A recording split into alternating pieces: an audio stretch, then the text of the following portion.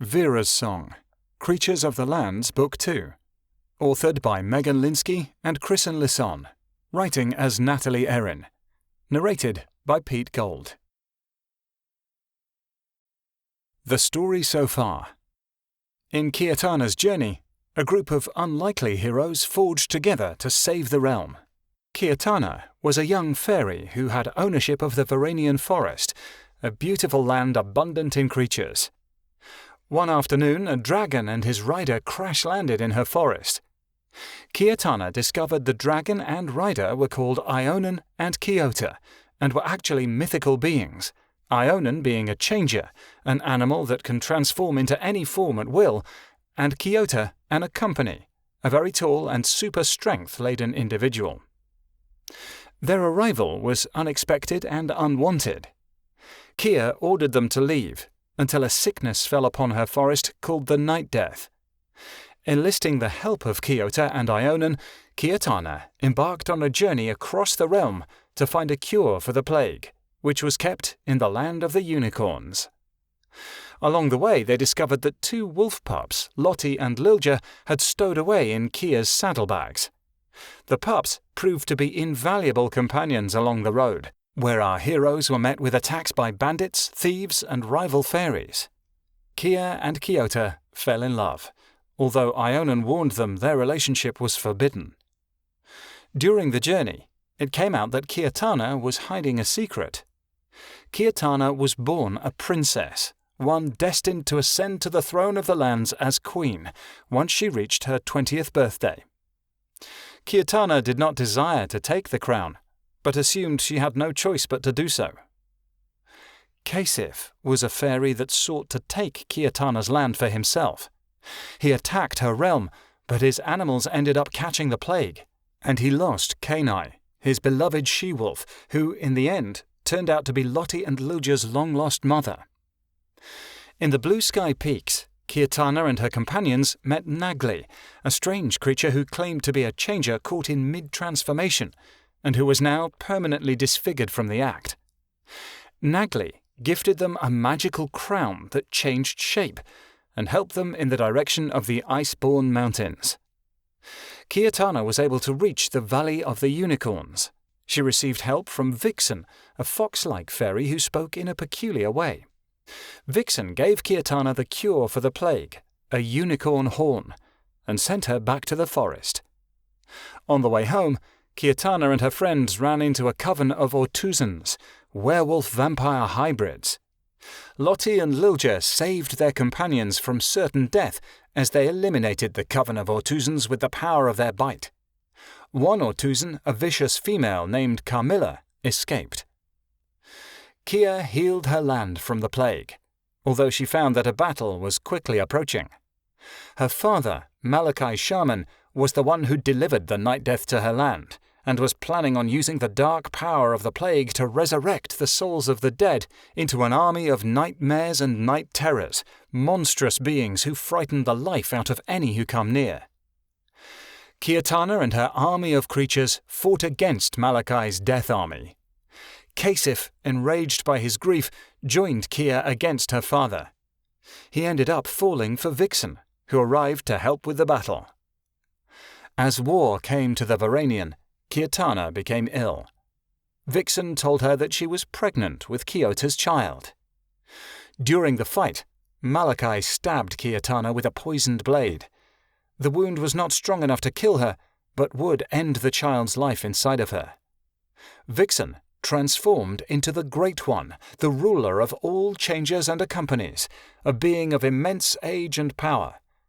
Vixen killed Malachi and magically healed Kiatana. After the battle was over and the realm was won, Kia and Kiota were married.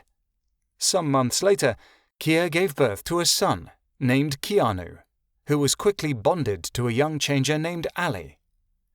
Lottie chose to stay with Kasif, who married Vixen, and Lilja rose to become leader of the local wolf pack. 5 years have passed since the battle was won. Kiatana is now queen over the lands, and all is peaceful. But that peace will not last, as our story continues. Chapter 1. Memories of the Past. The child stood silently at the edge of the garden that was buried deep within the Verinian Forest. His mop of green hair was sticky with sweat from playing out in the sun, and his tiny bare feet were covered in dirt. His tan skin and golden eyes stared out in front of him as he watched his mother bustle about the large garden that was under the shadow of their tiny cottage. One hand was held up to his mouth as he sucked his tiny thumb. The other was jammed into the fur of a small lynx that sat next to him. He looked down and smiled at the young cat. "Allie," he said softly, never taking his hand from his mouth. "Keanu," the changer said back, wagging her small tail in joy at being acknowledged. Keanu stroked her lightly, and she arched her back. A low purr ushered from her throat. Keanu looked back towards his mother. She had green hair that matched his, and she wore it in a long braid that almost fell to her knees. A small amount of dirt clung to her face and the simple brown dress she wore. Her pink eyes kept floating backward to check on her son. Her frosty white wings carried her about and prevented her from stepping on any of the small flowers she had spent all afternoon planting. Keanu smiled and made his own wings appear. They were black and had a dusting of yellow on them that appeared to be stars glistening in the night. Allie looked up at him nervously, but he simply laid a hand on her soft head, a gesture that said everything was okay. She calmed down instantly, knowing the boy only wanted to show off his wings. He couldn't fly yet. He was too young, and simply couldn't gain his balance once he was in the air. "Where's my big boy?" a familiar voice asked from behind him. Keanu whipped around, smiling brighter. "Daddy!" He held up both of his tiny hands. His father scooped him up and spun him in the air. "Daddy!" Allie copied her accompany and looked up at his father expectantly, wagging her tail. "Oh yes, I forgot about you. I'm sorry, Allie," Keanu laughed. He picked up the lynx, holding both of them close. "Why are your wings out, Keanu? I thought Mummy said you weren't supposed to try and fly." "No fly," Keanu agreed. "No fly," Allie repeated. "Maybe he was just copying his mother, Keanu." A bright emerald dragon joined the group, chuckling lowly in his throat. "Io," Allie said happily. She jumped from Keanu's arms immediately and onto Ionan's back, snuggling against him and purring loudly. "I missed you too, Allie," the dragon laughed merrily. "I could have never imagined being away from you would cause me such deep loneliness." "Keanu!" Keanu's mother came fluttering out of the garden, kissing him on the cheek with a slight smile. "You finished cleaning up the memorial already? That storm was huge. I'd expect you to be up there until midnight." "We had some help from a few of the animals that live in that area." He drew her into a kiss, holding her there for a moment tenderly. "So, what have you been up to all day, Kia?" "Gardening. Keanu and Allie were trying to catch butterflies earlier. It was so adorable. And they only got away from me once today." She said this proudly, as if this was something to be excited about. "Well, I guess that's better than the usual 7 times, Keanu joked. "Be glad that losing track of our children is the only thing wrong in our perfect world." "Oh, sure," she said, shaking her head but still smiling. "That's something to say if the only thing that's gone wrong in the last 5 years is consistently having our son go missing. Maybe our world is a little too perfect." "Kia!" The couple was startled out of their reverie by the small bird known as Scarlet, who zoomed into the clearing in an obvious panic. "What is it now, Scarlet?" Kia moaned at the bird. "One of my eggs is missing. It was there this morning, but now it's gone. My mate and I are so worried. What if something ate it?" Scarlet cried. "Mummy?" Keanu tugged lightly on Kia's braid. "Not now, Keanu. Mummy's busy."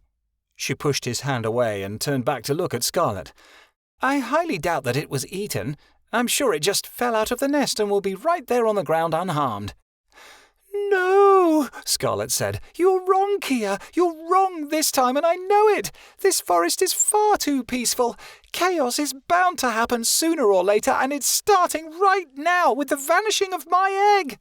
"You're being overdramatic, Scarlet, as always." Kia rolled her eyes. "My son wanders off all the time, and he always comes back." "Yes, but he's not an egg," Scarlet demanded. Mummy! Keanu tugged her braid a second time. Not now, sweetie. Kia pushed her son toward Kyoto with a look that commanded the company to take the boy. Kyoto scooped him up in his arms, while Allie circled his feet, looking up at Keanu. We already looked on the ground below the tree. It's not there, Scarlet told her. Are you sure? Kia asked in a rather annoyed tone of voice. Yes, I'm sure. There is no way it fell onto the ground, Scarlet replied, equally annoyed. Mummy! Keanu yelled at her from Kyoto's arms, and the overwhelmed company set him down. Yes, what is it, baby? Kia wearily turned to look at the child. Keanu found it in tree, he said proudly. In his hand, he held a small egg. It's for you, Mummy. For you, Allie copied. Keanu held it out to her, and she took it gently. See, we found your egg. She walked with Scarlet back to his nest and placed the egg inside. No harm done. Thank you, Kiatana. I appreciate it very much, Scarlet said glumly, clearly upset the promise of disaster wasn't directly upon them. And if you please, Scarlet, would you try to keep your panic to a slight heart attack next time? Kiatana said. Nothing has happened in this forest for years. We're all safe here. This place is happily boring. She combed her hand through her son's hair affectionately. Scarlet looked at her grumpily. That's what you said last time, he muttered under his breath. The bird sat in his nest, next to the newly found egg, and waited for his mate to return. Kiatana walked back to the cabin and looked at her son, hands on her hips. You can't take things, Keanu. That egg belonged to someone else. I'm sorry, the boy said back with his head hung low. We're sorry, the changer said from behind Kyoto, her little tail wagging slowly. It's fine. Go get your shovel and you can help Mummy in the garden, she told them. He and Allie ran inside to get the gardening tool. She looked at her husband. Kyoto, you may want to get yours too. I'm going to need a lot of help. With what? Kyoto smiled. I need 10 holes dug to plant some things. Go make yourself useful instead of standing around with that stupid yet really cute grin of yours. She tried to hide a smile of her own, tweaking Kyoto on the nose, and went inside to help Keanu find his shovel. Is that her idea of flirting? Ionan said, chuckling. He changed into a white cat and went inside to help as well, leaving the company to his task. When Kia came back outside, she immediately fell into a giant hole. Keanu and Allie followed after her, and she caught them at the last minute before they went tumbling into the pit. Gathering her bearings, she stumbled to her feet and poked her head out of the hole. There were 10 large pits dug a ridiculously far distance from the garden, so deep one could only see Kyoto's head as he kept shoveling out clumps. Kia fluttered out of the pit with an open mouth, the children in her arms, horrified at what he had done to the lawn. Kyoto, what did you do? I dug holes like you told me to, he said, scooping out another large mound of dirt with his enormous company strength. Kia fluttered to the ground, putting the children down. I meant in the garden, she groaned, and they only need to be small for flowers, not pits Ionan could fall in. She placed one hand in the middle of her forehead in frustration. Keanu looked up at her and copied the gesture, while Allie tried to do the same. Ionan laughed the minute he walked out of the house and saw the mess. He changed into a dragon, the loud roar echoing around the forest and causing birds to flit away from the trees. I can't leave you alone, can I? Sorry, Kia, but you really need to be more specific. Your instructions were rather unclear, Kyoto told her. Ionan only laughed harder. Kia let out a large sigh. Come on, we'll work together to fill them in.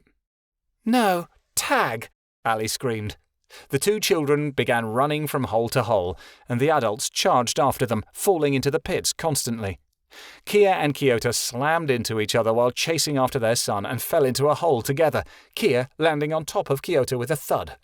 Ugh, Kyoto cried. Can't keep your hands off me, huh? In your dreams, Kia giggled, and she kissed him deeply on the lips. You make so much extra work for me. Yes, but I'm always fun, he said, playfully flitting with the bottom of her dress. She laughed and batted his hand away, flying out of the hole and leaving him to climb out after her. Husband and wife began chasing each other around the yard, laughing loudly as they ignored the children who attempted to run from them. "Mummy and Daddy forgot us," Keanu said to Ionan, pointing. "They didn't forget," Ionan said, crouching down and changing into a white lion. "They just knew you couldn't outrun me." The children screamed happily as Ionan began chasing them. After tag was done, Kia gasped for breath and said, "All right, everybody, we've got to repair the lawn before it gets dark." The small family, including the 2 changers, spent the last few hours of daylight filling the holes. When darkness fell, Keanu and Kia ate. They all bathed. Kia and Kyoto went to their room, leaving Ionan to put the children to bed. "Yes," Kia sighed against Kyoto's chest as they laid on their shared bed. "My world with you is absolutely perfect, and I wouldn't want it any other way." Kyoto kissed her on the head, staring out the window at the stars above. "Of course it is. What could ever go wrong as long as we're together?" Kia didn't answer. She had fallen asleep. The next day, Ionan rested under a willow tree, his head on his claws. Kia and Kyoto had taken Allie and Keanu on a picnic in the plains, and Ionan vouched to stay behind and watch over things. Usually he would have gone along, but he resisted today. In the 5 years that had passed since the battle, everything had been peaceful and normal. Yet Ionan grew weary. He wanted more than anything to go back to Nesting's Haven, the birthplace of changers and accompanies. Ionan knew someday Keanu and Allie must go to the land of their ancestors, but to get there, they had to fly, and Allie showed no interest in changing into any creature with wings, not even a little bird. Every time Ionan had asked, she had refused harshly. For the first time in his life, Ionan envied those creatures that sleep could carry away. It seemed like such a pleasant thought, to be able to get away from your troubles. Ionan knew it was selfish to complain, but he was still homesick.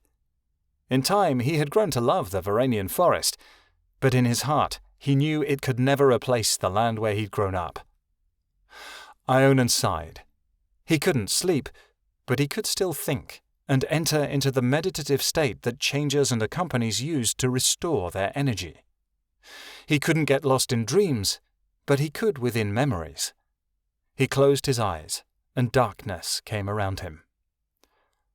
"Take me back," he thought. "Back to the place where accompanies and their changers roam.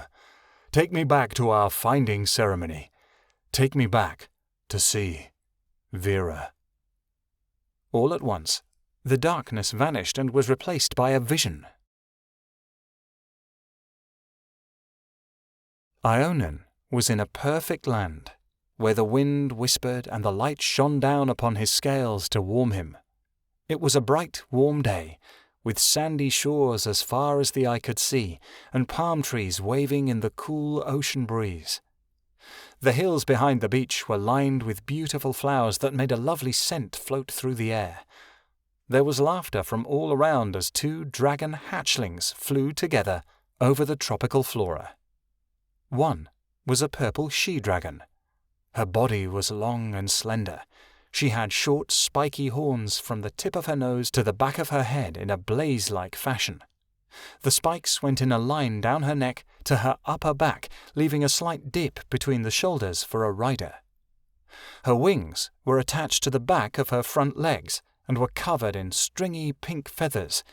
She had 4 spikes sticking out the sides of her tail, the tip of which was also covered in feathers.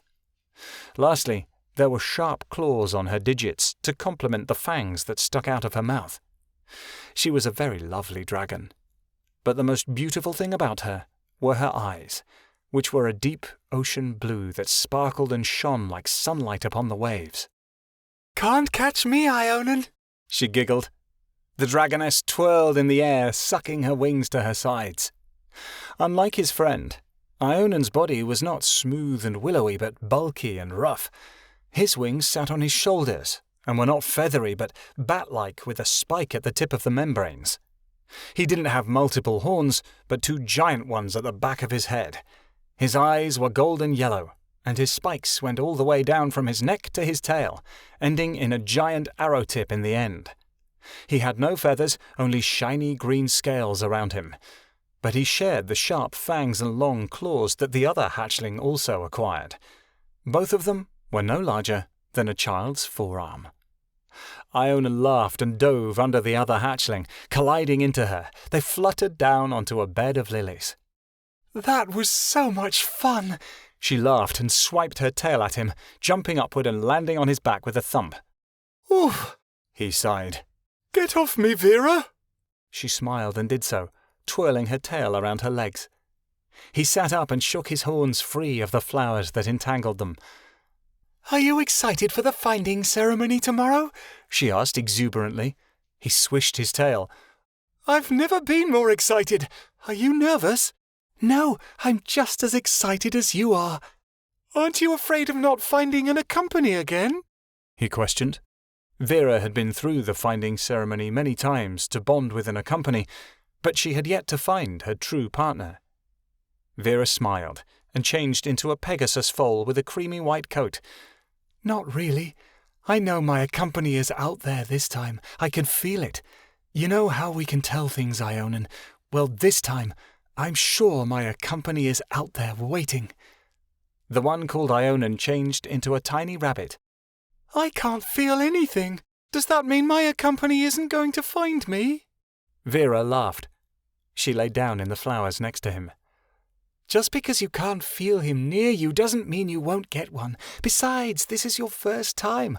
I've already tried it. All you do is travel around until you find your company." "What if I don't find them?"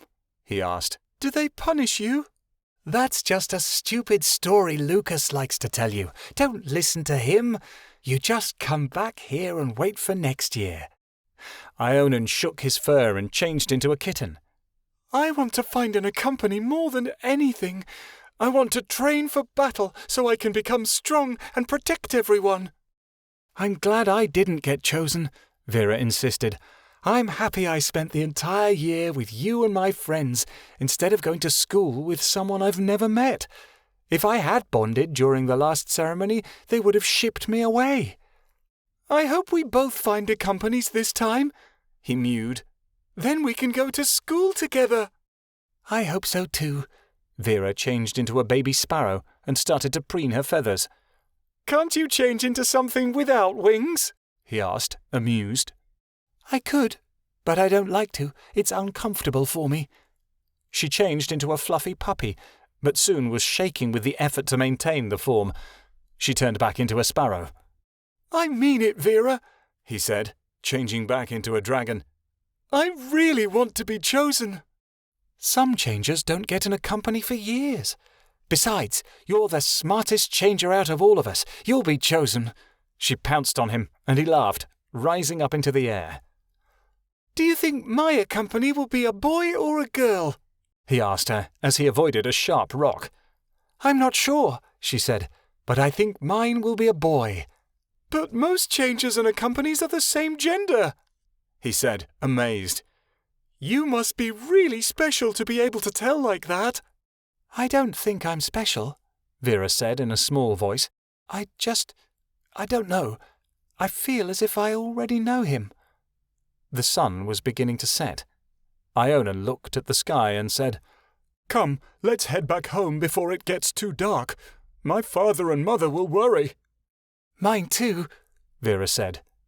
The 2 hatchlings headed off toward a dot in the distance. In the present day, Ionan sighed, wishing more than anything that he could go back to that moment. Kiota leaned against a tree trunk, exhausted. Allie and Keanu were relentless. A few days ago, Allie had discovered that she could change into a baby giraffe. She kept changing almost on the hour between fawn, lynx, and giraffe form. Keanu was thrilled and kept begging Allie to become a giraffe. His parents didn't mind until Keanu had decided to climb on her back. The two adults had finally sat down to rest when Allie started to race around, Keanu squealing with delight. It had taken an hour to catch them. Although Keanu typically listened and did everything his parents said, Allie rebelled constantly and only went faster when Kia told her to slow down, using her favourite word, no. Kia was finally able to convince them to settle down and nap on the blanket they had used for their picnic. Keanu's lunch was still partially uneaten. Keanu needed food and sleep, unlike Allie. Kyoto knew it must be his fairy blood. I don't think I've been this exhausted since boot camp in the army, Kyoto moaned, gazing at his wife with a dull stare. I never knew parenting could be this challenging. I can't imagine what Allie's mother felt like during her pregnancy. Kia shook her head. 9 months with her in my belly would have been torture. Changers don't have 9-month pregnancies, Kyoto said. It's nearly impossible for them to change if they're pregnant, so gestation only lasts 3 days. Once they're born, changers can also begin talking and walking within a matter of days. It's a defense mechanism, so they can be matched with the companies more quickly. Making babies in 3 days? Is there anything changers can't do? Kia sighed. They can't disobey a direct command from their company, but that's about it, Kyoto shrugged. Which I feel like we should all be grateful for. If changers weren't under a company's control, they'd be running the place. Changers would be wonderful rulers. They care about others far more than themselves, Kia said. That's true. But I know if Ionan was the boss, all his rules would have prevented me from marrying you, he said. He pushed her down playfully and tickled her sides. She laughed, smacking his hands away. I suppose I have to be thankful for that, she whispered, and she gave him another gentle kiss. Kyoto sighed happily. If Ionan had his way, we'd be back in Nesting's Haven, and I already know I never want to go back. Don't you miss your family? Kia asked. It's been so long since you ran away from Nesting's Haven and came here. He shrugged. I guess, but I'm happier with you around than I ever was with them. I was always thought of as the dumb one in the family. Imagine that, Kia mumbled. Then she sighed. I'd do anything to bring my family back to the Verinian, but it's too painful, even for Mother and my siblings. I've written to them so many times since Malachi died, but they've insisted on staying where they are. All of them? Kyoto raised an eyebrow. Even Nineveh? Kia stilled at the mention of her sister, who was a witch obsessed with the dark arts. I wasn't able to get a letter to her because I don't know where she is. I just wish that... Her voice dropped into a whisper, and Kyoto could tell she was about to cry. Kyoto laid a hand on her shoulder, bringing the fairy into a tight hug. I promise you one day that we'll find her, Kia. She'll come back to this forest. She can't run from you forever. Kia embraced him tightly. I know she can't. And that's what I love about you. You're my steady, stable rock. You always believe things will turn out right no matter what. And that's what I like about you, he said, fiddling with her braid. You're fiery and loyal. I know you'll be devoted no matter what. You won't even turn your back on the sister who left you. I never will. Not even if she does use dark magic, Kia said. And someday, like you said, I'm going to meet her again and bring her home. Kyoto's eyes were drooping. Kia noticed and asked, Do you need to rest? With fall coming, it's been rather cloudy lately. There isn't as much sun as there usually is. You have no energy. I don't want to leave you to handle the kids while I lay down, Kyoto protested. It's not fair to you. Allie won't get up until Keanu wakes, Kia said softly. You know, if something happens, I can take care of things. All right, Kyoto sighed. But are you sure? Positive. I need the quiet time anyway. I've had a headache since we got here. She rubbed her temples slowly. Kyoto nodded. He sat down and leaned his head against the tree. I wonder what Ionan is doing, he pondered. He thought of his changer and saw him resting upon the ground back at the cottage. He searched his feelings, and an image of young changers and a starting line came into place. Our finding ceremony. Why is he thinking about that? Curious, Kyoto closed his eyes, and began to search his own mind. A group of Childer companies gathered together at the edge of Nesting's Haven, a tall city looming in the background. At this point in time, Kyoto was about 11 years old. He had a determined look on his face. "Come on, Kyoto, cheer up," a boy with red hair said happily. "Just because you didn't get a changer last year doesn't mean you'll be passed up again." Young Kyoto looked about ready to burst with worry. "But Galen, I've already been through 3 finding ceremonies. Nobody's ever had 3 finding ceremonies, ever. What if it happens again?" "You'll find your changer," said a girl that looked like Galen, most likely his twin. "It's simple statistics. If you don't bond this time, you're a lost cause."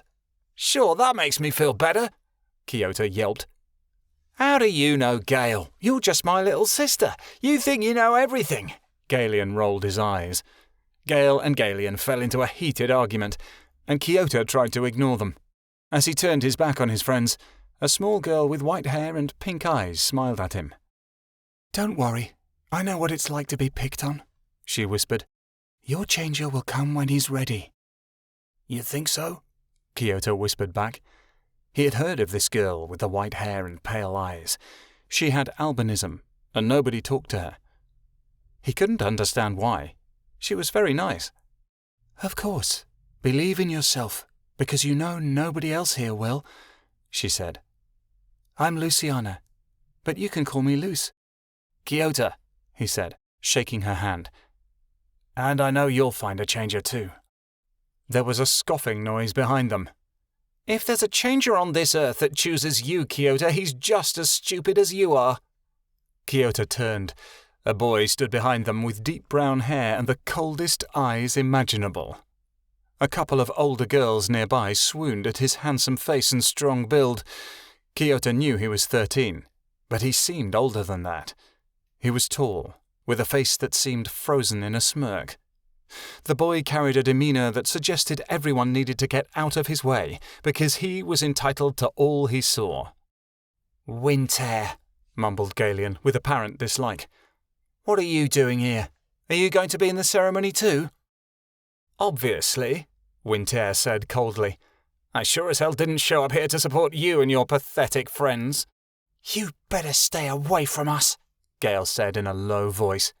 "Yeah, we'll tell the professors you're being a bully," Galen added in an attempt to scare him off. Winter shook his head and laughed. "What a pathetic insult from a child. Can't even fight your own battles." He strode away at that, leaving the air somehow less chilling in his absence. Gale turned to her brother. "We'll tell the professors you're being a bully," she copied, looking at him with disgust. "What are we, 4? Oh, don't bully us, Winter, or we'll tell the adults, and you'll get a time out. I just don't understand how we can be related." "For crying out loud, Gale," Galen started, but the group fell silent as a trumpet blew a majestic tune. "There's the announcement," cried Luciana. "We'd better hurry." The 4 children rushed along to a dirt path with a white starting line. Children of all ages pushed and shoved each other around. There was laughter and a lot of playing as they waited to take their places. Most were around Kyoto's age. He noticed with a pit in his stomach that Winter had taken his place next to him. "You'd better stay out of my way," Winter said. "If you try to steal a changer from me, I'll make sure you'll regret it." "Do you feel threatened by me?" Kyoto said between clenched teeth, knowing that would get under Winter's skin. "I can't feel threatened by a 3 soon-to-be 4-time loser. If you do find a changer, I hope it's a weak, useless thing like you. Just leave all the good ones to me." Kyoto wrestled with his desire to punch Winter and searched out for Luciana. He should have stayed with her. Just as he had jostled his way through a large crowd of chattering girls, the trumpet sounded again. A very old man climbed up on top of a huge rock, his tortoise changer following slowly behind. "Children!" he shouted. There was instant silence. The line quickly changed from wavy to straight, and all eyes turned to look at the old man, rising up on tiptoe for a better view. He waited for the commotion to settle down before speaking. "The rules for the ceremony are simple. When I give the word, you race off into the nearby jungle to find your changer. If you need help or get into trouble, just shout and someone nearby will help you. Is that clear?"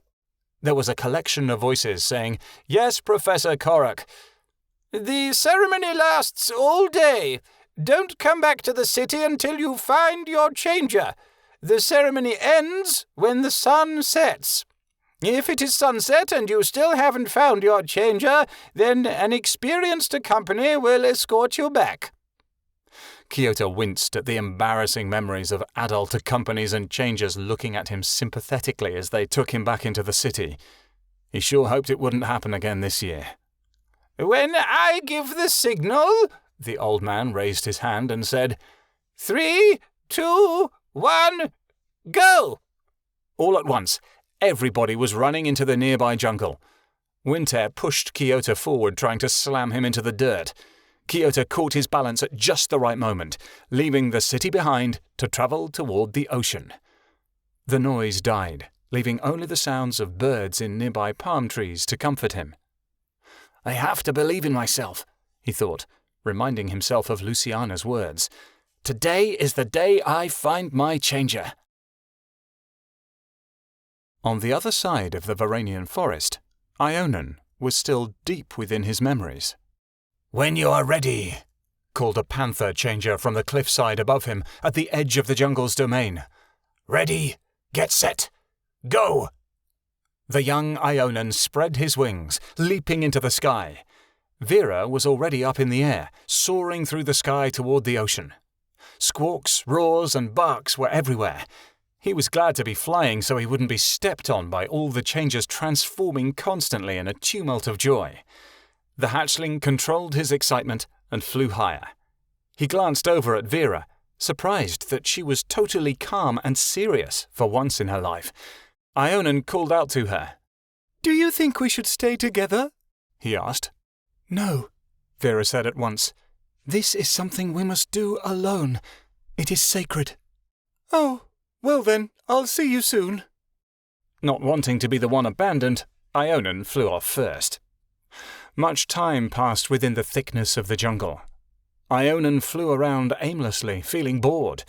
He skimmed the treetops until he realized that the companies would be on the ground. He dropped and hovered along the ground for a few minutes, but saw nothing. Tired of this already, he flipped and did a loop-de-loop, then rolled to the ground and sat up in a fighting stance. He bared his fangs and let out a puff of smoke. He waited, smashing his tail down on the ground and creating a hole where his spike had been. He wondered where Vera had gone to. Ionan flapped his wings and sighed. Finding ceremonies weren't nearly as fun as playing with his friends. He rose up and glided around some more. He decided he was done with looking at trees and went to search for some daylilies instead, to give Vera once the ceremony was over. At the edge of the trees grew his prize, and a river flowed nearby. He picked up a pink lily in his mouth, inhaling the scent. He knew Vera would love it. Without warning, his heart began beating rapidly. He dropped the lily in sudden disinterest and looked around. Terrified but weirdly exalted, he ducked behind the lilies and peered out. A small boy of about 11 came to the river. He was tall and tan, with black hair and golden eyes. He looked about as bored as Ionan felt. Ionan watched him, interested. Unexpectedly, and not of his own accord, a sudden word rose up inside of him. "Kyoto," he said curiously. He marveled, wondering where the word had come from. Then it hit him. "Kyoto," he cried, and he rose up out of the daylilies. "I have found my company." The young Kyoto looked up. The hatchling hovered above him, his head tilted to one side like a curious dog. "Oh, hello there," said Kyoto, looking up at the small dragon. The dragon twirled up and around in the air before soaring down, tugging with his teeth at his shirt. "I don't have time to play today," Kyoto laughed. "I have to find my changer." The hatchling touched down to the earth and grabbed young Kyoto's pant leg with his teeth, letting the boy drag him along the ground. The dragon dug in with his claws and wouldn't let go. Come on, really, I have to go find my changer. Go play with someone else, Kiota said in irritation. The dragon shook the child's pant leg like a puppy in a tug-of-war. Hey, Kiota cried, go away, leave me alone. The young dragon became confused. Why doesn't he like me? The small Ionan questioned in his mind. What's wrong with him? Doesn't he know I'm his changer? The baby dragon let go of the fabric and soared around, sitting on the accompany's shoulder. There, now he should know. All small changers sit on their accompany's shoulders. It's a common pose. Surely he knows it. What's wrong with you? Kiota asked. Ionan slunk down, confounded.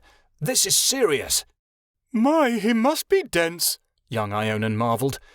Good thing I'm his changer. Now what can I do to let him know? Ionan flew off his shoulder and hovered right in front of him. Kiota sighed. All right, I give up. What do you want? Ionan cocked his head. Kiota, he said. Ki-o-ta. Kiota and Ionan, accompany and changer. Kiota's eyes widened. You're my changer? He questioned. Ionan flipped in the air, glad he finally got through to him.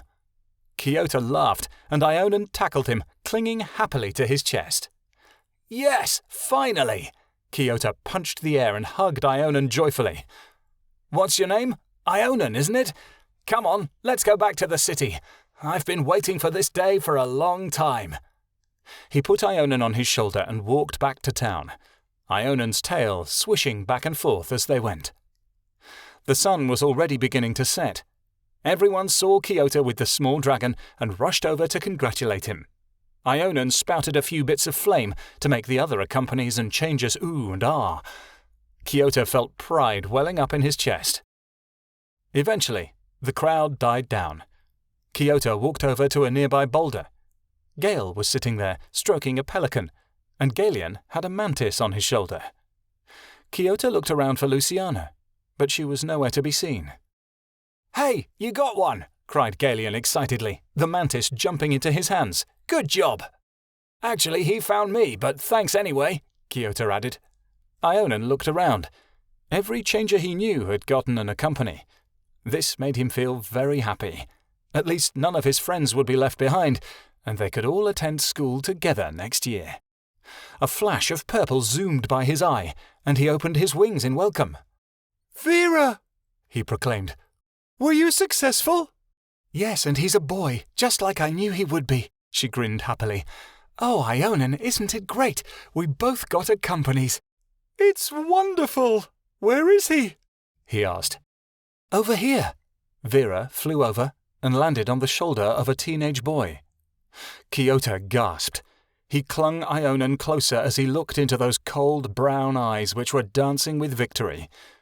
Winter snatched Vera from his shoulder and clutched her to his chest, as if she was nothing more than a trophy to be won.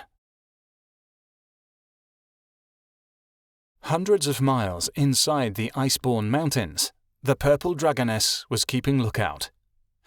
The Unicorn Valley where the Great One lived was still miles away, for good reason. They needed a place close to the herd so they could act quickly, but far enough away they wouldn't be discovered. Winter had made sure that he chose the most dangerous part of the Icebornes to keep his hideout, a place one could only reach with an experienced flyer.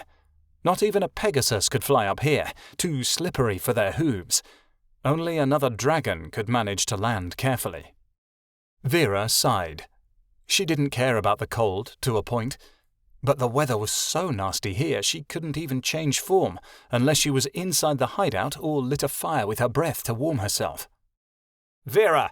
A sharp voice called from within the mountain's belly. Come in now!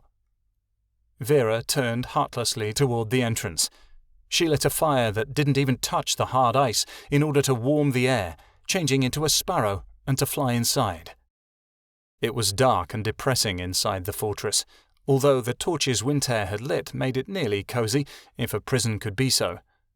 Winter beckoned her over, and she flew wearily to his side. This is it, he whispered. He held up a long human device with a sharp-ended tip. This is what we have been working for years to achieve. With the liquid inside this syringe, my plan will begin to unfold." Vera didn't reply. She had tried many times to convince her company to give up his ambition to ruin the Great One, but her plans had failed each time.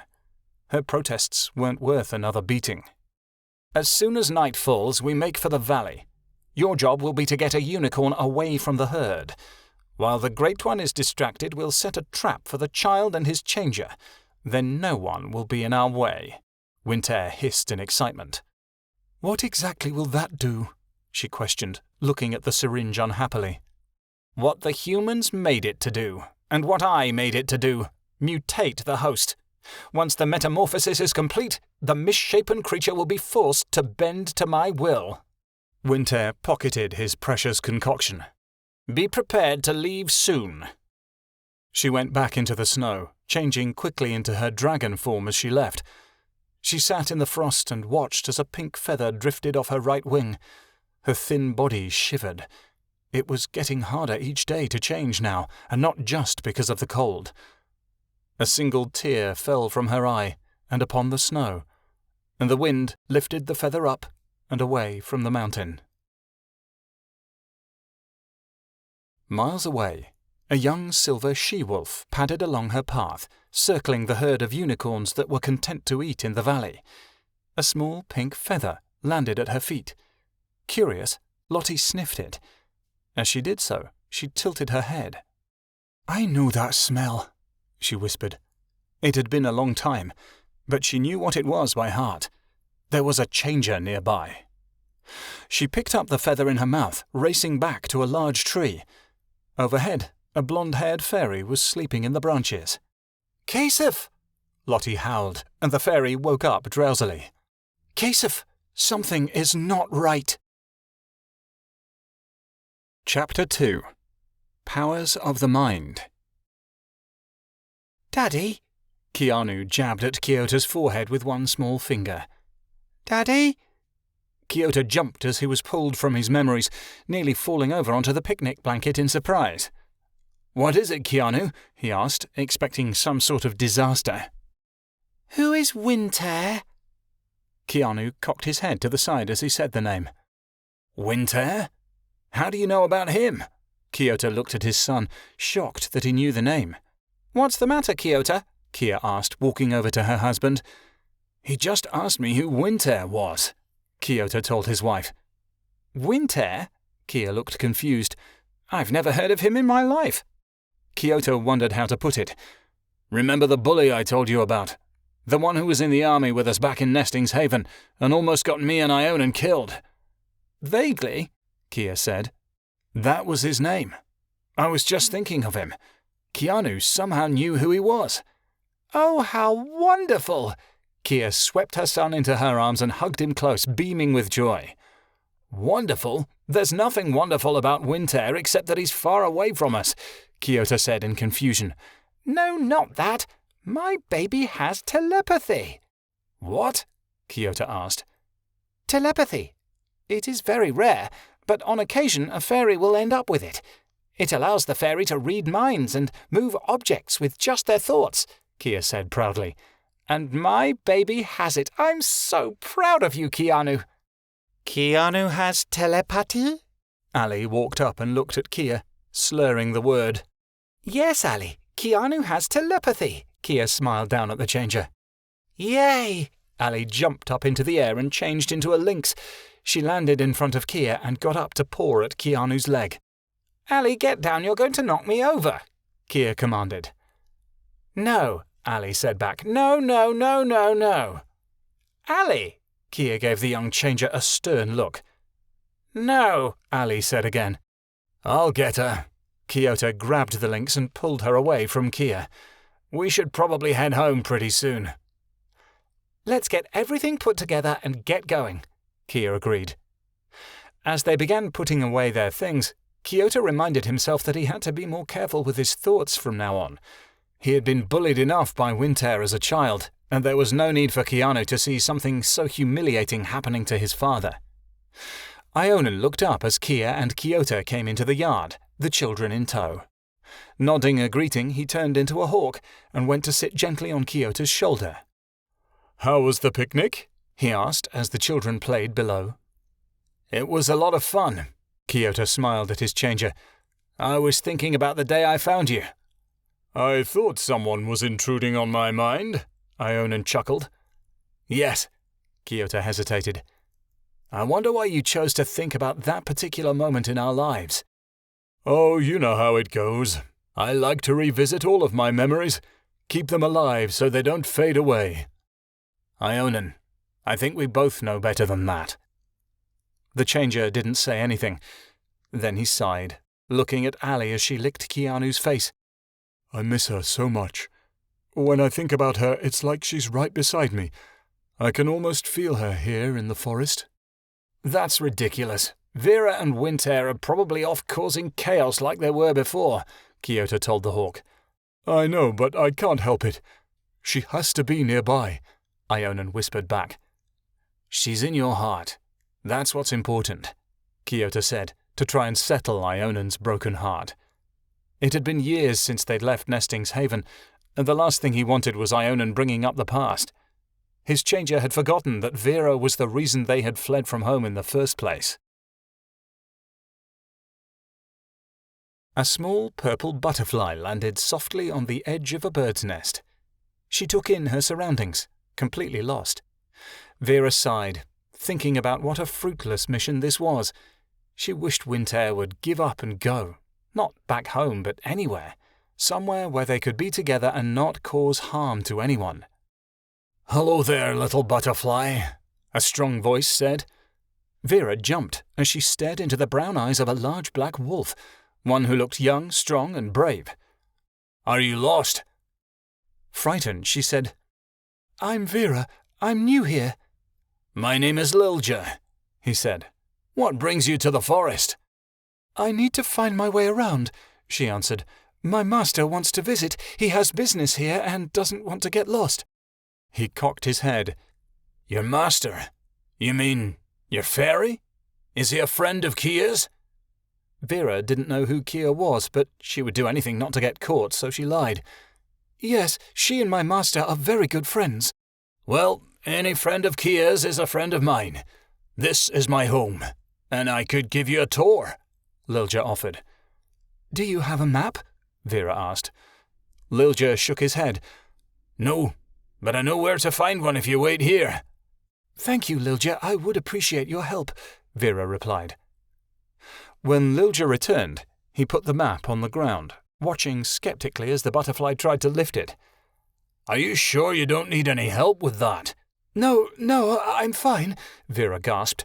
"I've taken up too much time of yours already." "I suppose I should return to my pack," Lilja said.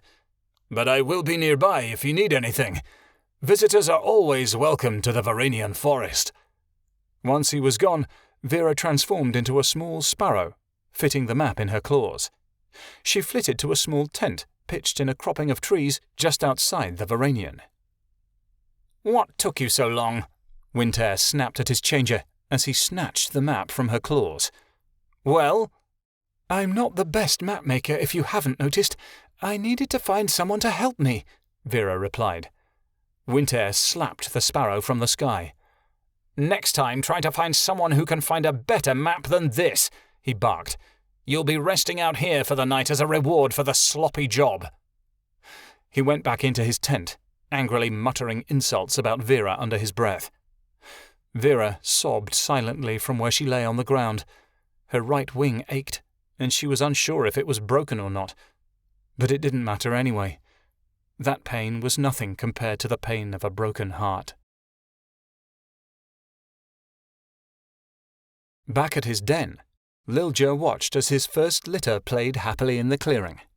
For years he and Cornia had tried to have children unsuccessfully, and Cornia's difficult labour had made it so she could never have pups again. Because of it, he only valued this litter even more. The pups romped and fought, much like he and his sister had so many years ago. His children were now 5 moons old, and would soon be able to hunt with the pack. There were 2 boys and 3 girls, his pride and joy. "I thought I'd find you here," a soft voice said from behind him. He turned to see a brown she-wolf with brown splotches around her eyes. "Cornia!" He stood and walked over to his mate. How was the hunting? We shall all eat well tonight, she said proudly. Where were you? Helping a friend, he stated. We have newcomers to the forest.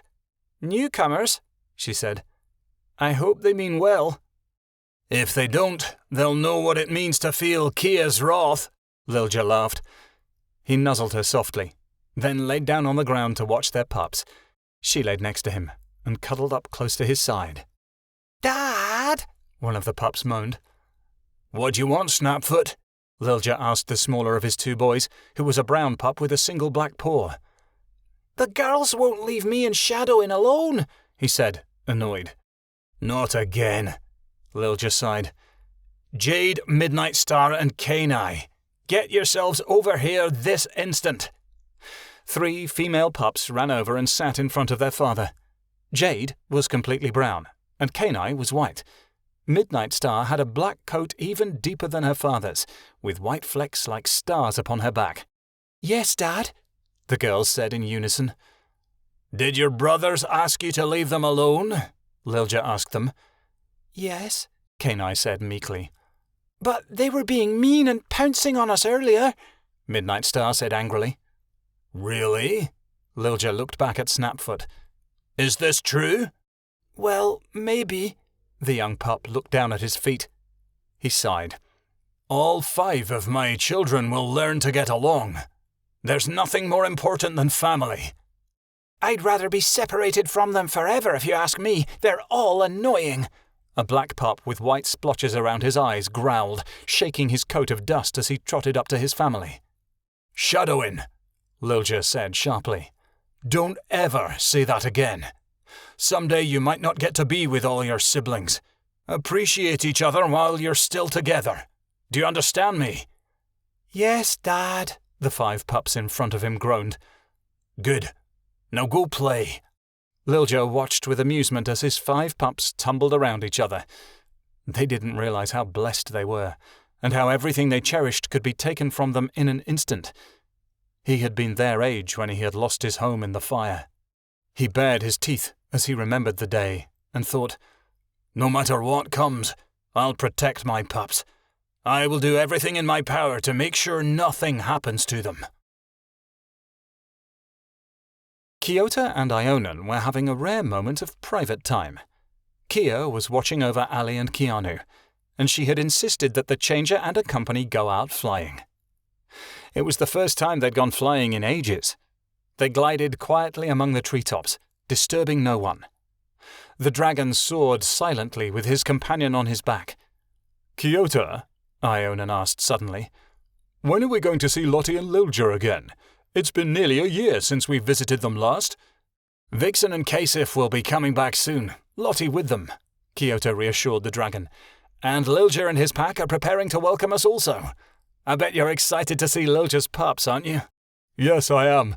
It seems like only yesterday that Lilja was a pup himself. I can't believe that he's a father. Then again, I can't believe that you're a father either. Hey, I don't do too bad of a job, do I? Ionan chuckled warily. Most of the time. What's that supposed to mean? Ionan went to answer, but before he did, something slammed into him in mid-air.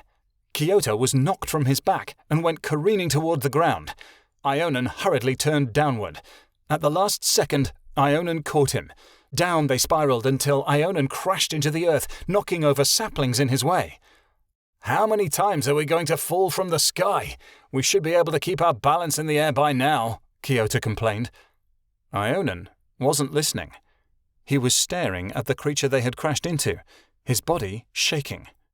Vera, he murmured longingly. The she-dragon looked up instantly, happiness glowing upon her face. Hello, Ionan, she whispered, before she moaned in pain. Ionan was much larger than she, and the blow had nearly knocked her out. Oh, Vera, did I hurt you? Ionan asked. She sighed and sang softly to him. Don't worry, Ionan. I felt worse pain. He ignored the strange answer and said, Why are you here, Vera? What's going on back home? It's been such a long time since we've met. Are you safe now? Is Winter gone? Vera hesitated. she replied slowly, her eyes flitting from his face. Things are the same on the island. I've fled from Winter. We're no longer partners. That's wonderful news, Ionan said in a cheerful voice. I'm glad that you got away from that awful company. The dragon nodded. Yes, that's why I came back here, to find you. I have nowhere else to go. I'm scared to go back home because I don't know what my family will think of all the awful things I did at Winter's command. I'm a wanted criminal in Nesting's Haven, but you're my most trusted friend. I knew you would take me in. Ionan nodded in understanding. He looked at her adoringly.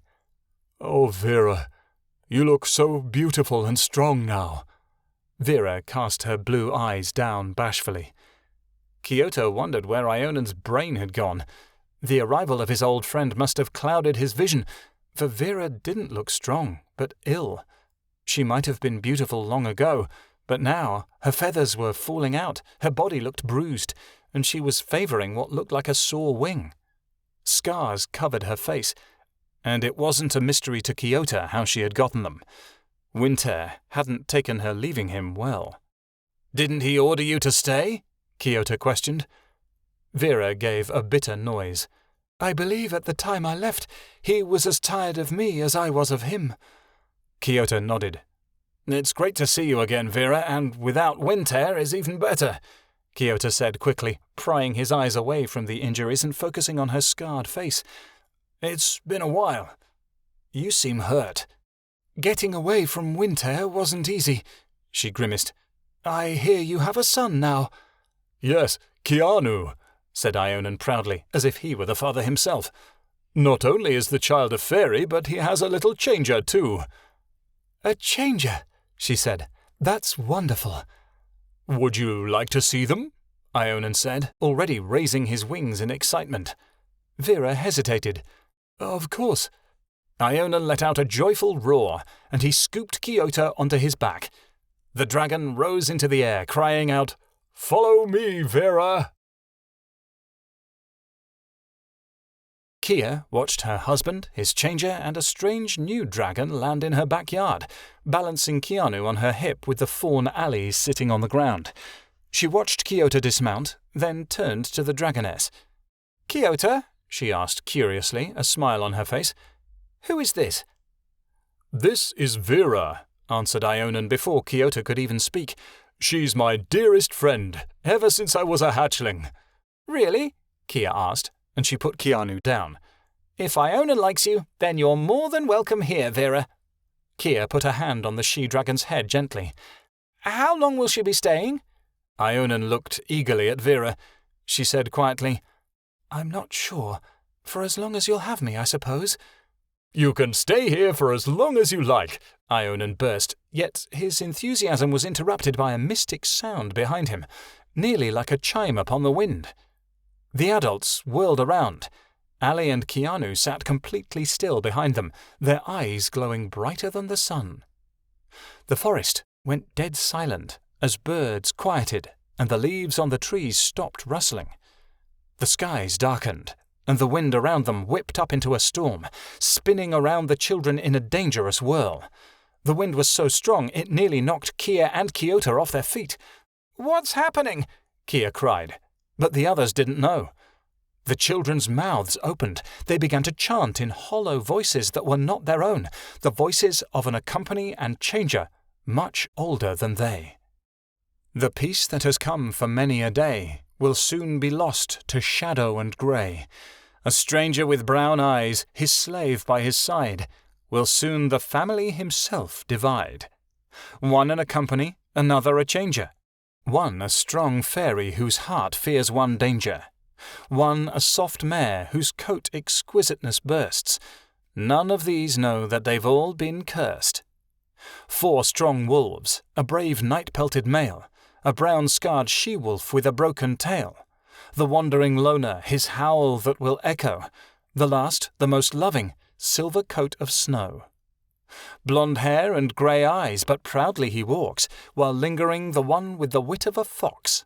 One will leave after 2 broken hearts, then quickly soon after the group is split and departs. They must join together to save and retrieve the one who has the gift of prophecy. Through the bond, the other is strong and well. The powers they wield, not even the Great One can tell. 5 young paws will set out to help find. Family binds them together in soul, body, and mind, and found 3 young orphans who were left behind. A curse spreads quickly throughout the land, the wicked man's power reigning by hand, and when curse does spread and no treatment is found, it will be reversed with the death of a changer, blood spilt upon the ground. One more broken heart will beat sadly forever, 2 lovers who could never truly be together. The stranger will be scarred on the outside and in, and a new legacy will truly begin. The wind slowed as the skies brightened, and the storm faded away completely. Keanu and Allie's eyes lost their glow, and both children collapsed onto the ground behind them. The parents rushed to the children as Ionan stood there unable to believe it. "The gift of prophecy," he thought in wonder. He whipped around to look at Vera, but was even more shocked to see an empty space where the changer once stood. She had vanished. Chapter 3. Reunions of Many Kinds. Ionan took off into the air, looking for Vera. He had to find her. It had been so many years that one more second without her would be unbearable. He just had to spend more time with her and convince her to stay. Kiota and Kia could handle the kids just fine on their own. It was his friend that needed help. It wasn't long before he saw her, flying through the skies ahead. "Vera!" he called after her. Ionan, what are you doing? Vera looked behind her and stared at him in midair, still heading forward. You shouldn't be following me. "Look out!" Ionan called, as Vera ran headfirst into a towering tree that was sticking out of the top of the woods. She tottered onto the ground and sat onto her back legs, rubbing her head uselessly. Ionan landed beside her quickly. "Are you hurt?" I'm fine, I think, she said softly, still rubbing her head. Why did you follow me? Ionan hesitated. "I have always loved you, Vera. You know that." He looked down toward the ground. "I just couldn't let you go. Not again." Vera sighed, looking frustrated. Oh, Ionan, don't you get it? I don't like you that way. You're my friend, and that's all you'll ever be to me. I care about you, but we just can't be together." "I know. I just can't help myself. I just thought that now, since you were free of winter—" It's all in the past now. We're not in school anymore. It's time to grow up. Vera looked down. Ionan was surprised to see tears sparking in her eyes. "I'm so sorry. I didn't mean to make you upset," Ionan said quickly. "Let's never speak of this again. Come, we need to get you back to the hut. Don't go taking off like that. You scared us all." I'm sure that Kia and Kiota are more afraid of what's happening to the children, Vera said. I'm sorry for leaving so hastily. I was frightened. "We should get back and see if the children are all right," Ionan added, helping her to her feet. No, she said loudly. Ionan cocked his head in surprise, and Vera took a breath. Let's just linger here for a moment or two. Stay with me, please. I don't know if I can handle any more chaos in my life. What we saw with the children was very frightening. I just fled from Winter not too long ago. Let me heal, at least for a minute. Ionan nodded, moving closer and putting his paw on her own. "I will stay." Kiota watched Ionan go and stared after him in wonder. Both Keanu and Allie had passed out after the magical display and were nested softly at Kia's feet. "Kia," he tapped his wife on the shoulder softly. "I'm going to follow Ionan. I don't think he's in his right mind since we met up with Vera. Should we move the kids out of the yard and into the house? It's better to leave them like this for now until they wake up. I don't exactly know what that was, and I don't want to take any chances." Kia bent back over her son and the small changer, who were completely out of it, as her husband took off after Ionan. Keanu woke up and started screaming as soon as Kiota disappeared from view. When Allie heard his voice, the fawn jumped to her hooves with a loud wail herself. "What's wrong, Sweet Pea? What happened to you?" Kia said softly as she held her son against her chest. "My leg hurts," the young child moaned, grappling at a cut on his knee when he had fallen. "Oh, my baby has an owie," Kia cooed. "Come on, let me pick you up." "No, Mummy, it hurts too much," the child screamed. "Please make it better." Kia sighed. "If you promise to stay here, I'll run inside quickly and get you a bandage." "Okay." Keanu stopped crying. Kia set him gently on the ground in front of Allie. Kia walked into the house, trying to find her supplies. "Now, where did I put my kit?" She tapped her chin as she began to search the house, wondering how she was going to get her 5-year-old to explain what had happened to him. Never in her life had she even heard of a fairy's eyes glowing. But then again, Allie's eyes were glowing too. It had to be something to do with changes, and she resolved to question Ionan the minute he returned. Outside, Keanu sat and watched as Allie ran around the yard. Through the shadows of the trees, a stranger appeared, with merciless brown eyes that glimmered coldly. He walked slowly toward Allie and smiled at her. There was nothing comforting in that smile. It only looked cruel. "Hello there, little changer. Come here," he cooed softly. Allie looked at him suspiciously and began to hop away. "No," she told him. "I'm not going to hurt you," the accompany replied softly. "I only want to play." "No." Allie hopped a few more steps away from him. "No strangers." "Well then, I'll just have to tell you who I am," he replied. "I'm Winter. What's your name?" "Allie," she said back. "Come on over here, Allie." "No, no, no, no, no, no." Allie kept getting farther from Winter, who had begun to chase her around the yard. "Get over here, you little—" he started before his eyes caught Keanu, who was watching the accompany with interest. He ran over to the little fairy and snatched him up, flinging him over one shoulder.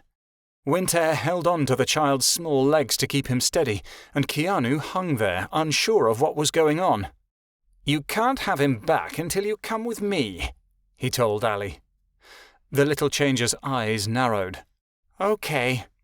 Allie took the form of a lynx and began to follow him, nipping at Keanu's small fingers the whole time.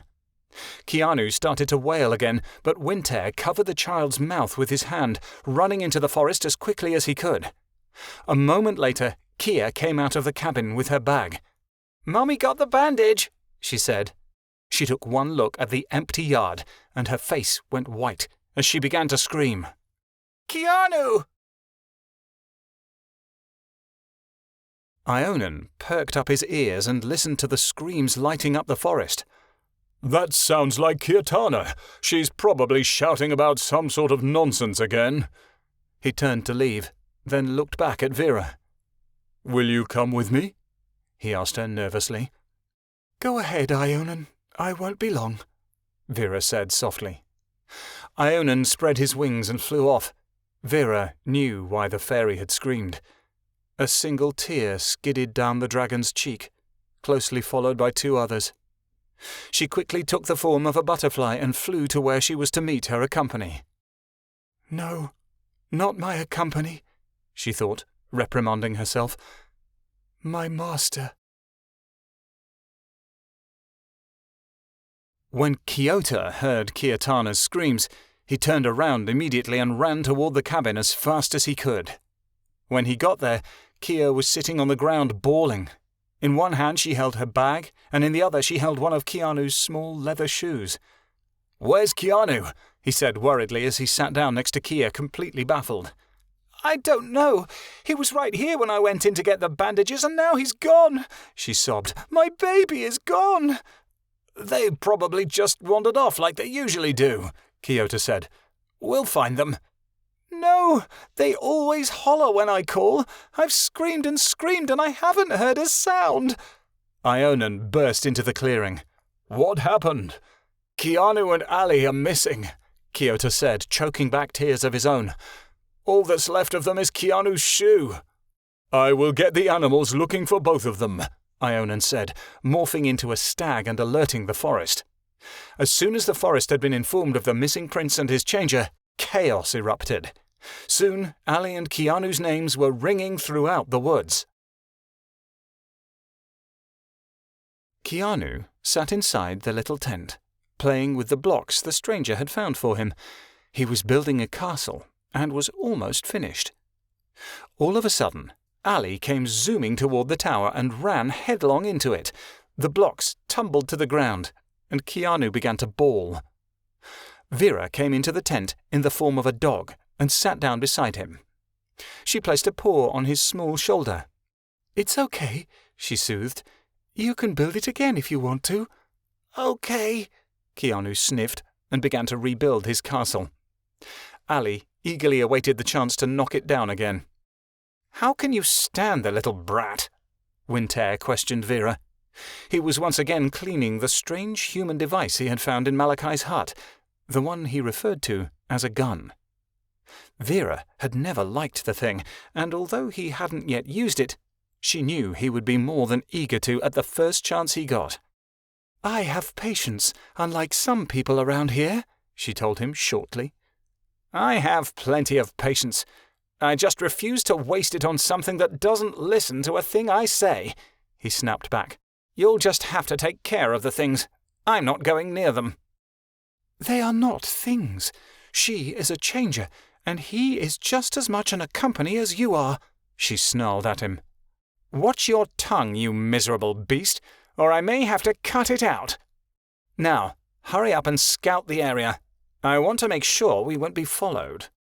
Vera shook her head and walked out of the tent. She wasn't sure if she was more disgusted with Winter for stealing the children, or herself for helping him. Shadowin and Snapfoot stood together and whispered to each other, hoping their sisters wouldn't be able to hear them through the bush they were hiding behind. "I think we should be able to overpower them and take that little fort," Shadowin told his smaller brother. "We are bigger than them after all." "I like that idea," Snapfoot smiled. "I know we can take them by surprise." The boys went to attack, but in an instant, Snapfoot and Shadowin were tackled to the ground by 3 masses of fur.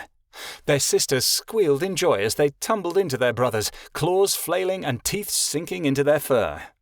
"All right already, you win. Let us up," Shadowin grumbled. "You have to surrender your fort to us first," Midnight Star commanded. "Yeah, surrender the fort and we'll let you up," Kenai added.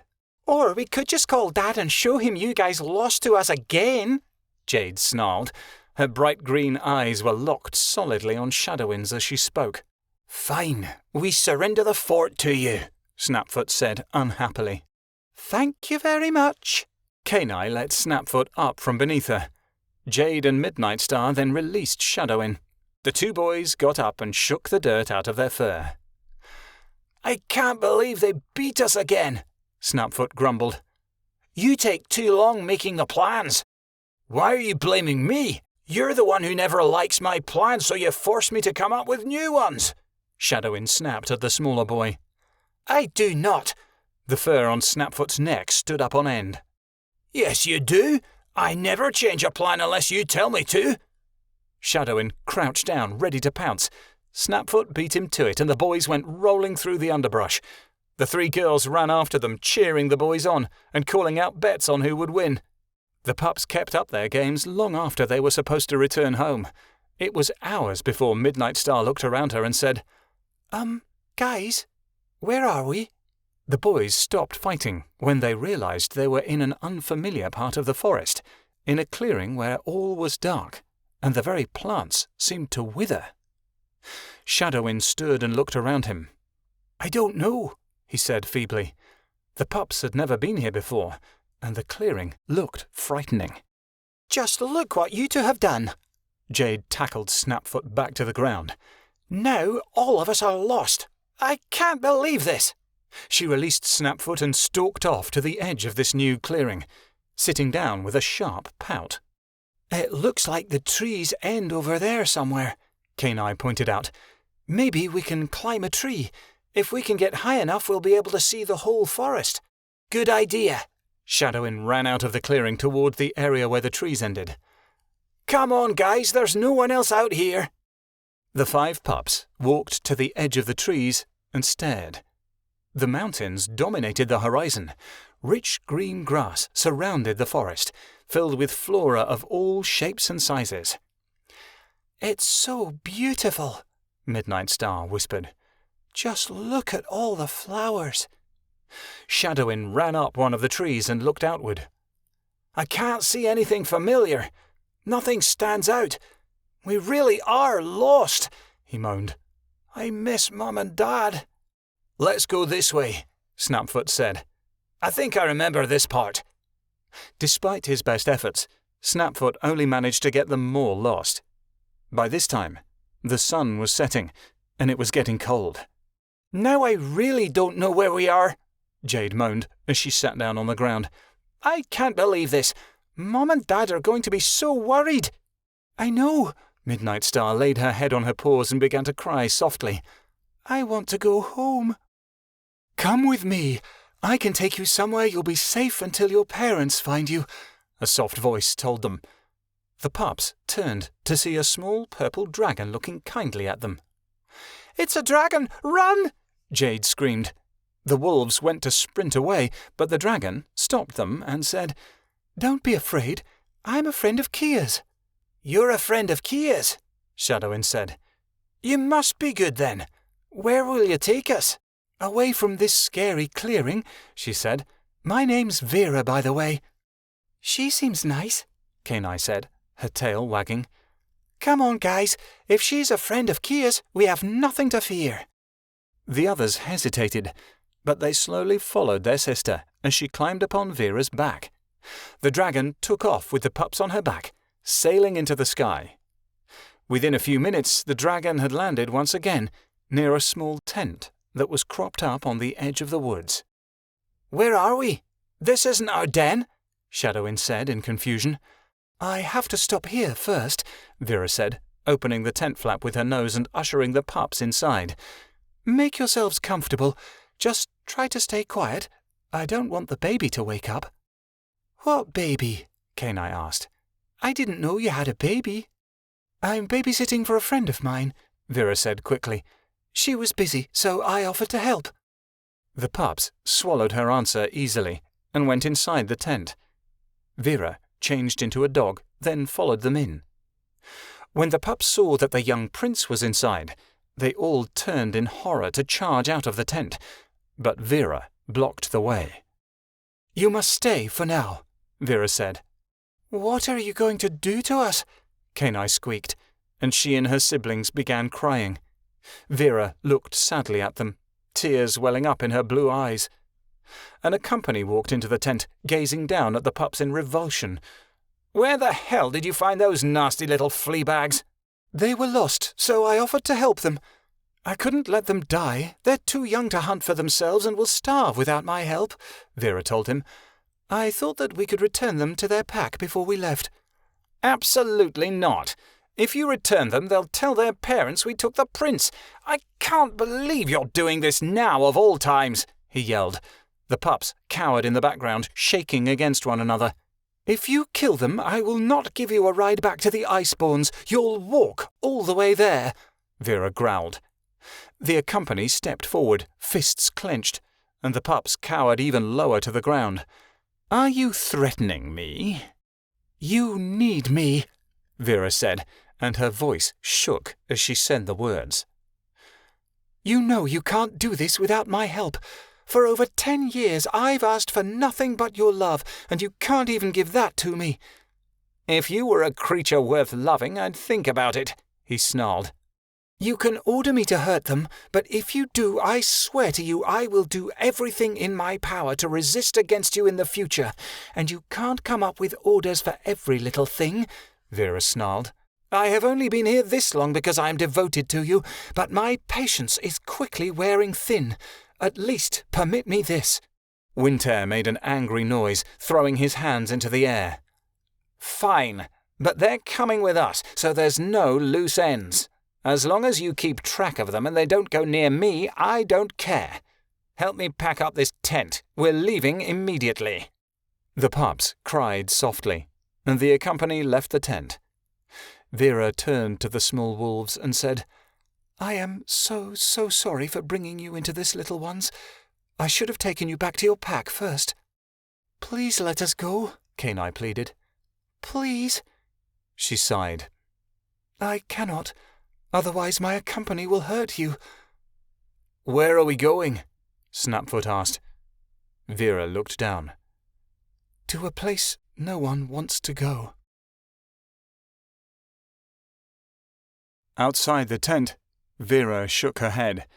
She hadn't been able to stay with the pups glaring at her, their angry stares accusing her of betrayal. So she stood guard outside.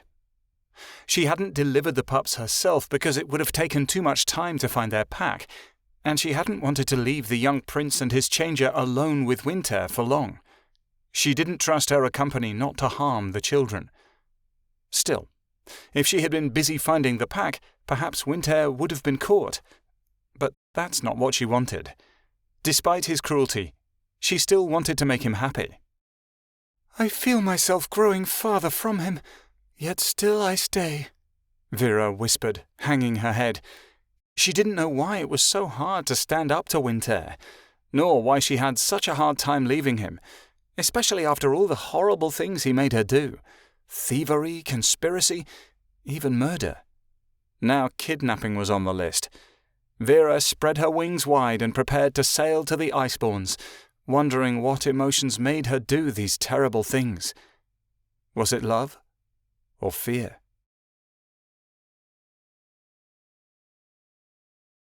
A shining gold shape loomed in the sky. The shape began its descent slowly, landing gracefully upon the Verinian Forest. The dragon was even larger than Ionan and was a rich gold in colour, shimmering like the sun. He had spiralling horns and sharp claws, and his legs were heavily muscled from hours of training.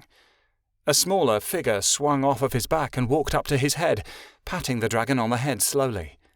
The rider looked to be in her late 20s. Her night-black locks were streaked with a bright shade of pink, while her eyes sparkled the same colour as the dragon's hide. Her skin was tan, and she was taller than most. She brushed dirt off the front of her uniform as she spoke, hoping she appeared formidable instead of a filthy traveller, which was probably the case. The uniform was simple and quite ugly, but she was required to wear it. The council made her. It was made up of dark blue slacks and a button-up shirt that was the same colour. A small pin on the collar declared that she was Chief of Security of Nesting's Haven. It was a title many would have killed for. And I will be killed for it if I don't start doing my job, she thought glumly. The rider turned towards the dragon. You know the drill, Mackerel. The dragon looked at her before transforming into a small golden hawk. He fluttered into the air and landed gently on her shoulder. You know I prefer my dragon form, Anna. But you stick out like a sore thumb, she giggled. I can't have that. I know, Mackerel sighed. So, who are we going to look for first? Let's think. We can look for the bad guy, or we can find the one who will show us the most hospitality in the world. I think I'll go for the hospitality. The hawk winked at her. All right, let's get going, Anna. We're on a tight schedule. After around an hour of poking around in the woods, Anna and Mackerel came upon a small hut where two figures clung tightly to each other. I think I see him over there, Anna called to her changer. Hey, Kiota, Anna called, running towards the couple. Who said my name? Kiota whipped around, just in time to see the woman running toward him. Anna! He spread his arms out and swept her into a tight hug. Oh, Kiota, I haven't seen you in ages. I've missed you so much. Anna hugged him as tight as she could, cracking his back in places. I missed you too, Anna. Kiota pulled away and looked her up and down. You look great. So do you. Anna smiled at him. It's such a relief to see you after all this time. Kiota, who the hell is she? I've had enough of visitors for today. Kia stared at the woman, tears still staining her cheeks. "Anna, this is my wife, Kiatana. Kia, this is Anna, my big sister." Kyoto gave a watery grin to his wife, and she walked up to stand beside her husband. "Your sister?" Kia forced a grin upon her face. "I suppose it's nice to meet you, Anna." "It's nice to meet you too, Kia," Anna beamed. "Makrel, come on over here and say hello." A small black dog trotted over and sat by Anna's side. "This is Makrel, my changer." "It's great to see you again, Makrel," Kyoto said, looking down at the dog. "Same to you. Where's my brother?" he asked. "I'm right here." Ionan walked slowly into the clearing and looked at his older brother, ruffling his dragon wings as he bent his head down to greet the changer. "I've missed you, Makrel." "Ionan!" the dog barked and rose up on his hind legs, touching his nose to the dragon. "It's wonderful to see you again, little brother." "I'm just as glad to see you," Ionan said, "though I wish it were on happier terms." "Why? What's happened?" Makrel asked. "Kyoto's son and his changer are missing," Ionan told them. "I'm sorry that we can't visit. The whole forest is looking for them, and so are we. If you will excuse me." Ionan took off hurriedly into the sky. Makrel and Anna watched him go, stunned. Kyoto looked at his sister, grabbing her hand. "Please, come and go as you wish, and make yourself at home. But I must go and look for my son." He then turned to Kia. "Don't worry. They're 5 years old. They couldn't have gotten far." He hugged her tightly, then raced off into the woods. Kiatana watched him go, then rushed over to a white Pegasus grazing nearby. "Snowdrop," she said, "I need you to—" The Pegasus shook her head. "I know what to do. It won't take me long to alert Kasif and Vixen without a rider. I'll be back soon." The Pegasus rose into the sky, taking flight. As soon as Snowdrop left, Kia also charged into the woods, calling out Keanu and Allie's names. 2 children missing, kidnapped perhaps, Makrel mused. "Yes, and I think we know who the culprit is," Anna said softly. "Do you think we've finally found him after all these years?" Makrel asked. It was nearly too much to hope for. Anna and Makrel had been after Winter for years, and as chief of security with all her resources, she still hadn't managed to bring him to justice. But she refused to give in. She'd followed him this far, and the trail was as hot as it had ever been. If her nephew was missing, Anna was certain there was only one reason why. "Where else could we look? He must be in the lands," Anna insisted. "Now all we have to do is find out where he's hiding." "Should we tell Kyoto and Ionan?" Anna shook her head. "It would be foolish to get their hopes up if we're wrong.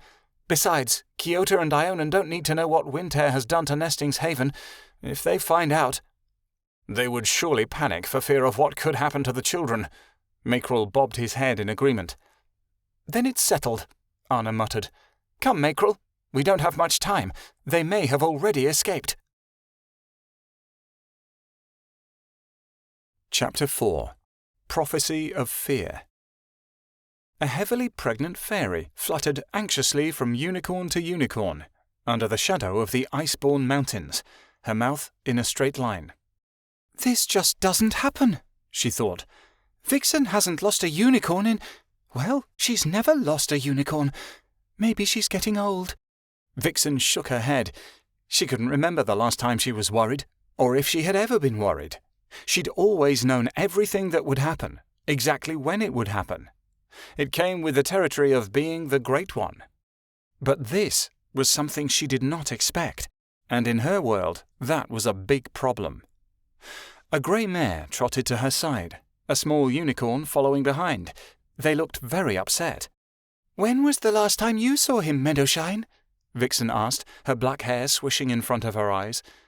"He was bored," said the mare, near to a breakdown. "So I told my son to go play with the other unicorns. I didn't see him after that." "Prancy, did you notice anything suspicious?" she questioned the tiny colt. Prancy quaked. "Crooked Hoof wanted to go back into the mountains. Butterstomp was with him, but she came back alone because she got scared of the bears living in the caves. We haven't seen him since." Vixen took a deep breath and sighed.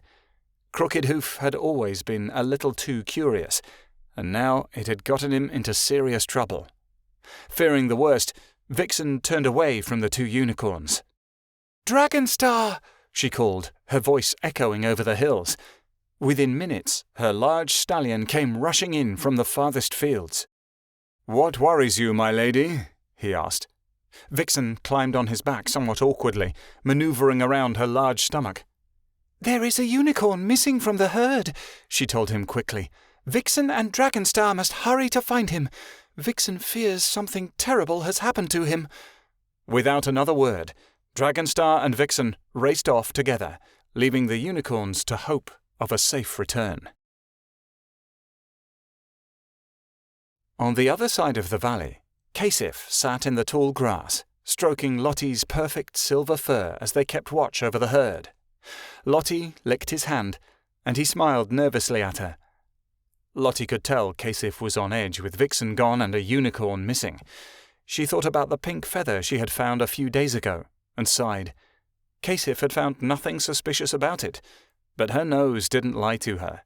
There was a strange changer in the area, and for what reason she didn't know. With all the ruckus running amok, Lottie had to wonder if the events were connected. From seemingly out of thin air, a white Pegasus landed gracefully on the ground in front of them, breathing heavily. "Snowdrop!" cried Kasif, and he jumped to his feet.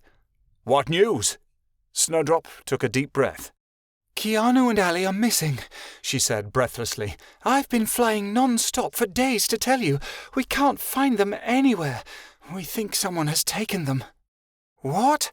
Lottie cried, and she rose to her feet as well. "Who?" "Keanu is the heir to the throne of fairies. Who wouldn't want to take him? And you know that wherever Keanu goes, Allie follows," Snowdrop breathed. "It's a good thing you live in the valley and not the deep mountains. It would have taken me weeks to get over those slopes, especially this time of year." Snowdrop spoke of the nearing of winter, when the iceborns were the most dangerous. Autumn was nearly at an end. "Do you know where they went? Could they have wandered off?" Lottie asked. Snowdrop shook her head. 2 5-year-olds couldn't have wandered that far. None of the animals can find them, which means they're not in the Verinian. We need to hurry back. The whole forest has gone insane." Kasif nodded. "Does Vixen know? She's out looking for a missing unicorn." Snowdrop shook her head. "No, I don't think I can get to her in time, though, not with those beastly mountains in the way." Kasif took out a piece of paper and some lead from his pocket, scribbling a note quickly. "Follow me," he cried, and the 2 animals ran after Kasif. He hurried to the side of a mountain. "Berg," he cried, "are you there?" Out of the rocks came a small mountain goat, clopping down the rocks to Kasif's side. "You called?" Berg asked lazily. "I have a message to deliver to Vixen," he called. "I have to go somewhere, so I can't give it to her myself. Can you get this to her for me?" Berg brought up his head. "Well, the mountains are really dangerous. It's that time of year again, you know," he drawled. "Plus, the predators are starting to get hungry. Dangerous indeed for a mountain goat. How urgent is it?" He peered at Kasif with one eye. "Very," Kasif said. "So important. Lives are at stake." "Lives, eh?" said the mountain goat, pondering this. "Well, I guess I could give it a shot." "Excellent," Kasif smiled, fastening the note to his horn. "Try not to get it caught on anything." "Not to worry," Berg said. "I've been up and down these mountains more times than I can count. I know the way." Berg was gone over the slopes quicker than he had came, and the Pegasus and Wolf looked at the fairy expectantly. "Right," Kasif murmured. "We have to get to the Verinian as soon as possible."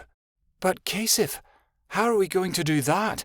I'm too big for Snowdrop to carry me," Lottie said. "I'll be able to carry you, Lottie, but it'll be slow going, and you'll have to be very still," Snowdrop said. "It'll take 3 days to get there if we stop for short periods to rest." "Are you sure, Snowdrop? The weight may be too much," Kasif said. "I don't have a choice, do I?" she said. The Pegasus turned her back to the 2 of them. "Get on. A storm is brewing between the corners of the Iceborns and the Blue Sky Peaks. If we hurry, we might be able to avoid it. Vera watched the 7 children rest on the floor of the cave in the Icebournes, curled up together in a tiny pile. The cave was dark and dank, with only 3 rooms inside. One room was for Winter's personal quarters, one was for his study and the collection of books that he had stolen over the years, and the last was for his laboratory. A few torches here and there lit the area, but besides that, everything was cold and damp, lifeless. Vera lit a small fire to warm the children and herself. Winter made sure they all stayed in the entrance near the open air. The little ones would freeze to death if it weren't for Vera using herself as a shield to block the wind. Vera tightened her jaw, gnashing her fangs together. Winter would kill the Changer and his fairy by accident before he even had a chance to use them for his plans. She felt very protective of them all. She watched as Keanu slept against Allie, the pups gathered in a heap around the prince's body. It was in a Changer's very nature to be protective. They needed to be, in order to guard their accompanies. It was a strange feeling to recall, as Vera hadn't felt protective of Winter in a long time. I've always wanted to be a mother, she thought. Vera had believed since her finding ceremony that Winter would never allow her to have children, as it would distract her from their mission. Maybe this is the Creator's way of granting my wish. A dead unicorn laid in the snow outside the cave. The mutation Winter had created proved a failure, and ended up killing the poor creature. Winter was still yelling about it, smashing things in his lab and brewing up yet another batch of the concoction that hadn't worked. And perhaps it never will, Vera thought, permitting herself a bit of hope. Perhaps he would give up, and they could stop hurting others. Why was that man so angry? Shadowin had asked. When can we go home? Vera looked at them, knowing she didn't have any answers, only lies. Your parents will probably come soon, she whispered, though she knew they could never reach the treacherous mountain, whoever they were. But I can't let you go until then. I want to keep you safe. The pups had settled, though the relief she'd felt didn't last. How long was it going to be before the children discovered Winter was holding all of them prisoner? A week of searching for the children to no avail found Kiatana, Kiota, Ionan, Kasif, Lottie and Lilja gathered in a circle, questioning what was to be done. Lottie wondered aloud. What I don't understand is why anyone would want Keanu and Allie in the first place. Kia was wrapped in Kyota's strong arms, and they both looked red-eyed and haggard. Neither had taken a spare moment's rest since Keanu had vanished. It's obvious, isn't it? Ionan rumbled, and they all looked up. Keanu and Allie have the gift of prophecy. Prophecy? Lottie asked. She and Lilja turned their heads simultaneously to face each other. Kyota's mouth dropped open, and Kia's eyes widened. Kasif's face was full of doubt. That's impossible, he cried. Keanu and Allie are only children. We saw them prophesy before they went missing, Ionan said, baring his fangs. Everyone has forgotten amongst all the chaos. He lifted his head and began to recite in a powerful voice. The peace that has come for many a day will soon be lost to shadow and grey. A stranger with brown eyes, his slave by his side, will soon the family himself divide. One in a company, another a changer. One a strong fairy whose heart fears one danger. One a soft mare whose coat exquisiteness bursts. None of these know that they've all been cursed. 4 strong wolves, a brave night-pelted male, a brown-scarred she-wolf with a broken tail. The wandering loner, his howl that will echo. The last, the most loving, silver coat of snow.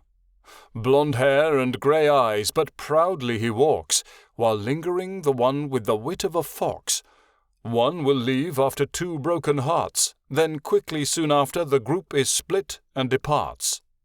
They must join together to save and retrieve the one who has the gift of prophecy. Through the bond, the other is strong as well. The powers they wield, Not even the Great One can tell. 5 young paws will set out to help find. Family binds them together in soul, body, and mind, and found 3 young orphans who were left behind. A curse spreads quickly throughout the land, the wicked man's power reigning by hand. And when curse does spread and no treatment is found, it will be reversed with the death of a changer, blood spilt upon the ground. 1 more broken heart will beat sadly forever. 2 lovers who could never truly be together. The stranger will be scarred on the outside and in, and a new legacy will truly begin. All was silent. That is, until Kasif broke the quiet. What the hell is that supposed to mean? He yelled. It's simple, really, Ionan huffed sensibly. A journey will have to take place to retrieve the 2 who have the gift of prophecy, which are Allie and Keanu. The company going on the journey will be made up of an accompany and changer, 2 fairies, 4 wolves, and a Pegasus. The group will be divided and then be reunited again, to defeat some sort of curse upon the lands. Could you repeat the prophecy, please? Lilja asked. Ionan did so, and the wolf cocked his head. But what sort of a curse is it? What kind of powers could 2 children wield that not even Vixen knows? And what is this about orphans? And about the death of a changer, Kia said, speaking for the first time in hours. The air chilled at her words, and the entire group shuddered. What does that mean? I'm not sure, puzzled Ionan. But I'm sure the unknown verses will reveal themselves before this is over. How do you remember all this? Keanu marveled. I have an excellent memory, he boomed proudly. He makes up for what you don't have, Kasif muttered, looking at Keanu. Keanu glared back. So who is the prophecy talking about when it refers to the company? It's obvious. The prophecy is talking about us, Lottie said. And a company and a changer can only mean you and Ionan. A fairy whose heart fears one danger. I don't think Kia fears anything except losing those she loves, so that fits. A soft mare whose coat exquisiteness bursts, that has to be Snowdrop. 4 strong wolves, a brave night-pelted male, Lilja, your name is Nightcoat of the Blackened Heart Stream, and you are pretty brave. As for a brown-scarred she-wolf, I'm almost certain that's Cornea. I don't know any wolf who's a wandering loner, though. You are definitely the last one, Lilja nodded. I've never known a wolf more loving than you. Thanks. Lottie licked his ears. So what do we do? Kasif asked. Do we wait for the unknown wolf to show his arse up? I'm not going any longer without my baby, Kia yelled, and she tore out of Keota's arms. I'm getting him back now, prophecy or no prophecy. But where do we begin? Asked Lottie sadly. We have no clue where they went. The group fell silent, at a loss for an answer. A crackling from the bushes broke the quiet. The assembly turned to see Cornea charging out of the forest looking terrified. What's wrong now? Lilja sighed. Our pups are missing, Cornea cried. Lottie's eyes widened, and she asked, Haven't they returned to camp? No, I thought they were helping Lilja look for Keanu, Cornea whispered. I thought they were with you. Lilja panicked, and the wolves fell to a heap of whining and howling. 5 missing wolf pups and 2 kidnapped children. Kasif threw his hands up in the air, then pounded them down on a tree. What else can go wrong? Just at that moment, a red bird fell from a branch, completely knocked out. Scarlet! Kia cried. She ran to the little bird's side, picking him up in her hands. The thump must have scared him, Kia said, glaring at Kasif. What doesn't scare that thing? He hissed back. The bird awoke, confused. Kia, he said, in a wobbly voice, I have something important to tell you. Out with it, Scarlet, Kia said. Scarlet shook. I just saw, not a week ago, 5 wolf pups lost in the forest. I went to help them, but was soon stopped by the creature who aided and abetted the same man who stole Keanu and Allie." "You saw the man who stole them? Why didn't you tell us sooner?" Kiota asked furiously. "I tried to stop the man, but he swatted me out of the air," Scarlet said grumpily. "By the time I came around, I couldn't remember where I was. I flew off to find you, and then I saw the little puppies being abducted. I've been looking for you for days and haven't been able to find you. When I asked all the other animals where you were, they said they didn't know, and it just got more overwhelming and... "And you fainted," Kia said, frustrated. "Well, at least you gave it a shot." "So my pups are with Keanu and Allie," Lilja said, relieved, before his tone darkened. "But in the possession of a criminal." "Did you see the man's face? What did he look like?" Kiota asked. Scarlet shook his head. "He was wearing a hood, but I do know what the man's sidekick looked like. His abettor was a changer. Her main form was a she-dragon. I know she was a changer because I saw her shift. She looked like she was hurt." "Vera!" Kiota snarled. He whirled on Ionan. "How could you let her lure you away and steal our child, and Allie as well? You swore to protect them. Now we know Winter has them, all because we let our guard down and allowed her to fool us into thinking she had changed." "It can't be her. You have the wrong changer," Ionan said, shaking his head. "How long will you refuse to accept it, Ionan? She's on Winter's side, not yours," Kiota screamed. "None of this would have happened if you and Kia weren't such terrible parents," Ionan argued. "If I'm not there to watch the children, they might as well be babysitting themselves." "You're going to blame Kia and I for your ex-mate taking our son? Wait, let me rephrase that," Kiota said cruelly. "She never was your mate, was she? She sided with Winter over you every time." "Don't even get me started about relationships. You and Kia have no right to be together. You rushed into a relationship and a marriage without knowing a thing about each other. You two simply don't work, and this proves it," Ionan shouted. Kiota shrugged, holding up his hands. "And yet I've been happily married for 5 years, and the changer you've known since you were a hatchling betrays you once again." Ionan growled, lurching forward to strike at Kiota, but Lilja jumped between the two, baring his fangs. "Enough! Fighting isn't going to get us anywhere. But Kiota is right, Ionan. Vera did take them. The facts prove it." Ionan hung his head to the ground while his company turned away disgusted. "Do you know where they're hiding?" Kiota asked Scarlet. Scarlet looked up at him from Kia's hands. "I heard the stranger say something to the changer about the Iceborns, but where he's hiding isn't near the Valley of the Unicorns, that's for sure. It's somewhere near the sea, and maybe the desert where the wild dragons live. But that's all I know." Kia wasted no time. "All right, people, time to get things in order. We can't take as long as our last little vacation, that's for sure. The wolves can't ride in Snowdrop's bags anymore. But can you keep up with us?" She turned to them. Lilja shook his head. "We're fast, but cannot run as quick as you fly." "We'll have to make do," Kia said. "We don't have another option. Can you carry the wolves short distances, Ionan?" Ionan lifted his head slowly. "I'm strong enough to carry Kiota and the wolves, yes, but not very far with autumn ending. Clouds will be gathering for winter soon, and my strength will continue to get weaker the more the sunlight fades, as will Kyoto's." "We're strong enough to make this journey," Kiota insisted. "We'll go by sky as far as we can, and then by ground when Ionan needs to rest." Kia took off at a run toward her hut. "I'll gather supplies. Be ready to leave soon." "We have to get our pups back. Cornia, can you reach out to Lara to let her know I'm leaving Mingan in charge of the pack while we're gone?" Lilja asked, turning to his mate.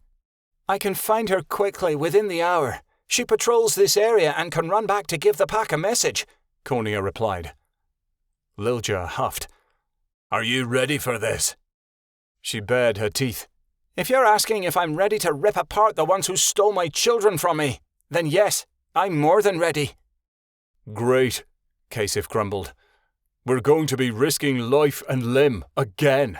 Can't things ever be normal around here? I don't think things are ever normal with us, Kasif, Lottie said quietly. He scowled, thinking of his beloved vixen. Obviously. Look who I married.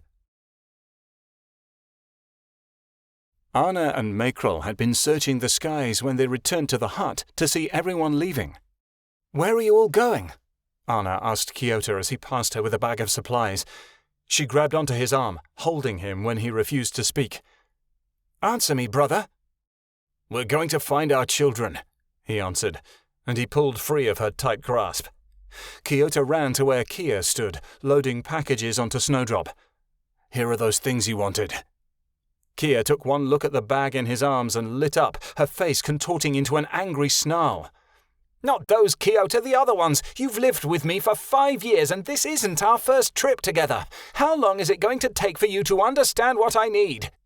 Kia, I know you're frustrated and scared, but I am too, Kiota shouted, on the verge of tears. I'm his father.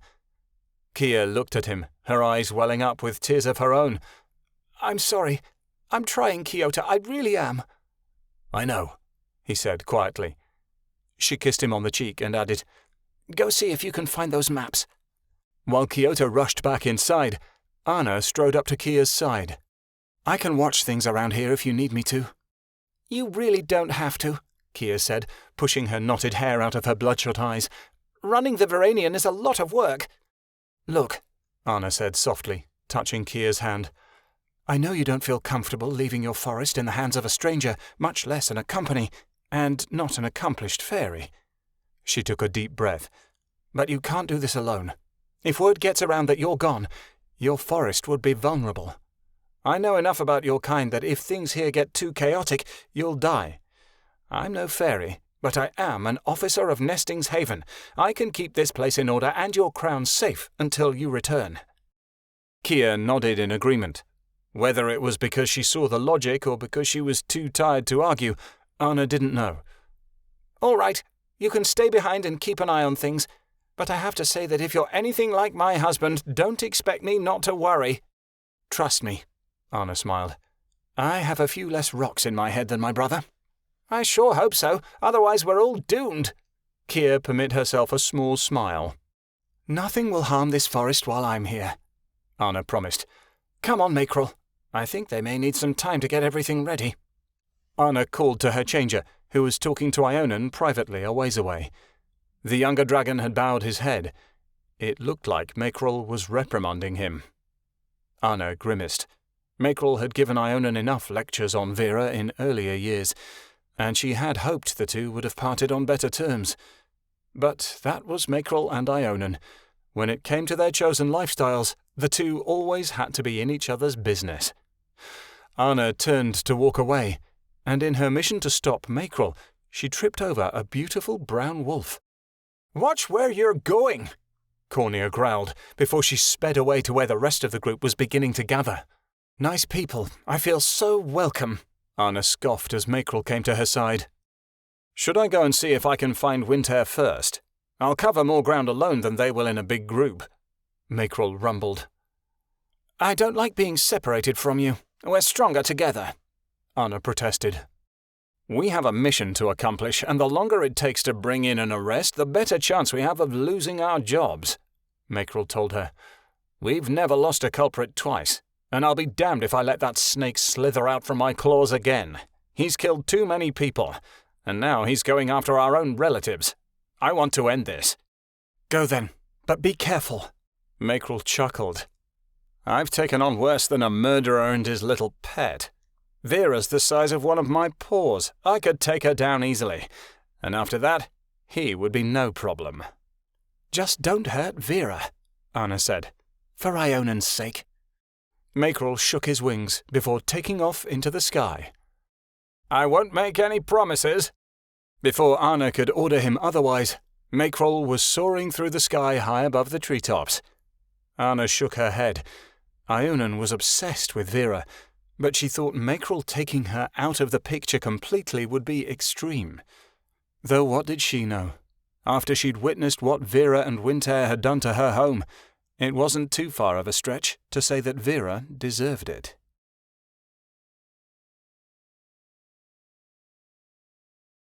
Chapter 5.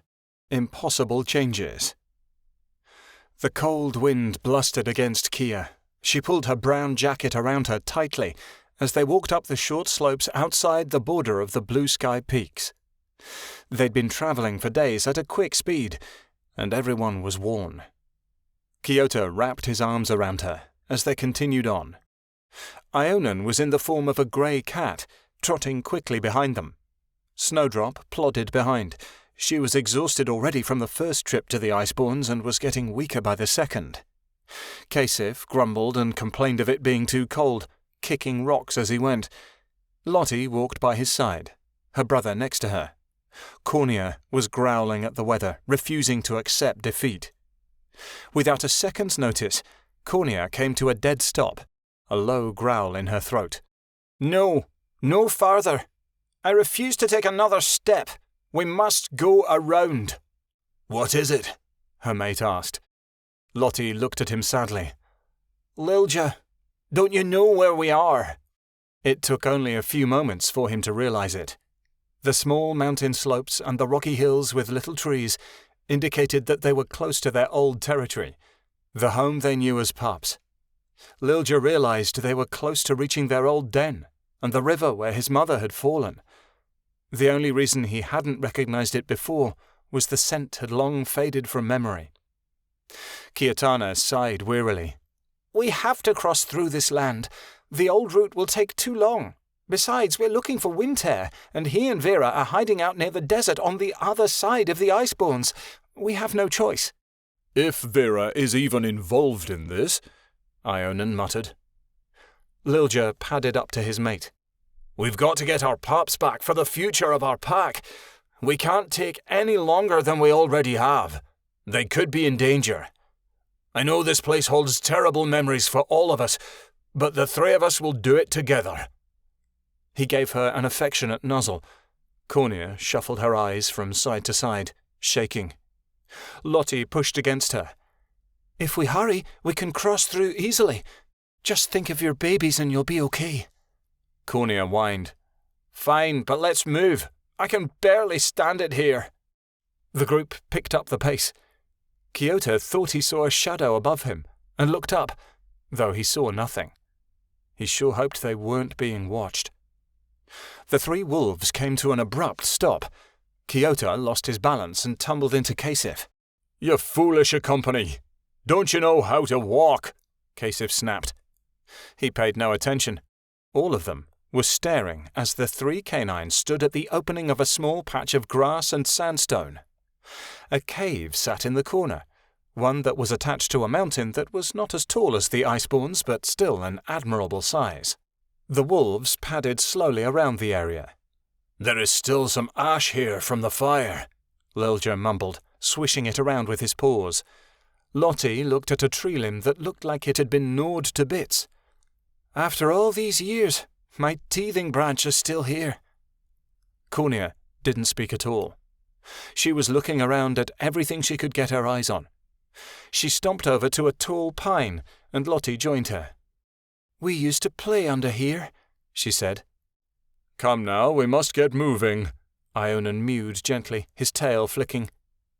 They moved on, and the company was quite quiet after that. Lilja walked in a trance, and he stumbled as his paw hit thin air.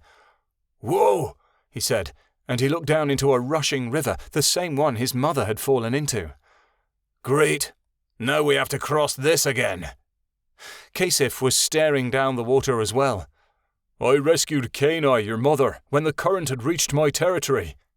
But she fell right there, Lottie said, as she looked a few yards down. The plains are miles away. She swam from here all the way to your territory. Kia shook her head. Well, now we know that determination runs in the family. No wonder her children became stowaways. Stowaways who I would have been dead without. Ionan changed back into a dragon. We know from experience it's too dangerous to cross on foot. I'll fly you over. As will I, Snowdrop added. Kia clambered on her back, and she glided across easily. Kiota stayed behind to help the others. Kasif shook his head when Ionan told him to get on. I'm a fairy. I can use my own wings, he huffed. Kasif's blue wings appeared, and he fluttered over the edge pompously. About halfway over the river, it became apparent that Kasif hadn't been exercising his flying that often. He began to drift slowly downward. Panic flashed on his face as he waved his arms in mid-air, trying to stay afloat. Lottie gasped as he started to sink faster toward the river. Ionan rolled his eyes and scooped Kasif up before he sank any further, pumping his wings furiously. Put on a few pounds, have you? Ionan grunted. The only pounds that I've put on is muscle, Kasif spat. Perhaps in your mouth so you can chew faster. Ionan put him safely on the other side and cruised over to get Lilja and Cornia. They crossed with ease, and Ionan landed to get Lottie, Kiota scrambling onto Snowdrop. Ready? He asked. Lottie gulped and looked down into the water.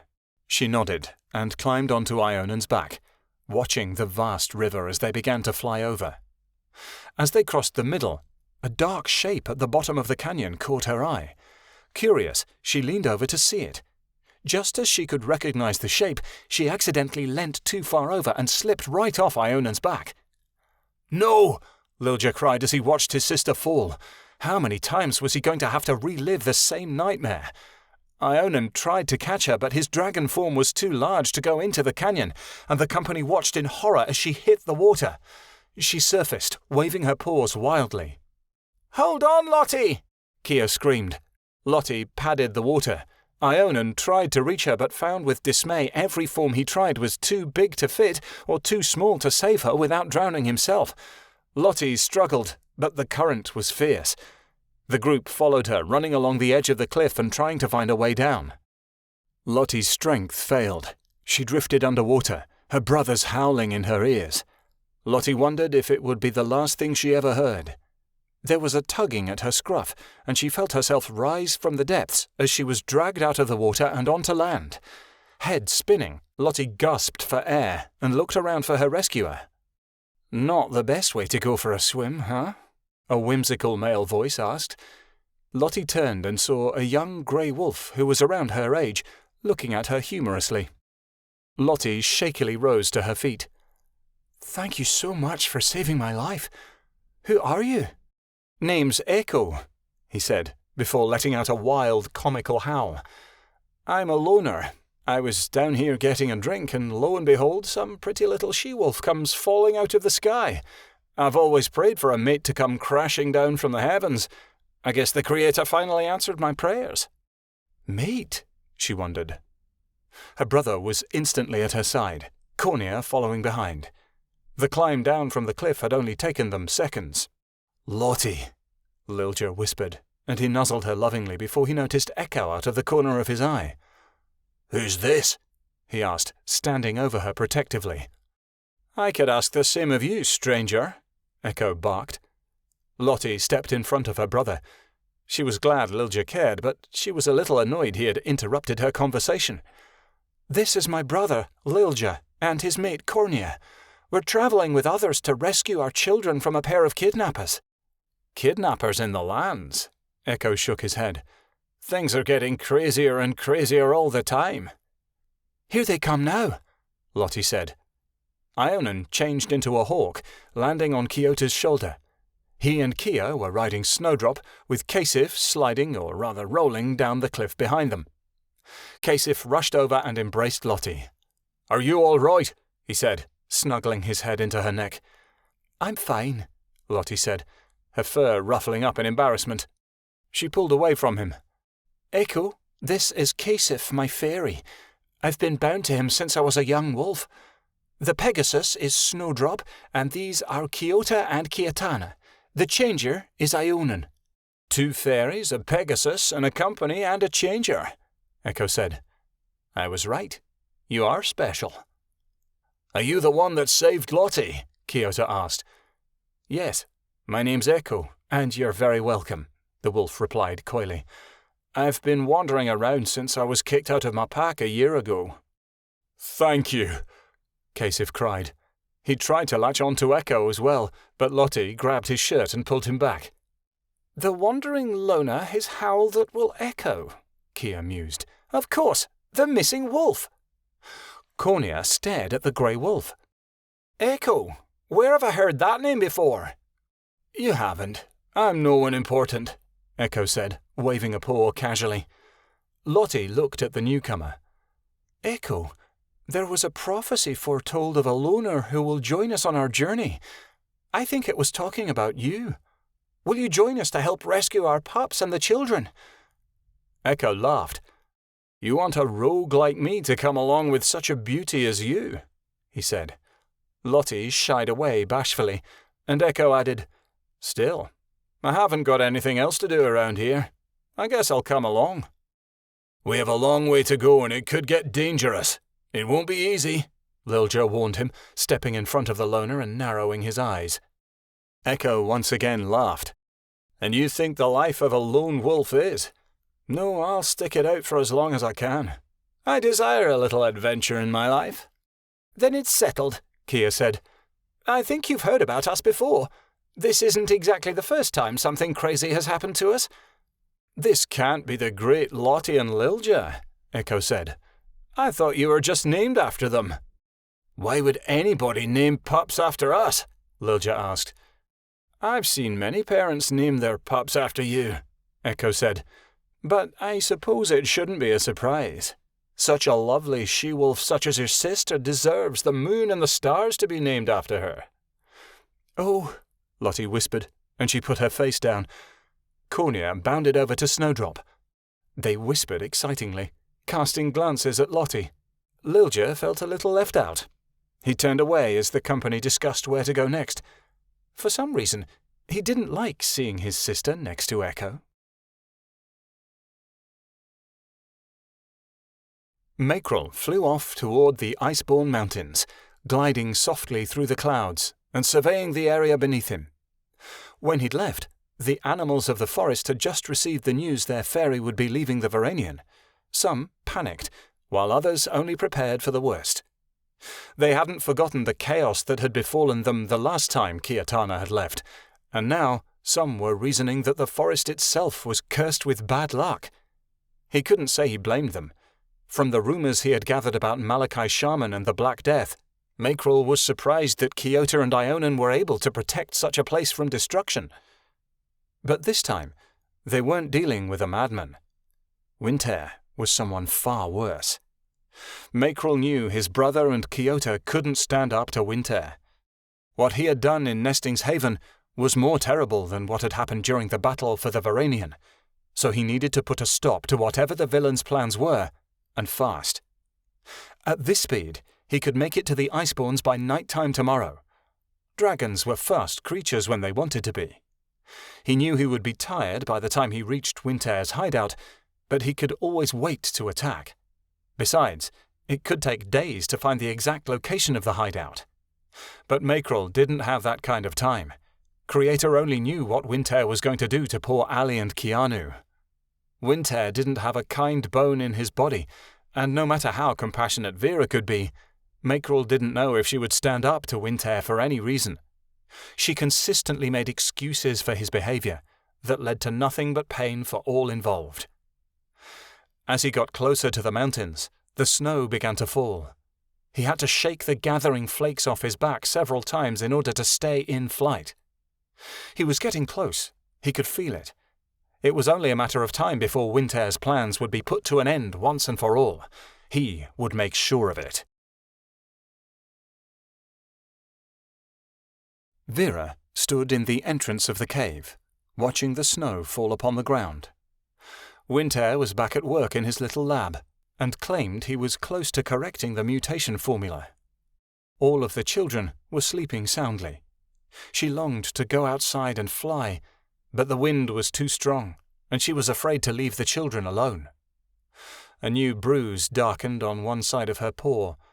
Winter's accompany strength gave him the ability to hurt her so easily. Vera wished she was bigger. If she was Ionan's size, he wouldn't be able to push her around so easily. Or would he? Vera didn't know if she could manage the thought of striking her partner, even though she had struck at innocence by his command. "This is all so confusing," she thought.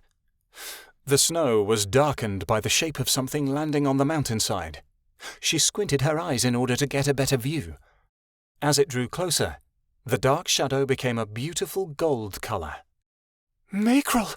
she gasped, heading toward the lab. "Winter!" she screamed. Vera's loud call woke all of the sleeping children.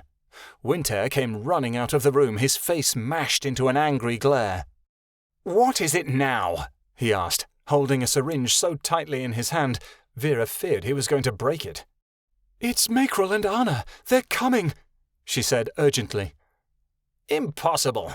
We lost them in the city years ago." A look of utter terror filled his face. "How should I know?" Vera hissed. "We have to conceal the children or we'll be dead the minute Mackerel puts his paw in the door." "You take care of the brats, I'm going to hide," Winter hissed.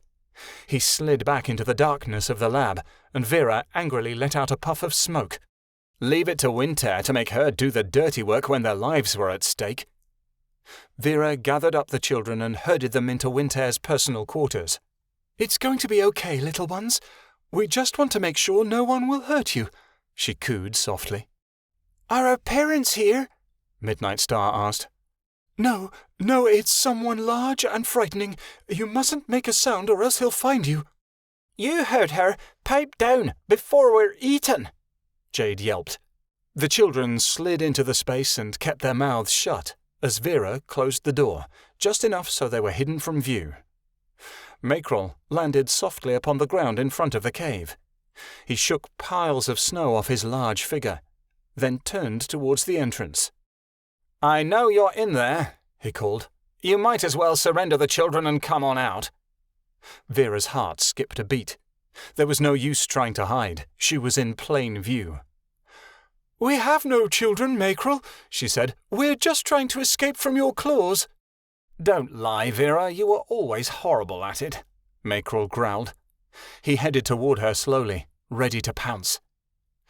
"If you give them to me now, I'll ask for a fair trial for you back in Nesting's Haven, and spare your life." He hesitated. "Though I can't say the same for your company. Now, show yourself, Winter. You're under arrest." "Never!" From out of the darkness of the lab, Winter came charging out of nowhere. With wild eyes, he plunged a needle into Mackerel's rough hide. Mackerel let out a desperate wail and reared onto his hind legs, slamming his head into the ceiling.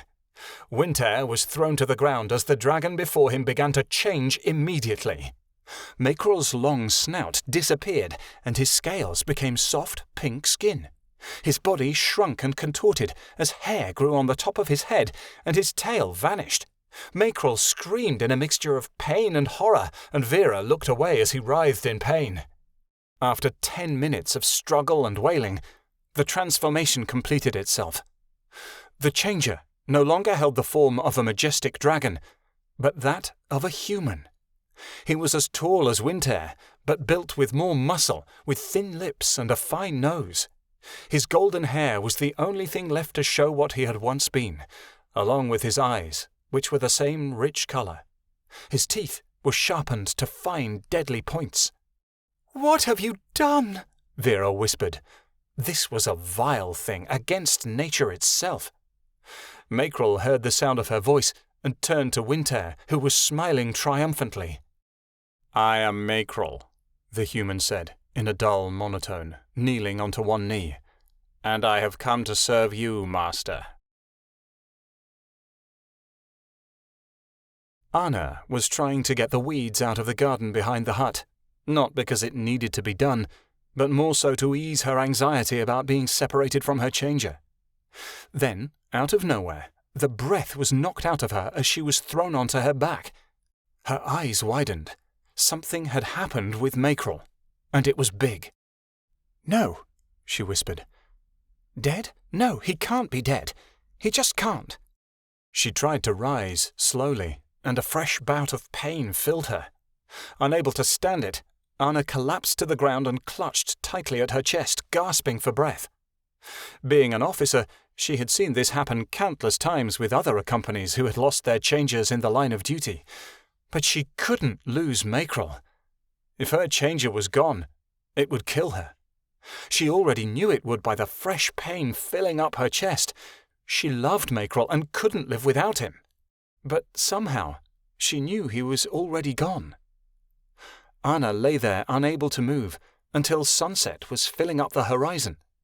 Footsteps crunched in the falling leaves beside her. Anna looked up to see a beautiful fairy with fox ears crouch at her side. Her stomach rolled out in front of her in a smooth hill. "Oh, this will not do," the fairy said softly. "Don't worry, love. Soon it will be better." The fairy scooped Anna into her arms and carried her into the small cabin, laying her down on a hammock that hung from the ceiling. Despite her pregnancy, the strange fairy had incredible strength. "Who are you?" Anna clenched her teeth against the pain, bewildered by this newcomer. The fairy smiled at her. "I am Vixen. Vixen rules over the unicorns in the Iceborne Mountains and is a good friend of Kia and Kiota. Now, you must hurry to get better. You have a changer to go find, my child, for he is not dead yet." Chapter 6. Piece by piece, the prophecy is revealed. "Wow, Echo, you really know how to hunt," Lottie said in approval as the grey wolf strode up to her with 2 huge rabbits in his mouth. Echo beamed triumphantly and wagged his tail, throwing the meat her way. "For you, shining eyes," he said coyly. The 2 wolves tore into their meal. Lilja watched, his tail tucked between his legs. He carried one single shabby hair. "Hey, Lottie, want a share?" he asked, nudging the animal. She looked up from her meal for a second. "Thanks, but I'm sharing with Echo." Feeling rather useless, he trotted over to Cornea. "Want some? I know you already ate." She shook her head. "I'm so full I couldn't manage another bite. But it's a good catch, though." He appreciated her efforts to cheer him up, but it didn't help much. He laid down and ate alone, watching Echo and Lottie as they tore into their feast. "What's wrong?" his mate pressed. "You haven't been warm to Echo since he arrived."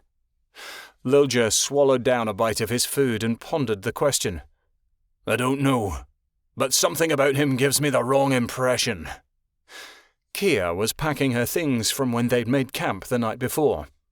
"We need to get moving soon," she said. "We're already losing daylight." Snowdrop and Ionan came down from the sky, and Kasif whined to Kiota. "Why can't you ride double with your wife on Snowdrop? It's weird that I have to, and Ionan would carry me better." "I certainly would not," Ionan protested. "I can't carry Kiota. He's so tall I could walk right under him," Snowdrop joked. She paused, adding lightly, "Though he would be easier to carry." Kasif sighed and said, "Why can't we all just love and accept each other the way we are, and treat each other nice instead of always being sarcastic?" "There's a great idea," Kiota grumbled. "Us being pleasant to each other? You might as well ask the world to turn the other way," Ionan added. Kia ignored them all. "We need to start travelling." The 2 fairies and a company mounted their rides, and Kia turned in her seat. "Keep up with us," Kia called to the wolves. "After a few hours, Ionan can fly you for a while, but don't get left behind." "We're on it," Lilja shouted up to them. Since Snowdrop and Ionan were tired, the wolves were able to keep up on the ground fairly easily. Echo got bored and started playfully bumping into Lottie. He ran up a large boulder and jumped off, sailing over them all and landing right in front of Lilja. Lottie laughed, but Lilja grimaced. He was getting tired of Echo showing off all the time. If Echo kept fooling around and Lottie didn't stop falling for his jokes, they'd be running in circles soon enough. Above, Ionan watched the scene with a disapproving gaze. "Why does he keep doing that? Lilja, make him stop." Lilja looked at the other male and growled. "We've no time for games. This is serious."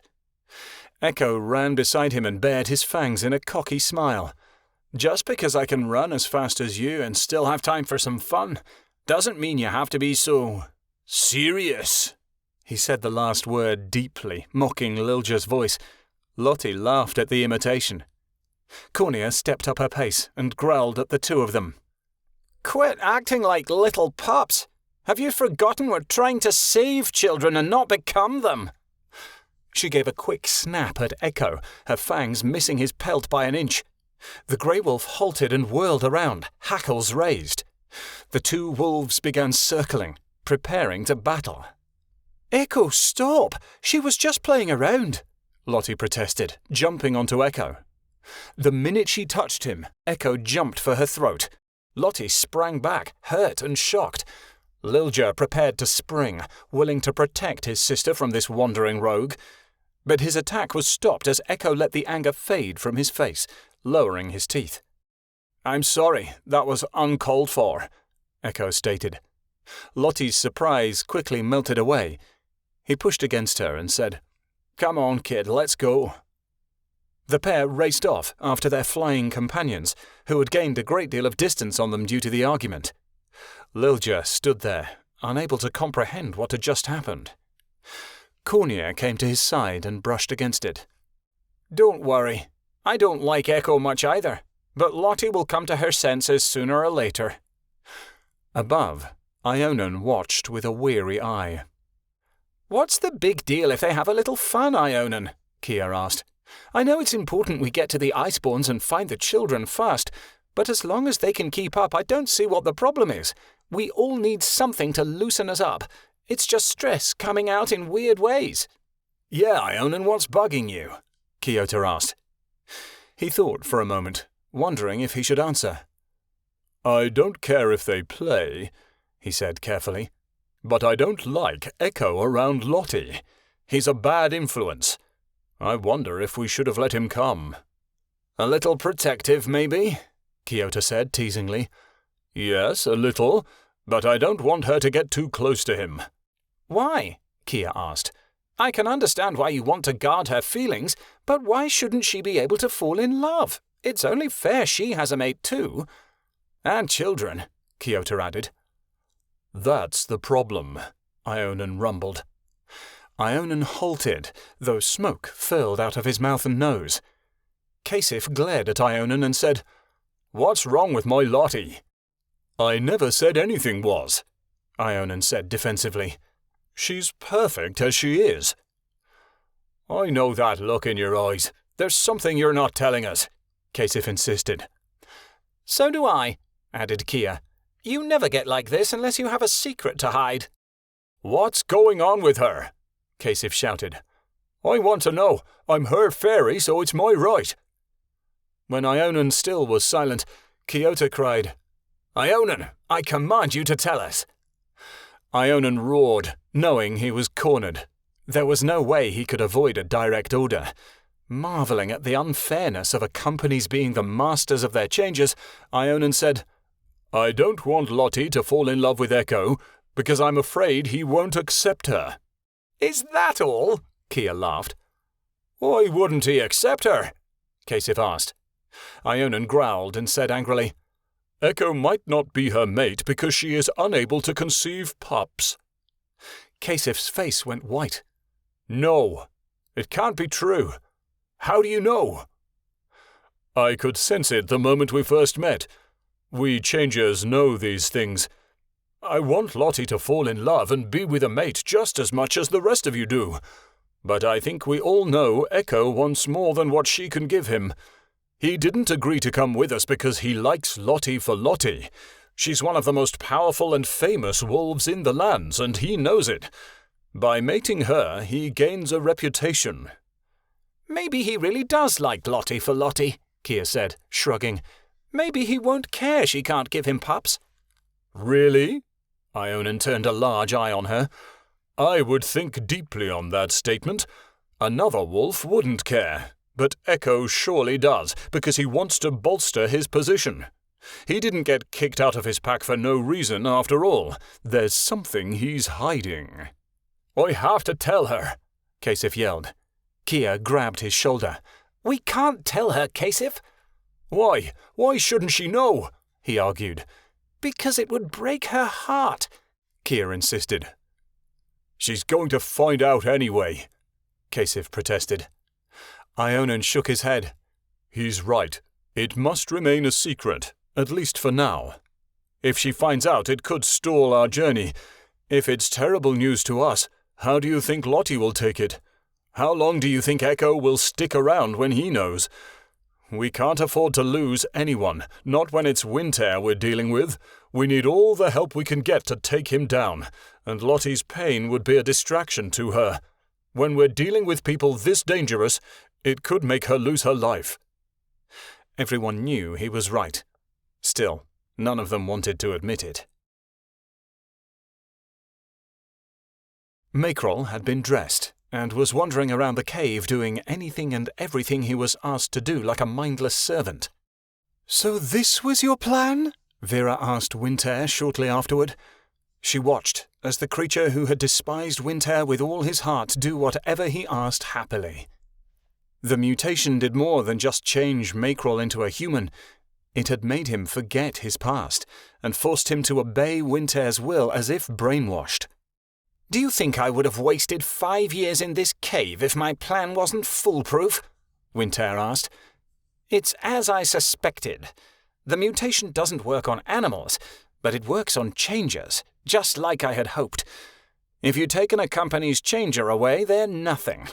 Now all I have to do is make enough of the formula to take back to Nesting's Haven, and whoever disagrees with us will have their changer transformed into my servant. No one will dare stand against me. It was worse than Vera had imagined. She thought that the medicine inside the vial would simply kill or make one sick. She didn't know that this strange concoction actually had the power to give Winter control of Nesting's Haven. I have to stop this somehow, she thought, but she had no ideas. She had found it disturbing that Makrol had mutated into the one thing changers couldn't mold themselves into. Trust Winter to find the one thing so evil it went against nature itself. After a while, Winter had gotten tired of Makrol constantly annoying him. He told the human to play with Keanu, Allie, and the wolf pups. Why are you so tall? Kenai asked, putting her paws against his leg. I don't know. Why are you so tiny? Makrol answered her. From behind him, Keanu dug his hands into Makrol's long hair. When he had a decent grip, the prince pulled as hard as he could. Makrol yelped and carefully pulled the 5-year-old's hands out of the golden locks. You can't do that, little one, Makrol said softly. That hurts my head a good deal. Do it again, Keanu. It's funny, Allie encouraged. Keanu yanked Makrol's head once again, and the man screamed out in pain as chunks of blonde hair were ripped out and thrown to the floor. Both Allie and Keanu giggled uncontrollably. Please stop, you're being a nuisance, Makrol said, clutching his bald spots. Allie jumped up and tackled Makrol to the ground beneath her lynx form. Allie wants Keanu to, she meowed softly. It makes Allie happy. Makrol pushed her off him carefully and sat up. Well, it makes me grumpy. Too bad. Bad man say you play with us, so suck it up. Allie smiled at him slyly and batted her small paws at his face. Keanu laughed and yanked on Makrol's blonde hair a third time, enjoying his yelp.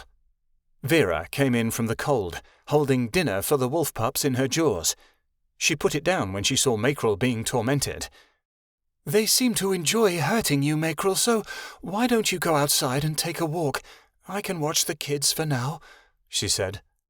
Master didn't say that, Makrol protested. Vera huffed. Well, Master is going to be furious if you keep shouting, and I don't think any of us are in the mood to deal with his temper today. Go, please. Oh, okay then. Thank you, Makrol said. He stood and walked into the blistering snow. Makrol had been gone for hours. Vera was babysitting the little ones, keeping a watchful eye on all of them as she observed the weather outside. It looked pretty bad, but she knew it would only get more terrible as the days went on. Where is Makrol? Winter yelled, rushing impatiently into the room with 2 vials. "You sent him away hours ago." "He'll return," Vera rumbled, though secretly she hoped he wouldn't. No one deserved to be Winter's servant. "Io," Allie whimpered sadly. "What is it, baby?" asked Vera softly. Allie snuggled up to Vera's side. "Allie want Io." "Oh," Vera sighed. "What is Io? Is it a toy?" "Io," Allie insisted. Vera nuzzled the small lynx with her head, trying to comfort her. There was a crash behind her, and Vera heard a small voice whine, "I want Mummy and Daddy." "Oh no," Vera cried.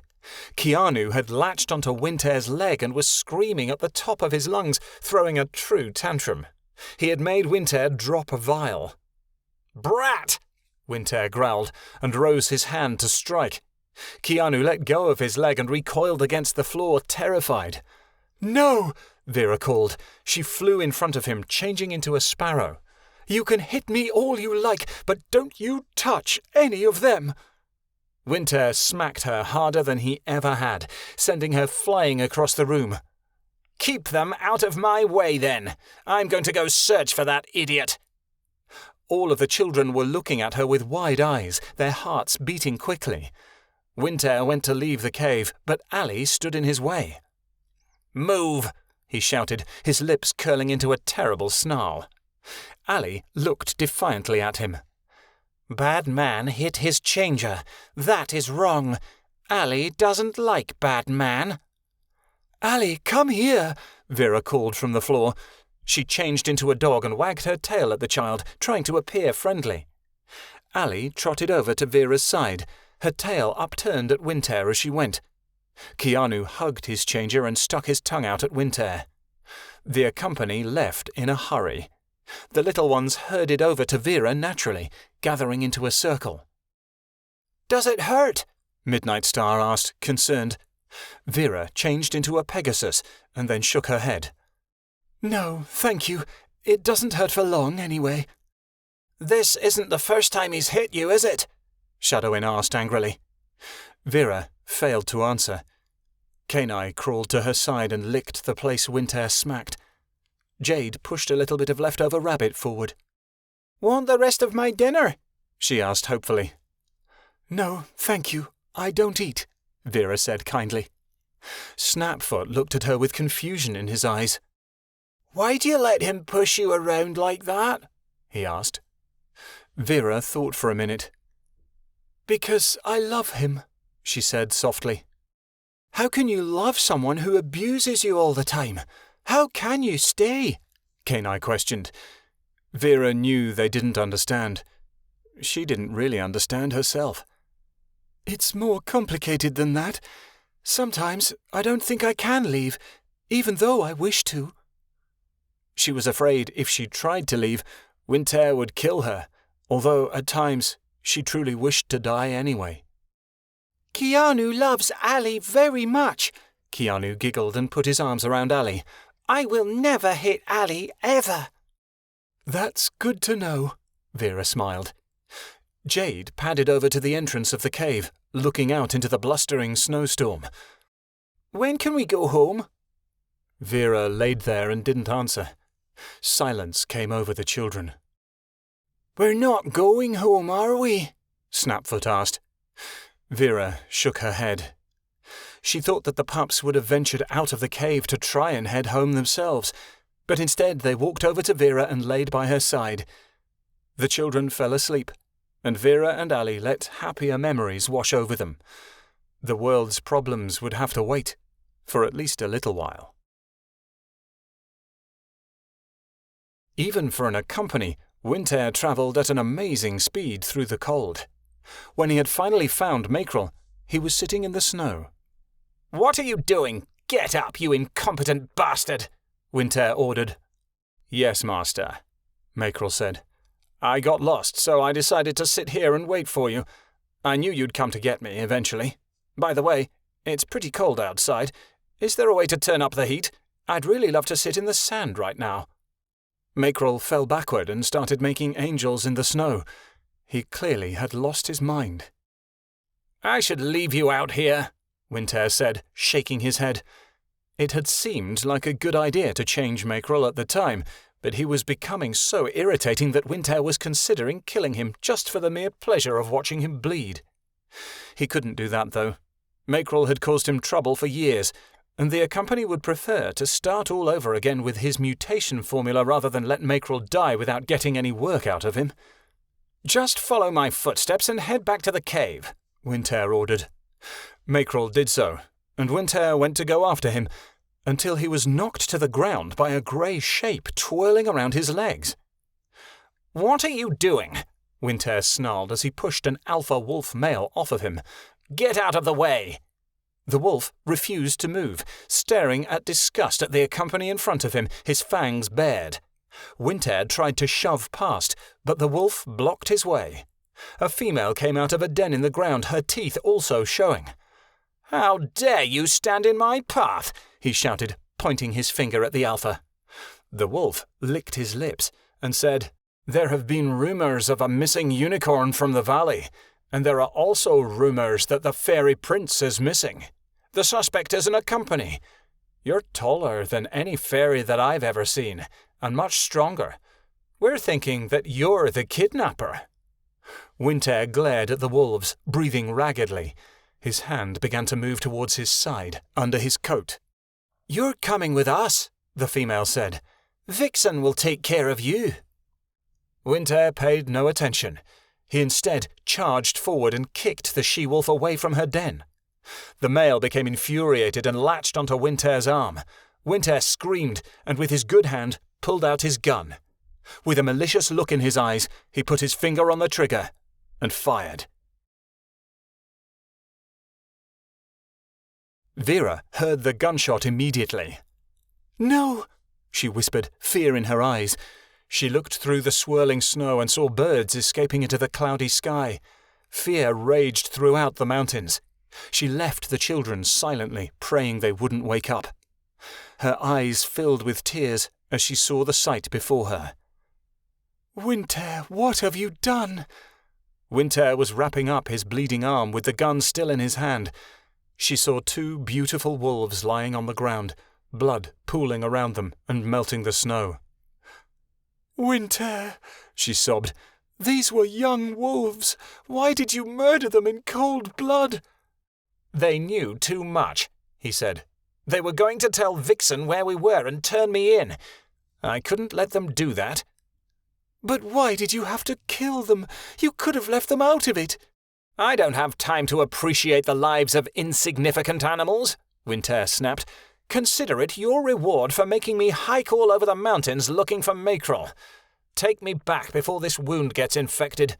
Don't worry about the bodies being discovered. The snow will bury them."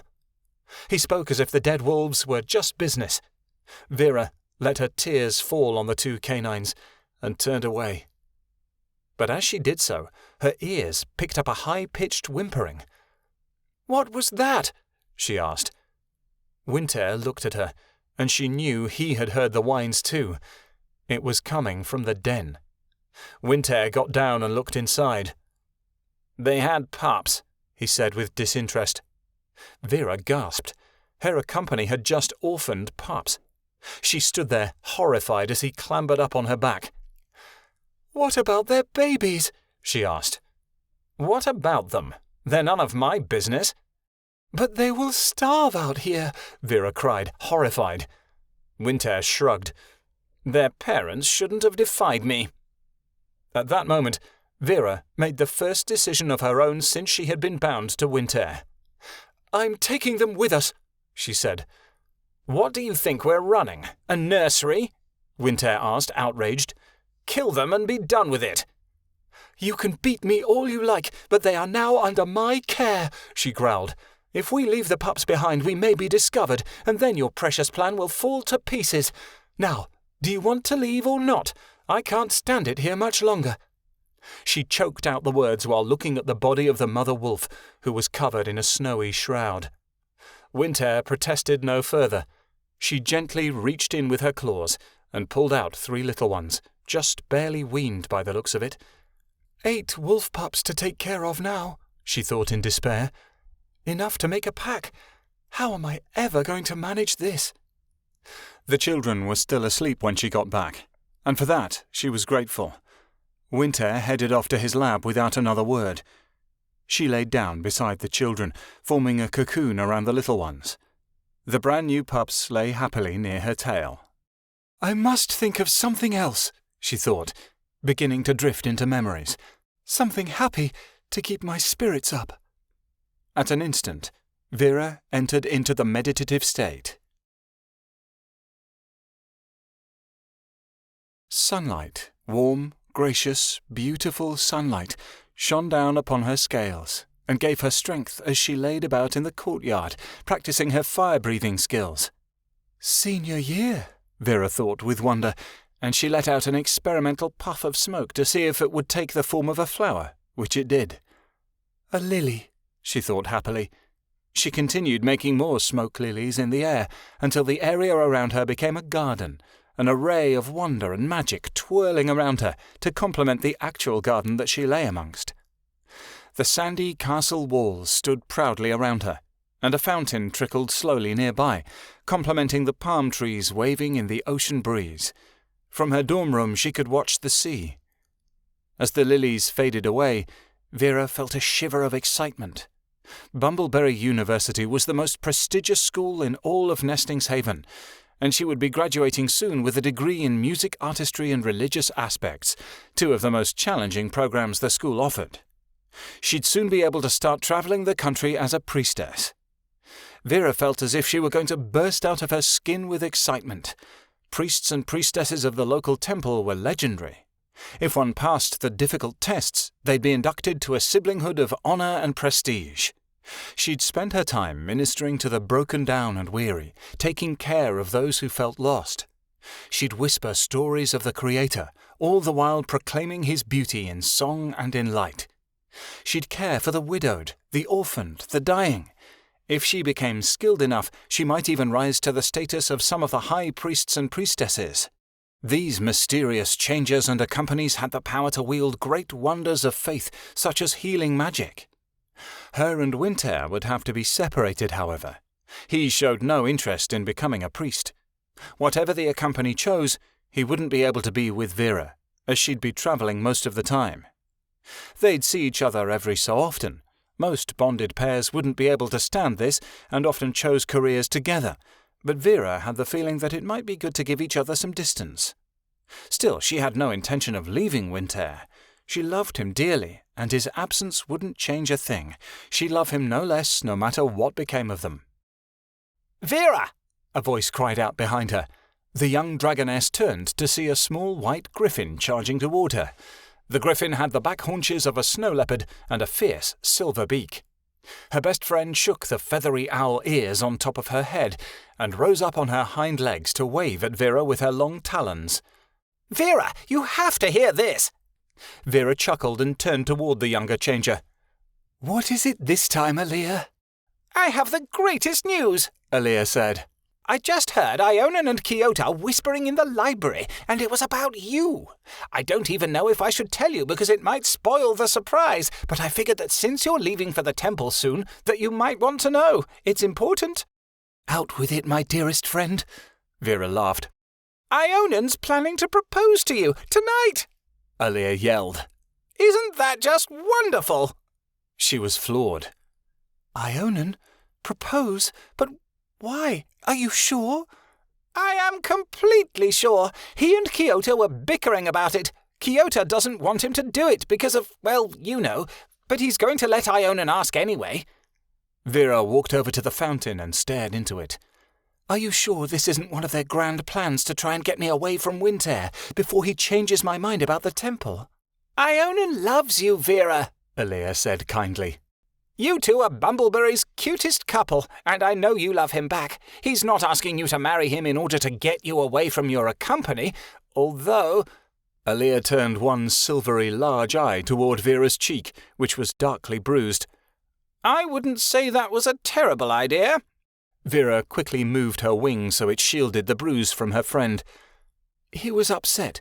It was my fault, really, and he was sorry that he did it. It won't happen again." "That's what you said last time," Aaliyah said. "Vera, why don't you leave him? Go to the council and ask them to split your bond. They'll make exceptions if he's abusing you." "It would bring shame on me to leave my company. Changers who do that are outcasted. I would never stand a chance of getting a job in Nesting's Haven, let alone be able to become a priestess," Vera argued. "Nobody would blame you for leaving Winter, not in Southwild. Give it a few years and there won't be a soul who'll remember you left him. Don't you want to be happy?" Allie insisted. "Do you honestly think he's going to let you into the temple? Especially when none of your friends will be around to protect you? You know he only pushes so far because he's afraid of Ionan." Vera grimaced. She hated the prospect of leaving all her friends behind in order to follow her dream. But Allia's words rang true. Would Winter let her go? "Everything will turn out all right. You'll see," Vera said. "But what should I say to Ionan's proposal? Yes? No?" "You should say what your heart tells you to say," Allie said gently. Vera nodded. "You're right. And my heart tells me to say yes. Yes, I want to marry him." "Then do it, you silly featherbrain," Allie laughed. "But how are you going to get Winter to agree? He has to accept the marriage in order for it to be legal." "I'll ask him," Vera said, transforming into a sparrow and fluttering in midair. "I'll ask him right now." A few hours later, her hopes had been dashed. She sat by the fountain and felt ashamed as a single tear ran down her face. Winter had not only said no to the marriage, but he had told her that she wouldn't get to be a priestess. He was going to join the army, and she was going to remain by his side as a nurse. "A nurse," she thought, trying to cheer herself up. Now that wouldn't be so bad, would it? To help the needy and less fortunate soldiers of war? She couldn't help feeling a bit disappointed. But she shook herself out of it. Kiota and Ionan were going into the army too. Since she would be a nurse, she'd be able to watch over Ionan and take care of him if he got hurt. Nothing meant more to Vera than making sure Ionan would be okay. "I'll be a priestess someday," she thought hopefully. "But right now, helping Winter and my friends is more important than what I want." Her dreams would have to wait. Vera was startled awake by a cry of pain. Allie fell onto the ground as Winter smacked her across the room, the little fawn flying through the air. Keanu started at the sound of his changer's scream. He rose to his feet and stared at Winter in disbelief. "You're a bad man!" Keanu yelled. He charged at Winter, kicking him hard in the ankle. "You stupid brat!" Winter grabbed Keanu by the throat and pushed him against the wall. "How dare you kick me?" "Bad man does not hurt Keanu!" Allie yelled and charged at him, transforming into a lynx. She landed squarely against Winter's chest and threw him to the ground, clawing at his face and arms. The 5 older wolf pups charged forward and began to tear at his legs. He threw them all off and turned on the pups, not realizing who was behind him. "Bad man is in trouble now!" Keanu yelled as he jumped onto Winter. Winter toppled forward and shattered 3 of the many vials in front of him.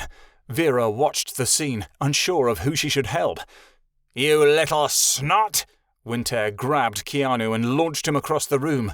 Keanu crashed into the wall with a cry, and Allie ran to his side. She looked him over closely and then turned her head toward Winter, her eyes glowing once more. "You are a bad man," she hissed, and her voice was one of an adult, powerful and strong. His eyes widened in fear.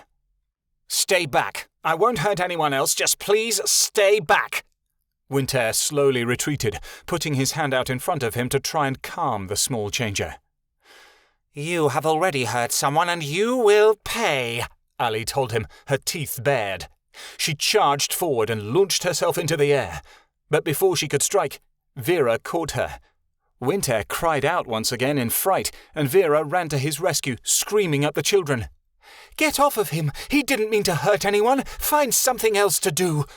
The children did as they were told, looking at Vera with confused and hurt expressions. "Do you realize what could have happened here?" Winter sneered as he turned on his changer. "She almost lost control. If her power had been unleashed, it would have killed us all." "That's what I was trying to prevent," Vera hissed. She knew fully well how strong Allie was, and how dangerous even as a small child, though Vera nearly regretted not allowing the young one to let Winter have it. "I want them locked up!" Winter snarled at his changer. "Now!" It didn't take long for Vera to do as he asked. In the end, the children sat in a small pen, trapped in a small circle with little room to run and play. Keanu began to cry. "I want Mummy and Daddy." "I want Io," Allie moaned. The two of them burst into tears. The wolves followed suit, whining and crying.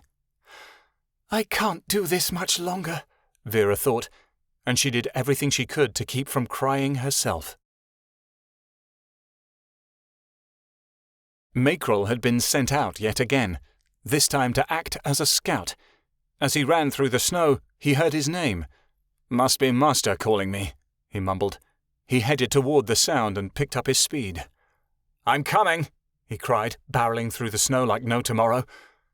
He kept running until he ran head-on into the source of the voice. He fell onto the snow and rubbed his head gently. The woman he had crashed into was much taller than him and much stronger.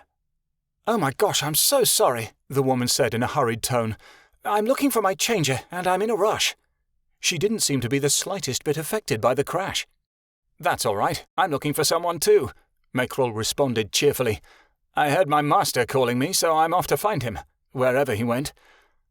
The young woman stuck her hand out. "I'm Anna." Mackerel took the offered hand, and she helped him to his feet with an amazing strength. "Thank you." He brushed himself off gently. "I'm Mackerel." "Mackerel?" She looked at him with a startled expression. "No, there's no way you're Mackerel."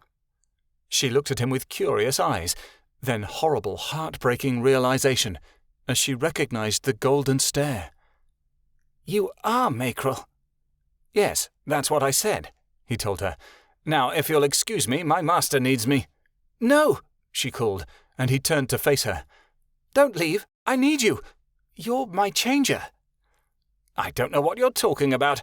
I've never seen you before in my life," Mackerel insisted. "What are you talking about? We've known each other since you were a hatchling. I was only 6. We met at our finding ceremony. Don't you remember?" Anna insisted.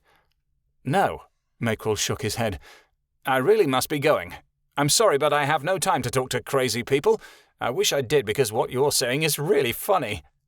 Mackerel turned again, but Anna launched forward and tackled him to the ground. "Please, Mackerel, you must remember." Tears began to fall from her golden eyes. "I love you, Mackerel. You just have to remember me."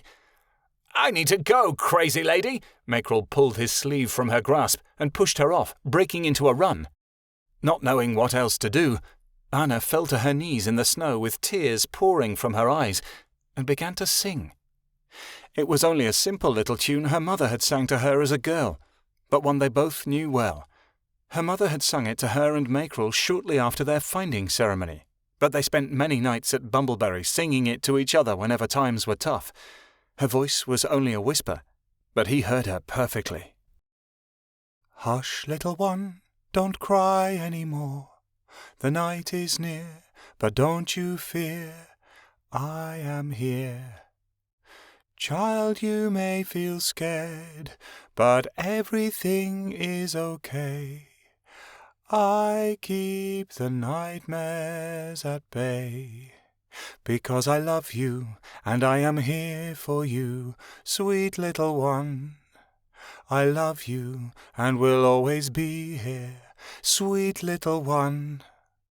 Do not fear, for I am here, my little one. Shut your eyes, hush your cries, and I will watch you as you sleep." The tears continued to fall, and recognition filled Mackerel's eyes. "Oh, Anna." He went to hold her, and his face began to crumble as he realized what Winter had done to him. "I'm so sorry. I shouldn't have gone off alone." "It's all right," Anna said, and she embraced him tightly. "Everything's fine, so long as you're still here and we're together." He nodded. "Yes, that's all we need." "Can you change?" Anna asked desperately. Makrel's voice became choked.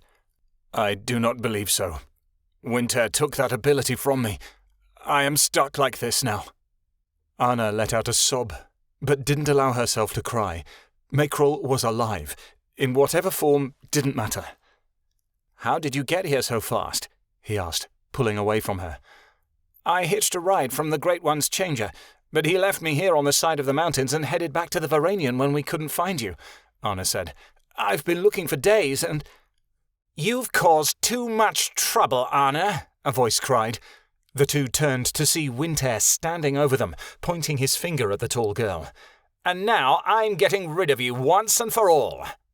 I think you're wrong, Winter, she said calmly, rising to her feet with Makrel's hand in hers. Have you forgotten what you did? Makrel and I have been chasing you ever since. Now you've taken my changer away. There's nothing worse than that. It's time for this to end. Winter looked between the two of them coldly. If you take me, Vera won't survive.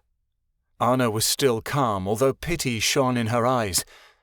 She was dead the moment you found her, Winter. It makes no difference now. Winter pulled out his pistol, but found it unloaded. As the pair stared at the object in confusion, he unsheathed his dagger. He charged at Anna, ready to stab the blade into her heart. Makrel cried and grabbed his arm. The two wrestled, the snow shuffling around their feet. Anna pulled out her own knife. Makrel wasn't as strong in his human form, and Winter threw him off into Anna. The two stumbled and fell over the side of the cliff, tumbling into the jagged peaks. Breathing raggedly, Winter laughed as he saw them fall and eventually disappear. Knowing they must be dead, he sheathed his knife and reminded himself to always keep the gun loaded. After the snow had covered up Anna and Makrel's tracks, he went back to his hideout. It was time to set his plan in motion. Chapter 7. Secrets and Insanity. Vera was looking into a puddle on the cave floor. A black eye was forming from Winter's last hit. She thanked the Creator that the children had no injuries. I swear never to let him touch any of the children ever again, she thought. If he does, accompany or not, I'll roast him. She stomped over to the children and settled down next to the pen. The pups crawled to her side, while Keanu laid a hand on her head. Allie touched her nose to her face and smiled. Keanu was crying. I want Mummy and Daddy, he sniffed. I-oh, Allie whined. The wolf pups turned away and sat in a circle in the middle of the cage. We were supposed to have our first hunt a few days ago, Jade yipped. I want to go back home, Shadowin growled, and he started biting angrily at the bars of the pen. Maybe Winter will let you out of there, but you have to be good. If you are calm, maybe I can convince him to let you free, Vera said, trying to lie to herself. The children's eyes shone hopefully, and she added, Would you like to hear a lullaby? All changers and accompanies know it. They nodded, and Vera began to sing in a beautiful, harmonious voice. The children eventually fell asleep. Vera was amazed at how small they were. Midnight Star was the only one who was still awake. Thank you, Vera. You have the most beautiful voice I've ever heard. You are truly wonderful. If I was really all that wonderful, I wouldn't have brought you here in the first place, Vera sighed. Midnight Star shook her head. No, Vera. That was your company, not you. Your company is evil, and I can't understand how you could love him. But you are good and kind.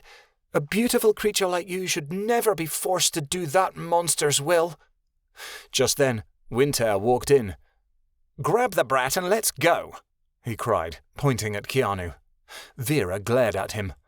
He won't come unless Allie is with him, she said. Take her as well. We need her, he said. What are you going to do with that? She asked warily as she watched Winter grab a spare syringe. Winter shut it, muttering, We're going to pay our friends a little visit. Kiatana and the group finally landed on the edge of a cliffside outside the blue sky peaks. The wolves seemed tired, but Kia knew if she asked them to travel farther, they would do so. I'm exhausted, Kasif said, as they gathered together on the side of the cliff, shaking his head. We all need to rest. We can't rest until we've travelled further. We have to find my son, Keir insisted. He's right here. The group looked up and saw a handsome company riding the purple dragon they recognized as Vera. Their hearts clenched as they saw he had Keanu in his arms. Mama, Daddy, Keanu cried, tears streaming down his face. Hold on, baby, I'm coming, Keir screamed. Her wings appeared and she flew towards Winter, while Kasif followed. Ionan let out a jet of flame, Kiota launching onto his back in an offensive position. Come any closer and I drop the changer, he warned. They all froze in place, and Ionan shouted, Allie, where's Allie? Io, the fawn cried. They whirled around and saw with horror that Allie was attached to the side of another cliff some distance away, hanging from a net. The more she struggled, the more she got entangled in the ropes. Her sharp hooves were cutting the mesh in her struggle to get away. If she kept moving, her legs would either be broken or she would cut through the netting. You monster, she can't fly yet, Kiota screamed. Ionan looked at her and bellowed, Allie, quit moving! When she still struggled, he roared, Allie, stop! The noise scared her. Allie paused, her eyes wide. Winter looked at them all in turn, connecting with their eyes. One false move and the prince will die. He pulled out a syringe from his pocket and the needle glistened in the sunlight. Audusan venom. Very effective for making fairies forget things. Of course, I didn't need that for taking care of Mackerel. Winter grinned at Ionan. My little mutation serum was enough to get rid of him. What did you do to my brother? Ionan cried. It was his fault for trying to stop me, Winter said. Now, I want to see what happens when the little prince forgets who his parents are. He pushed up Keanu's sleeve. Vera, stop him!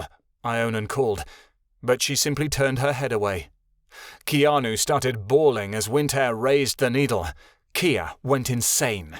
You dare to mess with my son! She screamed, and she flew head-on at the company. She brought out her dagger and aimed it towards his heart, but Winter turned and plunged the syringe into her arm. Kia fell from the sky, instantly stunned.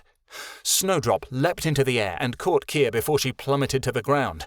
The fairy slumped onto her back, unable to move. Winter smiled at Kiota.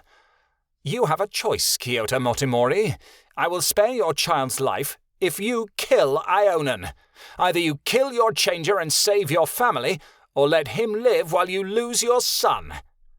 No, Vera cried.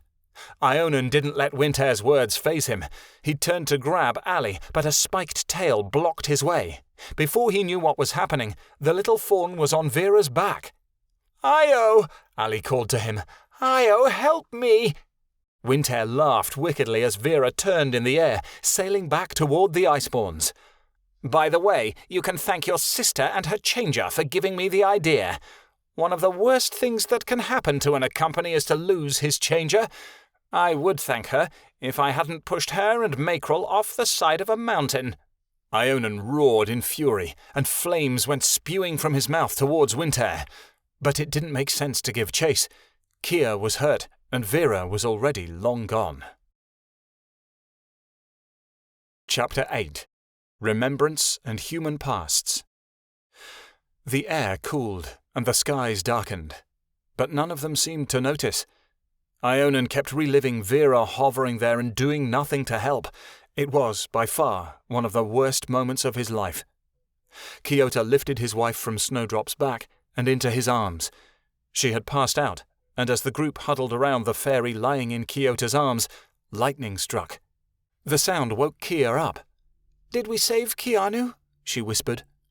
Kiota stroked the hair out of her eyes. No, Kia, we didn't. 2 tears leaked out of her eyes. That bastard. Did the Audusan venom make you forget anything? Kiota asked in worry. Kia paused. No, I don't think so. This doesn't make any sense, Kasif said in frustration. He followed us out here, showed us he had Allie and Keanu, and then vanished? Why didn't he try to bargain with us? All he did was attack Kia and then threaten Ionan. It's weird. Nobody had any answers for him. Ionan looked up with dread lashing his long tail.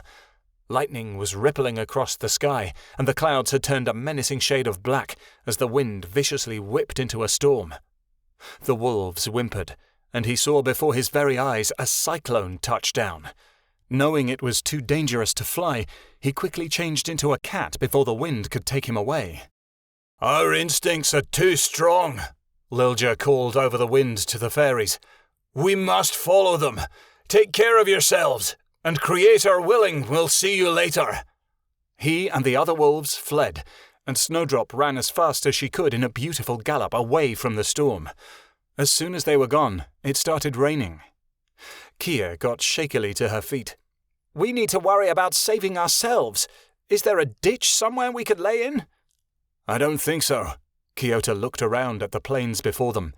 "All I can see is flatland. If we go in the trees behind us, we could get crushed. It's the autumn. Storms like this don't develop unless it's the summertime," Kasif cried. Ionan was unsure as he watched the tornado. Perhaps this was another one of Winter's traps, although Ionan wasn't sure how he had the power to cause a storm. Countless trees were ripped from their roots and tossed into the air. He gazed in horror as the giant twister split and became twins. One of them, he guessed, was heading in their direction. His claws sank into the dirt to keep him grounded. Panic started to set in the small group. Kia looked around and saw a tiny hut sitting in the middle of the prairie. "What about that house? It could have a cellar we could use." "Are you crazy? It's right in the storm's path," Kasif said weakly. "It's better than sitting here stupidly figuring out what to do," she cried. Without another word, she made her way down the cliff, her friends following closely behind. There were many dangerous rocks to slip on from the torrential rain. Kasif slipped and would have been crushed below if he hadn't made his wings appear to slow his fall. Ionan found it too difficult to maintain his balance and slid down a dozen times. Kiota finally grabbed him and held him tightly as they made the descent. They finally made it to the house, where they found a small cellar fastened shut with some sort of lock. Kia, Kasif, and Ionan all struggled to pull it off, until Kiota pushed them out of the way and ripped the lock in two, throwing it aside. He blasted the doors open and carried Kia below after Kasif. Ionan charged inside. Kiota tied the doors shut with his belt. The four of them huddled against the back wall, all praying to the Creator they wouldn't die and that the others were all right. Such a storm had never been seen before in the lands. Things were thrown against the cellar door with such force the company was sure the cellar would break. They heard timber snap and saw through a crack that a beam had fallen on the door, entrapping them. Then, as sudden as it had started, the storm ended. There was a hole in the door from the beam crashing down upon it. Ionan climbed up the stairs and looked out. "The skies are still dark, but it's clearing up. As far as I can see, the storm is gone. Everything seems all right." "Ionan," a voice whinnied, and he peered out farther. "Snowdrop, are you all right?" he asked. "She's fine, Ionan, and so are we," a familiar voice called. Lilja was pawing at the cellar. "Are you okay?" "Yes, but this beam is blocking the way. I don't think we can lift it ourselves, not even with Kiota. Can you help?" the white cat called. "The wolves are loosening the dirt and mess around it," Snowdrop explained. "It should be easier to move in a second." "Here." Kiota found an abandoned rope in the corner of the small room. "We can tie this around the beam and Snowdrop can put it on like a harness. If we all push together and you pull, we should be able to move it." "Sounds like a good idea," Snowdrop neighed. Kasif and Kiota tied the ropes around the beam. They pushed the loops through and Snowdrop yanked them onto her shoulders. "On the count of 3, Kiota called. Kia, Kasif, and himself braced against the board. Ionan changed into a white lion and put his huge paws next to Kia's. "We can't dig any more. Everything is out of the way," Echo called. Kiota nodded. "Ready?" he called. 1, 2, 3, go!" The four of them pushed against the wood, and Kia groaned. It was a lot heavier than they had anticipated. "Pull!" she cried up to the Pegasus. The wolves barked encouragement, and the group struggled to lift the beam off the door. When there was finally enough room so they could squeeze through, Kasif let out a strangled, "Stop!" They all halted, gasping for air. Kiota punched the door open and lifted Kia up. She went through the opening and Kasif climbed up after her. Ionan jumped out and Kiota followed. Kiatana looked around. "By the Creator," she hushed. The house had been demolished. The timber lay wasted in a huge pile behind the cellar. Pipes were sticking out of the ground cut in two. But that wasn't the most shocking thing. Dozens of strange items were gathered all around them. A black box with a reflective mirror-like face was cast a few feet away. Dozens of long, stringy cords were attached to various objects that they had never seen before. Long poles with hats were scattered amongst the ground. All of the items were old or rusty, as if the items hadn't been touched in years. "I know what these things are," Kasif breathed. "They were made by humans." "Humans?" Kiota asked. "Yes. I know what they are because my father studies these type of things, but Malachi Shaman knew about humans more than he did," Kasif said, crouching to the ground. "Nice to hear more good news about dear old Dad," Kia said dryly. "I bet he loved these type of things." "He was fascinated with them. It actually got kind of freaky," Kasif confessed. He walked over to the box. "This is a television, or something like that. It shows pictures and images through a mirror called a screen. You can see anything from anywhere without even leaving your front door." "That's impossible," Kiota cried. Kasif shook his head. "It's possible, all right. Those long strings are called wires, and they harness the stuff in lightning." "I think we should go," Ionan started. "Something about this place is giving me the shivers." "I agree," Echo barked. "It feels like we're being watched." The fairies and a company paid no attention. They strode over to a long brown thing on the ground. "What's this?" Kia asked. "It's a rifle. A type of gun," Kasif said quietly. "It can kill anything in an instant. It's very dangerous." "That's bad," Kia shook her head. "Your father had one of them," Kasif added. "He could never figure out how to work it, though. It's a good thing he didn't. If he had one of those, we never could have saved the Verinian." Without warning, something moved behind them. Ionan turned. His eyes contracted with fear, and he changed into his dragon form. "Run!" They all turned with fear as the beast rose and charged out of the ruined house. It was a dragon, red scales glistening in the dim light. His body was thin, and every bone of its skeleton showed through the taunt skin. He was missing one horn, and the other was crooked and tilted awkwardly. His teeth were yellow and cracked. The dragon wore a saddle made out of the strange metal that was scattered around the broken house. Chains formed a bridle. The dragon attempted to throw a flame at them, but his mouth only issued billows of smoke. Nevertheless, the dragon looked at them with the utmost hatred, and he posed to strike. "We do not mean to harm you," Ionan said calmly. "My name is Ionan. We only needed somewhere to wait out the storm." "I am Bloodbath," the dragon responded. His voice should have boomed like Ionan's, but the long years had ended that strong tone long ago. "I was brought here hundreds of years ago when the humans still existed. They used me as a watchdog and stole my fire, then worked me into the ground. They eventually all left or died, but I have been imprisoned in this house ever since. I feared that you were more humans come to torment me." Kia walked forward, and Bloodbath shrunk back from her touch. "It's okay," she said softly, and she placed a gentle hand on the dragon's muzzle. "We can help if you want us to." "These chains and saddle hurt me greatly," he said softly.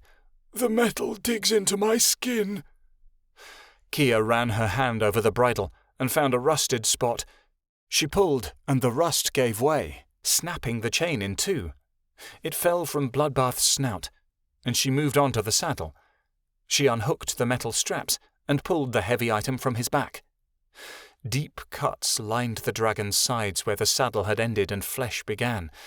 The scales beneath it were a dusty red colour from years of being covered. "Oh, you poor thing," Kia said softly. "It does not hurt so badly anymore," Bloodbath told her calmly. "Thank you for releasing me from them." "Of course," Kia said distantly.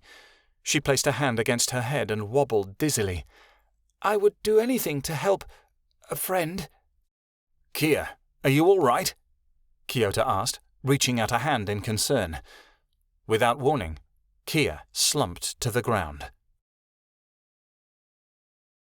Chapter 9. To forget and make toast brings great pain. Kia woke up a day later. She sat up slowly, looking around at the small campsite the group had set up outside of the destroyed house. "My head is killing me," she murmured. "Where am I? What's going on?" "Looks like you finally woke up." Kiota came over and kissed her forehead. "We were starting to get worried." "Some of us were starting to worry," Kasif grumbled. "Personally, I said we should sling you on the back of Snowdrop and keep going." "Who are you?" Kia asked Kiota, recoiling from his kiss. "Who am I?" She looked down at her hands. They were covered in small bumps.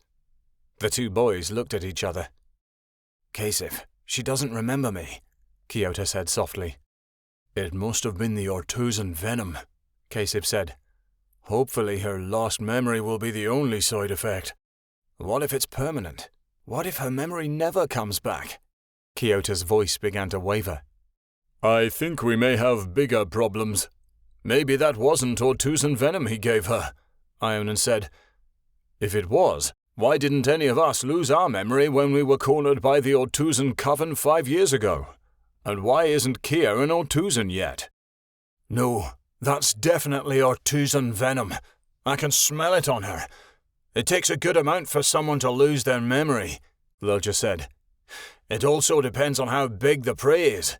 You were bit many times by the Ortuzans, Ionan, but you're so large it didn't even affect you, unlike Kia, who's so small. When Ortuzans hunt, they usually poison the victim just enough so they're confused, but that they don't change. Usually, only young Ortuzans make a mistake of injecting enough venom into someone to change them. Winter doesn't want to do that. Making Kia an Ortuzan would only turn her into a bigger threat." Lilja paused. "And for some strange reason, I feel like Winter doesn't want us dead just yet." "Of course he wants us dead. He must have just made a mistake and not given her enough venom," Kiota blurted. "I'm not sure," Lilja murmured. "Winter doesn't seem like the type to make mistakes."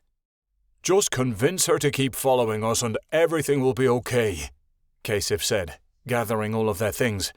"We have to get moving soon. We've wasted too much time as it is." "How am I going to do that? I can't convince her to do what I ask when she doesn't know who I am," Kiota said. "Whoever you are, you're loud and annoying. The sound of your voice is the most irritating thing I've ever heard. Please shut up," Kia said sharply. "Where are you all going?" Bloodbath came up behind them, looking down at the fairy between his feet. He'd stuck around after Kia had freed him, since he'd had no company in many years. "To find my son and his changer," Kiota answered, helping Kia to her feet. He gave a desperate look to his wife. "You really don't know who I am, do you?" "No clue," she answered.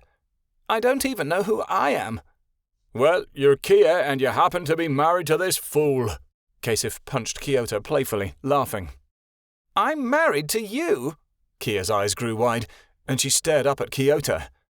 "There is no way I could be married to you. I mean, come on." Kasif nodded at her, and she groaned. "If I really am married to you, I'm going to have to punch myself in the face." "Yeah, and our son happens to be missing," Kiota added. "We have a son?" Kia stared at him, her eyes growing even wider. "Okay, this is just getting weirder by the minute. I must be sick. This is all a weird hallucination." Kia placed her hand on her forehead and felt for a temperature. "No, it's not," Kasif told her, annoyed. "Come on, we have to get going." He began to load bags onto Snowdrop.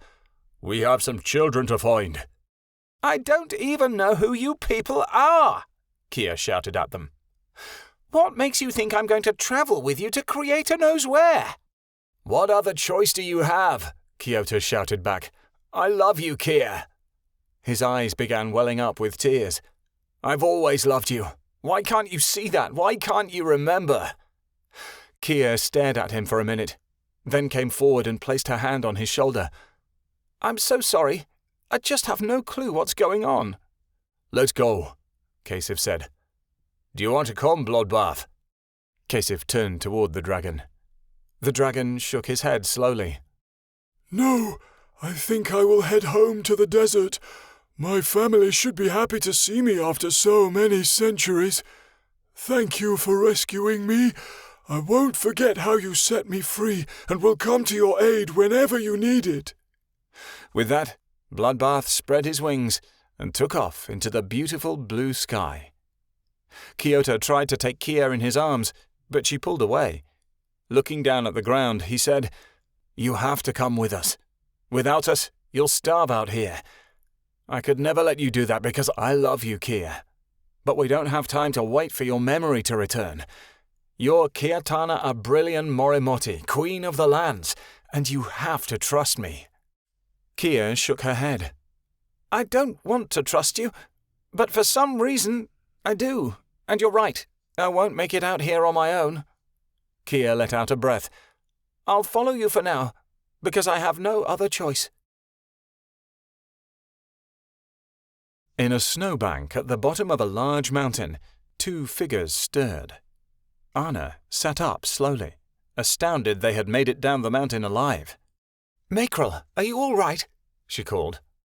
I think I'm in one piece, he said, also sitting up, although I may be missing a finger. Missing a finger? Anna whipped her head around to look at him, jumping to her feet. Are you sure? Holy Creator, I am missing a finger! He held his hand up to his face to examine it, turning white. You can't be, Anna said, going pale herself and looking around for the missing digit. He held up his hand, turning it around to reveal that his thumb was folded against his palm. Oh, never mind, I found it. What? Anna said, still searching for his finger madly. Where was it? Lying in the snow? How the hell are we going to put it back on? I bent it and didn't realize it, he responded. Nothing's wrong with me now. He smiled broadly. Anna smacked herself in the head. I can't believe you could be so stupid, she muttered. I'm not used to having opposable thumbs yet, he whined. I've only been human for a few days now. She sighed. Whatever. Let's get going. Anna stood up, brushing the snow from her clothes. Where are we supposed to go? Makrel got up with help from his company, still playing with his thumbs. To Nesting's Haven, where else could we go? Anna told him. We have to let the council know that we found Winter. We obviously can't capture him alone. How are we supposed to get there? I can't fly anymore, remember? Makrel protested. We go to the desert and find a dragon who can take us there, Anna said. It took the two a surprisingly short time to make their way out of the mountains, but once they reached the desert, it would seem that their trip was futile. Anna and Makrel tracked slowly across the barren landscape. It had been 3 days, but they hadn't seen a single dragon. How much longer are we going to be here? Makrel moaned. We should see dragons at any time now, Anna said. We have to. As she said this, a large roar reached their ears. A blood-red dragon that was missing one horn came stomping out of a cave. Who dares to enter the desert of the dragons? He roared. Anna stood as tall as she could. I am Anna, and this is my changer, Makrel, she said calmly. We need to get across the ocean to Nesting's Haven. She pointed to the sky to emphasize this point. What makes you think that I will believe that human is a changer? The dragon questioned cruelly. He was mutated by an company named Winter, Anna told the dragon, and his eyes flashed. I know it's hard to explain, but you have to take us at our word. We have no proof. Why do you need to get there? The dragon asked. Winter has been in trouble with the council for many years. He stole the child of my brother Keanu and his wife, the fairy Kiatana. She swallowed. We must get back home to warn the council of his plans. Otherwise he may just succeed in destroying everything. Kiatana? The dragon's eyes grew wide in recognition. I am Bloodbath. Kiatana saved me from my imprisonment so I could return home safely. I would be happy to help you. He crouched down, and they climbed onto his back, clumsily. Thank you, Bloodbath. I can't repay you for this, but if I could, you would be rewarded greatly, Anna told him, wrapping her arms around his thick neck. She looked back at the human behind her. Hold on to me, Mackerel. I don't want you to fall off. I've flown millions of times. Sitting on a dragon's back cannot be as hard as being a dragon, Mackerel argued. This is from the guy who didn't know how to use his thumbs, Anna mumbled, and Mackerel blushed. Mackerel wrapped his arms around Anna's waist, and the dragon took off, soaring higher and higher into the clouds. Vixen cooed softly to the newborn child in her arms. The labour had been long and hard, and no one had been here to help her in Kia's small cabin save for Dragonstar. But Vixen had successfully managed to deliver a healthy baby girl. "Hello there, little Lyrica," Vixen said softly. "Mummy loves you very much. Yes, Mummy does." The girl looked up at her mother with the blue eyes of her father, a small fluff of black and red hair covering her head. She had one small fist wrapped around her mother's finger. Lyrica smiled and giggled the soft giggle of an infant. Her voice was the prettiest that Vixen had ever heard. She couldn't wait to find her husband again and show Kasif his beautiful baby girl. There was a crackle in the bushes outside. Vixen looked up, glancing around nervously. She laid the infant in one of Keanu's old cradles and made a shushing gesture. Lyrica quieted, and Vixen went back outside to check for the danger she had sensed. Lyrica heard her mother screaming, and then all went quiet. The infant began to cry. When her mother didn't return, she wailed louder, wanting her mother to come back and hold her again. No one came. The child was alone. Bloodbath made it across the sea in record time. As Anna and Mackerel entered the tropical city that was their home and disembarked from the dragon's back, they turned to Bloodbath. "Thank you for your help," Anna said, "but I would suggest now you go back home to the desert. There are many people in Nestingshaven who don't appreciate strangers." I may be old, but there is still some toughness to my scales, Bloodbath told her with a wink. I hope you have luck with your task. As he left, Anna ran toward the large building that held the council, and Mackerel followed. She wasted no time charging towards the front desk. "I need to speak with the council," she demanded. "It's urgent." "Of course, Miss Anna. The council is currently in recess, but Nicodemus is in the main chamber. You can see him immediately." The woman at the desk said all this nervously, looking at her badge with a slight bit of fear. "Why are you acting so strange? And who is with you?"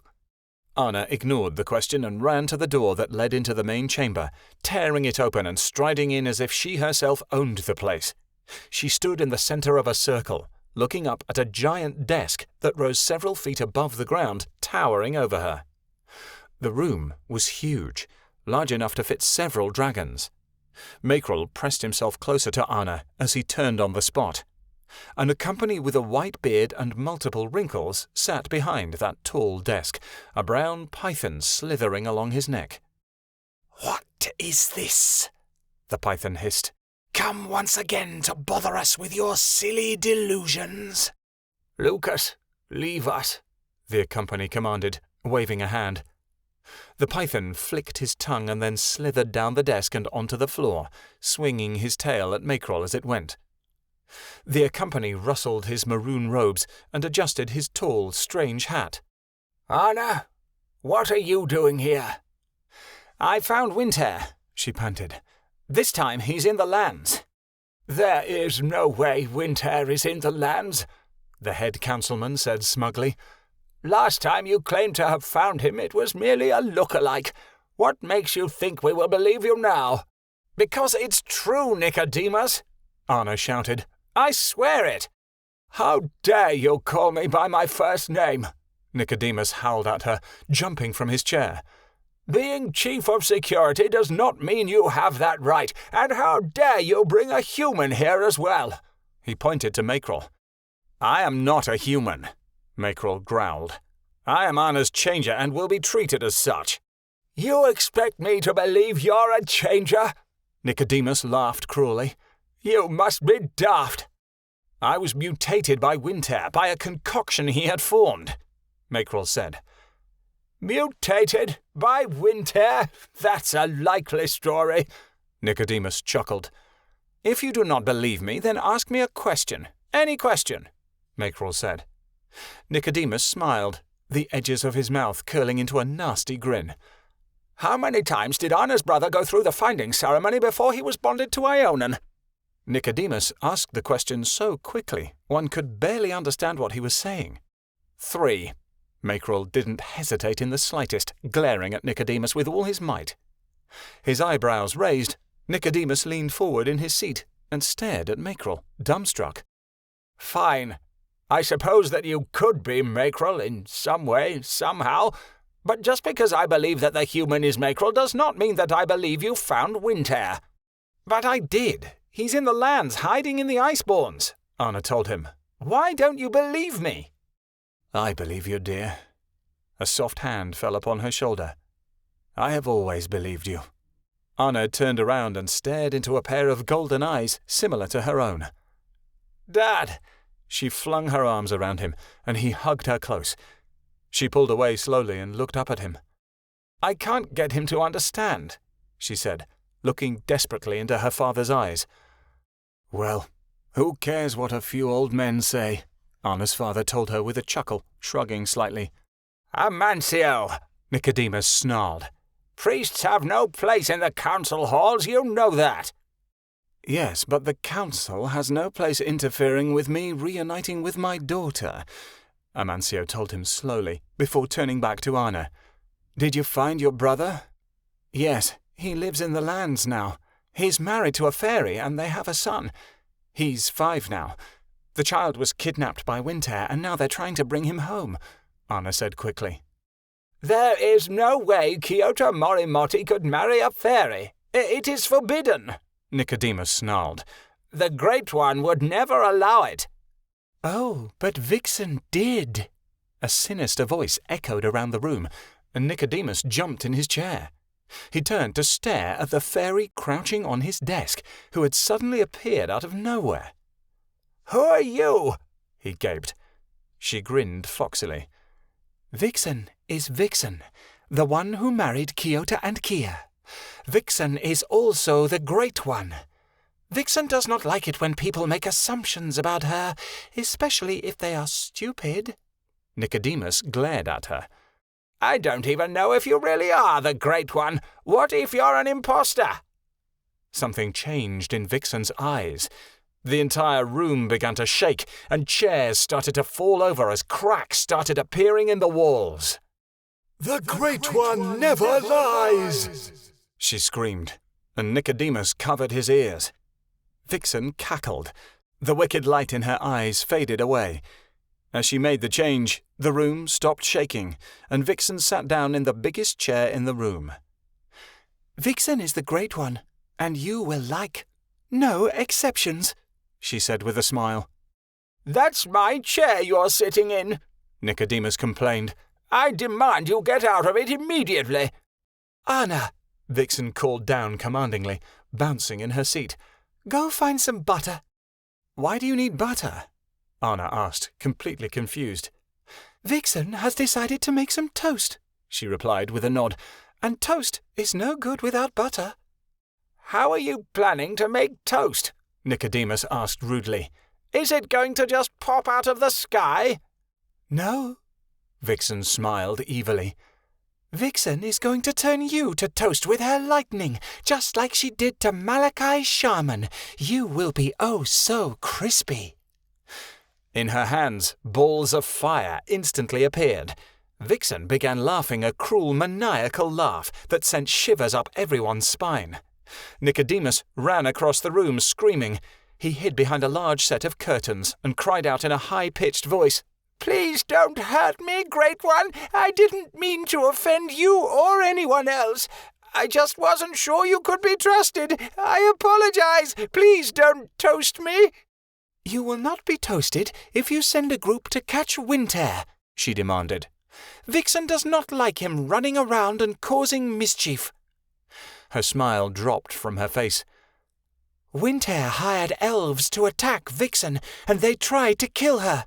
Vixen was forced to lead the elves away so they wouldn't discover her Lyrica. Vixen misses her so." "What is a Lyrica?" Mackerel asked blankly. Anna shrugged. "Yes, I'll send anyone who is willing to go," Nicodemus cried out. "Anna can lead them herself. Just, please, leave me in peace." Vixen leapt from the large desk with a spectacular backflip, grabbing Anna's shoulder. "Come, my child, we must find this nasty worm called Winter and put an end to his madness. Perhaps there will be toast after all." "Should I come with you?" Amancio asked, turning to his daughter. Anna shook her head. "No, Dad.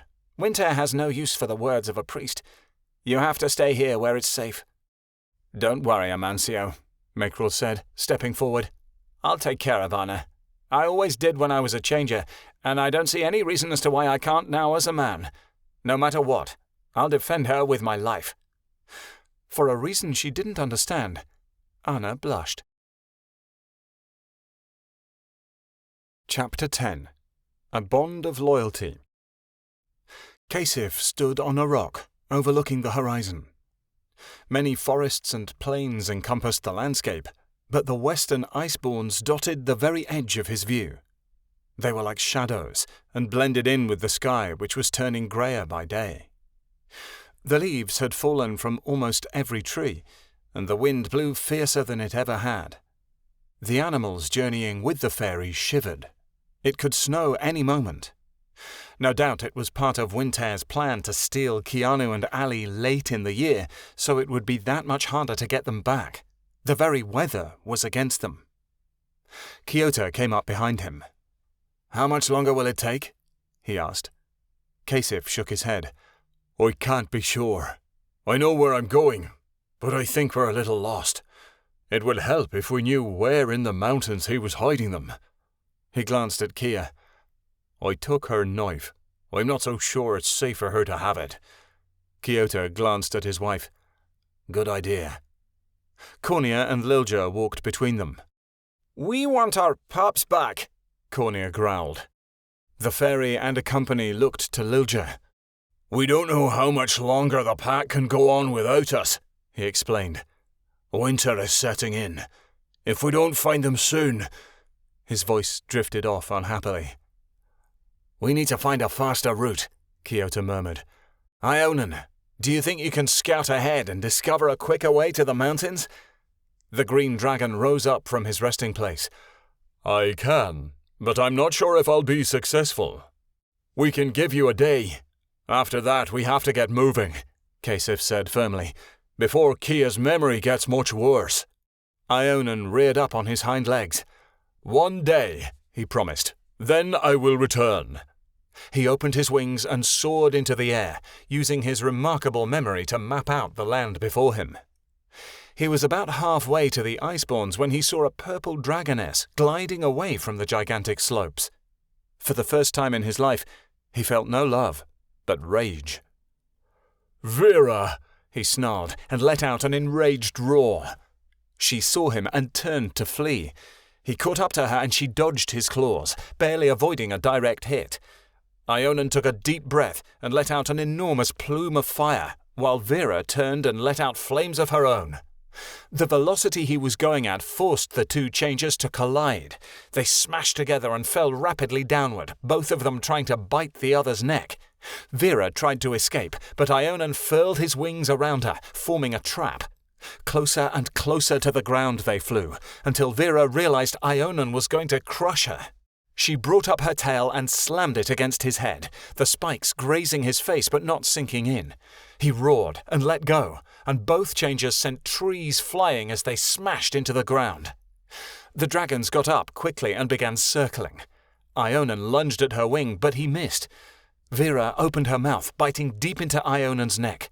He thundered a colossal scream. "How can you do this to me?" he yelled. He brought his enormous tail up, pointing the arrowhead at her. She let him go and ducked the blow. "Don't you have a heart?" he cried. "My heart died long ago," she cried, and the two collided, rearing up on their hind legs. Ionan lost his balance and toppled backward. Vera climbed on top of him, holding her fangs at his throat. Ionan paused, not daring to breathe. The lightning went out of her eyes, and she let him up. "I can't fight you, Ionan, even if you must kill me. Go ahead. I'm already wanted by the council for murder." "Murder?" he snarled. He crept down, expecting another attack. "Never mind. I don't want to know. Just tell me where Allie and Keanu are." "And you'll let me go?"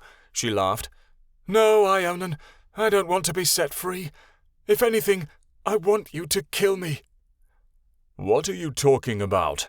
he growled suspiciously. "Look at me, Ionan, and see."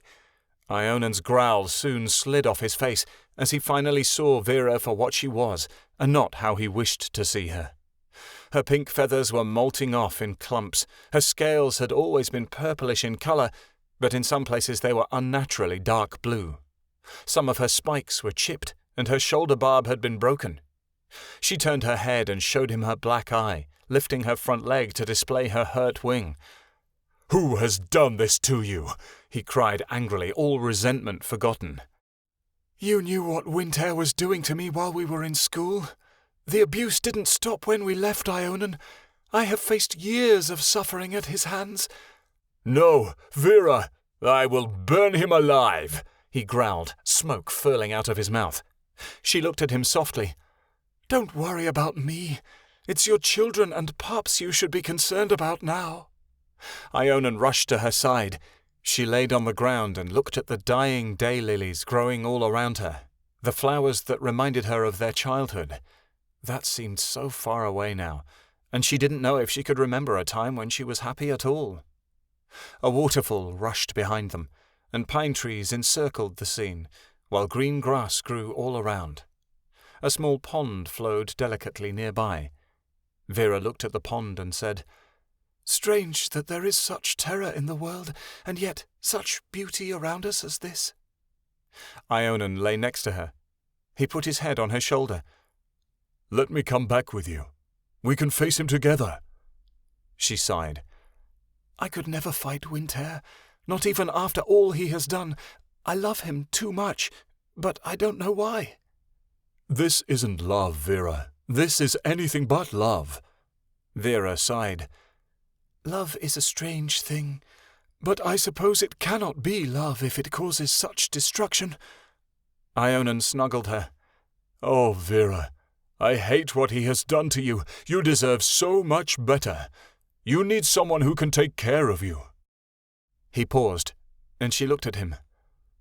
"I've been waiting to say this to you for so long, but, Vera, if I was ever to have a mate, it would be you."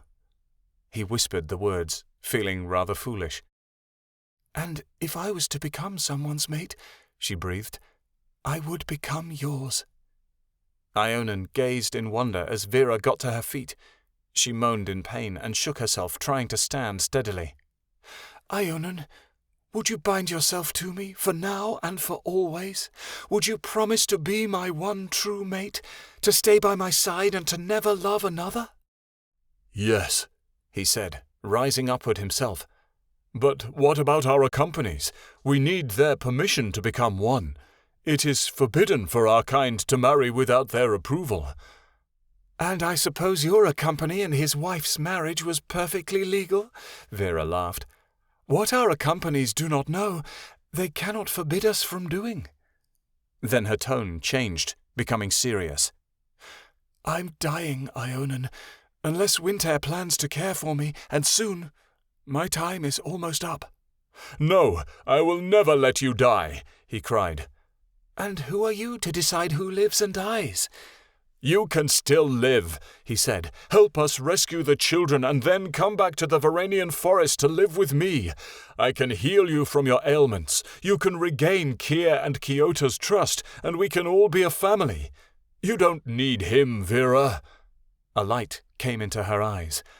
No, I guess you're right. I don't need him.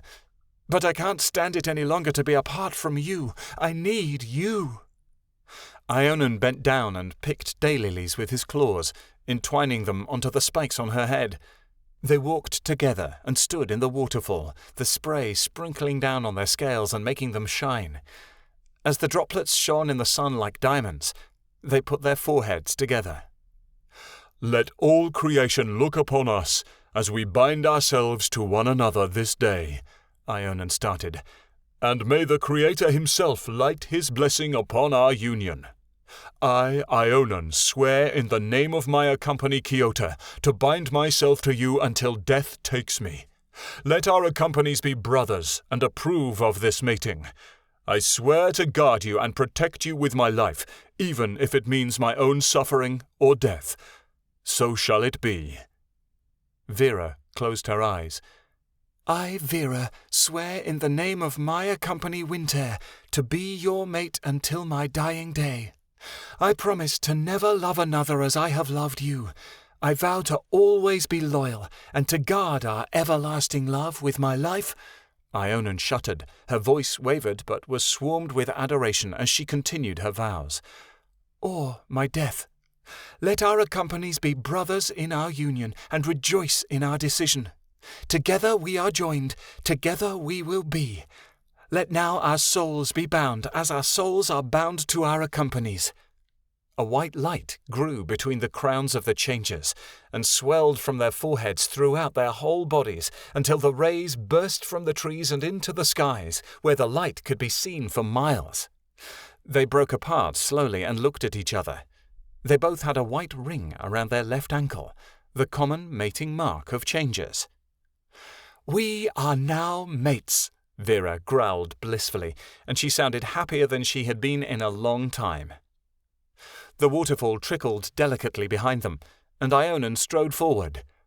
"Together we are joined." "Together we will be," Vera finished. The two nuzzled, and the winds ruffled the petals of the daylilies. The most beautiful white lily flew from Vera's head. It landed in the pond. The foam from the rushing water clustered around it, pushing it to shore. The lily rested on the stones for a moment, until water filled the petals, and then, slowly, it drowned. As the children sat on the side of the mountain, Snapfoot huddled closer to his brother and his sisters. "What do we do now?" he whispered, looking out into the cold. Getting out of the cage had been the easy part.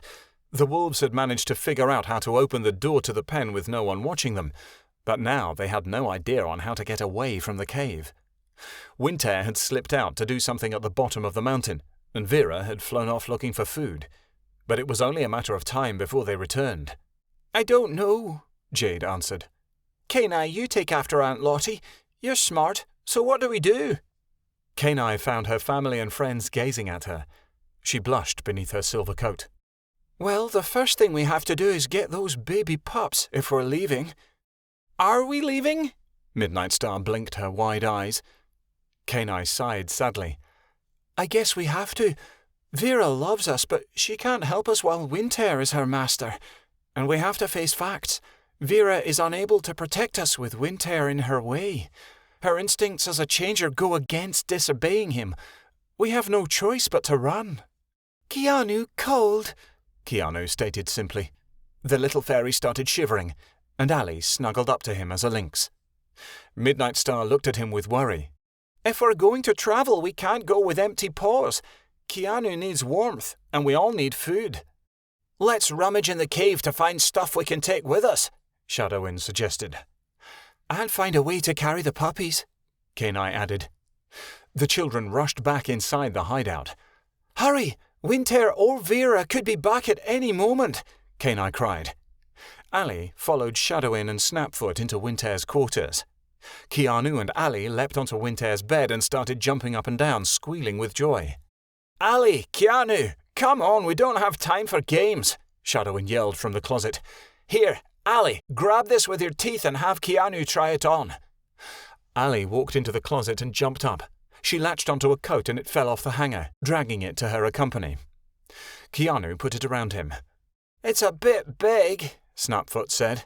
That was clearly an understatement. The huge brown coat dragged along the ground behind Keanu. The arms were nearly 4 times the size of his own and hung off his hands. But it kept him warm, and that was what mattered. They eventually found a rope and tied it round Keanu's waist to keep the coat closed, and Shadowin placed a cosy wool cap firmly on his head. I don't know what we can do about the shoes, Shadowin said, looking down at Keanu's thin leather soles. Let's see what we can find. Here we go, Snapfoot said in a muffled voice as he held out a few pieces of rabbit hide. He and Allie wrapped Keanu's shoes with the fur and bound it firmly but comfortably with leather straps. As they kept searching for supplies, Keanu, Midnight Star, and Jade were busy with the puppies. The 3 tiny wolf pups were laying on a velvet pillow, covered by a blanket that looked like Vera had made it herself.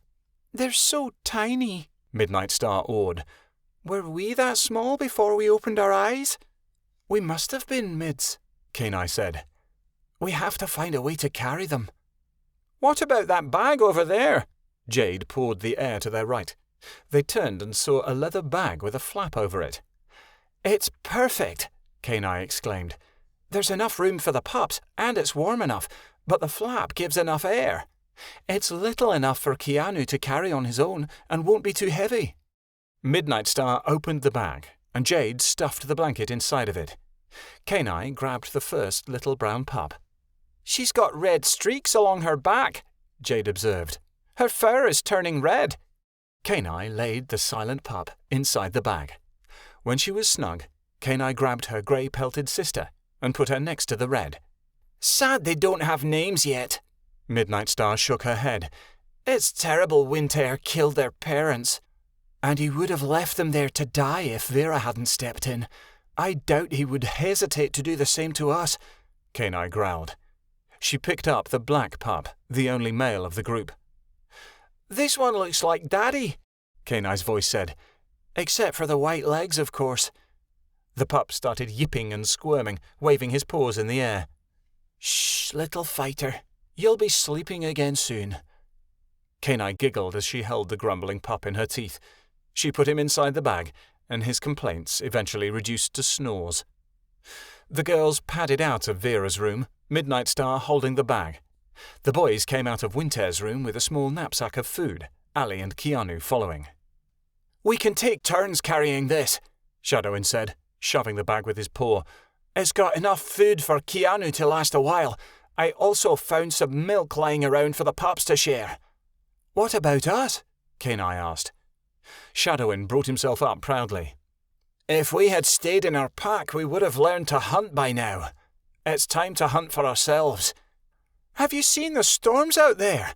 How can we hunt anything at our age? Jade asked. Dad and Aunt Lottie did at our age. They survived on their own, and so can we, Shadowin protested. Besides, we can't stay here, and we're too little to carry meat. I guess so, Midnight Star sighed. Come on, Winter could be back any second. The children hiked out of the cave and down the mountainside. They immediately halted when they got to the edge of the cliff. Whoa! Snapfoot barked when they reached it. There is no way we're going to be able to get over this canyon. It's a drop-off. What are we supposed to do now? Jade asked. The only way over is to fly, Keanu said. Only an experienced flyer could make it to the other side. But how do we make it over? None of us have wings, Midnight Star protested. One of us does, Keanu said slowly. She turned, and everyone looked at Allie. Allie stood there defiantly, slamming a paw into the snow. No, she said. Allie doesn't like to fly. But you're a changer, Keanu cried. A creature of the skies. You're supposed to love flying. Allie doesn't want to. Allie might fall, she whined. Allie, If you don't, we'll never make it back home. Besides, you're 5 years old. Don't you think it's time for you to find your true form as a changer? Keanu complained. Allie sat down in the snow. Allie likes her lynx, fawn and giraffe form. No, she said simply. The others sat defeated in the cold, but Keanu climbed up on top of Allie's back, stroking her fur. Allie must fly. If you don't, Keanu will never see Mommy and Daddy and will be stuck with that bad man. But Allie doesn't want to leave Vera. Vera is sad and unhappy. Allie wants to beat up that bad man, Allie cried. Keanu knows, but we have to. Bad man will probably hurt us and our friends. Don't you miss Io? Allie's ears pinned back against her head, and she had tears in her eyes as she said, Allie misses Io very much. And Keanu wants Allie to find her true form, Keanu added. Io and Vera have one, and Allie does too. Allie thought it over. Allie's still not sure, she purred softly. Keanu stroked her fur. Will Allie try for me? He asked warmly. Allie sighed. Allie will try for you, but only Keanu and maybe Io. But I still don't like leaving Vera. Allie looked back at him. Allie is not sure of what she'll be. That's okay, Shadowin encouraged. It's better to try than do nothing anyway. Allie closed her eyes. She began to shake, and soon a light formed around her. It shone brighter than the sun, and the wolves closed their eyes. Keanu laughed and held onto her form as she began to shift. There was a sudden burst of song from the changing Allie. It swelled around the mountain, and creatures came out from their places to hear the sound. As the light faded and the note ended, the animals stared in amazement at the new being. Her true form, Keanu whispered. They all gazed in amazement. Keanu was laughing as he sat upon a young baby griffin. Allie was nothing short of beautiful. Although she was still a baby and only a foot taller than the wolves, she seemed older somehow. Her feathers were golden and shining, and they ended shortly before her hindquarters, which were covered in shimmering yellow fur. Her tail was a lion's. She carried the back feet of a large cat, while her front legs were those of a bird's. Her talons and claws were a bright reddish brown. Her head was that of an eagle's, with feathery ears on the top like an owl's. Her gorgeous golden wings sat folded neatly on her back, covering Keanu like a shield. Okay. Allie shook her head and snapped her beak fiercely, speaking in a voice that was far more mature than the toddler she'd been moments before. I'm ready. Shouldn't you try a few practice rounds first? Shadowin suggested. Allie gazed at him with one piercing brown eye, and he felt stupid for asking. Allie took off the side of the mountain and flew effortlessly to the other side, soaring into the air as if she was made for flying. Keanu laughed with glee, clapping when she landed on the other side. Keanu got off, and she flew back, taking one of the wolf pups at a time. When they were all safely to the other side, Allie landed and folded her wings against her back. Follow me, she said wisely. I can lead the way. Keanu climbed up on his rightful place on her back, and she and the pups started making the dangerous trip through the Iceborns. The sun was already up. Vera arose and looked around with alarm. Ionan was at her side and still deep within the meditative state. Ionan, arise! We have rested too long! Ionan yawned and got to his feet. He saw the new day around him and rumbled, My company is going to wonder where I am. As is mine. The children had no one to look after them while I was gone. Oh, why did I leave them? Tears began to sprout from her eyes, and she lashed her tail furiously. Don't cry. It's not your fault, but you must go. Vera nodded. Then, without warning, she whipped around and caught Ionan unguarded. She pinned him down and had her teeth at his throat in seconds, growling lowly. Ionan was stunned by this sudden betrayal. He wondered if his mating ceremony had all been a trick. But then, Vera lowered her head and hissed quietly in his ear. Winter is watching me through our mind bond. He wants to know where I am. I must leave. But before you go, remember, you and your company must hurry if they are to reach us all in time. The weather on the Icebones will be so treacherous that you will never make it through until next spring. Then Winter will leave, and any hope of finding your children will be lost. I'll try and stall him for as long as I can." She then bounded into the air. Ionan watched her go with longing, then quickly sprang upward himself. He had to hurry. He didn't have much time. Kiota had been pacing for hours. Ionan had been gone for too long. He sensed something important had happened, but wouldn't he know if Ionan was dead?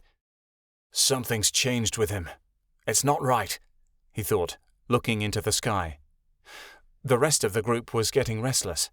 Ionan was always there. They could always depend on him. If he didn't show up when he said he would, didn't that mean something dreadful had taken place?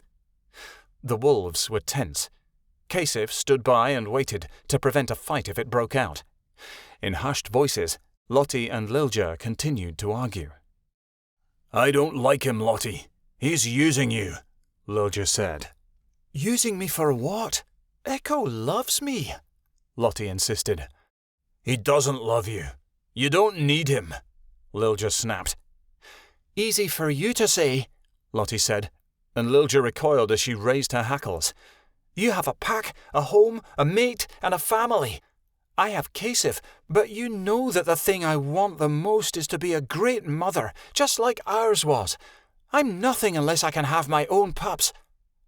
"That's not true at all, Lottie. You're amazing and perfect just the way you are with what you do now. You don't need to be a mother or have a pack to be important," Lilja argued. "But it's what I want," she said, "and Echo can give that to me. If you can't realize that, you don't know me half as well as you think you do." As Lottie walked away from her brother to join Echo on yet another hunt, Lilja turned his back on the entire group. Konya had given up trying to comfort her mate and just looked up at the skies hopefully. She jumped up, wagging her tail when she saw a shape in the sky, but was disappointed when she saw that it was only Snowdrop. Where was Ionan, and why hadn't he returned? Chapter 11. Fire and Half a Reunion. In the Valley of the Unicorns, a ravishing red stallion stood at the top of a cliff overlooking his herd. A blue mare came up behind him and whispered, "Anything suspicious, Dragonheart?" The red stallion stomped his hoof. "Vixen's absence has made me nervous, but nothing bad has happened so far." The blue mare looked at him. "Father is the leader of this herd. Every time Dragonstar has vanished before, something awful has happened. Now I worry." In the distance, Dragonheart saw a figure move. "Sister, look, I think it's him, the one Vixen was looking for," he whispered. The blue mare stood still as a stone, nostrils flaring. "What is it?" Dragonheart asked. When she didn't answer, the stallion turned his head, fear striking his heart, as he saw flames sprouting from the edge of the valley. "Fire!" Dragonheart roared, and the heads of the unicorns jolted upward. "Run!" The sound of screams erupted from the herd as the unicorns bolted to a safer part of the valley, but everywhere they went, the flames had already taken over. The herd separated, scattering one by one. Most headed into the mountains to fall victims to predators, while others ran right off the side of the cliffs and fell to their deaths. Before the hour was over, all that was left of the once beautiful valley and the herd of unicorns was a pile of smoke and ash. Anna pounded her fist against a marble pillar outside the council hall. Why was it taking so long? Surely going after Winter wasn't this hard of a decision to make. He was a criminal, for goodness sake. Yet it had been days, and although Nicodemus had promised Vixen that he would gather other policemen to head out with Anna, he had been particularly slow about it since the Great One had left. "What is up with them?" she asked Mackerel. "We're head of the Department of Security. This is my right to take my guards wherever I need them." Mackerel shrugged. "Our government talks a lot and takes no action. You might be Chief of Security, but I'm not anymore. and that must be what's holding them up. They think I'm an abomination." Anna huffed and tried walking away, but Mackerel grabbed her hand and said, "If they don't hurry, we'll leave and take down Winter ourselves. The longer they take, the bigger chance he has of escaping." At his touch, Anna felt a jolt of electricity lace up her arm. She drew her hand back quickly. "That's never worked before, Mackerel. We can't do this on our own. Just look what he did to you last time." Mackerel smiled sadly. "It's not like he can do much more to us, is there?" Anna slowly backed away. "I need some air." She went down the hall and out the door onto the mystical lands of her childhood. The soft tropical breeze brushed her hair, and the sun was so hot it felt like it would fry her skin. "You could imagine that the Iceborns don't exist at all," Anna thought. "Everything's all right when I'm here." But she wasn't so sure if everything was all right. She remembered another rule she had pounded in her head from birth. Changers and accompanies are not allowed to have any romantic relations on penalty of death. No one had really paid any attention to this rule before.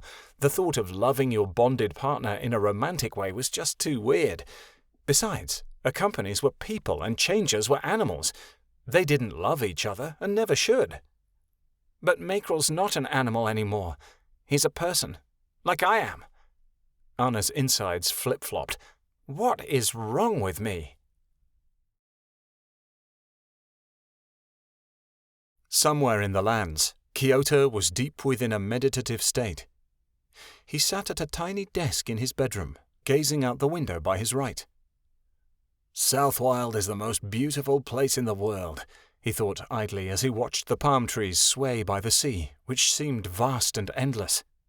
The home of Ionan's family was lovely, and he enjoyed his time here. He looked down at his drawings and saw that even though the building he'd crafted had over 300 rooms, it wasn't large enough to his liking. He was getting in as much drafting as he could before he and Ionan left for the army. It might be the last time he would be able to work on his dreams of building a palace, before drills and battle tactics would drive them away. He desired to be an architect so badly, but knew if he wanted to pursue his dream, he needed more money. At least the army would give him a head start at that. Despite his work on architecture, the tension in the room was enough to distract Keanu no matter how much he tried to ignore it. Ionan sat upon the dresser as a cat, his tail twitching faster than Keanu had ever seen. "Will you be out very late?" he asked slowly. Vera stood in front of the mirror, her lithe form swaying back and forth as she looked herself over as a dog. "I'm only going out with Allie and some of the other girls. It won't be long." Keanu had to struggle not to make a sarcastic noise. He felt Ionan's impatience swelling in his chest. Vera shook her fur, and the small amethyst collar laced with sapphires around her neck twirled. "A very pretty neckpiece," Ionan observed. "A birthday present for Nagli," Vera said. "I'm wearing it so it doesn't get lost." "Giving it to Nagli, it might as well be lost already," Ionan chuckled. Vera walked over to Ionan to nuzzle him goodbye. "You don't have to do this," he whispered, and Vera froze. "You can stay with me." "Ionan," she said. "We can do anything you like. You made a promise you wouldn't see him again," he pleaded. She pulled away. "I don't know what you're talking about, Ionan. I'm going to a birthday party, that's all. I'll be back soon." Keanu could feel Ionan's heart drop into the floor as she walked out in silence. Ionan jumped onto the bed, curling under the covers, and not making another sound. "She's a terrible liar," Keanu said. "You and I both know where she's going." Back to Winter, as Vera always did.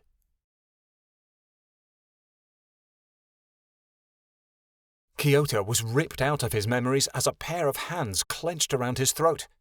He flailed wildly in the darkness, looking for a face, for Winter himself.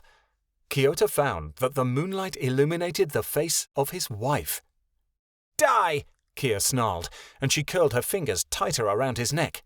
Keanu gasped for air, but found only terror. He tried to push her off, but Kia had been choking the life out of him for so long that he could barely raise his arms.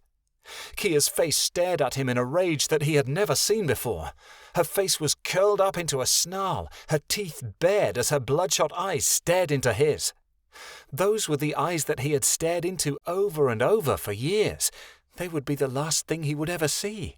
"Kia!" he heard Kasif shout nearby. The fairy tried pulling her off, but Kia threw him away with ease, compelled by a strength that was not her own. With one hand, she kept Kiota pinned down, reaching to her side to grab her dagger. She raised it high in the air, aiming for Kyoto's heart just as he began to lose consciousness. A black blur flashed out of the corner of Kyoto's eye as Kia was knocked off his chest. Without warning, air was restored. Kyoto rolled over on his stomach, coughing and holding a hand to his throat. "No!" Kia screamed, a sound that Kyoto had never heard her make in his life. He glanced over with blurry, obstructed vision. He saw Lilja on top of Kia, his teeth at her throat. Cornea kept one arm pinned as Kasif began tying Kia up with rope, binding her hands and feet until she couldn't move. As Kyoto regained his bearings, he sat up and watched as Kia screamed and screamed so loudly that birds flew from the trees and animals began peering out from their homes. "We can't have the lands knowing that the Queen has lost her mind. She has to shut up," Cornea hissed. "The Ortuzan venom is driving her mad," Kasif huffed as he struggled to control Kia. "It must be still in her blood." "You people are trying to kill me!" Kia wept, and she fell backward, rolling on the ground. "I've finally figured it out! You've kidnapped me and want me dead!" "You will be dead if you don't stop shouting," Lilja growled, and Kia's screams subsided, though her loud sobs kept rolling. Kyoto stared at them emptily. Lottie walked over and put a paw on his shoulder. "He doesn't really mean it. He just wants her to be quiet so she doesn't attract attention." "I can't do this, Lottie," he whispered. "I can't lose my son to Winter, my changer to Vera, and my wife to her own mind all at once." Lottie leaned against him. "With any luck, you won't have to." Kia continued to wail into the night. Ionan was back the next morning. Everyone rushed up all at once, saying things like, "Are you hurt? And what were you thinking? You made us worry sick." Ionan casually blew out a wisp of flame, and everyone leapt back. "I'm sorry it took so long. I was delayed." The group sighed with relief, smiling at each other. Ionan looked around and saw the bruises lacing up Kyoto's neck. Kia was being guarded by Cornea, her limbs tied as she slept fitfully at the wolf's feet. "What's going on here?" Ionan asked his company. "Kia's memory is non-existent," Lilja told him. "She thinks we kidnapped her. She tried to kill Kyoto. We're all safer at the moment if she stays tied up." "Are you all right?" Ionan asked, rushing over to Kyoto's side and looking at the bruises closely. Kyoto narrowed his eyes and said, "I'm fine. Why did it take you so long to get back to us, Ionan? Did you find anything?" The changer hesitated. "I met Vera and fought her near the Icebournes." "Did you get anything out of her?" Echo asked excitingly, his tail wagging. "Yes. She confessed to me the location of where she's keeping the children. She told me before she fled that we have 4 days left to reach the Icebournes, otherwise they'll close up with snow. We must hurry." "Let's get moving then," Cornea growled. After throwing Kia over Snowdrop's back, the group went to leave. But then Lottie noticed a white band around Ionan's ankle. "Ionan, where did you get that mark?" she asked. "Were you hurt in the fight?" Ionan gasped. He had forgotten to dirty the mark so it wouldn't be noticed. But it was too late, and now everyone was staring at the band, including Kyoto, who was the only one who understood what it meant. "What is that?" Kyoto questioned, anger beginning to rise. "Only a scratch," Ionan said quickly, trying to hide the band. Kyoto grabbed his scaled paw and wrenched it up, his face turning bright red. "What have you done?" Kyoto screamed. "Ionan, how could you?" When he didn't answer, Kyoto strode forward. Ionan backed up quickly, avoiding his accompanier's rage. "What were you thinking? Have you gone insane? Vera is bonded to Winter. She helped steal Allie. Allie, Ionan. Do you realize this marriage is strictly forbidden? I call it off. We already performed the ceremony, Ionan protested, his tail lashing. Then I unbind it, Kiota said, waving his hand. You can't, Ionan cried. Kiota was angrier than Ionan had ever seen, and frankly it was scaring him. I will, he said, and his eyes narrowed. Ionan dropped his head. Lottie walked up to Kiota. That's not fair. Ionan loves Vera, and he always has. Your marriage was forbidden, and Ionan didn't approve of it at first, but he accepted it because you loved Kia. Why can't you do the same for him? Besides, her being his mate might give us an advantage against Winter. If she married Ionan, maybe she's on our side. You don't understand. She's Winter's servant. She doesn't work like that, Kiota snapped. She told me she would change, Ionan protested. She told you what you wanted to hear, like she always has. And when we need her, she'll turn her back on us like she always does, Kiota yelled. Kiota, give her a chance, Lottie begged. Kiota rounded on her, his fury unbound. Why should you care about who marries who? You can't have a family anyway, you're barren. Kyoto's anger was quickly replaced by regret as he saw Lottie's face crumble. Kasif jumped off Snowdrop and rushed towards Kiota, his fists raised. I'll absolutely murder you for breaking her heart, he cried, and his fist went flying toward Kyoto's face. The company ducked easily, and Snowdrop grabbed the fairy, dragging him back by his shirt. Lottie slowly sat down, staring blankly ahead of her. The only one who seemed more surprised was Echo, who looked at her with sudden disdain. "You're barren?" he asked blankly. Not knowing whether to believe it, Lottie looked at Ionan. "It's true. I've known it for a long time," he confessed softly. Echo stared at Lottie for a minute longer, before turning around, starting up a cliff, and going back the way they came. Where are you going, Echo?" Lottie called. Echo slowly turned around. "I appreciate you allowing me to come on this journey," he said slowly. "But I think it's in everyone's best interest if I leave." "What?" Lilja snarled. "Why?" "Echo, don't leave," Lottie spoke. "Don't you love me?" Echo said nothing, and Cornea slowly growled. "Echo! Now I know where I've heard that name before. He never told you why he got kicked out of his pack, did he? Well, I'll tell you, because now I remember the rumours.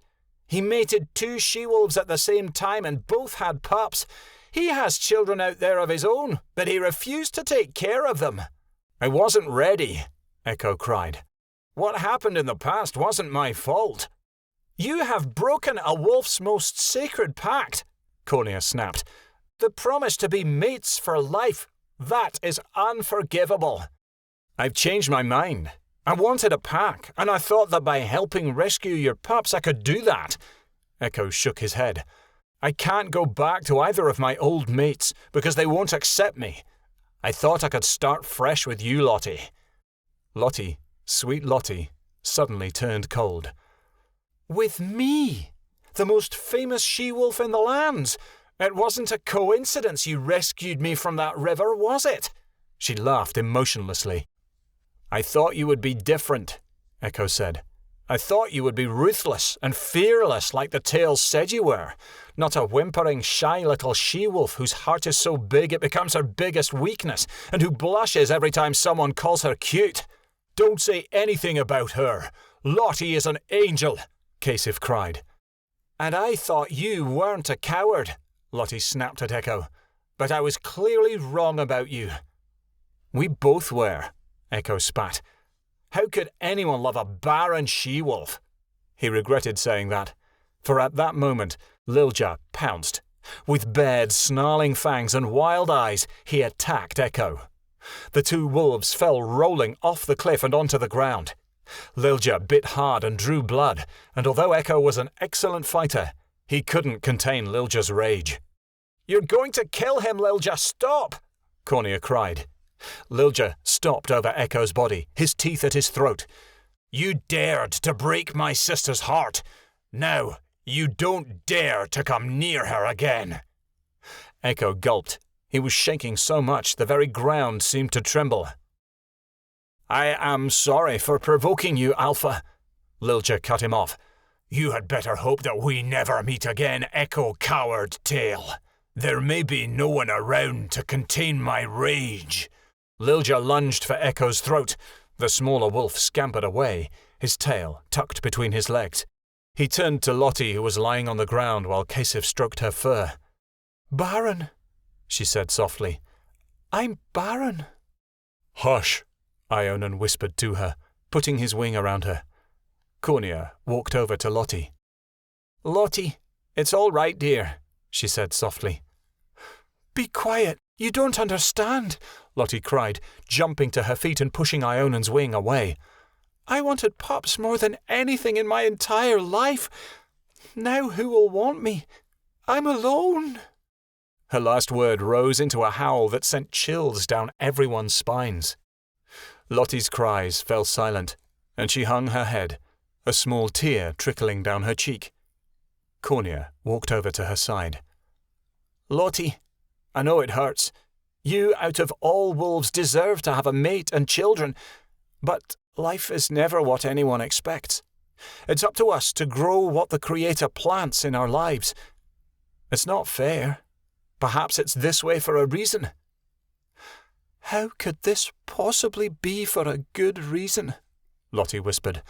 "That doesn't make me feel better at all." "Nothing will make you feel better about it," Cornea said. "But you can have a full life even without pups. You have a full life here and now with us. We all need you, Lottie. Now more than ever." Lottie looked up and into her brother's eyes. "I have been selfish," she whispered. "No, Lottie." Lilja shook his head. "I have never known you to be selfish, not even now." Lottie shook her head. "We have to rescue the children that are here, not the children that may never come to be." Lilja pushed up against her. "You didn't deserve this, Lottie." Her eyes shone with suffering. "I know, but like Cornea said, this is what the Creator has planted in my life. I must grow it. It's not like I have a choice." Cornea was quiet. "I don't understand," she said softly. "Why was Echo a part of the prophecy if he wasn't going to help us? Why did he come on this journey at all?" Lottie mused on her words for a moment, before she said, "Because he wasn't meant to be a permanent part of my life. He was only meant to teach me a lesson about myself, and that's the important part of the prophecy. Echo was sent to me so I could learn and grow. If I can have pups or if I cannot, it makes no difference.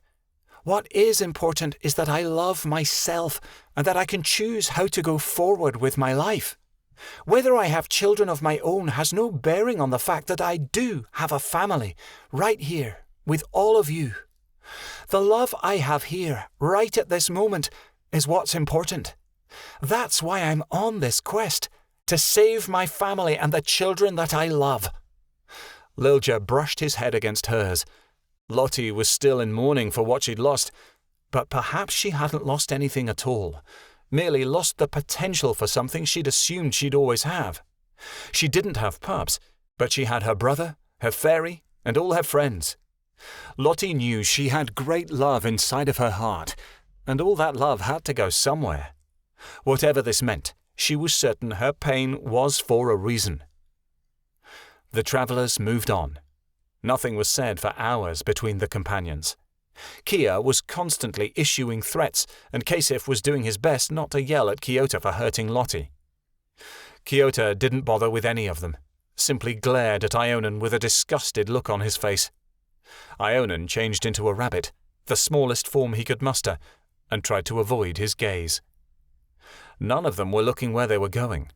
They began walking too close to the edge of the cliff, which was a big mistake. Without warning, the side of it gave way, pitching them down into a rushing river below. The screams of the group could be heard for miles as they were thrown into the rippling rapids below. Kia's ropes snapped off of her as she hit a rock. She struggled to keep her head above water while trying to escape at the same time. Kiota reached out and grabbed her arm, and she struggled to get away. Ahead of them, the river split. "Everyone stay together!" Kiota yelled. But it was no use. They were at the mercy of the river, and Kiota screamed as the company was ripped apart. Kiota, Kia, Lottie, Lilja, and Snowdrop were sent careening to the left, while Kasif, Ionan, and Cornea went to the right. It wasn't long before neither of them could hear the other. "Help!" Ionan cried. "Help! I can't swim!" "Change into something that can!" Kasif yelled, getting water into his mouth. Ionan frantically paddled the water. I can't!" he cried. "Someone save me!" Cornea swam over to Ionan using the current and lifted the rabbit onto her back. The group swam helplessly along the river until the rushing waves slowed and they were able to pull themselves up onto a riverbank. They lay exhausted on the muddy shore, wondering where the others were and if they would ever be able to find them again.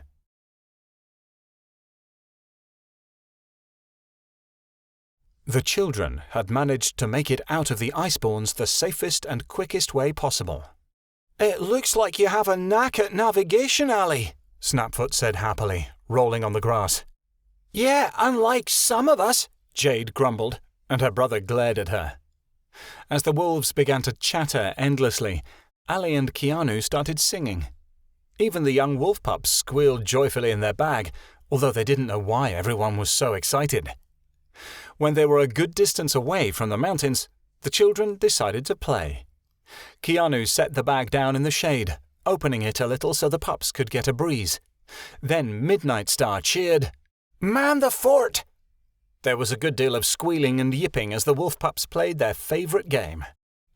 Keanu picked up a stick and pointed it playfully at Allie, laughing evilly. "I am Malachi Shaman. Your forest and the whole world will be mine." Allie bared her beak playfully, flapping her wings. "Stop right there, Malachi. I'll rip you to pieces." Keanu ran forward, and they both fell, wrestling in the dirt playfully. Allie nipped Keanu in the chest, and he yelled, pretending to die slowly. "Vixen has defeated me. Goodbye, cruel world." He closed his eyes and laid so still Allie wondered if she really had killed him. "Keanu?" she whispered softly, nudging him with her head. "Keanu?" she whispered once more. When her head was as close to his face as it could get, Keanu jumped up and yelled, "Boo!" Allie jumped back, screaming loudly, and she chased after him in a rousing game of tag. When the children had finished playing, they decided the next best thing to do would be to look for berries for lunch. But as they were walking through the forest, something seemed to change. "Hey, guys," Shadowin said, and he looked around fearfully. "Do you think that somebody might be, I don't know, searching for us?" At that moment, Keanu pushed Allie into the bushes. She got tangled up in the thorns. Kenai rushed in to help her, asking, "Keanu, what did you do that for?" "Allie, don't move, don't speak, you've got to stay," Keanu commanded. At that very moment, Winter snatched up Keanu, while Vera nabbed his backpack. Jade squealed, "Find Dad!" just before Vera grabbed her. The other wolf pups, including the babies, were shoved into a big bag and thrown onto Vera's back. The dragoness looked around, and Winter screamed, "There are some of them missing. Where's the prophetess?" Voices sounded from nearby, and Winter snarled, "There's no time. I can hear someone coming. I order you to get me out of here now." He launched himself and Keanu onto Vera. The boy was crying hysterically, but Allie found that she was tangled up in the thorns and could not move. "Keanu!" she cried wildly, but the scream died in her throat. She tried struggling, but it only made her weak to disobey Keanu's orders. As Allie sank lower into the bushes, Kenai held back tears as she saw her brothers and sisters fly away, in danger once more. Crackling branches and soft voices made Kenai sink down lower. "Allie, stop moving," she whispered frantically. The baby griffin cried, "No." "She's never been this far apart from Keanu before. It's killing her," Kenai thought. She tried calming Allie down by cleaning her feathers with her tongue, but it didn't seem to help much. The voices grew nearer, and a twig snapped right under a foot by her face. Keanu gasped and looked up. A blonde-haired fairy was standing above her, and although she thought he wouldn't look scary to anyone else, he seemed terrifying to her. She whimpered. The fairy looked down, and his eyes widened. "Lottie?" he asked, peering at her nearly white coat and mismatched eyes. She tilted her head. "How do you know my aunt?" she asked. "Oh my goodness, Keanu!" Kenu's head turned, and her tail shook happily as she saw her mother bounding over to her. "Mommy!" she cried, wagging her entire body. "Thank the Creator you're safe," Cornea sobbed, snuggling her with her muzzle. "Where are your brothers and sisters? They're not—" Her voice wavered, and Keanu laughed a little sadly. "Mom, you always expect the worst. We escaped from the cave, but the others got re-kidnapped. I had to hide so Winter wouldn't get me too." "Well, I'm glad you are safe, Keanu, daughter of Cornea," a booming, powerful voice proclaimed. Keanu screamed, "Wow!" as the greenest and largest dragon she had ever seen came out of the trees. The dragon looked at her. "Ah, how beautiful you are. You look so much like your aunt. I've been waiting to meet you for too long. I'm Ionan." The dragon put his head down. She greeted it kindly, standing next to the large mouth. "Your fangs are almost as big as me!" she exclaimed, putting a paw on a large tooth, and he chuckled. At her words, large white puffballs began falling softly from the skies like rain, covering the grass and leaving it soft. "Mom?" Keanu asked as she batted the whiteness with her foot. "What's this?" "Snow," Ionan answered, and he looked up. "Autumn is over. Winter has come." "I'm tired of walking through trees, and now I'm going to have to hike through snow," Kasif complained. "When are we going to find the others, get the kids, and go home?" "That's likely," Cornea snorted. "Let's just go and round up everybody else, find the hideout, steal back the kids, and fight Winter off, all in less than a few days. Why don't I just make griffins come back from extinction while I'm at it?" There was a groaning sound from the bushes, and the group startled. Ionan pushed the brush out of the way, staring down in shock. The golden baby griffin was lying on the ground, her head resting on one leg. "Io," she whispered softly as she looked up at Ionan. Her eyes closed slowly as she sighed, "Keanu." Vera paced nervously at the entrance of the cave. Winter was going to be furious with her. Not only had they managed to lose Allie, the whole point in this mission that had taken them 5 years to conceive, but her company had noticed the white band around her ankle. This couldn't get much worse. She had tried to slow Winter up so Ionan and the others could catch up to them, but he'd ordered her to fly them back to the cave, and she couldn't disobey his command. All the children were asleep in their pen once more. She stepped by them slowly as she came to stand in front of her company, who was looking at her with a face devoid of all emotion. "Winter, I can explain." She expected him to hit her or to tell her that she had betrayed him, but he only stared. "Explain, then." She shifted uncomfortably. I believed if I married Ionan he would trust me, that we would be able to trick him when he came to rescue the children." Vera didn't expect him to believe the lie, but to her surprise, he nodded. "Good work, Vera. That was a smart idea." He laid a hand on her head softly. She pushed into it, enjoying his touch. When had he praised her last? Not since he had realized that she hadn't agreed with his evil schemes. "Come with me," he said. "I have to show you something important." Winter headed toward his small room. Vera changed into a dog, following him eagerly. "What is it, Master?" she asked as they entered. Winter said nothing, only smiled at her with a mysterious look in his eyes. Vera went to move closer, but she was sent flying onto the floor as strands of black magic wound around her ankles, tying her to the spot. She got to her feet and struggled to release the bonds, but no matter how hard she pulled, the restraints only pulled tighter. "I told you this would happen eventually, darling.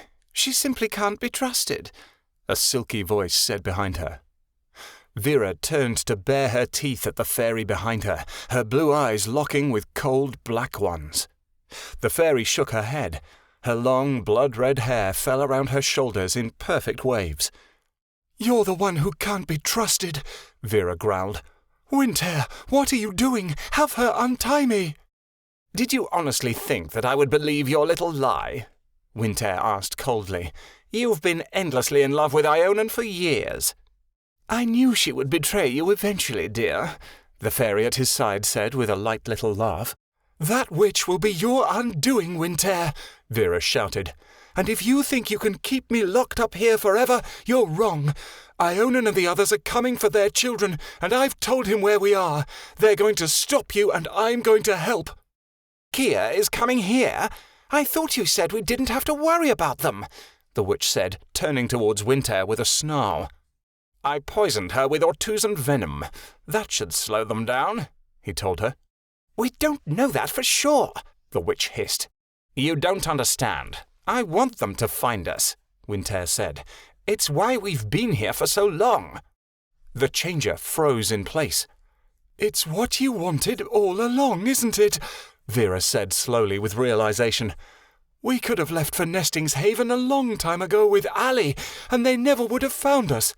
But you've waited for them so you could kill them all once they got here. Then they'd be out of the way for good." "You're right. Nothing is more relentless than a worried parent. They never would have stopped searching for her if you'd have kept them alive, my dear. It's better to kill them now," the witch said softly, giving Windhair a kiss. The witch paused. "But what do we do with her?" The company and fairy glanced at Vera, who glared back. "We have to keep her around," Windhair said. "She may still prove useful. Anything to say for now, Vera?" "I only regret not being able to make you love me," Vera said cruelly, gazing into the eyes of her company. "Though now I realize that a monster like you is not capable of love." The witch waved her hand. A small wisp of black magic wrapped around Vera's muzzle, silencing her. "Who could love someone as pathetic as you?" Windhair replied, before turning to his wife. "Go back to the house. I have a plan that'll lure the Queen and her friends right into our hands." The witch vanished in a whirl of black smoke. Windhair walked calmly out of his room, as if nothing was wrong. As he closed the door, the children slowly began to wake. Keanu lifted his head, looked around once or twice, then asked, "Where's Vera?" Windhair turned on his heels, heading into the lab. "I'm not sure. Perhaps she abandoned you." "Vera would never abandon us," Keanu argued. "Are you sure? Because it looks like that's exactly what your changer has done to you," Windhair said, before he slammed the door behind him. Chapter 12. Attack, Death, and Memories That Flood. "That was awful," Lilja coughed as water flew from his lungs, crawling out of the water and onto the shore. Snowdrop shook her wet coat, collapsing onto the ground. "There are no amount of apples in the world that'll make this trip worthwhile," she grunted. "None at all." "What about sugar cubes?" Lottie asked dully, sopping wet. Snowdrop thought about it for a second before letting out a sharp neigh. "No." As Kyoto got to his feet, a shrill cry sounded behind him.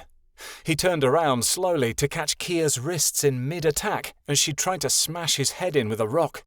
"Would you stop trying to kill me?" Kyoto said desperately, and he shook her as he said the words.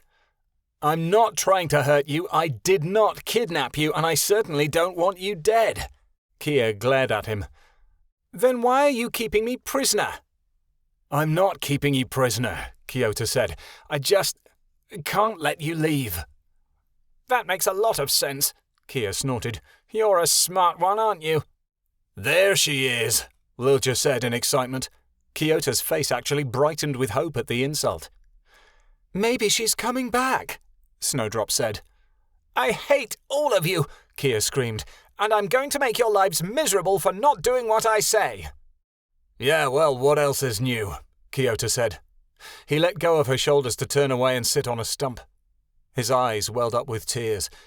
Before anyone knew what was happening, Kyoto's head was in his arms and he was crying harder than any of them had seen before. Kia's hardened glare fell from her face. She walked in front of him, kneeling in the dirt. "I don't know if this is a trick, but if it's not, I'm sorry," she said softly. "But I just don't know who any of you are, and I don't think that I could be married to you." "But you are," he gasped. "Just look at the ring on your finger." He pointed to the lovely emerald he had given her 5 years earlier. "I'm pretty sure I got that from my mum or something," Kia told him. "I know you say you love me, but I just don't feel it. And if I can't remember that I loved you, you must be lying." "You must remember, Kia, you love him." Lottie came and sat at Kyoto's side. "You have always loved him." "And if you can't remember, what will happen to Keanu?" Lilja asked from behind the fairy. "Here we go with the whole son being lost thing," Kia groaned. "I am not married, I don't have any kids, and I have no idea why you keep trying to tell me that I do." "I don't know why you keep telling me that we're going to kill you either," Kyoto protested. Kia held her breath. "Well, I don't know that for sure, but I'm certain there's a good reason." "Oh yeah? Like what?" Kyoto asked. "Nothing." "When you say nothing, it always means something," Kyoto shouted. "No, it doesn't. You don't know anything about me," Kia yelled. "Yes, it does, because that's what you say every time." "You'd have thought she'd never lost her memory at all, the way this fight is going," Snowdrop mumbled to the wolves. "I don't know who I am, but whoever I am doesn't belong here with you," Kia said, pointing at Kyoto. "There is nothing in this world that'll convince me that I love you." Kia turned and stormed off. Kyoto got up to follow, but Snowdrop held him back. "Let Lottie go after her. I'm sure she can bring Kia to her senses." As the Pegasus said this, Lottie rose to her feet and followed the distressed fairy. "I just can't handle any of this," Kyoto cried into his hands. "I love her, and I know she loves me, but this is like having her taken away from me. I just can't do this for much longer." The company continued to cry, while Lilja and Snowdrop struggled to comfort him. Ionan turned to look at the small griffin perched on his shoulders. "Do you sense him yet, Allie?" he asked her. "No, I can't find Keanu." She placed her head on Ionan's back and sighed. "We'll find him soon, Allie. Don't you worry," Kasif assured. "How can you be so sure?" Cornea snapped, Kenai following close at her heels. "Because I look on the bright side of things," Kasif snarled at the she-wolf. "And to be honest, we don't really have another choice but to find them, unless you'd like to be mummified in snow." She huffed her version of a sigh. "I'm sorry I'm so negative, but I've lost my children and my mate. This seems impossible." "It's okay, Mother," Kenai said softly. "We came from the Iceborns in a little cave. I know we're headed in the right direction." "Yes, in a little cave with no room to run," Allie added. "We will find all the children and the others soon," Ionan told them. "It'll just take a little bit of teamwork." The night shone brightly as Ionan and his companions trekked up the mountainside, ready to join up with the others and defeat Winter. "If the others are coming," Ionan thought sadly in his lion form as he trumped through the snow. They had no word from any creature, great or small, about their friends. Ionan prayed they were all right. Ionan was a changer, so he could stave off resting for a few days, but Kasif and Cornea were exhausted. Kenai and Allie were more tired than the adults were, and rested on Ionan's back. Allie groaned Keanu's name and began twisting on his back, kicking Kenai in the stomach. Kenai growled, and Allie moved away, still calling for Keanu. Ionan reached around and took Allie down with his mouth, carrying her that way. "Let me take her," Kasif said. Ionan handed Allie over to Kasif. The changer quieted as she listened to the steady sound of the fairy's heartbeat. "She's changed," Kasif murmured as he stroked Allie's feathers. "How so?" Ionan asked. "Everything. She's found her main form and her baby voice is gone. Something about her is less playful and more dangerous." "My little Allie is growing up." Ionan looked at her lovingly. The fairy looked up at the stars and said, "I hope Vixen is all right.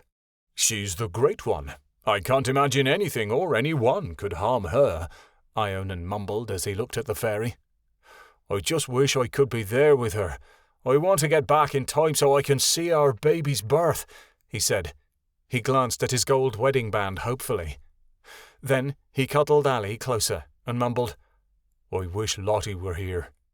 They continued onward until the night was beginning to fade, settling in a clearing surrounded by the harsh mountainside. The other adults settled down to rest, while Ionan watched over the youngsters. Keanu soon fell asleep once again by Cornea's side, but Allie stayed up, looking up at the stars. She changed into a fawn and laid down, flicking her tail idly. "Where's my Keanu? When will we find him again?" she asked Ionan. The lion sat next to her. He cast around for a subject that would take Allie's mind off her friend. "You know, Allie, Christmas is coming up. What would you like for Christmas?" he asked with a smile. "Keanu," she said simply. "We'll get Keanu back," he promised. "But what else?" The little fawn thought. Then her brown eyes brightened, and she said, "I want Vera to come back and be my mummy." Ionan's eyes widened. "Is that really what you want for Christmas?" "Yes," she cried, excited. "I want to go home with Vera as my mummy and you can be the daddy. That would be the best Christmas gift ever." "Maybe you'll get your wish," Ionan said. He tickled her ears, and she laughed. They rolled in the snow, Allie snickering wildly as Ionan let out deep, low chuckles. There was a soft glow in the corner of the rocks nearby that caught Allie's eye. She hurried away from Ionan's side and went after the light as if enchanted by a spell. Ionan spotted her walking away and called out, "Allie, don't wander off." She paid him no attention, but continued walking toward the light. "Allie," he called again, "Alakenzi!" It was too late, for she had disappeared. He leapt up from his spot and chased after her, wondering why she wasn't listening. It wasn't strange for her to disobey Kia and Kiota, but she always did what Ionan asked of her. "Allie, come back! Listen to me this instant, young lady!" he cried. She didn't even look at him. A tiny part of his heart whispered to follow. So he wandered after her, hoping the mysterious light wasn't a trap. They came to an opening in the mountains far above the rest. Allie giggled happily above him. Ionan rushed after her, wondering what she was seeing. He stopped dead in his tracks when he realized what was in front of him. A pure white she-wolf, one with two differently colored eyes, stood gracefully on the rocks. "I've seen you before. You're Keanu, Lottie and Lilja's mother," Ionan exclaimed. The she-wolf nodded with a smile, fading away into the night. His head turned as he heard Allie squeal. He gasped, trembling, as he saw two griffins standing tall on the mountainside, their tails twirling as they gazed down upon Allie. "Allie," Ionan gasped. "And Kotakenzi." Allie's tail twitched happily behind her. "Mummy and Daddy." "I don't think we should go in there," Kia said, pointing at the forest in front of them. Even though her memory was lost, the group couldn't argue that she had a good point. The black woods were the very definition of menacing. The ice that was beginning to form on the barren trees wasn't making them look any cheerier either, and they hadn't enjoyed their experience the last time they'd had to journey through them. "Last time I checked, you didn't even know who you were," Kiota snapped. "What makes you think that I'm going to listen to—" "Ouch!" Kiota cried out as Lilja came up and nipped cruelly at his ankles. "What was that for?" he asked.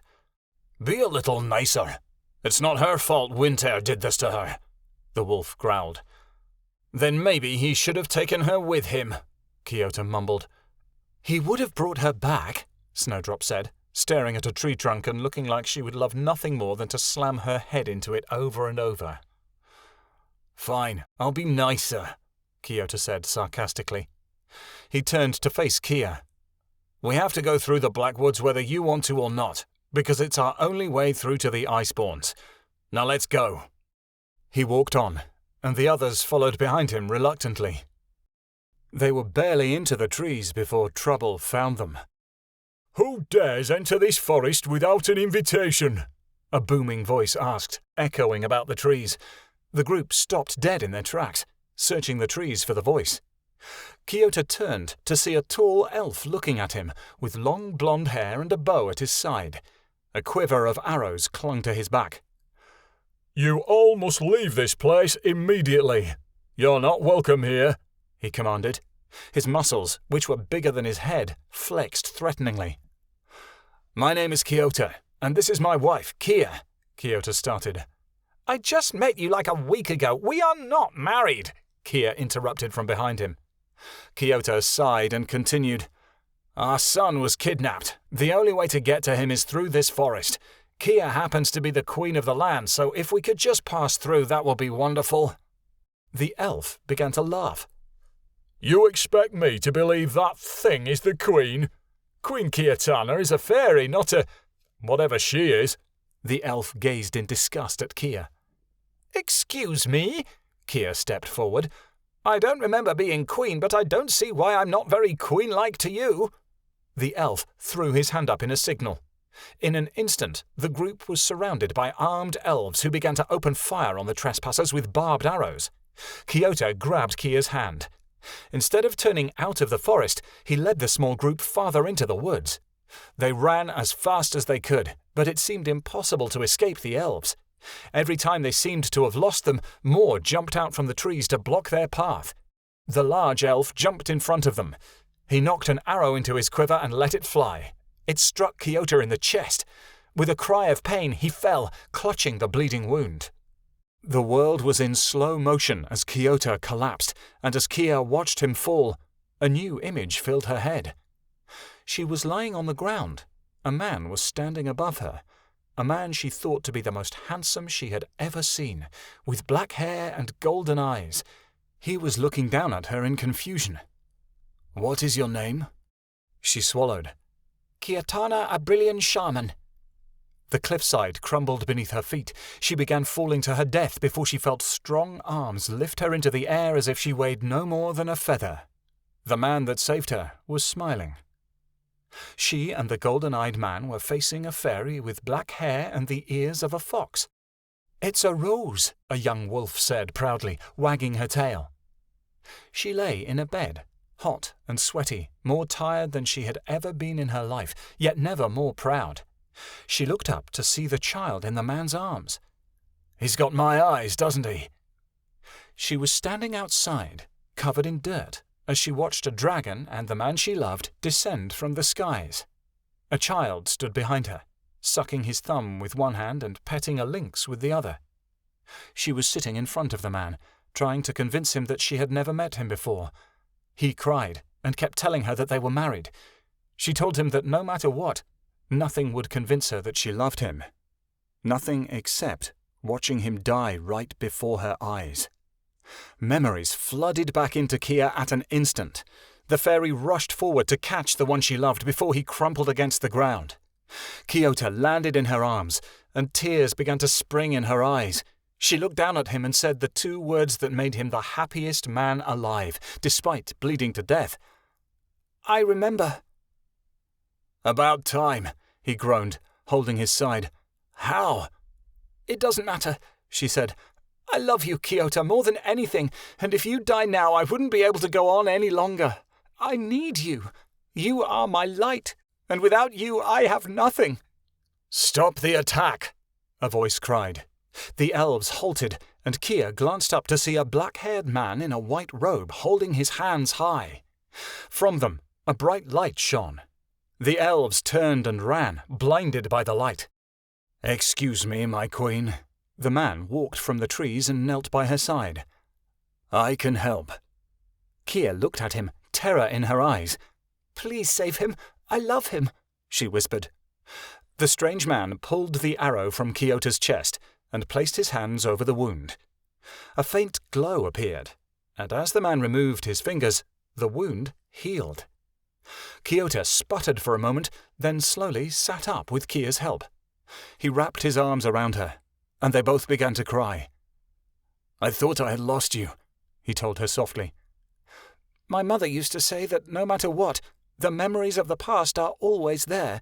It just takes pain to make them show themselves, Kia told him softly. The two got to their feet. Snowdrop whinnied, rising up on her back legs. What is going on here? I just witnessed a miracle. Advanced priests of the Holy Temple can heal, Kiota said, embracing the man in front of him. And this priest is the best of them all. Dad, what are you doing here? What? This is your father? Kia asked, staring at the man with an open mouth. The man smiled. Yes, Queen Kiatana. I am Amancio Morimotti. Anna told me your son has been kidnapped. She told me to stay behind in Nesting's Haven, but I suppose it's a good thing I didn't. He smiled at Kiatana. How did you get here? Kiota asked. Who else? Amancio smiled. I asked Ignis. Ignis is here? Ionan's father? Kiota asked with wide eyes. That's not a good thing. He'll tear Winter apart before we even get to him. Is that such a bad thing? Lilja asked. Do not worry, my son. We only came to make sure you were all right. Nicodemus will be furious if he finds out I left Nesting's Haven without permission. But when has the council ever dictated where a priest of the temple goes? Amancio shrugged. The Creator is my only guide. Kiota shook his head. No, Dad. If you stay here, the consequences will be terrible for you. You're head priest of the temple, and that's an important job. Everyone in the city relies on you.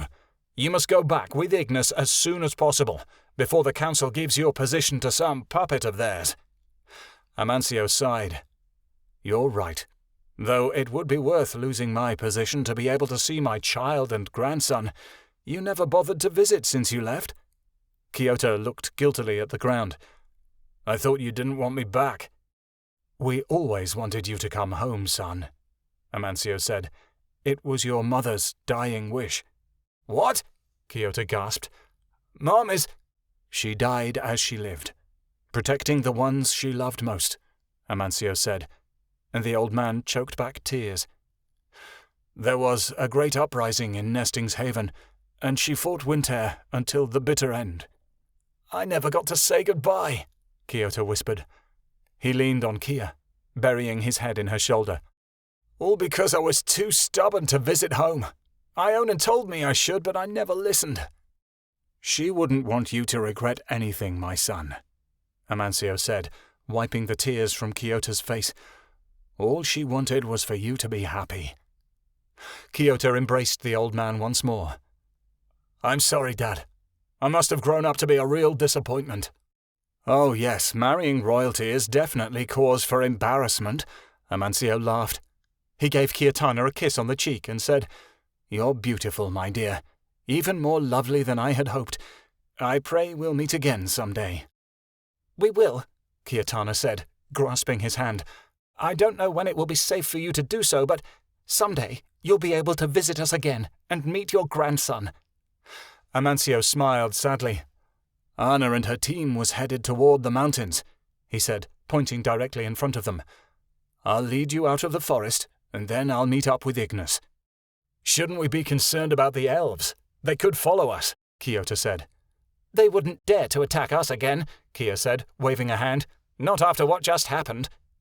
When they reached the edge of the forest, Kiota gave his father one last farewell hug. Tell Ignis I said hello.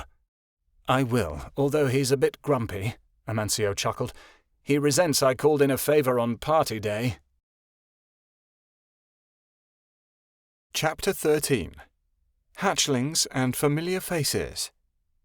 Anna and Makrel flew with a team of 10 policemen from Nesting's Haven through the blistering winter wind.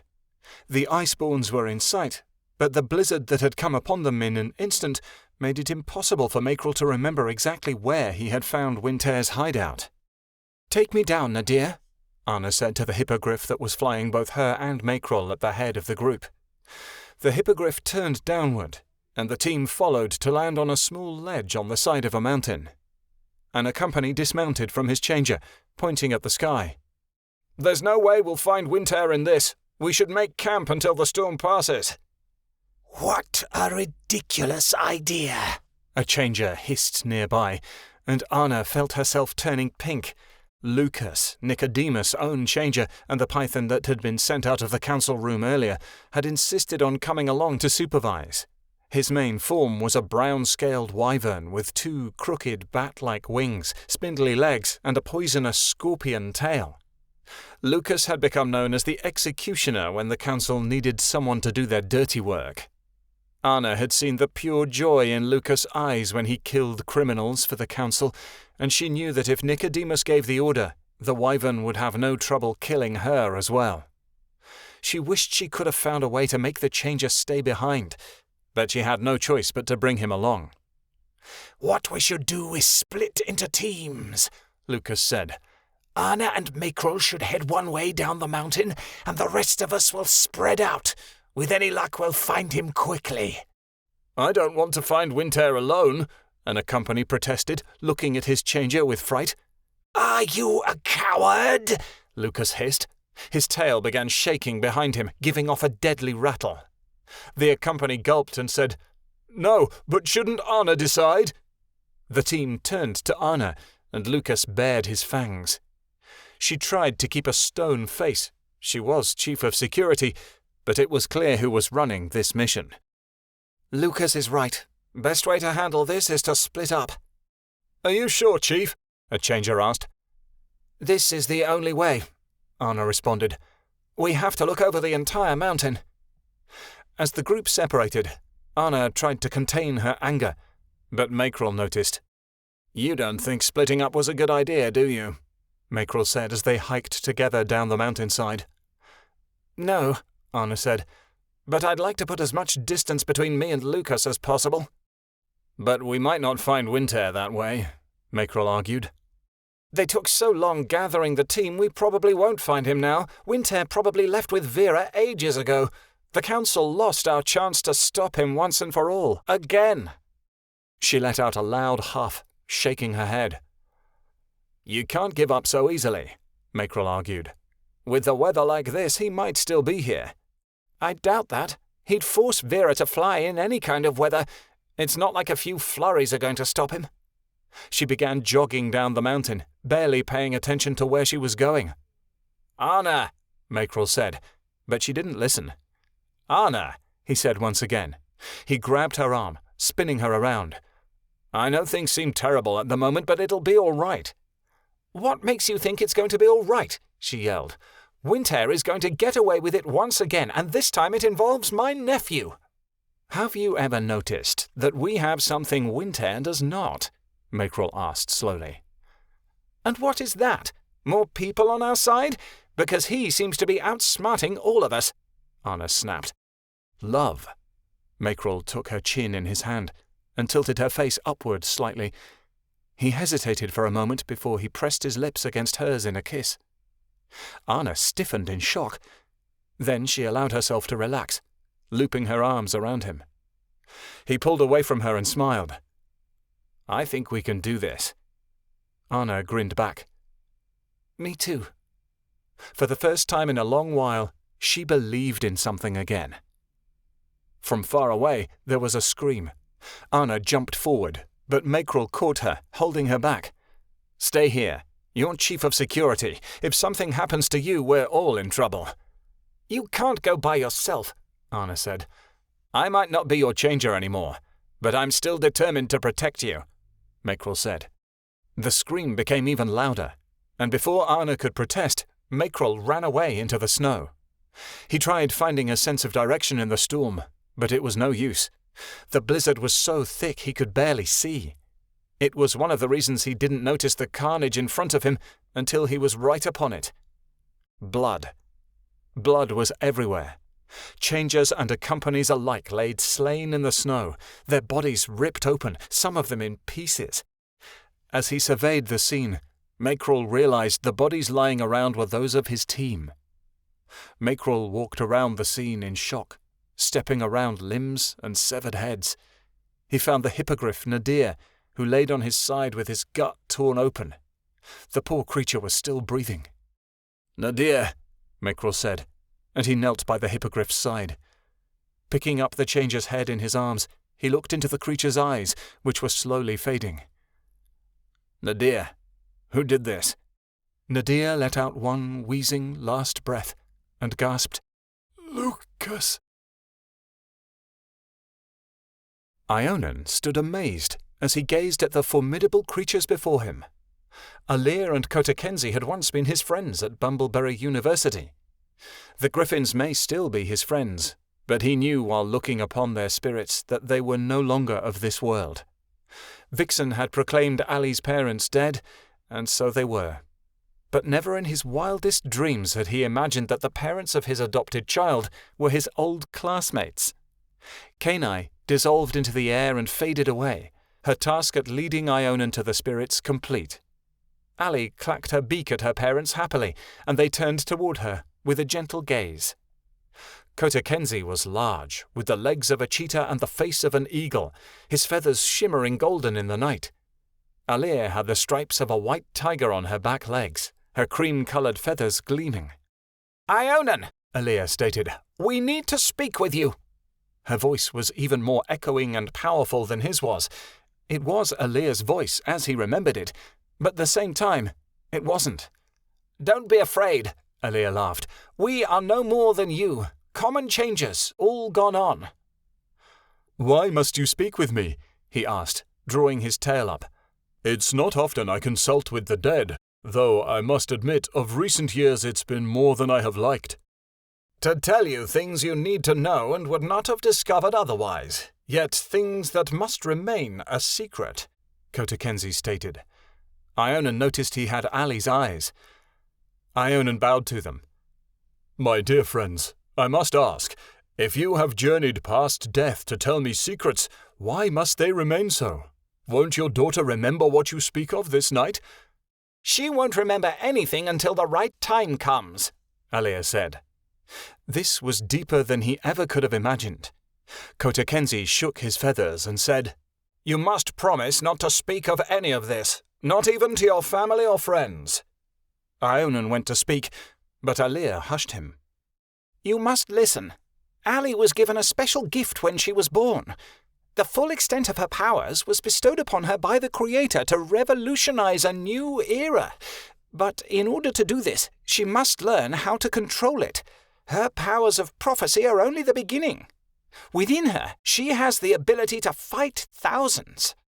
What are you talking about?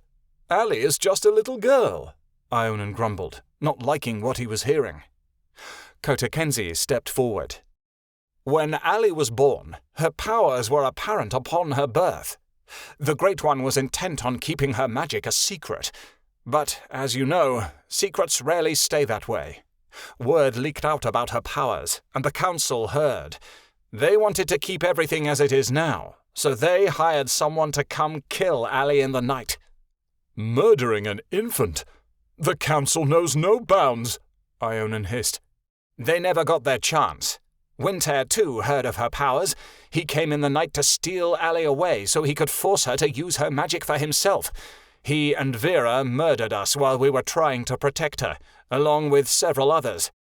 Vera could never hurt you, Allie. You were her best friend, Ionan insisted. Allie's blue eyes blinked at him sadly. She could not disobey a direct order from Winter. So she killed me first, so I would not have to bear the sight of my child being stolen away from me. Kyoto's mother died by Winter's hand, Kotakenzi added. She was the last person to defend our daughter until the Great One came and managed to save Allie from Winter's grasp. No, Ionan said, shaking his head. It can't be true. Not Kyoto's mother. Anurati was such a kind soul. You knew she would do anything to help Ionan. And that night, she gave the biggest sacrifice of all, because the future depends on keeping our little girl safe, Kotakenzi said, nodding his head at Allie. Anurati gave her last breath so Allie could be rescued by the Great One. And so, Winter's plans were thwarted, but not for long. What do you mean? Ionan asked. After Allie disappeared, Nesting's haven dissolved into chaos, Allie said, shaking her head. Winter and Vera, along with several of his followers, went to destroy the council. The two warring sides caused the city to collapse, and many were killed in the process. The council eventually won and chased Winter out of the city. His followers went into hiding. The Great One did the last thing she could to keep Allie out of Winter's way. She sent her to you." "And now Allie and Keanu are bonded," Ionan whispered. He looked over at Kotakenzi. "But what does this have to do with me?" Alir and Kotakenzi looked at each other, reciting in perfect unison. "The Alliance will bond together, in perfect harmony. Friends brought to stop the evil and set the changers free." "Set the changers free? What does that mean?" he asked. "The 2 necklaces and the crown are the only way. Allie has to destroy them," Alir insisted. "Excuse me?" Ionan asked. "When Winter is at his strongest, there will be only one that will take him down. The knowledge of the one that knows all is all in one," Kotakenzi said. "Who knows all?" Ionan asked in frustration. "You can't tell me any of this and expect me to understand." "This is for you to remember, not to understand," Kotakenzi emphasized. "And at the very end, when death is the only result, remember to look back and below." "What are you talking about?" Ionan asked. "You must give me more answers." "No answers," Alir responded. "This information is not for you, but for you to pass on to those who are to come at the proper time." The figures began to fade. Allie let out a loud squawk. Ionan rushed forward, shouting, "Wait! This makes no sense! You cannot leave without telling me what this means!" They were gone. Allie turned and chirped at him, flying by his side. Ionan rubbed his eyes on his right wing, feeling more tired than he had in ages. Allie looked up at him and asked, "Is Io okay?" "No, Allie. Io is not okay," he said, and he groomed her head feathers lovingly. There were footsteps on the mountain behind him, approaching quickly. Allie became scared and quickly hid behind a rock nearby. "You moron! You nearly gave us a heart attack!" He turned to see Kia waving at him, holding Kyota's hand. Kasif followed, with Snowdrop behind him and Lottie and Cornea bringing up the rear. Lilja and Kenai trotted happily beside them. Ionan romped over to Kiota and put his head down to greet his company. "How did you find us?" "We had help from his dad after some elves tried to kill us," Kia explained, pointing at Kiota. "It sounds stupid, I know." "You should have this back," Kasif said, handing Kia her dagger. "I'm tired of carrying it around." "Is Amancio still here?" Ionan asked. "He went back to Nesting's Haven with your father," Kiota replied. "Good. Neither of them need to see this," Ionan rumbled. "Now that Kia is healed, you know what we have to do now." Dropping Kia's hand, the company let out an angry noise and said, "I'm not letting you sacrifice yourself." The entire group gasped, but Ionan ignored them. "You heard what Winter said, what the prophecy speaks of. The only way to save Keanu is to kill me as a trade. We have to do it. What was foretold speaks of the death of a changer, to bring this all to a close. It must be me who dies, so Keanu can live." "I don't think so," Kasif shouted. He tripped, falling face forward into a snowdrift. He got up off the ground and brushed his coat off, looking embarrassed. "You're the brains and the brawn of this operation." "Which is coming to a close," Ionan said. "I don't care," Kasif said. He whirled around wildly at Snowdrop, who was breathing heavily onto his hair. "Will you please give me some space? I barely know you." "Oh, well, how rude," Snowdrop said, turning around and smacking Kasif in the face with her tail.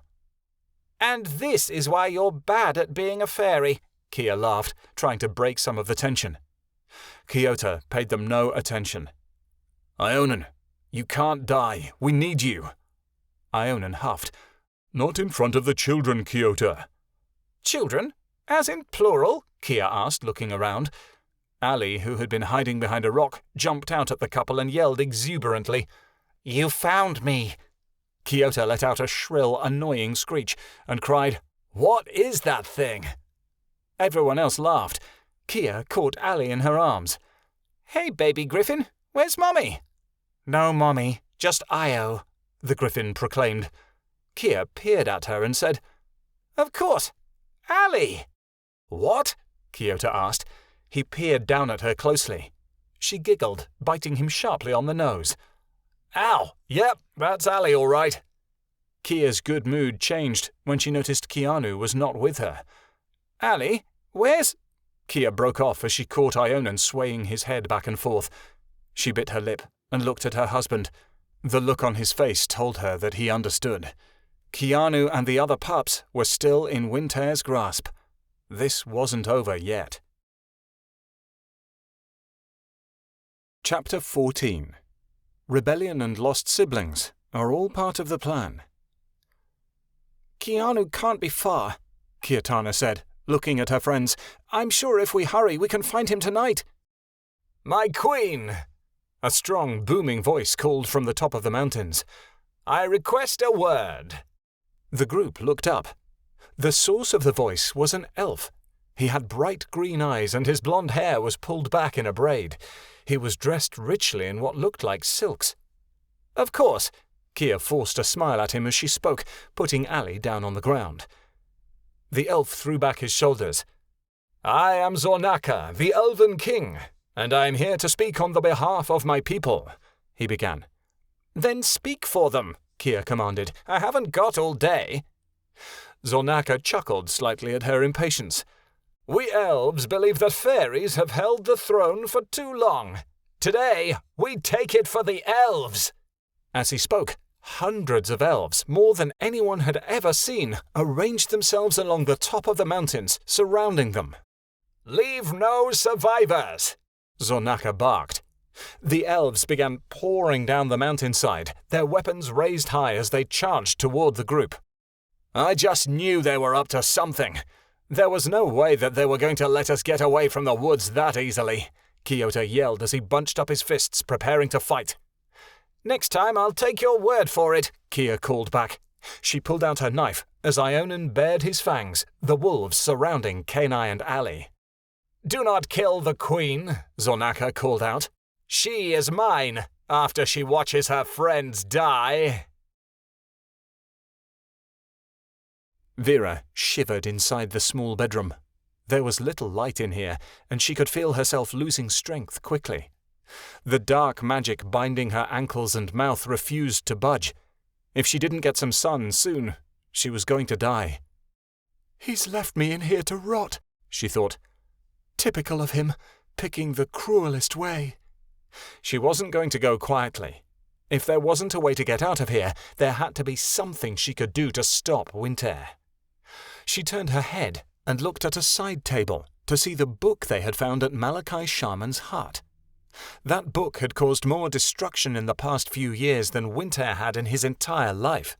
It was responsible for the poison in the syringe that had hurt Mackerel, responsible for the witch growing her abilities, and had given Winter more knowledge of Allie's powers than ever before. Winter had never finished it, because there was always more to learn. Not all of the content made sense, so Winter hadn't been able to decipher it all. But one day he would, and once he understood everything in that book, Vera knew he'd be unstoppable. A book with that kind of knowledge shouldn't belong to anyone, let alone her company. Whatever happened to her, Vera knew that if that book remained in Winter's hands, there would be no hope for the lands or anywhere else. "I have to hide it," she thought. Struggling against her bonds, she leaned over to the side table until she had enough strength to nose the book onto the floor. She then pushed it with her paws into the closet, where she covered up the book with blankets and coats that Winter had left inside. "That's not going to stop him," Vera thought, dissatisfied, but she knew there was nothing more she could do. She shut the closet door, but as she did so, she felt a tremor run throughout her entire body. Unable to scream, Vera moaned. Her stomach felt like it was being stabbed with a knife. Vera tried to get into a more comfortable position, but the magical bonds prevented it. Her body began shaking. Vera wished that someone, anyone, would come so she wouldn't have to be alone. "Creator, help me," Vera thought. She laid on the ground, unable to do anything but be still and think about the pain. It would seem there was no way the group was getting out of this. There were hundreds of elves, and no matter how many of them met death by Kia's hand, there were 10 more to take their place. The wolves had formed a circle around a group of elves. They paced around their targets, snapping and biting every time someone moved. As one elf began to run, Lilja launched at him and knocked him to the ground. With one simple move, the elf's life ended. The wolves launched themselves at the elves, blood spewing everywhere by their fangs. Ionan rampaged among the battle in the form of a lion, picking off elves one by one. As they began to surround him, he took to the sky as a dragon, breathing flame down upon the elves. Allie flew beside him and dive-bombed several unsuspecting elves, pecking out their eyes and leaving them disoriented. Snowdrop kicked out her hooves at the attackers. A braver elf charged at her to try and stop her. Snowdrop latched onto his shirt and sent him flying. He landed behind her several hundred feet down the mountain with a bone-shattering thud. Kiota sported a wound in his left shoulder and struggled to fight off the ever-present elves. He kicked one in the shin. Several other elves tripped over their fallen comrade. Kia fought off the enemies that had surrounded her, knowing they were simply trying to drain her energy. One by one, they fell to her set of knives. She started to fight her way to Kiota, but was blocked off by several larger elves who pushed her back and kept her where she was. Kasif had taken to the skies, throwing large rocks at the elves below him and forcing his weak wings to sustain flight. When he missed, he swore, and he shouted to Kia, "I can do this all day, but I think I'm going to run out of rocks." "If you run out of rocks on a mountain, you've reached a new level of pathetic," Kia cried. "I wouldn't doubt it, with how many elves I have to kill," Kasif screamed back angrily. "There's too many of them," Kia yelled to Kiota. "We're never going to stop them all." "Hey, little sister, need some help?" a voice called. The voice was haunting, and it drifted over the mountain in a spectral warning. The battle halted in place. Elves froze in their tracks as they gazed up the mountainside to where the voice had come from. Zornaka turned to look at the fairy who stood on the other side of the mountain. His arrogance turned to total fear. "The cursed one!" "Nineveh!" Kia gasped. The fairy smiled. "Hello, sister." Even though the two were sisters, Kiatana and Nineveh couldn't be more different. Nineveh had long hair that was red as blood, and her eyes were blacker than a pit of despair. She was dressed in an incredibly expensive dress that was as dark as her eyes. Her wings were the ones of a bat, not a butterfly, and she displayed them proudly as she hovered over the horde of elves.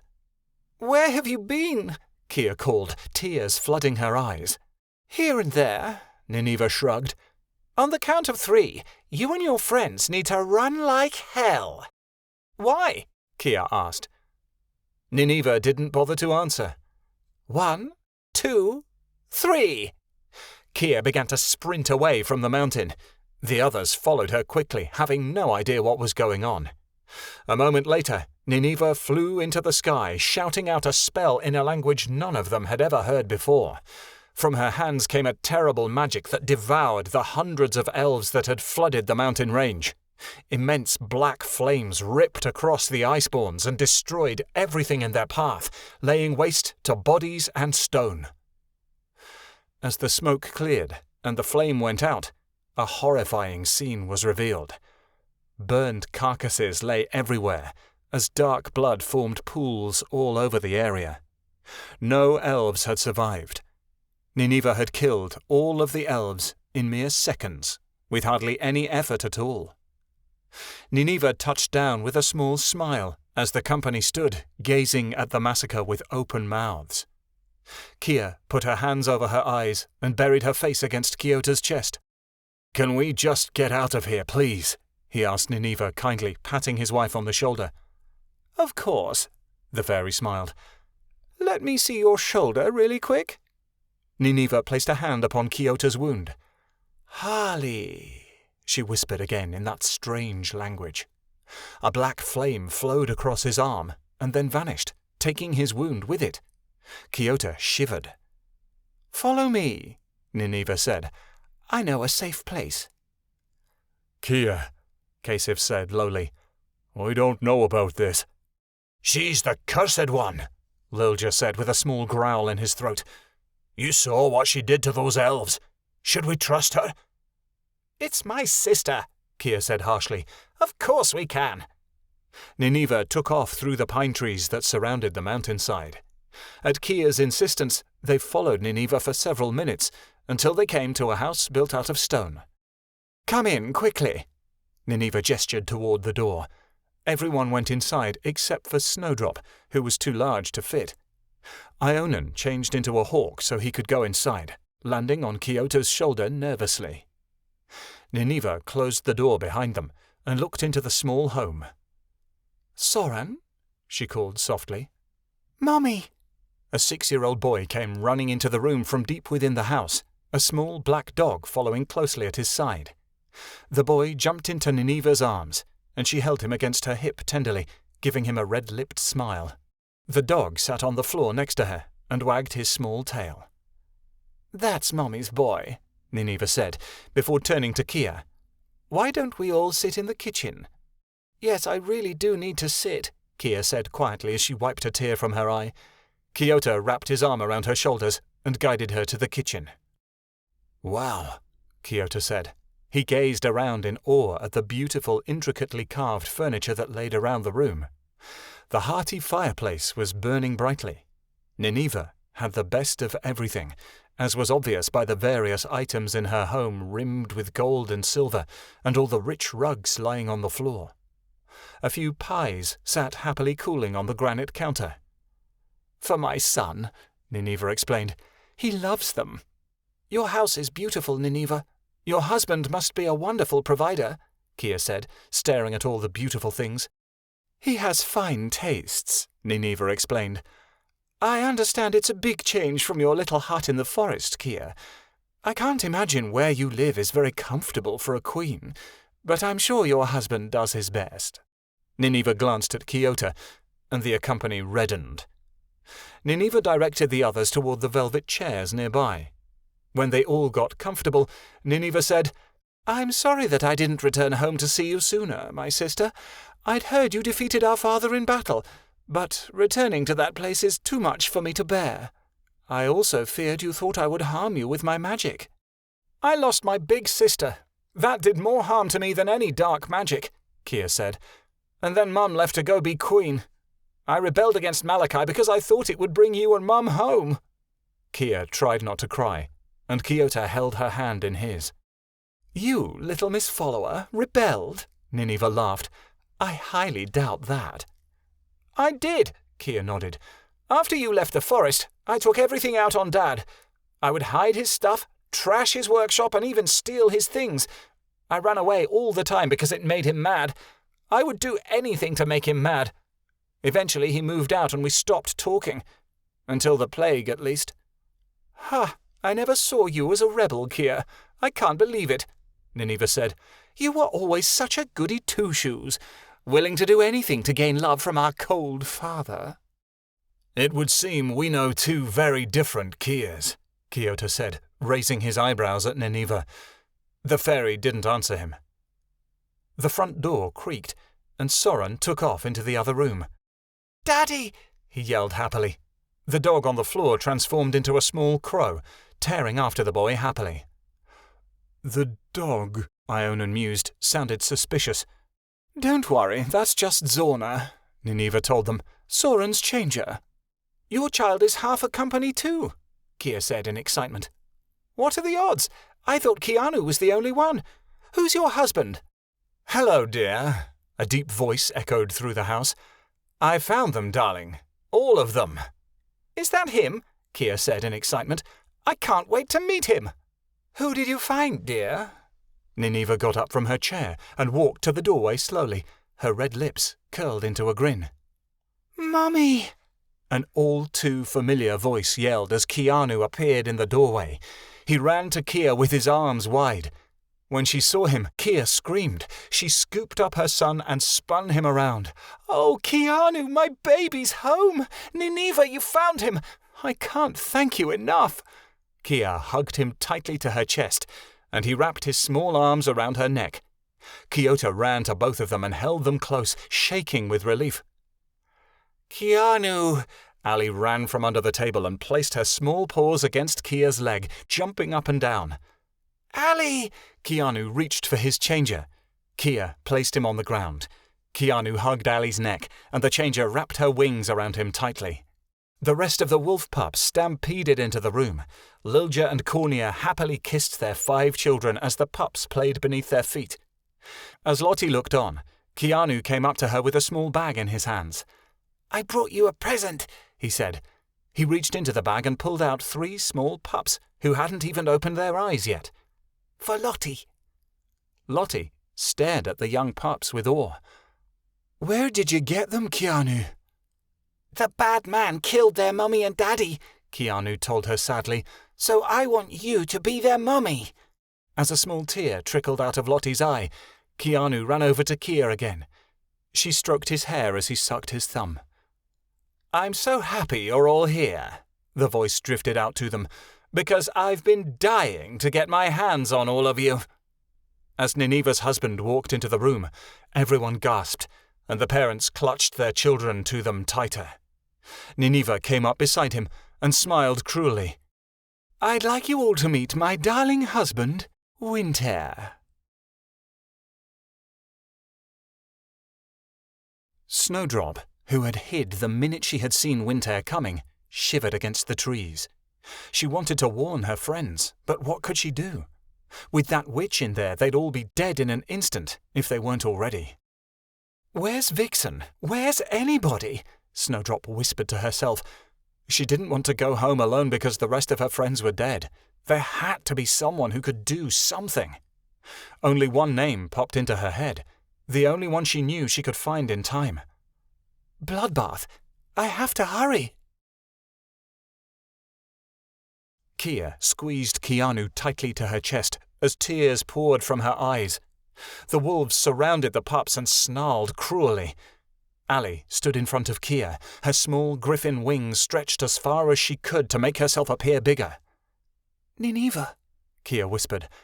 How could you? The fairy only smiled back. We both imagined what our future husbands would be like, Kia, but it seems I got the prince, and you got the toad. You were the one who created that storm. Your dark magic caused those cyclones near the plains. That storm nearly killed us, Kia shouted. My magic is unbound, Kia. You'd know if you joined me, but you insist on being weak, Nineva hissed. I am not weak, Kia snapped. Since you left, I've had to be stronger than you could ever know. You said nothing when Malachi banished me from the Verinian, Nineva hissed. You didn't stick up for me when I decided to study dark magic to give myself some sort of power and autonomy when I had none. All you did was pander to that sick man you called father. Well, because of you, I was cast out. I could have died alone, starving in the woods, if I hadn't stayed alive out of spite just to gain my revenge. It wasn't my fault. I was a child. I had no way to stop him, no choice in the matter, Kia hissed. We always have a choice, Kia. Back then, I wasn't strong enough to kill him on my own. You could have joined me and learned dark magic beside me so we could kill Malachi together, Nineva spat. But you didn't. You let me get kicked out of the only home I'd ever known in order to suck up to Malachi, only to turn against him once you'd fallen in love. Family means nothing to you, and so it means nothing to me. Ionan went to jump forward, but Nineva sent a jet of dark magic flying his way. He avoided the blow, but ended up falling to the floor. The witch pointed at him, saying, If you move again, it'll be my pleasure to kill you. Vera's not here, Ionan said, growling at Winter. What have you done with her? Winter smiled. Wouldn't you like to know? Stop this, Winter! This ends now! Kia screamed. She got up to leave, but Zorna shifted back into a dog and jumped in front of her with his teeth bared. Allie lashed out with sharp claws and a sharper beak, going for blood. The other changer quickly dodged the worst of her attack and jumped into the sky. He dived toward his smaller competitor and landed squarely on the back of her head, forcing her to the ground. His teeth dug cruelly into her back, tearing up her beautifully coloured feathers and dyeing the floor red with blood. Keanu fought his mother's grasp and launched himself at Allie's attacker. He knocked the unsuspecting changer to the ground and pulled on Zorna's small ears.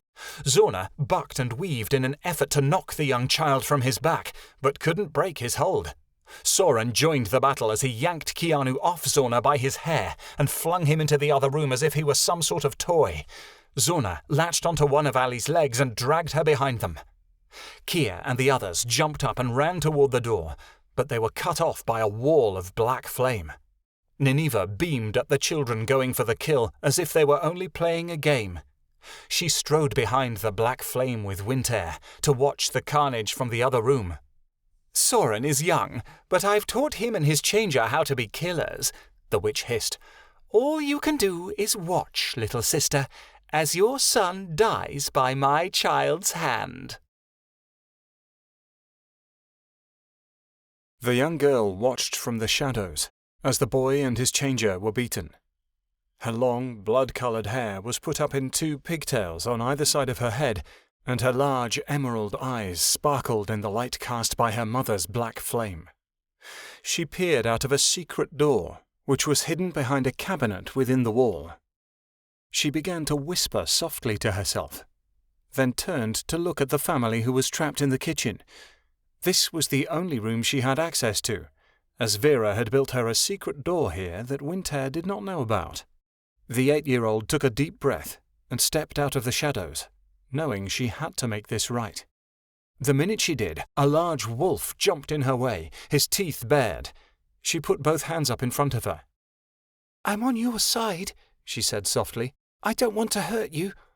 "How do I know that you can be trusted? You look so much like her," the wolf growled, glancing at Nineveh. "Please, I can help." The girl's small face looked as if she genuinely meant what she had said. The black wolf backed off. "Fine, but if you try anything, I will tear you to shreds." She walked over to the bawling fairy named Kia. She was on her knees, being comforted by her husband. She put her hand on the fairy's shoulder. Kia looked up, her face panicked and scared. "Who are you?" "My name is Viviana, and this is my changer, Melody." The girl pulled a small mouse out of her pocket and held it up in her hand. "We can help you win against my parents."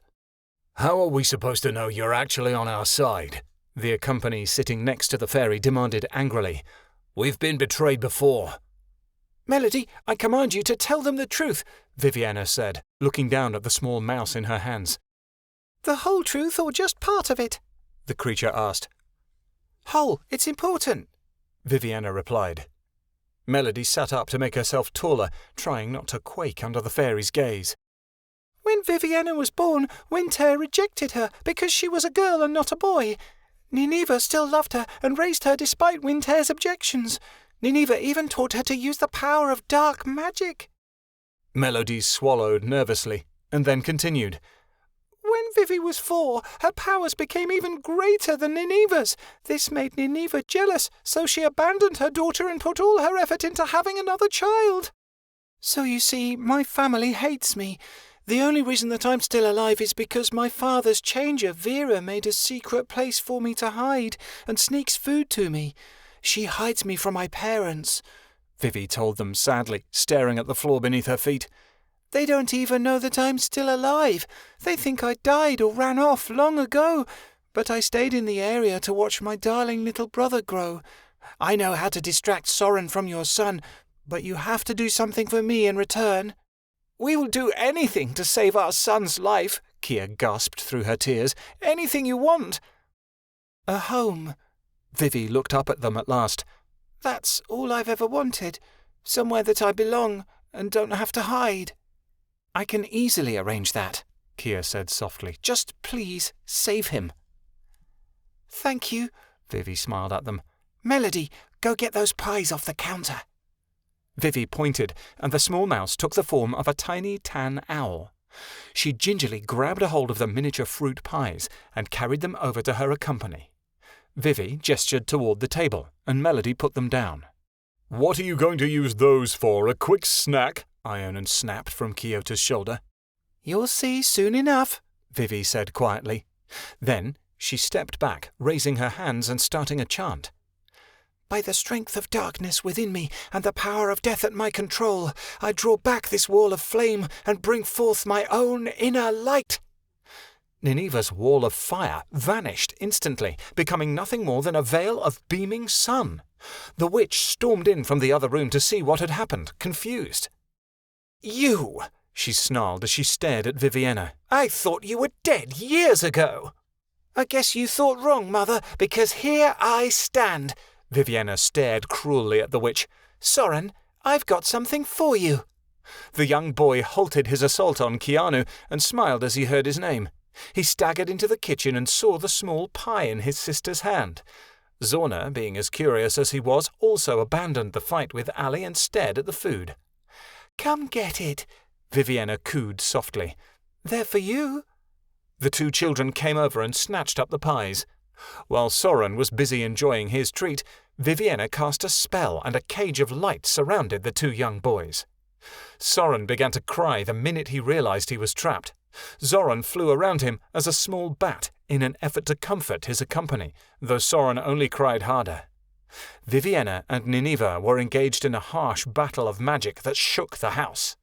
Nineveh cast dark flames at her daughter, but Vivienne dispelled any magic she cast with her own, easily. Winter was engaged in the fight, his hands balled into fists as he angrily watched his wife lose the fight with his daughter. As all this happened, Kia slowly snuck up behind Winter. She stabbed a knife into his side between two of his ribs, and Winter crumpled to the floor, screaming loudly. My love! Nineveh cried, reaching her arms out to catch her mate. Kia ran to where Keanu and Allie lay unconscious. She scooped up both of the children into her arms. Vivienne sent a spell that knocked Nineveh down, then cast a shield around her parents that they could not get through. The group charged out the front door, leaving Winter, Nineveh, their son and his changer trapped within the house. This way! Vivienne took off through the trees. She led them deep into the forest and to a large cave. Everybody goes in for the night, she insisted. Are you sure this is safe? Lottie asked as she laid the three pups on the ground in front of her. It's safer than safe, Vivienne assured them. This is where Vera hid me. I would feel better if we had a guard out here, Kyoto gulped. You know what? I agree with that idea. Kia leaned closer to her husband, holding Keanu against her hip. The small mouse named Melody got down from Vivienne's shoulder. I'll stand watch, Vivi. No one will come near you with me here. I don't know, Melody. You've always been so timid, Vivi said softly. I act timid to keep myself safe from harm, the mouse said gently. But the time for pretending is over. I can take on a form no other changer can. What are you talking about, Melody? The only forms I've ever seen you take are a mouse and an owl, Vivi said in confusion. The small mouse jumped into the air and changed. Her large form began ripping up trees in her stead until the small grouping of pines was no more. When she landed, she was no longer small, but an animal that everyone thought to be extinct. Melody was easily twice the size of Ionan when he was in his dragon form. She had scales the dusty pink colour of summer roses. The large wings that came off her back were like those of a bat.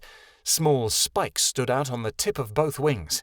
She had long, thin legs that formed delicate feet tipped with sharp claws. Her long tail was wrought with 5 poisonous spikes. A large red fringe laid flat against her long neck, with 10 more of the poisoned spikes circling the outer edge. Long, sharp fangs hung in her mouth, 1,000 daggers waiting to meet their mark. Her eyes were a sharp pink colour and stood out against her scales. It can't be, Kyoto breathed.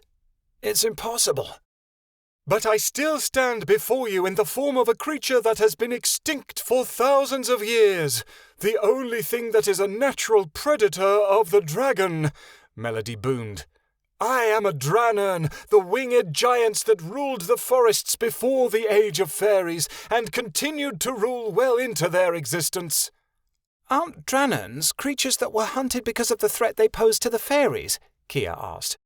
They were a threat because a single drop of Draenern poison could kill everyone in the lands, Kasif gulped. That's how powerful the stuff was. Well, I think I feel safe going in the cave now with a Draenor guarding the door, Lottie said meekly. She picked up the 3 nameless pups and carried them into the darkness. A few moments later, everyone else followed, while Melody stayed behind to guard the opening. Every time she moved, her footsteps created tremors that could be felt for miles. Chapter 15. War on the Horizon. Lara had given up hope of ever seeing her pack leader or his pups ever again. Lilja and Cornia were gone, and so were their children. The Alpha had long abandoned the pack. Lara was sure of that. Mingan was in charge, and had been for a while now. But the Verinian Forest had long been silent without Kiatana's presence. The grey she-wolf walked slowly around camp, making small imprints in the snow as she went. A red bird flew next to her and sat on the branch nearby. Lara said, "Any news, Scarlet?" The bird shook his head. "No one knows where they've gotten to. If I was you, Lara, I'd be considering what I said earlier. It's now or never. If you want to have them by spring, you have to mate now. The pack needs pups to survive, and it's clear that Lilja and the others aren't coming back." "We need to give them more time," Lara insisted. "We haven't heard from Kia in ages. She's likely gone. Whoever took her son probably killed her and the rest of the group who was looking for the missing children," Scarlet said sadly. "It's up to the rest of us to take care of what's left." She sighed as Scarlet took off. Winter was already bearing hard on the pack. This was a terrible time to not have a leader. Vicious growls erupted from her pack, and Lara's ears perked up. She jogged to the north boundary line where she thought she heard the noise. Her entire pack stood growling at an entire herd of unicorns, who'd seemingly appeared out of the fog. "You dare to threaten us?" a blue unicorn with a spiraled horn neighed. "We've been travelling for miles through this unmerciful wilderness, looking for an open valley. We found it, so it's ours." She stomped her azure hooves angrily. The unicorns behind her snorted and bucked. "This is not your home. We do not willingly accept refugees here on the plains," Mingan replied. "Our ferry is gone, so it is up to us to protect the land." "Our valley was burned to ash, and we have nowhere to go," the unicorn mare replied. "This area is the only place large enough to satisfy the needs of the herd." "Live where you like," Mingan snarled, his fangs showing forebodingly. "Just be warned that if your herd lives on our land, we will hunt you to survive." The mare's eyes grew large. "We are unicorns, the purest of all species. We were the last unicorn herd to survive the Despondent many years ago. No mere wolf could kill one of us, and with our race at stake, we'd like to see you try." "I don't care how pure you think you are. If our pups cry hunger and our members grow thin, rest assured that you will become our dinner," Mingan threatened in a low growl. Some unicorns began lowering their horns. The mare laughed coldly and turned her head toward him. "You see this? My horn is the sharpest of all weapons, perfect for impaling you on the spot." The other unicorns laughed, but Mingan didn't waver. "You forget, unicorn, the wolves survived the Despondent as well. The legends say, on unicorn flesh," he snarled. The other wolves around him, including Lara, licked their muzzles voraciously. "If you try to hunt us, we'll fight back. We're not like little deer who run at the first snap of a twig. There won't be a pup with parents left amongst the pack," the blue mare threatened. The wolves became enraged. The famished wolves foamed at the mouth, and the unicorns stomped their hooves in a battle tune ready for a fight. "What is going on here?" A voice boomed over the valley. Everyone turned to see a large white unicorn standing on a hill over all of them, a small baby in a sling around his neck. The blue mare came forward, saying, "Father, the valley was burnt to the ground. Many of us perished, though the unicorns that survived came here. Now these wolves are saying that we can't live here." "Oh, great, another unicorn," Mingan snarled. The great white stallion turned his head slowly toward the wolf. "Do you think that I am a mere unicorn?" The white stallion stomped his hooves and cried, "The unicorns and the wolves will be at peace for now until the fairy Kiatana returns to solve the issue. For now, I must find Vixen and return her child to her arms." The great stallion bolted off, and the fight began to disband. But as the two groups went their separate ways, Lara felt that an underlying rivalry had begun between the unicorns and the wolves, one that wouldn't be easily solved in the years to come. After a night's rest in the cave, the group set on making their way back home. They travelled as fast as they could through the snow together, ill-furnished against the recent blizzard. Kia held Keanu tightly to her, looking behind at his father with enlarged eyes. Keota watched his son worryingly, knowing something was wrong with him. Keanu hadn't been right since they'd rescued him from Winter. Something was off. Vivienne walked ahead. She was holding Melody in her pocket, who was a small mouse once more. Ionan was a lion, carrying Allie in her lynx form on his back. Each of the adult wolves held one of the baby pups in their mouth. Kasif came behind, shepherding the older pups as the 5 of them tried to stick together. "I don't know where Snowdrop went," Kia said, looking at Keota worryingly. "I hope Windhair didn't hurt her." "I'm sure she's fine. She probably flew back to the forest," Keota said. Kasif's eyelids were nearly frozen shut. "We have to keep going before the blizzard shuts us in the mountains for good," he cried. Vivienne noticed the white lion next to her was weeping. Allie asked, "Io?" The changer didn't respond. Keota knelt down. "Ionan?" he asked, touching his white mane gently. Keanu suddenly began crying too, and Kia asked, "What's wrong, baby?" "Keanu knows what Io is thinking," he whimpered. Kia glanced at Keota, and they remembered that Keanu had telepathy. "What's Ionan upset over, Keanu?" Keota asked. The child glared at his father, refusing to respond. Kia repeated the question, but Keanu simply put his hand on his chest and sobbed, "Ionan's heart hurts." "Oh." Kia turned and looked at her spouse. Keota rushed over. "Kia, you're in no state to carry him. Let me."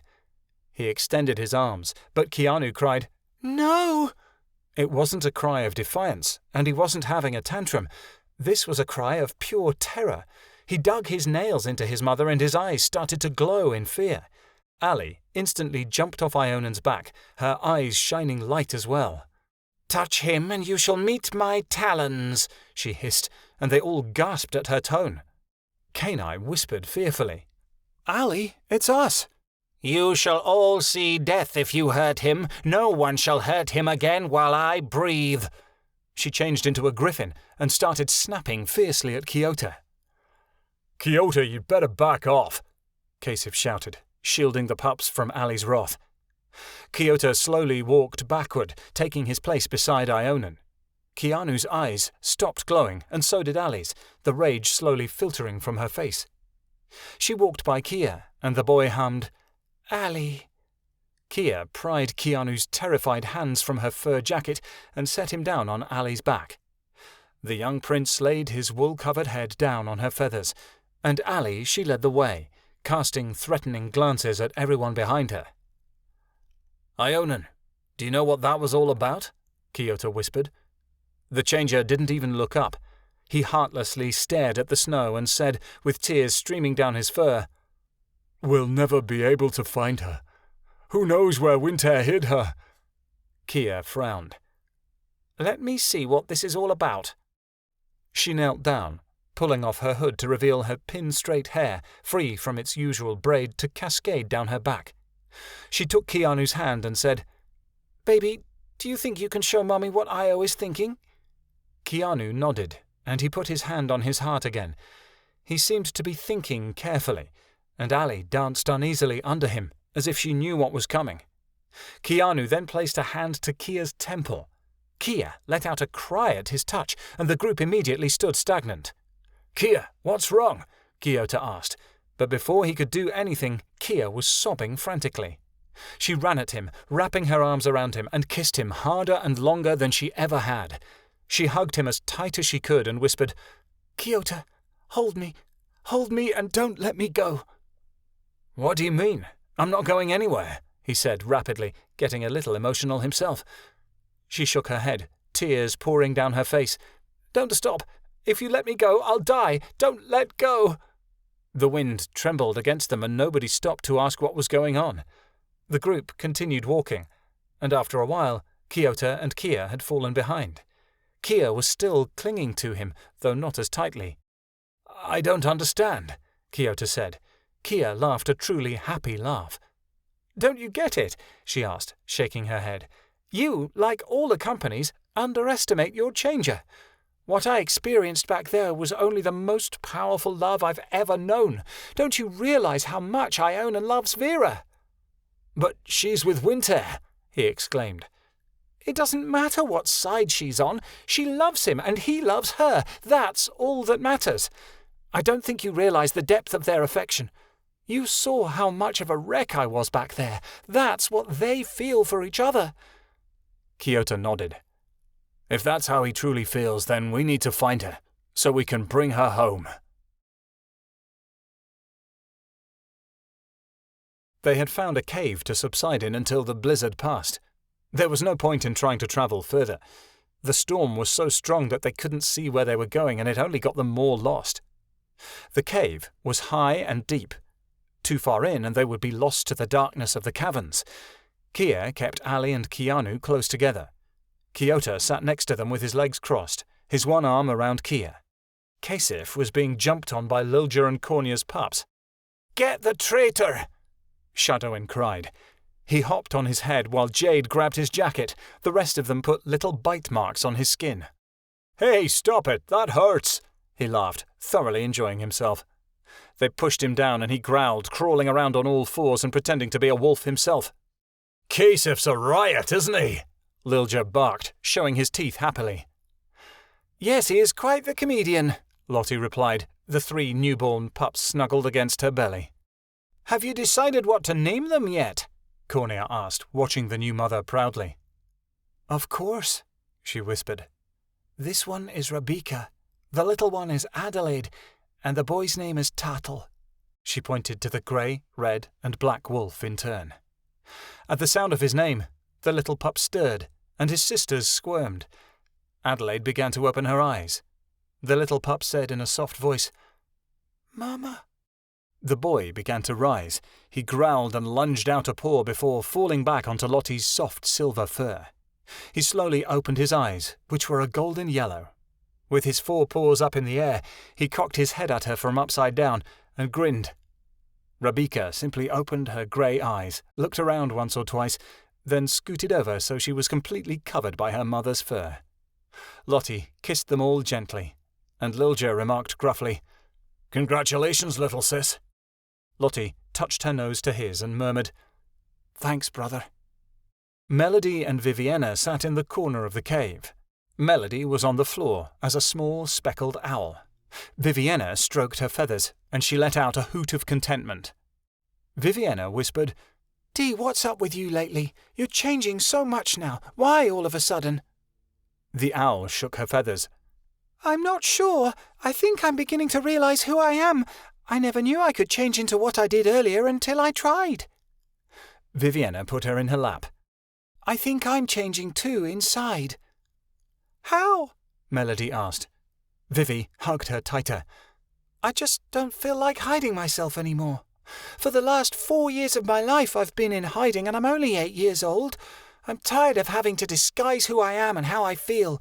I don't want to put on a smile that's fake anymore. I want it to be real. Every day I get up and it's like I'm in a fog." "I can guess why. The signs were obvious, though I didn't say anything before." "Then you get it." Vivienne looked like she was about to cry, or perhaps turn into stone. "I could care less what my dad thought. He's never loved me and he's been gone for most of my life. But my mum was different. I thought she really cared about me. But I guess I was wrong. All I wanted her to do was take care of me, and she couldn't even do that. I hate her." "No, you don't," Melody hooted. "You don't hate her. I wish I could just take it all away. I wish I could reach inside you to transfer all your hurt over to me. I would do it, and it wouldn't affect me because I love you too much. I think I just need a hug, Viviana sniffed, and Melody changed into a tan mouse. She crawled up onto Vivi's shoulder and put her tiny paws to her cheek. Vivi patted her lightly. The storm subsided. Feeling refreshed and ready to continue their trip, they all got to their feet. Before they could leave, darkness flooded the cave. They all began to scream. It seemed like the light had been torn from the world, for there had never been such darkness seen in all the lands. Someone slammed Kiota into the wall. He felt the strength being sucked out of him. Allie changed into a lynx and ordered, "Keanu, come over to me!" Kiota heard the padding of small shoes as whoever had grabbed him dragged him down to the ground, tying his hands and legs quickly. Then he heard a voice that had frightened him since he was a child say, "You think, little changer, that you could get away from us that easily?" The darkness fell away. Kiota saw Winter smiling at the entrance of the cave. It was a cocky smile, the kind of smile that came when you had won. Nineveh was behind him, her dark magic swirling around her hands. He expected Viviana to cast her light, but he saw through that she too was bound in chains and had a piece of black fabric around her mouth. Melody had been shoved in a little iron box that would crush her if she tried to change. He saw Kia was tied back to back with Kasif, and that the pups and Lottie were held up in a giant net. Nineveh was fitting hobbles to a muzzled Cornea, who was looking at Lilja. He laid on the ground, bleeding from the head and not moving. Chapter 16. A dance meant for death becomes child's play. No! Kiota refused to believe it, going numb. A few paces away, Nineveh had chained Ionan up tighter than any of the others. The lion was held by a lock that could only be opened with a giant key.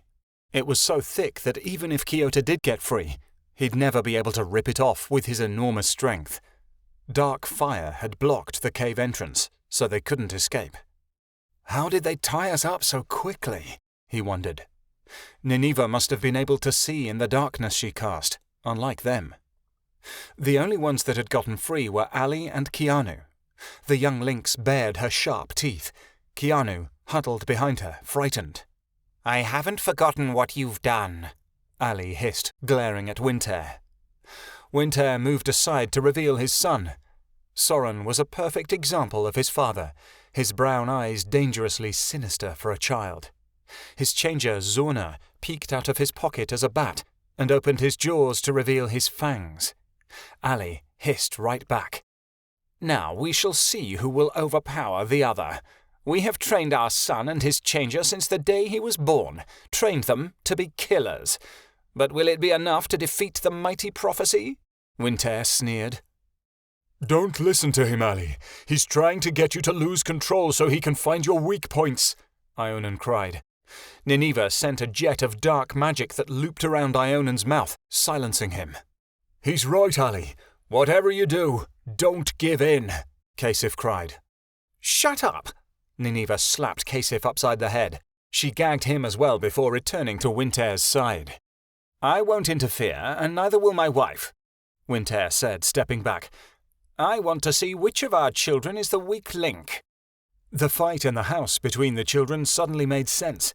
Winter wanted to prove his son was stronger than Kia's. Getting rid of the child himself would be easy.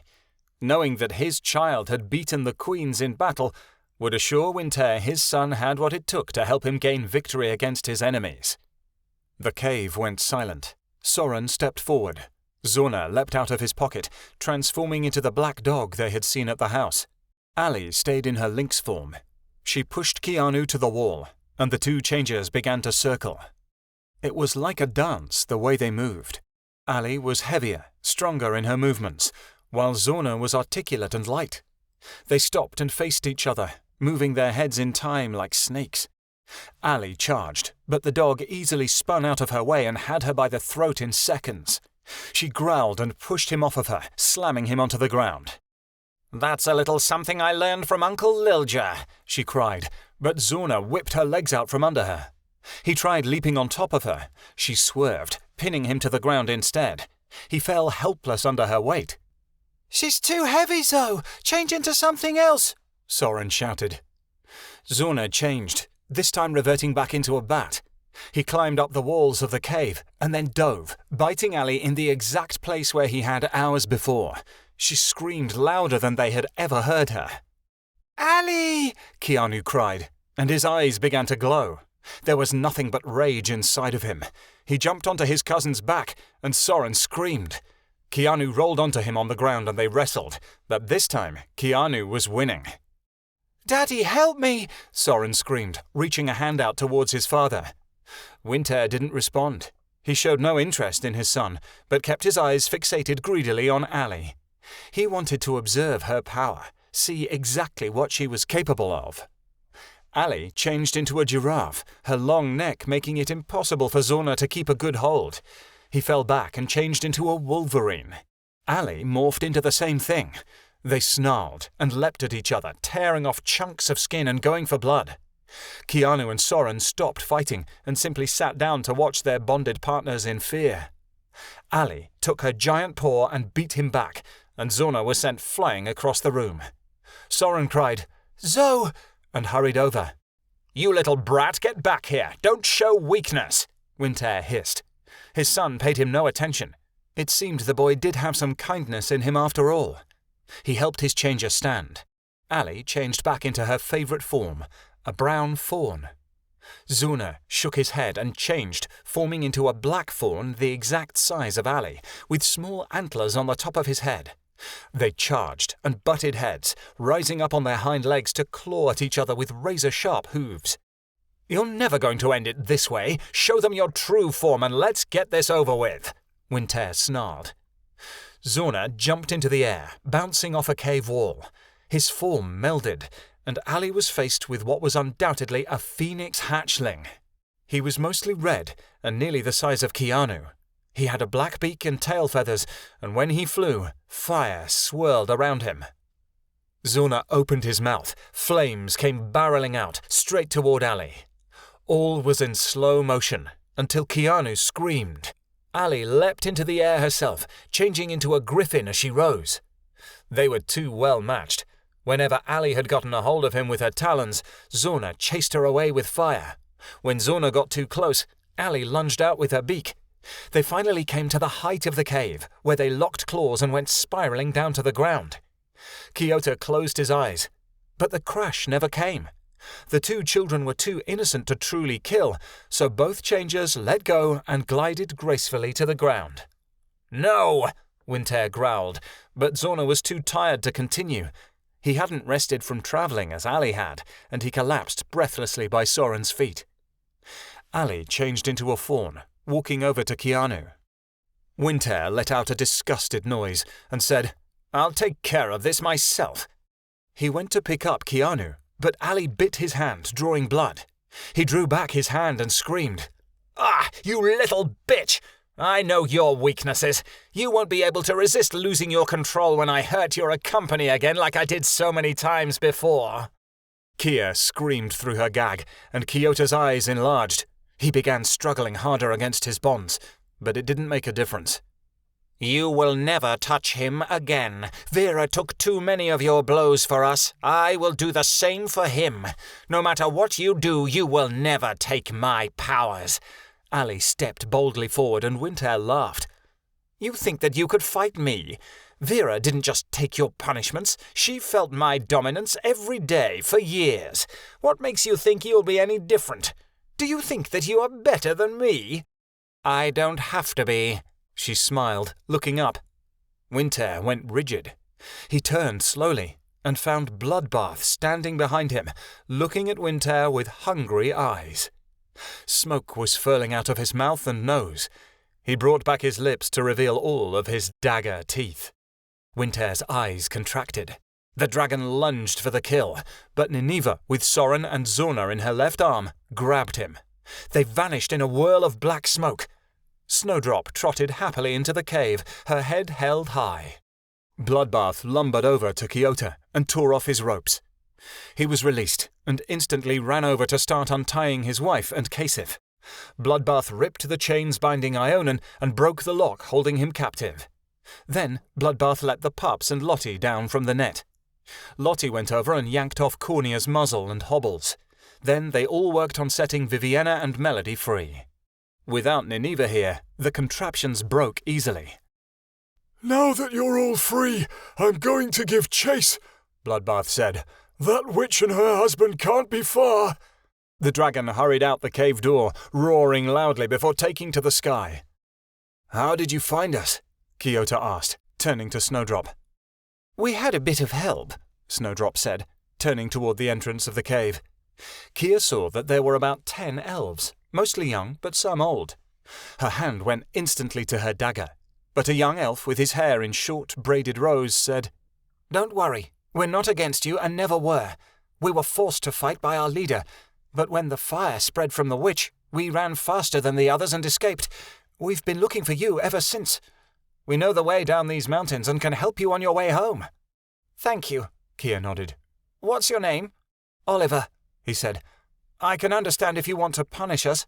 It is what we deserved after we committed treason against you." "Oliver, you have no idea how much we owe you after you brought Bloodbath to us," Kia said. "I know that the elves desire a king, and I declare it should be you." "No, my lady. If the other elves back in our village knew what we have done today, they would surely kill us. They are still your enemies. We are simply going back for our families and fleeing for our lives," Oliver protested. "You shall be heir to the elvish throne. I'll see to that," Kia said. Oliver knelt down on his knee, bowing low. "Thank you, my queen. I promise you, as the elf king, I shall serve you all of my days." The elves bowed and turned to leave. Kia heard a low whine. Behind her were all the wolves. They had gathered around Lilja, who still did not move. Lottie let out a howl, and Jade padded up to her father. She whimpered and nudged him, but still he was silent. The cut on his head was deep. Kia fell by his side. She ran her fingers over the cut and bit her lip. Beside her, Cornea howled. She couldn't tell them it was too late to save him. How could she? It would break their hearts. This journey had been tiring enough, and there was no way Cornea would make it through, or Lottie either, without Lilja. But she had to tell them the truth. She opened her mouth and tried to keep her voice from shaking, but behind her, Viviana said, "Wait." She placed her hand upon the alpha. A dull glow, much like the one Amancio had used on Kiota, shone from under her hand. The cut didn't heal completely, but the magic stopped the bleeding and repaired the damage inside Lilja's head. As Lilja's breathing grew quicker, Viviana sighed and said, "I didn't know I could do that." Kia grabbed Viviana and hugged her as tightly as she could. "I couldn't be prouder of my niece. My sister chose to use her powers for her own selfishness, but you chose to use them for good, even though you were raised not to." Viviana hugged her back. "I only do what's right, Auntie Kia." Lilja groaned, and Midnight Star screamed, "Daddy!" The alpha got to his feet. His family kissed him happily, tails wagging. With an irritated look, he growled, "Coward, hit me from behind." Ionan laughed. Lottie snuggled her head close to his, while Cornea cleaned his wound. "It looks like Vixen isn't needed for once in her life," a familiar voice said behind them. They all turned in excitement. "Vixen!" Kasif cried. When Vixen saw him, her black wings appeared and she fluttered to his side. The couple embraced. Kasif looked at her flat stomach with wide eyes. "Did you have the baby?" he asked. Vixen nodded. "Yes, husband. The child is back in the Verinian Forest, safe with Dragonstar. You don't need to worry. It's a healthy baby girl." Kasif began to sob tears of joy, and she put her hand to his face to wipe them away. He turned and said to the group, "Do you hear that? I have a daughter." Everyone started to cheer congratulations. At the entrance of the cave, another company appeared, asking, "What's going on up here?" "Anna," Kiota said in excitement, and he rushed to embrace his sister. Makrel came behind her, and Ionan stared at his brother in disbelief. "Is this what Windhair did to you, brother?" he asked. Mackerel nodded. I am no longer a changer, but for some reason I feel much better this way. He smiled at Anna. Vixen has something to tell you, Vixen said, turning to Kasif. The valley and our home is gone. They were both destroyed by fire. Nineveh, Kia snarled. Vixen's unicorns have run to Kia's forest, but everything we had is gone, Vixen said, hanging her head. It's okay, my love. As long as our baby is safe, Kasif said, stroking her face tenderly. Kia let out a sigh. I can't believe I was blind for so long. I looked up to Nineveh so much that I never thought she'd turn against me. There was no way you could know, Kyoto said, pulling her into a hug. We always expect the best from our families, never the worst. There was no need for rest now. The announcement of a newborn had chased away all exhaustion, and Vixen said, There's a small house at the bottom of the mountain where we can seek shelter. If you will follow Vixen, she will lead you to it. For once, everything seemed to be going right. The group turned to follow Vixen out of the cave, until they heard Allie let out a scream behind them. Keanu! She cried. At an instant, everyone was gathered around the child in a circle. Kia let out a cry as she saw her son twitching and convulsing on the floor. Chapter 17. Drugs and Runaways. Inside the hut Vixen had led them to, Kia sat on the bed, rocking Keanu tightly in her arms. The young boys struggled to get away. Kia refused, forcing him to stay put. Just let him go, Kasif said, walking into the small bedroom. I can hear his screaming outside. I am not letting that happen to my baby again. Kia held her son tighter. What if he had died? Vixen thinks we should be moving on if we are to get home. The fox-like fairy sat in a chair, Melody on her lap as a cat, and Viviana by her side. Good plan. When do we leave? Kasif asked. I can't wait any longer to see my baby. We can't go anywhere until we're certain Keanu is going to be okay, Kia snapped harshly. I can't lose my son after I just got him back. We have to go, Kia. Kyoto sat next to her. If we stay here any longer, we might not be able to make it home. But my baby... Tears began to form in her eyes. We can't worry about that now. When we're back in the forest and safe, we can figure out what's wrong, Kyoto said. I'll gather everyone so we can get moving. We can't go home. That's the first place Windtail will look. I don't want to put the forest in danger until I know there's no chance in hell that he'll come after us again, Kia insisted. Kyoto paused. You have a point. Is there anywhere we can go where Windtail won't follow us? Kia thought. I think I know a place. Go tell the others to get ready and pack light. Where we're going, we don't need snow boots. As Kyoto walked out of the room, Keanu began to scream. Mommy, let me go! Keanu whined as he struggled against his mother's hold. No, you're going to stay right where you are, she snapped. Keanu went limp, finally giving up. Melody flashed her company a look, and Viviana dropped her head. Tell them already, it may be important, Melody insisted. Viviana slowly got to her feet. I have something to say, she added, looking at Kia. What is it, Vivi? Kia asked. I know what happened to Keanu when he started twitching, Viviana explained. It was in that stupid book my father always read, the book he always paid more attention to than me. What is it? Kia questioned. It's called heart snap syndrome. It's a muscular disorder, but it also affects the brain. Viviana scrunched up her face. That's what causes the seizures. My father researched it because he researched all kinds of diseases that could help him develop his mutation serum. He wanted to check if Soren had it. What? Kia's eyes filled with tears once more. The book said half-fairy children have the potential to be born with the disease, though both Soren and I are fine, Viviana explained. But it looks like Keanu has it. From what my father's research indicated, there is no cure. Her voice began to shake. I'm sorry I didn't tell you sooner, but I was afraid.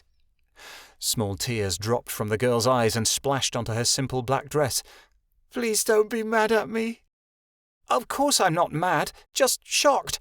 Kia relaxed her grip on Keanu just enough so he could force his way free. The boy ran over to the corner where Allie lay in her lynx form. Vixen began to pace around the room. Vixen has heard of this before. It's very rare. Keanu must be the only one with it in all the lands. Why didn't Ionan sense it in Keanu when he was born? Kia asked, turning to Vixen. Melody shook her tail. It's a rare disease. Ionan wouldn't know what to look for, only would have felt something was wrong, but it wasn't enough to be worried. Melody changed back into a speckled owl, giving a loud hoot. I knew Keanu was sick, though, when I met him. Is there a cure? There must be, if we could find something to fix the Black Death. A unicorn horn, perhaps. Can you heal it, Vivi? Kia asked hopefully. Viviana shook her head. My magic can do a lot, but it can't fix this. Unicorn horns can't heal everything, young queen, Vixen said sadly, putting her hand on the fairy's shoulder. This is a lifelong condition, not a plague. We can fight to find a cure, but until we do, we must help Keanu learn to live with this disease. The room fell silent, and everyone watched Keanu lovingly. His black wings, dusted with stars, fluttered as he played with Allie. Kia realized that from now on, they would have to cherish every good, healthy day Keanu had.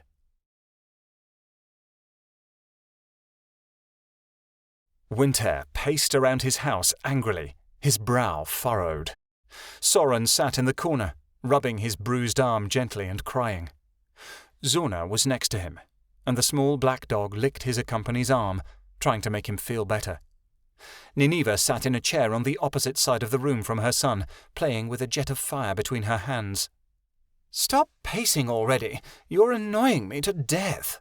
Nineveh snapped at Winter, sending the flame flying towards a small vase in the corner.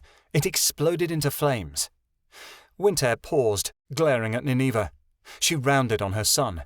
And you, stop crying or I'll hit you harder this time, the witch screamed. The boy fell silent, still rubbing his hurt arm. I can't believe that little changeress is equally matched to Zona.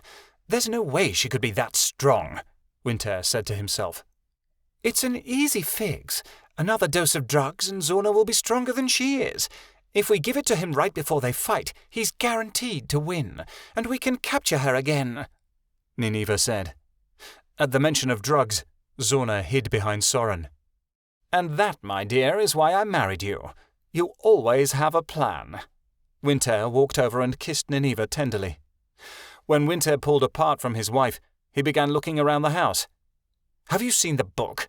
He asked. Nineveh shook her head. Not since we left Vera in the cave. I must have left it back there, Winter murmured. But going back won't be safe with that red dragon about. We have to find it. It's been very useful to us so far, Nineveh said. I'll go with you, and if that dragon shows up again, I'll kill him. Nineveh whirled on her only son. Don't move from this spot, she snarled, pointing a sharp fingernail into Soren's chest, or you'll pay for it later. Winter and Nineveh hurried out of the house. While the two were gone, Soren grabbed his changer and slowly began heading toward the door. No one noticed the child slip outside. As they did so, Zona changed into a small deer, and Soren climbed on his back. The pair moved quickly through the snow and left few tracks. Zona followed the scent of Viviana and Melody relentlessly, pushing the distance between them and Winter further and further. Faster, Zoe, Soren whispered. We need to find Vivi. I want to be with her always. Viviana got up in the middle of the night, thinking she had heard something moving. The rest of the house was asleep or otherwise resting. She'd been put in a small bedroom with Keanu and Allie off the kitchen. Who's there? She asked from her bed, a tremor of fear in her voice. Although she spoke somewhat loudly, Keanu and Allie didn't stir beside her. Viviana sat up and looked around. A small figure stood in the doorway of the hut, and a bat flew around his head wildly. I want to be with my sissy. Soren's small voice sounded scared, and he shivered. Come here, Sor. I'm here now. You don't have to be scared. Vivi held out her arms, and Soren climbed into the bed. She snuggled her brother close to her, and Zurna laid by her head. Even though nothing had been right for the brother and sister since they were born, everything seemed all right now. That was, until Kia woke up. The entire house was awakened by a loud, shrill scream. "What on earth is wrong this time?" Kasif moaned, sitting up in his bed. His blonde hair stood up in odd directions as he climbed out of bed and stumbled to the kitchen, looking around groggily. "It's that little boy, the one that tried to kill Keanu!" Kia pointed to Soren. He was huddled in the corner, clutching Zurna as a bat to his chest. "Leave him be!" Viviana lifted her brother into her arms. "He ran away and now he needs someone to take care of him." "Why would he run away? He seemed pretty happy the last time we saw him," Kyoto snarled at the small boy. "Mummy hit me and Daddy said I was worthless." Soren rubbed his eyes and leaned against his sister's chest. "They're always hitting me, and they said they would make Zurna take the drugs again." "Drugs?" Kyoto asked, completely confused. Kia's face had softened. "Oh, you poor thing." Kia walked over to Soren. "Come here and let Auntie Kia look at your boo-boo." Soren put his arms up, and Kia took him from Viviana. "She hit my arm," he said sadly, sticking out his lower lip in an effort to look cute. "Let me see." Kia rolled up the boy's sleeve and examined it. "Oh, it's bruised. Auntie Kia will make it all better." She bent down to kiss the wound, and as she did so, Soren lit up. "It doesn't hurt any more," he exclaimed, wrapping his arms around Kia's neck. "Thank you, Auntie Kia." "You're welcome, Soren." She placed him on the ground, and he ran over to the small bat that was Zurna. Kia sighed, placing her hands on her hips. "I'm sorry I screamed. I just wasn't expecting to see him here without my sister and her awful husband nearby." "That's okay," Viviana smiled. "I can understand completely how you feel about that." A loud snore echoed about the area, and everyone turned towards Kasif. Vixen lay in bed in the opposing room. She was the only one still asleep. "Can Soren stay?" Viviana pleaded, looking up at Kia. Kia hesitated. "I suppose he is just a child, and he doesn't deserve to be mistreated by your terrible parents. As long as he gets along with everyone, especially Keanu, he can stay." "He will," Viviana eagerly agreed. Kia was unsure of leaving Soren alone, but she was sure Viviana wouldn't let anything happen. After all, the boy seemed much kinder now that he was away from his father. She and Kasif walked outside the house to where Ionan was waiting. Kyoto was leaning against the dragon's side, waiting for instruction.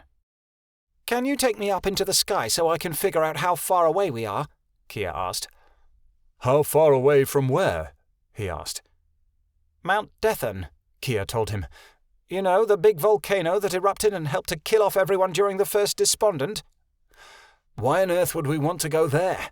Kyoto asked, shocked. "We need a safe place to go, and we can't return to the forest right now," Kia said. "There's only one person I know who'll take all of us in." "Wait a second," Kasif said, slowly glancing at Kia. "We aren't going to visit her, are we?" "Sorry, Kasif, but you knew we were going to have to face her again sometime," Kia giggled.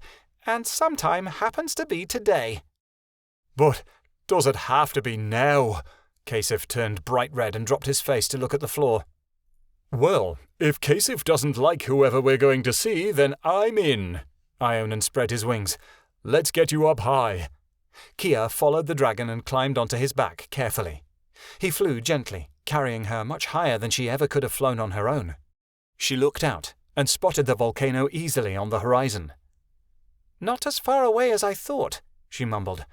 "Only a few days away." Vera beamed proudly, her heart filling with joy as she looked downward. The magical bonds Nineveh had put on her had faded away, leaving her unbound. There was blood everywhere, and the task had taken days, but she had done it, all by herself. A little dragon hatchling, no bigger than Vera's front paw, looked up at her mother in curiosity as she climbed out of her shell. She raised a spiked tail in the air, her turquoise scales shimmering in the darkness of the cave. The green feathers on her wings ruffled as the baby shook them free of the egg's membrane. She had Vera's eyes. The hatchling peeped, and Vera laughed lightly. Ionan always wanted a little girl, she thought, and now I've given him his wish. Vera was more determined than ever to escape from the cave. My daughter won't die down here, she thought. We must leave. She heard loud footsteps outside, and she feared Winter was coming back. She hid the hatchling under her wing as the door was blasted open. She looked into the face of an old red dragon who peered into the room. "No winter here," he said, before noticing Vera. His eyes widened. "By the Creator, what's happened to you? Are you all right?" "Thank goodness you've come," Vera said. "I'm Winter's changer. I need your help." "I don't know if I can fit in there, sweetheart.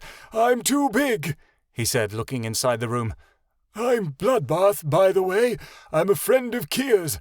I'm looking for your company, so I can kill him." "Everyone is," Vera said grimly. "And I'm not asking you to help me kill him. I need you to get my daughter to safety." She lifted her wing. Bloodbath looked at the child, surprised. As the hatchling began crawling to him, Bloodbath began to protest. "I hate to rip a hatchling away from her mother. If we kill him today, we won't have to worry about your child being safe." "But if he lives, we do. My company knows how to stay alive and slip away. If Winter finds out that I have a daughter, he'll never leave her alone. She'll be his servant as I was. This child needs to be as far away from him as possible. There must be someone you know who can watch her and keep her safe from Winter." "Where is the father of the child?" Bloodbath asked. "If you know Kia, you must know Ionan. He's my mate. He would never forgive himself if anything happened to her," Vera said. "I'm counting on you to do a favour for both of us." Bloodbath nodded. "My sister just lost her mate and her daughter to Ortuzans. Her name is Sunset. She'll watch over your child until you're free of Winter and his ilk." "Thank you. Now you must take her, and hurry," Vera insisted. "I cannot leave you here, not when Winter is coming back for you," Bloodbath argued.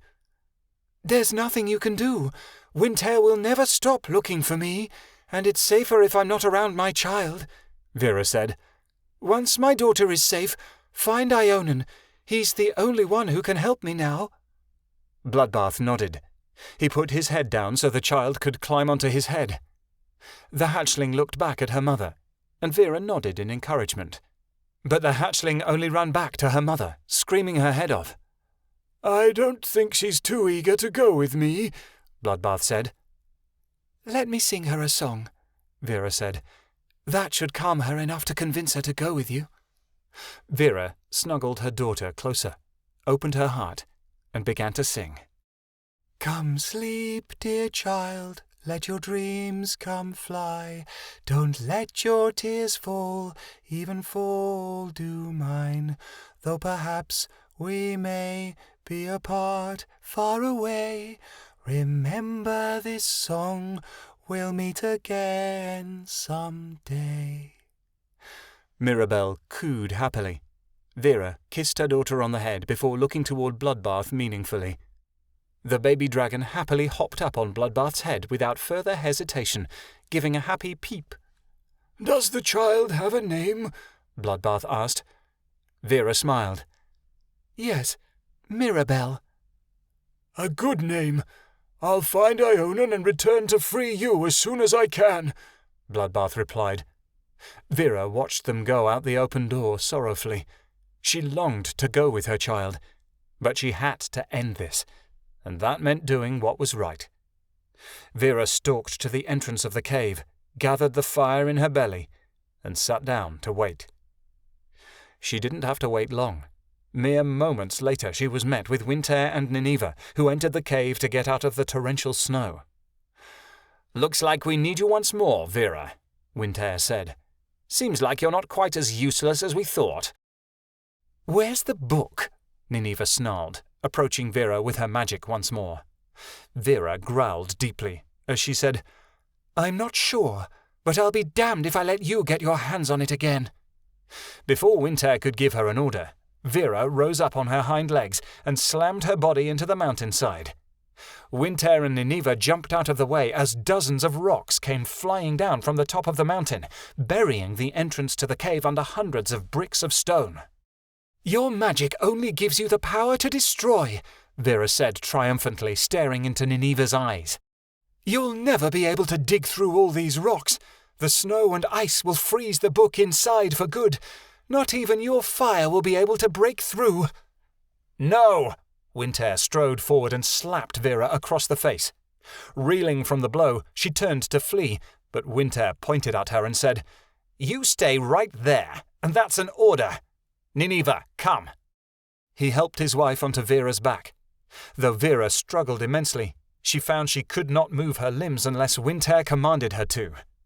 The changer stood there, unable to move. Winter climbed onto Vera's back and pointed south. "Fly that way, and don't stop until I say so." "What are you going to do with me?" she growled, heading in the direction Winter had requested. She hated that she had to obey his every command.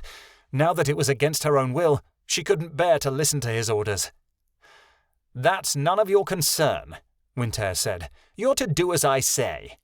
Winter's voice dropped lowly as he added, "Maybe this time you'll finish the job." Kia's group never thought that they'd want the cold from the Iceborns back so quickly.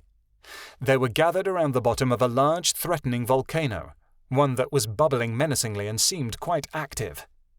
The surrounding land was filled with ash, rocks, and hardened lava that had turned black.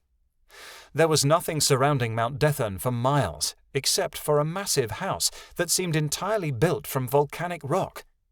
It sat quaintly at the bottom of the volcano, which seemed ready to gobble it up. Even though the Iceborns weren't that far away, there seemed to be a certain type of magic over the land that made Mount Dethon extremely hot, even in the cold winter. The wolves panted in their winter coats, hardly able to bear the heat. "I hope we're not staying here too long," Lilja complained, looking up at Kia. "That's up to Winter," Kia said, "but I doubt he'd be stupid enough to come here, unlike us." "One thing I could never figure out is why she chose to live here of all places," Kasif said, staring up at the volcano in terror. "It's the only place she could get away from Malachi," Kia replied, "though I think the location itself was poorly planned." "Mummy, I'm scared," Keanu said, shrinking against his mother's side. "Me too, Auntie Kia," Soren said, clinging tightly onto Kia's legs.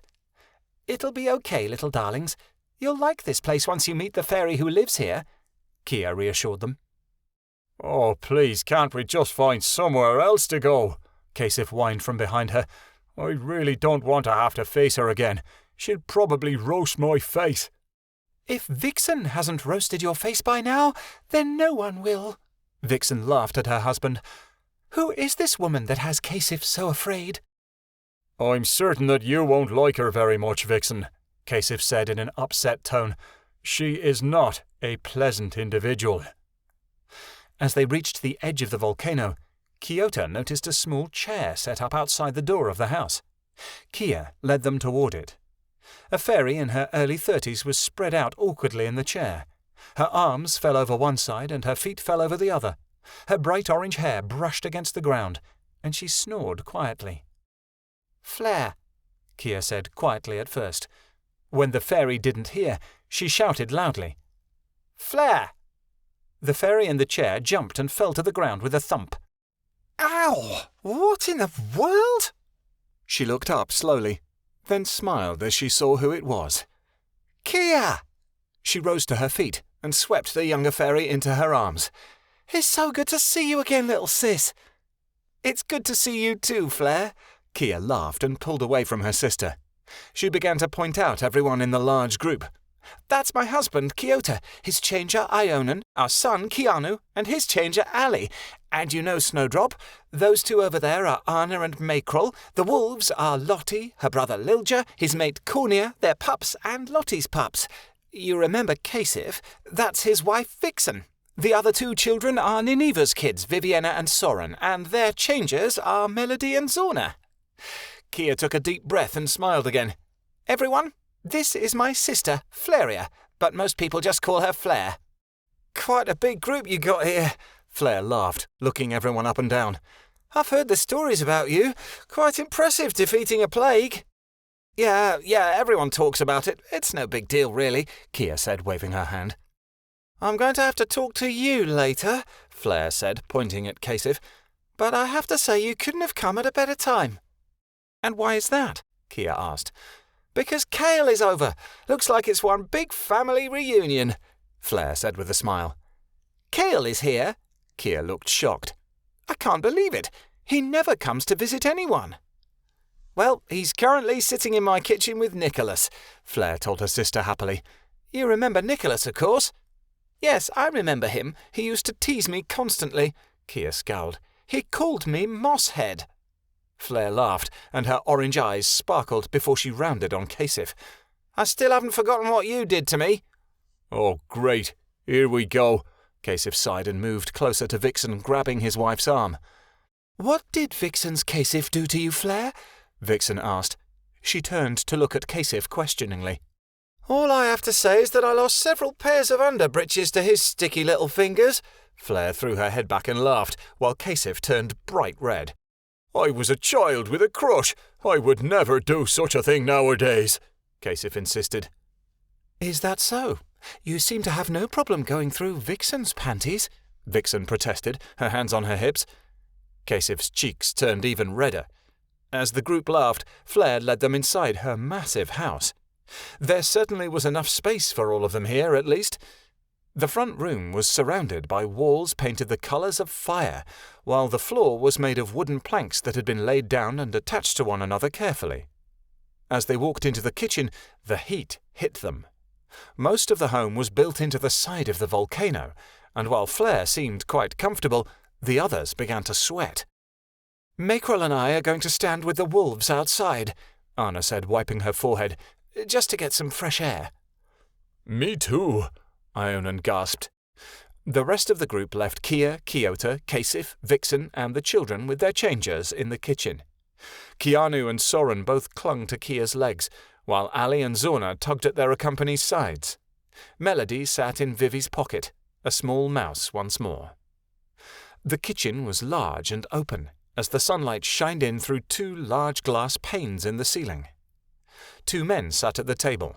One was about 7 years older than Kia. The other was barely 20. Kale, where's my hug? Kia spread her arms wide as the younger man looked up at her. Kia! He ran over and hugged her tightly. I haven't seen you in ages. That's your own fault, little brother. You should come to visit more often. Kia ground her fist gently on his head, ruffling up his short turquoise hair. Knock it off, sis. You know I don't like it when you mess up my hair. Kale smoothed his hair down, shaking his head. Hey, it's Mosshead. The older man rose to his feet and walked over. His hair was the colour of pure silver. Hi, Nicholas, Kia sighed in obvious dread. I want you guys to meet my husband, Kiota. This tall, skinny thing? Kale looked Kiota up and down, rubbing his chin in thought. He's not good enough for you, Kia. You should get rid of him while you can. Nice to meet you too, Kiota said sarcastically. Kia giggled. I think it's a little too late, considering he already fathered my son. If he looks anything like his father, you should dump him in the woods, Nicholas laughed. Daddy is better than you are. You're just a mean man. Keanu walked forward and punched Nicholas in the leg. Hey there, little guy, I was just playing. Nicholas smiled at the boy. What's your name? Keanu, he said happily. Nicholas scooped the boy up and placed him on his hip. I'm your Uncle Nicholas. How old are you, Keanu?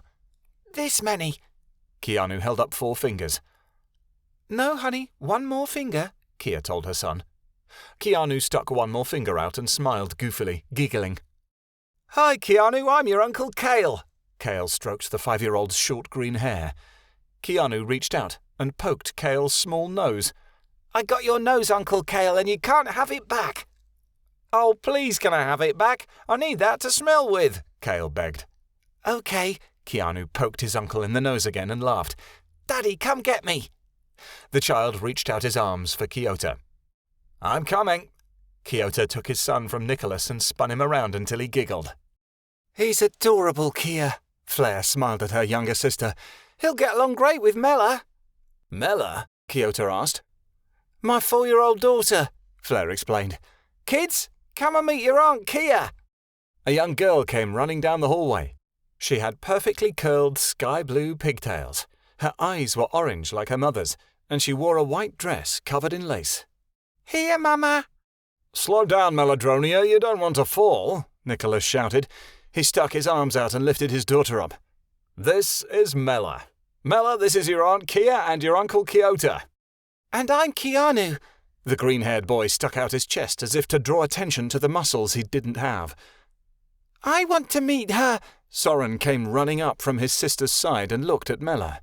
"I'm Soren, and I'm 6 years old, older than all of you," he said proudly. "Why don't you kids go and play in Mela's room?" Nicholas said, putting Mela down on the floor. She ran toward the hallway. The boys chased after her, and Allie and Zorna both followed. "I wanted a girl so bad," Kia smiled at her sister, "but I got an adorable little boy instead." "Too bad for you," Nicholas grumbled. "The boys are more difficult." He puffed out his chest and screamed, "Aravon!" "What the hell do you want now?" A boy's voice called back nastily. "Come meet your aunt and uncle." Nicholas' voice boomed, echoing off the walls. "What if I don't want to meet my aunt and uncle?" The boy yelled back. "What have they ever done for me?" "You have no choice, Aravon, now!" Kia could hear anger beginning to form in her brother-in-law's voice. "Why don't you come and make me?" Aravon yelled back. Nicholas pounded his fist on the table and stomped down the hallway. Kia flinched. Nicholas had never been her favourite person. She had a sneaking suspicion Flare had run off with him just to get away from Malachi. He didn't seem like the kindest father either. "I didn't know you had a son," Kia asked, facing Flare. Flare blushed slightly. "I was carrying him when I left home." Flare had barely been 15 when she'd left the Verinian. She must have been pregnant before she fled. Kia didn't like that. Nicholas was older by Flare than several years.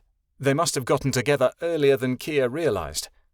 "I'm surprised Mum was okay with it," Kia said. Flare huffed. "Well, how our mother thinks my life should go and how it is are two very different things. It's good that she got her own place." "I thought Mum lived with you all these years," Kia questioned. Flare frowned. "She moved out a while ago. There were some differences between her and Nicholas that couldn't be reconciled." Kia wasn't surprised. They'd been here 5 minutes and already Nicholas was wearing on her nerves. When Nicholas came back, he was dragging a skinny, small 16-year-old boy by the ear, with navy blue hair that was shoulder-length and had a scrawny, bony face. Part of it had gotten caught in Nicholas's tight grasp. "Let go of me!" Aravon struggled against his father's hold, looking malicious. Nicholas pushed the boy in front of Kia and stepped back. "This is Aravon, the boy who currently holds the title of World's Worst Attitude." "I prefer to be called Von," he sneered at his father. "Sounds a lot less stupid." "Hello, Von. I'm your Aunt Kia, and this is my husband, Keota," Kia said, trying to seem polite. "I hate people that act happy," Von said bluntly. "Your husband looks like he was beat up by an ugly elf, and the ugliness rubbed off on him." "Are you kidding me?" Keota said. "Who do you think you are?" Looks like Nicholas's rude nature had rubbed off on his son, and Kia thought that Nicholas would blame everyone else for Aravon's rudeness but himself. "Calm down, Keota," Kia said. "We're guests here." "Didn't you hear what he said?" Keota stared at his wife. "He's just a spoilt little brat." "We are well aware of the fact," Flare sighed. "We've tried everything to straighten him out. He just won't behave." "You think I need to learn how to behave, but I think you need to learn how to shut up," Aravon cruelly told his mother. "Vixen thinks she could straighten him out." The fox-like fairy walked forward and glared at the boy, her small ears appearing. "You have got to be kidding me," Aravon laughed. "I could beat you in a fight any day." "Vixen would like to see you try." Vixen's small eyes narrowed. "Can't say I didn't warn you," Von said, pulling back his fist. He aimed for Vixen's face, but she caught him by the wrist easily, flipping him upside down so he came crashing down on his back. "Can you take me now, little boy?" she screamed. "Or are you just going to run crying to your mummy?" Aravon crawled across the floor to hide under the table. His father laughed loudly at him, and as he did, so the boy sent him a look of pure hatred. "Go back to your room, Aravon. You're an embarrassment to your family," Nicholas said, waving his hand at him. The fairy crawled out from under the table slowly, heading back to his room with a sneer and slamming the door behind him. "I think we have bigger issues right now than a pissed-off teenager," Kia said, turning to her sister. "Nineveh has turned into a problem." When Kia was done explaining her story, it was past dark. All of the children were outside playing, which was for the best, because the conversation between the adults inside was stoic and uncomfortable. Flair looked out the window, a concerned look on her face. "So you're telling me that Nineveh and her husband are trying to take over the lands? Back when I knew her, that girl couldn't even kill a rabbit for food, let alone a person." "I'm just telling you what happened to us," Kia shrugged. "Don't ask me how she turned so cold." "Is that why you have her children?" Nicholas asked. He leaned his elbows on the table. "Pretty much," Kyoto said. "We're not sure what we're going to do with them at the moment, but we can't go back to the forest yet." "Stay as long as you like. There's enough room here for all of you," Flair said. "That's a good point. What are we going to do with Soren and Viviana?" Kyoto asked, turning to his wife. "I don't know, Kyoto. We're probably going to have to leave the forest behind and raise them ourselves," she told him. "The Queen will do no such thing," Vixen said sharply. "Viviana, Soren, and their changers will be sent to Nesting's Haven. They have dormitories at Bumbleberry University for small children. They will be safe from winter there, and will be brought up properly amongst their own kind." "But where will you live, Vixen? Your valley was destroyed," Kia protested. "Kasif and Vixen will live on the old plains by your forest with the unicorns. We'll have to build a house as soon as we get back, but with Dragonstar and Ionan helping, it shouldn't take long at all," Vixen said. "But what about Winter?" Kyoto snarled. "We can't hide out here forever, and we can't go back until he's dealt with." "We have nothing to fear from him.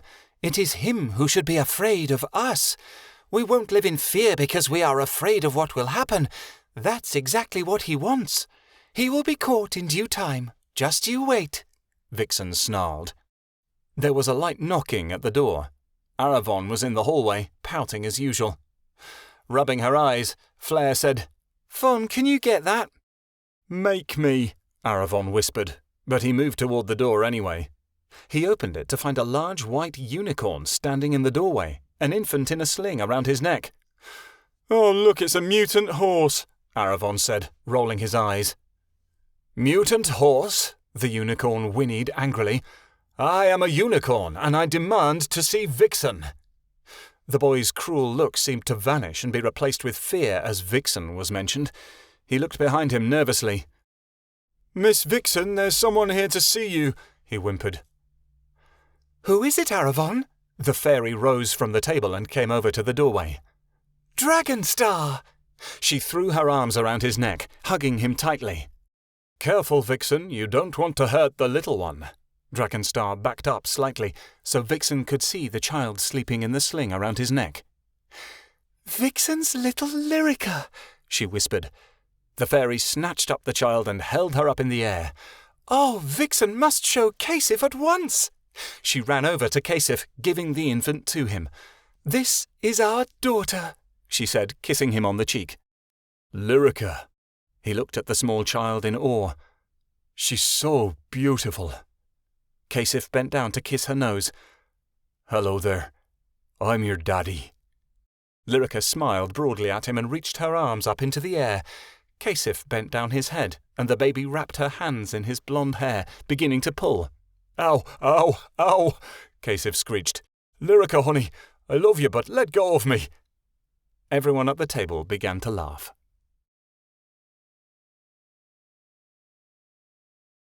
Outside the house, the wolves huddled together in a pile, sleeping their cares away.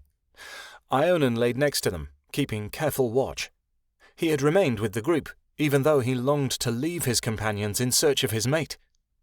There are 1,000 places Vera could be, he thought. But I can't just sit here while my wife's in danger. Winter's afraid of me. I'll have a better chance finding her if I look for her alone. If anyone comes with me, they'll slow me up. The dragon got to his feet. I'll tell Anna and Makrel where I'm going so they can let the others know. He crept away quietly, lumbering around the house to search for his brother. Where could they have gone? They were here just a minute ago. Ionan halted in his tracks as he came upon Anna and Makrel locked together in an intimate kiss behind a large boulder.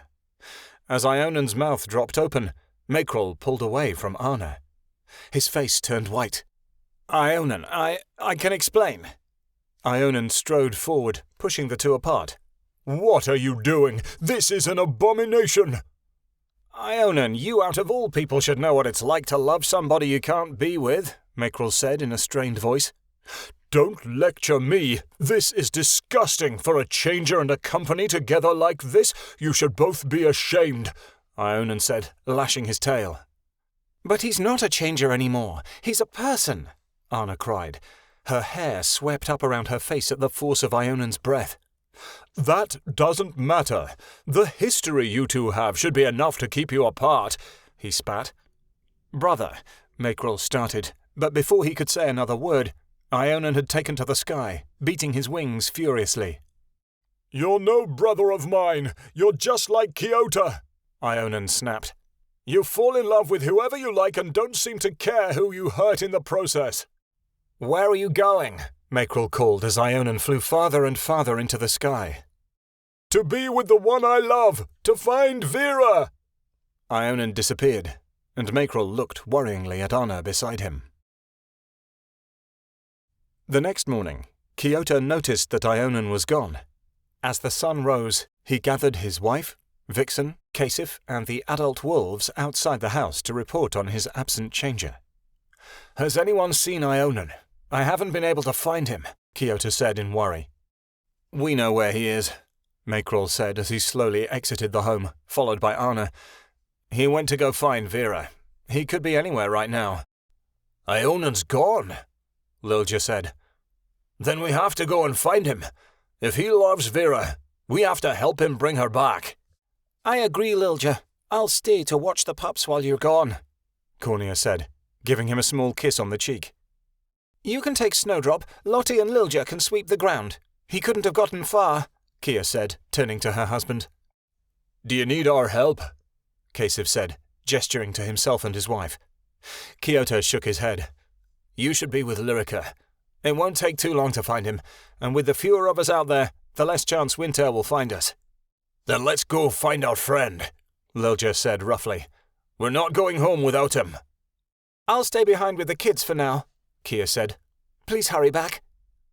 The others took off in search of Ionan, though their investigation was impeded by the cold.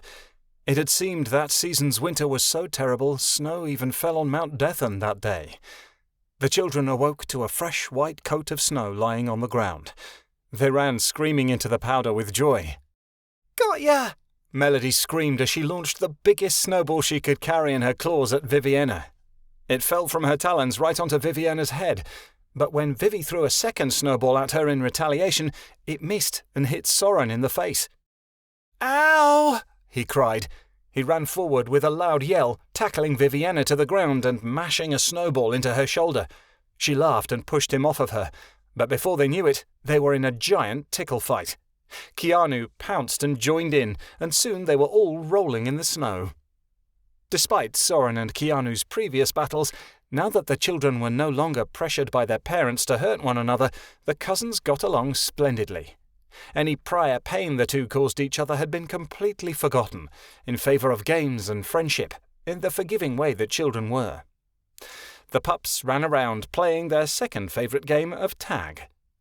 Zuna became a reindeer fawn and started pushing a snowball down the hill. He had wanted to make a snowman, but unfortunately the mass picked up speed. Snowball, wait! Zuna cried. Everyone looked up and screamed. The kids ran out of the way and the giant snowball exploded against a large boulder, showering everyone with snowflakes. Whoa, that was totally cool. Did you see how we avoided that thing? We were like, and Zorna was like running his head off, and then we jumped, Shadowin said in excitement. Let's do it again. Yeah, again, Kenai agreed, and they ran up the hill to make more giant snowballs. The other kids, excited to play their new game, stood ready against the boulders to dodge the massive snowballs as they rolled down the hill. Kia watched the children play happily. It was the one small bit of peace that she'd had these past few months, and it was a precious moment. It's nice they can get their mind off everything that's happened, Lilja said, rolling a snowball up with his nose. Hey, Lottie, catch! He threw it at her, and it hit her in the muzzle. Not funny, she laughed, throwing another one back. This one hit him on the head. Kia's smile deepened, and she thought, it's nice they don't think about winter too much. She let her smile drop as she noticed Allie standing a far distance away. That is, all but one. Allie watched the other children play, her ears pinned back against her head. She sat in the snow as a fawn, watching Keanu roughhouse with Soren disapprovingly. Zorna spotted her sitting alone and trotted over to her. Hey, you want to go sledding? It's really fun. You just lay down on top of a big hill and have someone push you. Then you go whee! Why are you talking to me? Allie turned to face him and stood her ground squarely, as if getting ready to fight. Zorna gaped. I just wanted someone to play with. Well, don't look at me. I'm not friends with bad people. What do you mean? Zorna asked meekly. Before she could answer, there was yelling from the house, and the door slammed. Aravon strode out, not looking where he was going and rudely tripping over Allie. He fell face forward in the snow. Allie changed into a lynx, hissing. Her teeth were bared, and she lunged toward his leg to bite. Keanu stopped playing and looked up at the noise. Aravon swore and got to his feet. Why don't you watch where you're going? He said, kicking her. Allie tumbled into the snow with a yelp. Keanu screamed Allie's name, and Kia rushed toward her. Don't hurt her! Zorna yelled. He pawed at the snow with his hoof and jumped up, butting the boy in the gut. Oof! Aravon cried. He would have retaliated if Lilja hadn't grabbed his jacket and pulled him back to the house. Let me go! I hate wolves! Lilja ignored Aravon and threw him back inside with his jaws, closing the door with his back paw. Hooray, Zorna! Keanu cried. The rest of the children began to cheer as well, but Allie got up off the snow and acted as if nothing had happened. Are you okay? Zorna asked. I'm fine, Allie said. But next time don't bother. I don't want your help. Why? Zorna whimpered. Because you'll end up just like Vera, Allie said with a shrug, turning away from him. No, I won't, Zorna whispered. She narrowed her eyes. Yes, you will.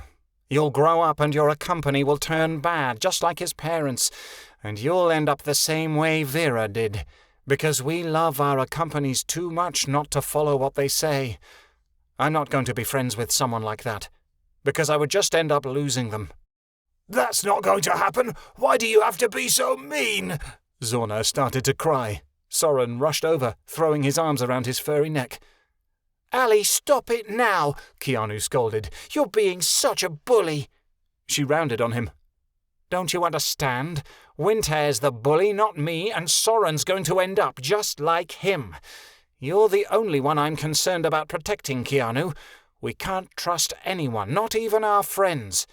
Vera loved us more than her own life, but it still wasn't enough to keep her from abandoning us. Look around. Is Vera here right now? Because we haven't seen her since we left the cave. She doesn't care about us. Allie, calm down and take a breath, Kia said. But she didn't listen. Allie changed into a griffin. Come with me, Keanu. Let's run away.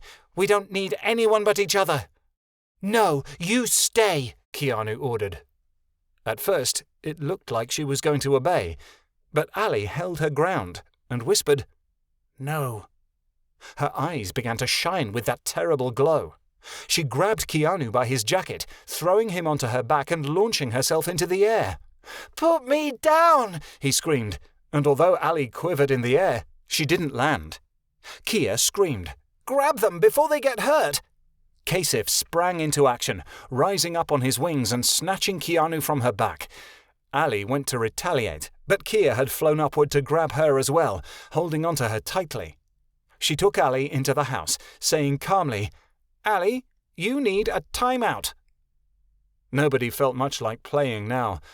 Kasif quickly said, "Who wants to help me build a snow fort?" There was a bit of murmuring, but the kids agreed. Even Keanu helped to roll up snowballs.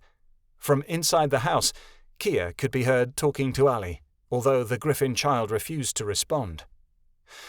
Vixen had watched the whole scene with Lyrica in her arms.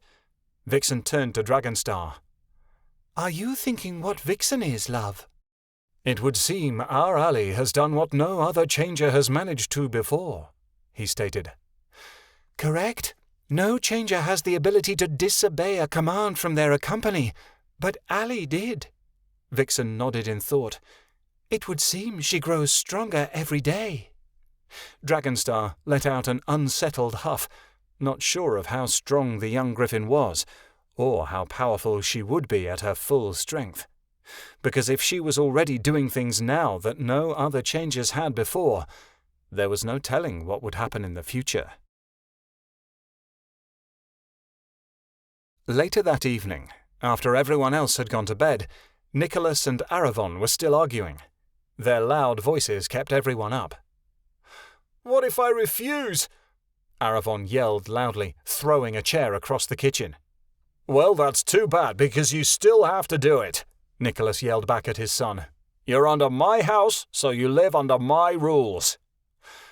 "Maybe I'll just leave this stupid place and never come back," Aravon yelled. "Maybe you should." Nicholas lost his temper and pulled his hand back to hit the rebellious boy. Aravon pushed his father onto the floor, where the fairy looked up at him in shock. "I'm leaving and I'm never coming back. If anyone tries to stop me, there will be blood involved." Aravon kicked the door open, stomping into the snow. "Aravon!" Flare screamed. She went to run after her son. Nicholas caught her, holding her still. "Let him go, Flare. There's nothing more we can do for him." Flare bawled against her husband's chest. Her cries echoed about the large room, and Nicholas stroked her hair gently as she sobbed. "How could you just let him leave like that? Von is just a child." "He would have left no matter what happened. We both know that," Nicholas said softly. "But he's only 16, Flare gasped. Her eyes were red and swollen as she looked up at him. "He's my only son." "We taught him how to take care of himself. Within a few days he'll realize how much he needs us and he'll come back," Nicholas said gruffly. "He's too spoiled to survive on his own." The little girl named Mella had awoken during the argument. She crept into the kitchen, rubbing her eyes and tugging on her mother's dress. "Mummy, why did Von go away? Doesn't he love me?" Flare gave a loud sniff, but Nicholas huffed again. "Of course he loves you, Mella," Nicholas told her. "He just needs a little time to cool off." "But if he's too hot, he could just go sit in the snow," Mella said, confused. Flare chuckled sadly. "No, honey, he needs some time alone so he's not so angry anymore. He'll come back." Flare wiped the tears from her eyes and smiled at her daughter, trying to put on a brave face. Kia had heard all the commotion and had been halfway down the stairs to intercede when Aravon had walked out. She put a hand on her sister's shoulder and said, "I'm sorry your son ran away." "Stay out of it, Mosshead. This is a family matter," Nicholas snapped. Kia wrinkled her nose. As badly as Flare had wanted to get away from Malachi, Kia knew she'd married a man that was just like him. Kia went to bite back a comment, but Flare cut her off. "He's just stubborn," Flare said coldly. "Nicholas is right. Aravon is too spoiled. He'll come crawling back to us in a few days." Chapter 18. The prophecy is fulfilled. The bitter winter air seemed to cut through Vera's scales as she flew. She shivered, trying to think of a way out of her situation, and found none. "You're covered in blood," Winter said. "What exactly were you doing in that cave?" She heard the excitement in his voice, so she gave him what he wanted. I spent hours trying to gnaw myself free of Nineva's bonds, but was unsuccessful." She told the lie smoothly, glad he hadn't ordered her to tell him the truth. Nineveh let out a cruel laugh behind her. "Only you could be so stupid." Winter looked down. "Land here." Vera descended next to the very waterfall where she and Ionan had taken their vows. The waterfall and pond were long frozen over, and snow covered the pine trees that engulfed the area. She felt there was a reason that Winter had chosen this place. As her rider and his wife slid off her back, Vera turned to face them. "All right, Winter. I've done as you ordered. Why are we here?" "For this." Winter pulled out his gun. He pointed it at Vera and fired it twice. She felt a sharp pain spread throughout her chest and across her thigh. She sank to the ground and gasped for breath, looking at her accompany with tears in her eyes. Blood was pouring out from the wounds at a rate much faster than Vera had ever seen. "Winter, how could you?" Vera wept. He ignored her question and grabbed his wife's hand, walking into the woods. "And now we wait," he said, sinking into the shadows of the trees. Nineveh glanced back at Vera, giving her a smug, triumphant smile. "Ionan!" Keanu cried, walking through the woods. He was alone, searching the ground, while Snowdrop combed the skies. The heavy snow made for slow going. "We're never going to find him this way. He could be anywhere," Snowdrop protested from above. "He's got to be nearby. I sense him." Keanu cupped his hands around his mouth and screamed, "Ionan!" "Would you cut it out?" Snowdrop hissed. "You don't know who's out here. Do you want to get us killed?" "Look around you. This place is deserted," Keanu protested. "There's absolutely no way that anyone is out here, let alone looking for—" Once he had said this, 2 loud bangs erupted from the trees above them. He turned to see Winter sitting on a tree branch, a foreign object pointed at Keanu. "Surprise!" he laughed, then fired the object again. The bark on the tree at Keanu's side shattered. Keanu ran from Winter as fast as he could. He sprinted until he came to the edge of a cliff that was encompassed in fog. He couldn't see the bottom. "Nowhere to run," Nineveh said, flying out from the cover of the fog with a treacherous smile on her face. She raised her hand and sent dark fireballs hurtling at Keanu. He dodged her blows, the magic skimming the threads of his clothes. Just as Keanu had nearly missed being hit by a fireball the size of his head, Winter jumped out from nowhere and landed on his back. "Keanu!" He heard his wife scream and looked up. Kia came flying in. She must have been worried that he'd been gone so long and left the children with her sister in order to come find him. Kia flew forward to help, but Nineveh turned her attention to her sister. Kia became petrified in midair, unable to move. "Our father sent me away and you did nothing," Nineveh hissed, clenching her teeth.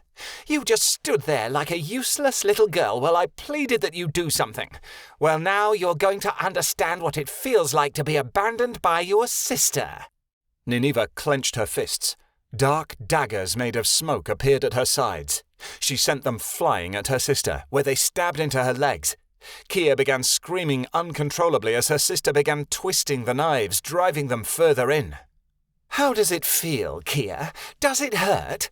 Nineveh asked in a mocking tone void of pity. Tears sparked in Keanu's eyes as he heard his wife's screams, but he was unable to do anything as he and Winter wrestled for dominance. Winter tried pointing the strange object toward Keanu's head, but Keanu wrenched his hand away. Winter threw Keanu onto the ground and raised his hand, planning to club Keanu to death with the weapon. "I don't have a problem with you, Keanu. I never did," Winter grunted as he held Keanu's throat with one hand. "But you're in the way, and I can't say I won't enjoy watching you and your wife die." Ionan felt like giving up. He hadn't seen any sign of Vera. "But I can't give up," he thought. "She'd never give up on me, and I'll die before I give up on her." Just as he was about to leave the woods and continue searching elsewhere, he spotted a purple figure lying in the snow. "There she is!" He turned to descend, his heart leaping in joy. But his joy soon turned to panic when he saw Vera broken upon the snow.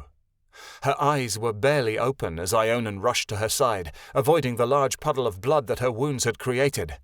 The instant she saw him, she smiled. She looked up at Ionan and said lovingly, Darling.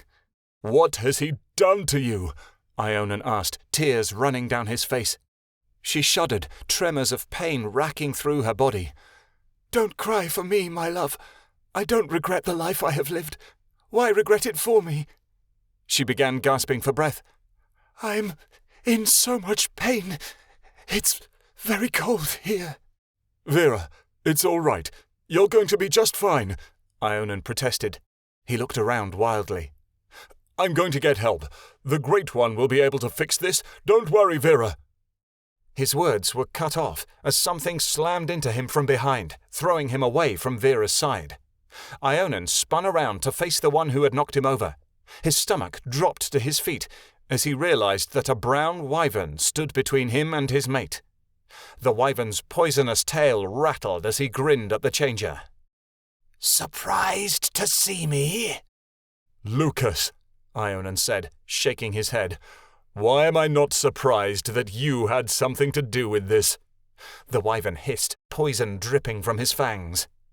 Nicodemus was weak, and I'm glad that I took his life.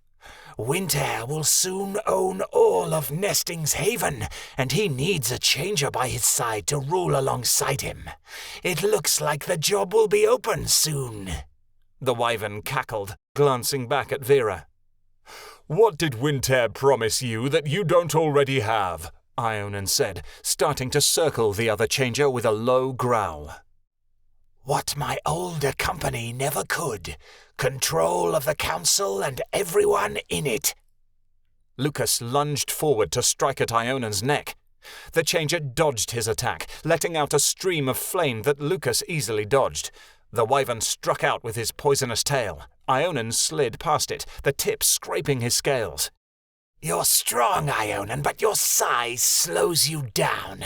Lucas cackled as he swiped at Ionan's side, ripping open the skin. Ionan hissed in pain, and Vera cried weakly, Run, my love. There's no hope for me. I will never abandon you, Ionan shouted. He leapt forward and grabbed Lucas's leg in his mouth. He went to break it, but Lucas slapped Ionan upside the head with his tail and got on top of the changer, holding him down. Winter will be so pleased I've gotten you out of the way. He'll reward me beyond my wildest dreams. Lucas raised his tail to deliver the killing blow, and Vera screamed. Lottie and Lilja had their noses to the ground, trying to find Ionan's scent. He's definitely that way, Lilja said, pointing with his nose. It's hard to tell through the snow, but he's been by here. Should we start following the scent? Lottie asked. Before Lilja could answer, screams began lighting up the woods. Lottie raised her ears toward the sound of the screams, her tail rising high into the air. That's Kia, she said fearfully. Something must have gone wrong. We have to help her. At that second, colossal roars began shaking the ground where they stood. Lilja's eyes widened, saying, And that's Ionan. He's in trouble too. What do we do? You follow Ionan's trail, and I'll go help Kia, Lottie told him. We'll meet up again later. I don't like going into this alone, Lottie, Lilja argued. What choice do we have? Lottie insisted. Before her brother could protest, she was bounding toward the sound of Kia's tortured screams. The Fairy Queen's face had gone pure white. She couldn't take much more of the torture. Her screams had dissolved into moans of agony as Nineveh drove more magical knives into her sister's body. Keanu could barely see through the blood that was clogging up his eyes.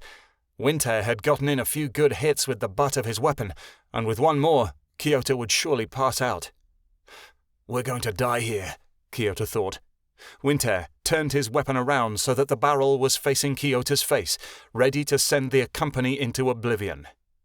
A scream sounded behind him that was not Kia's. The queen fell from the sky, toppling onto the snow in a defenseless ball. Nineveh was on the ground, wailing as she tried to pull Lottie off of her. The wolf had her fangs embedded in Nineveh's throat and was shaking her senseless. Winter looked up. Panic filled his face at the sight of his wife being mauled. Those few seconds of distraction were all Kiota needed. He pushed Winter off of him and ripped the weapon out of his hands. He got to his feet, turning the weapon toward Winter's face.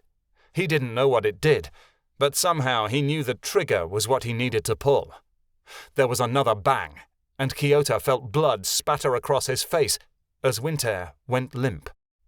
Lottie got off Nineveh. The witch's hands went to her throat, holding in her neck muscles with her hands as she helplessly staggered to her feet. Before she had a chance to heal herself, Kiota grabbed Winter's body and chucked it at her. Winter hit his wife, and the two of them toppled off the cliff and into the fog below, where they vanished from sight. "They're dead," Lottie gasped, wiping the blood from her muzzle. "Both of them are dead." Kiota ran to the fairy's side, lifting her into his arms. The daggers had left no mark or wound, but the fairy was weak, her head rolling. "Nineveh," she whispered. Tears fell rampant down her face. "What happened?" Snowdrop said, as she came careening toward the ground. Kiota carried Kia over to her. He sat Kia upon Snowdrop's back, saying, "She's been tortured by Nineveh. Get her back to Flare and Vixen, now!" "But what about you?" Snowdrop asked, gaping at the sight of the blood gushing from the wounds on his head. "I'll be fine. Just take care of my wife," he insisted. As Snowdrop flew away, Kiota sat in the snow woozily. Lottie came over to tend to his wounds. "It's not very deep," she said, observing it. "The bleeding is already beginning to stop. Just rest for a minute and you'll be all right." Kiota sighed, holding his head in his hands. "That was too close. But I'm glad they're finally dead. We can go back home." Another roar filled the skies. Kiota jumped to his feet, a singular name running across his lips. Ionan. Ionan struggled under Lucas' grasp, but it was no use. The wyvern had him in a tight spot, and nothing he could do would enable him to escape. He waited to feel the sting of the wyvern's tail, but all he heard was Lucas screaming. Ionan looked out of the corner of his eye to see Lilja. He had Lucas' tail in his mouth, preventing the wyvern from striking. As Lucas roared in pain, his grip slipped. Ionan threw the wyvern off, then charged toward the other changer with his mouth wide. Ionan bit down harshly on the wyvern's neck, tossing him across the woods. Lucas hissed and went to counter him. Without warning, the changer paused. He looked up into the sky with his nostrils flaring, eyes contracting in fear. The wyvern then turned to stare at Ionan with a look that would murder the dragon if it could. "This isn't over yet, Ionan." Lucas took off into the sky, scattering snow everywhere. Instead of giving chase, Ionan rushed to Vera's side. He looked over her in fright. "Lucas did his job," she whispered. "There's no time to get help for me now. Please, stay with me." "No, Vera, there's still time," Ionan protested. "We'll get you help. We'll get you out of here." Ionan let out a low groan. Lilja, please, find someone." The changer turned to his old friend in desperation, but the wolf simply stood there with his head bowed low. Weak tremors started racking Vera's body. "I want to go home," she said softly.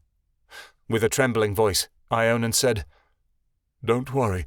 The Great One will heal you soon and will get you back to Nesting's Haven where we both belong." Vera gave a weary sigh. "I don't think you understand what home I'm talking about." Vera laid her head down on the snow. "I'm sorry, Ionan. I did my best. Take care of her, my love. Take care of them all." Before Ionan knew it, she had stopped breathing. "No," Ionan whispered softly. "No, Vera, please." He put his head to hers as two large tears leaked from his eyes. "Please stay. She didn't respond. No, it can't be, Ionan cried. Let me take her place. It's supposed to be me who dies, not her. I can't live like this. Lilja put a paw gently on Ionan's leg. Ionan, it's too late. She's gone. No, Ionan protested, and smoke began furling from his mouth. No!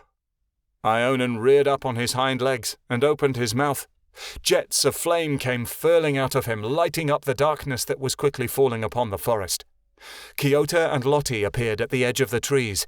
He staggered as he witnessed the immense grief, finally realizing that what Ionan and Vera had together was real, and now it was gone. Kiota looked at Lottie sadly and said, Even after everything we did, they still never had a chance. The snowflakes began falling out of the clouds at an excessive rate. As they began coating Vera's body in a shroud of white, Ionan collapsed on the ground, his sobs shaking the forest as he screamed Vera's name. Chapter 19. Murder and lullabies go hand in hand. Aravon stretched out under a tree and looked up at the branches above his head, a scowl written tightly across his face. He hadn't eaten in days, nor had he found a place to sleep. The forest around him was quiet, and the knowledge of what day it was going to be soon upset him. He had never been alone on Christmas before. "Stupid holiday!" he shouted at no one but himself, throwing a snowball up in the air. It only came spiralling back down to hit him directly in the face.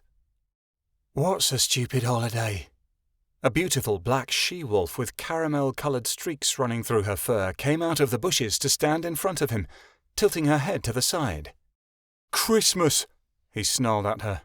"I agree," the wolf replied. "I've always hated Christmas. What's the point of it?" "Exactly!" Aravon jumped up as he spoke.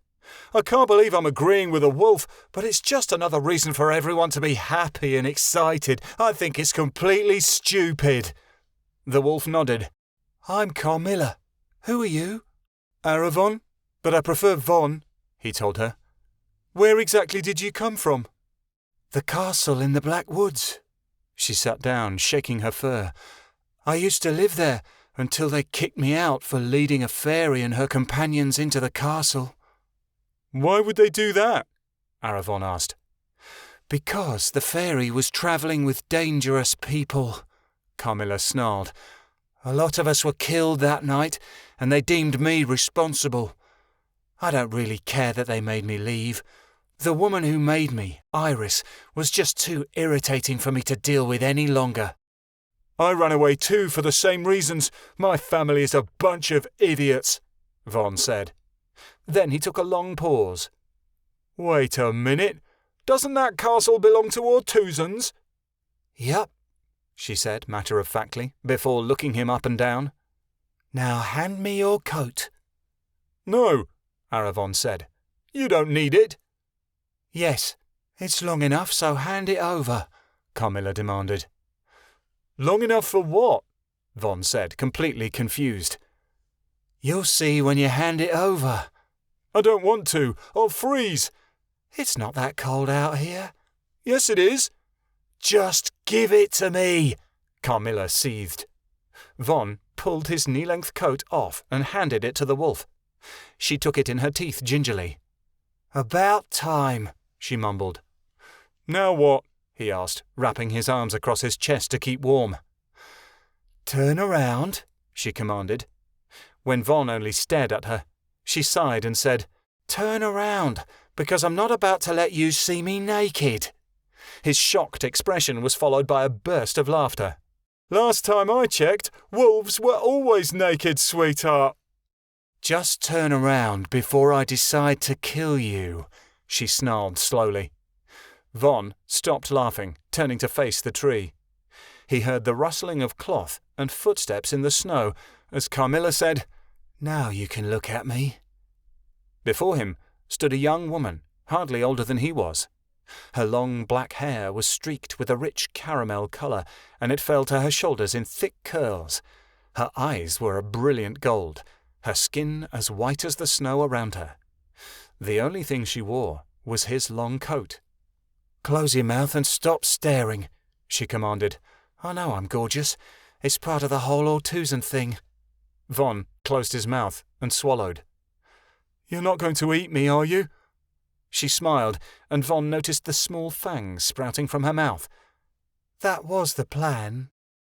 Carmilla leapt forward, grabbing his shoulders with her hands and going in to bite his neck. Von screamed. At an instant, Carmilla was frozen in place, unable to move. What are you doing to me?" she said, confused. Von pushed her away and started laughing, shaking his head. "You're an idiot. Do you really think I'd be out here alone if I didn't have a way to protect myself?" She narrowed her eyes. "It can't be. Somebody like you could never—" "Have the strength?" Von laughed, tucking his hands behind his head. "The power to control the mind of everyone I see? Why not?" "Because you're weak," Carmilla snarled. "Only powerful fairies have the strength." "Well, I guess you've got to consider me powerful then," he chuckled. "After all, I'm powerful enough to tell you what to do."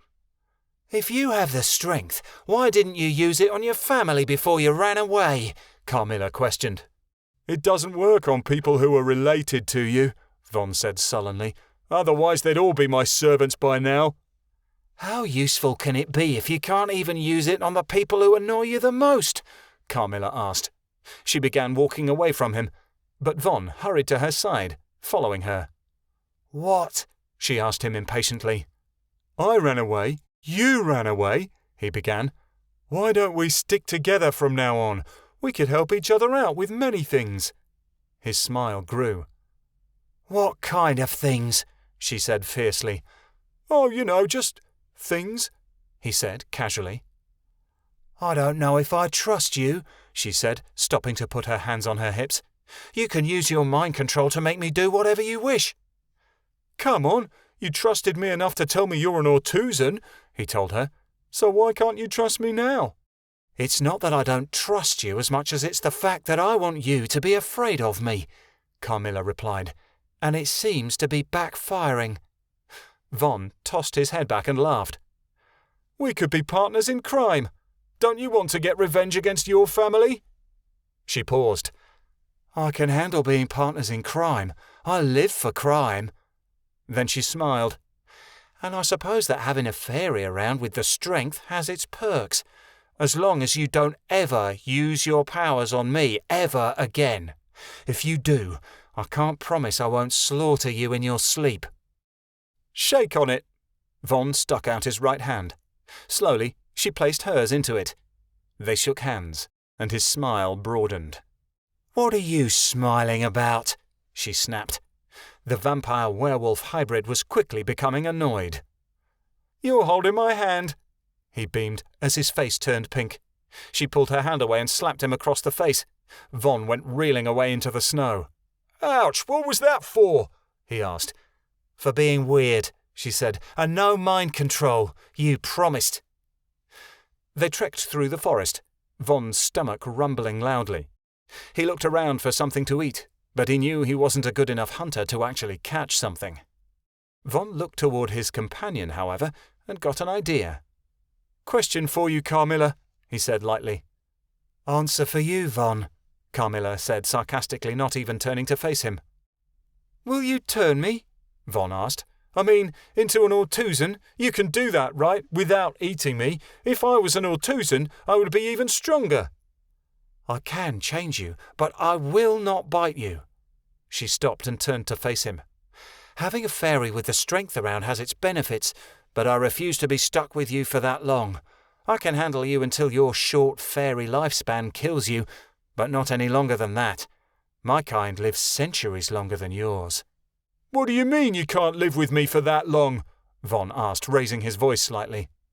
"You are the most annoying little pest I've ever had to deal with," she yelled back.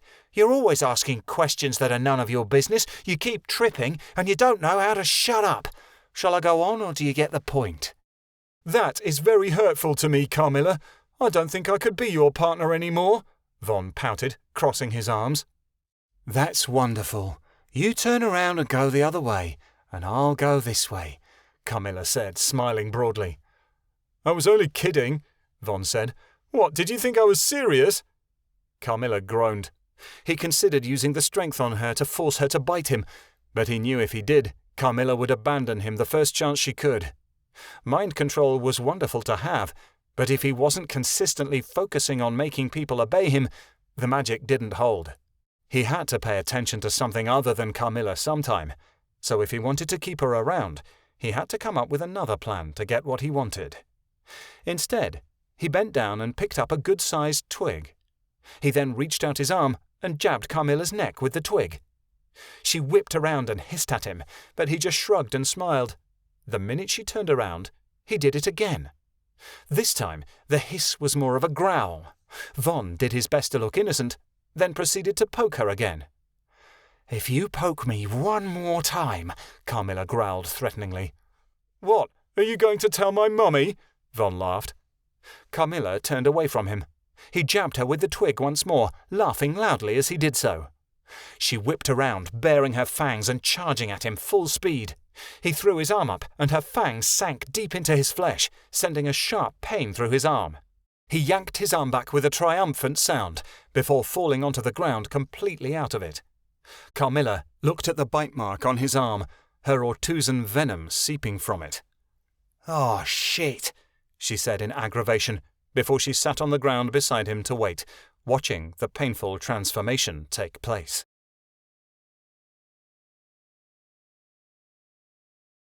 When Kiota, Lottie and Lilja had finally returned, they had been gone for days.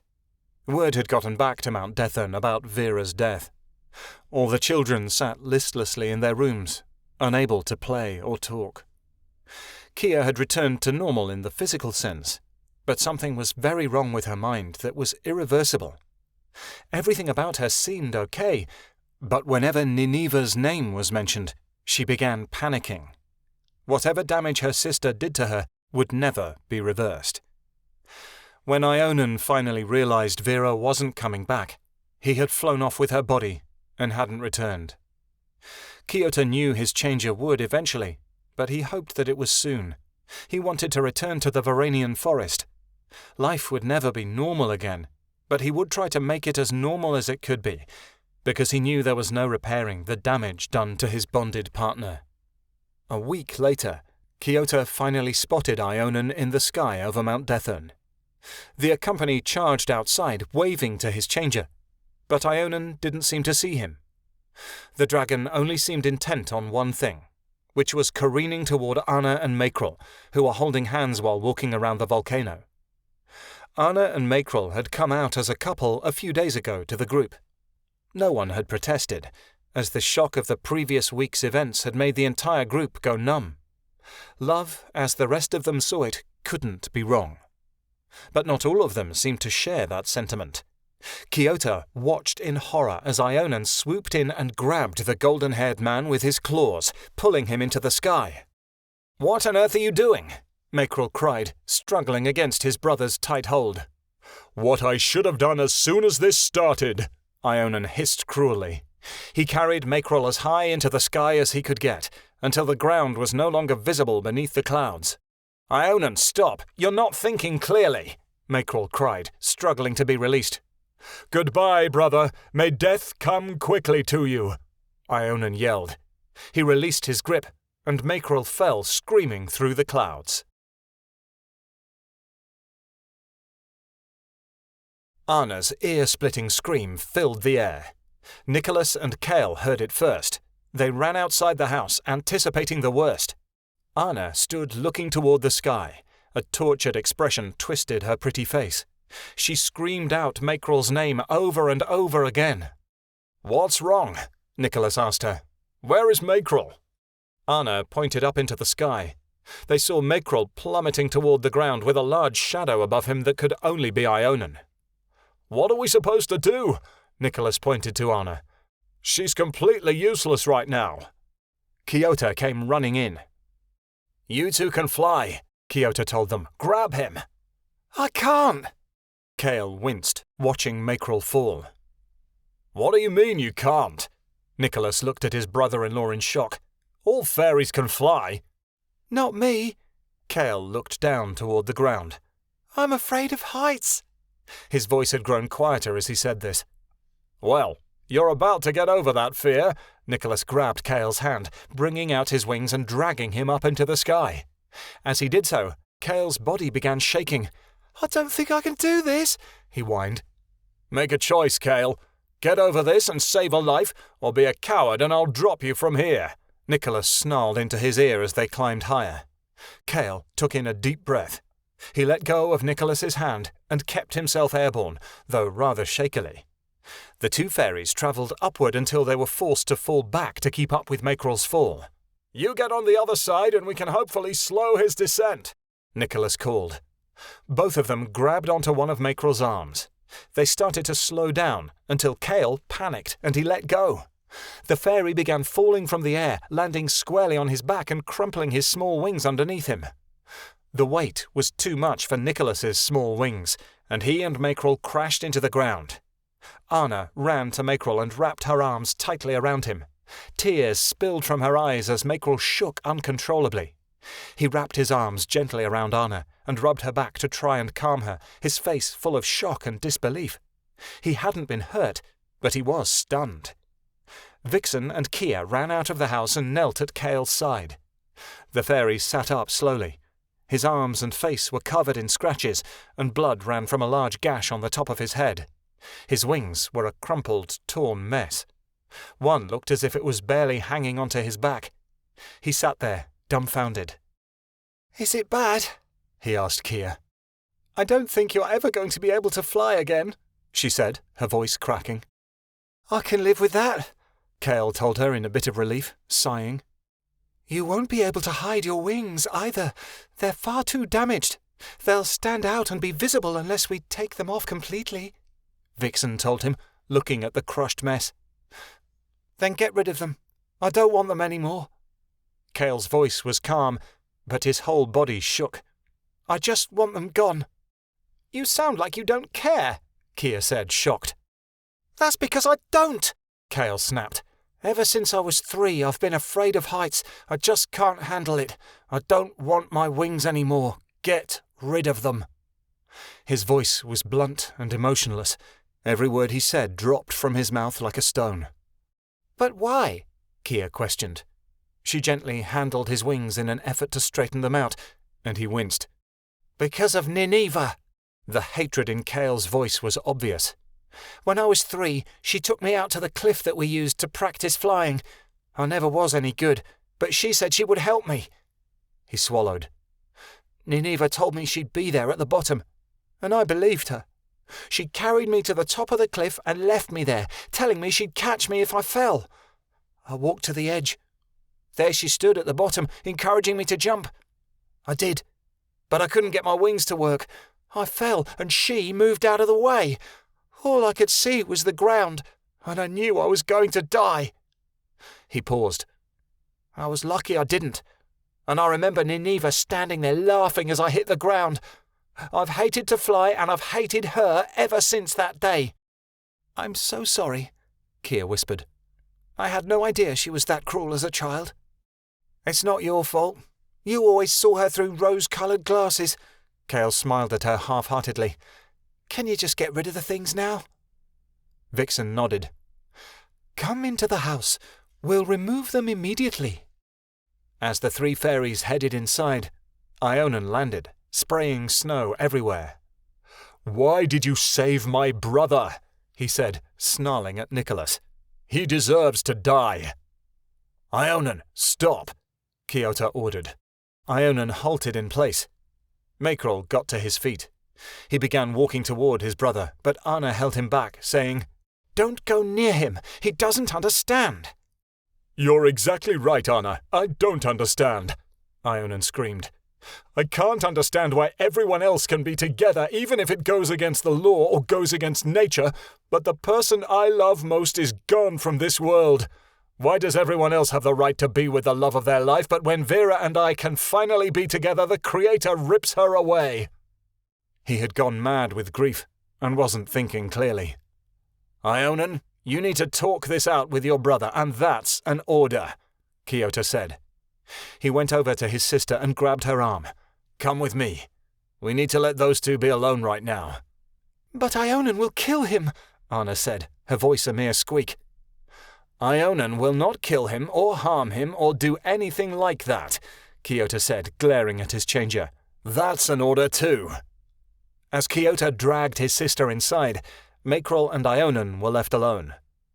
Ionan turned his back on him, and Makrel said, I know you're upset with what I've done. Ionan dropped his head. Why are you here? Because I'm still your brother no matter what happens. You are not my brother. Look at you. You've completely changed and fallen for Anna. It's wrong. Makrel would never do that. My brother is gone. You think just because my outside of me has changed, it means that I'm not the same inside? Yes, I see the way you look at her. You and Anna aren't supposed to fall in love. Ionan snorted. I never thought of Anna in a romantic way when I was a changer. I never started falling for her until I became human, Makrel protested. You're putting us all in danger. Do you have any idea what the council would do if they knew about this? We would be put to death, Makrel said bluntly. Or they would put us in the Colosseum to face the trials of separation. Exactly. Can you imagine what it would be like if one of you had to kill the other, to spare the other unimaginable torture? And since you are a human, we know who would lose. Do you want Anna to suffer? Makrel blinked. That's not going to happen. You don't know that. I'm not a changer anymore, but don't you see? I still have my same spirit and heart. I haven't changed, just transformed. You are my brother, and I forgive you for what you tried to do because I know you are in great pain. I too would lose my mind if I lost Anna.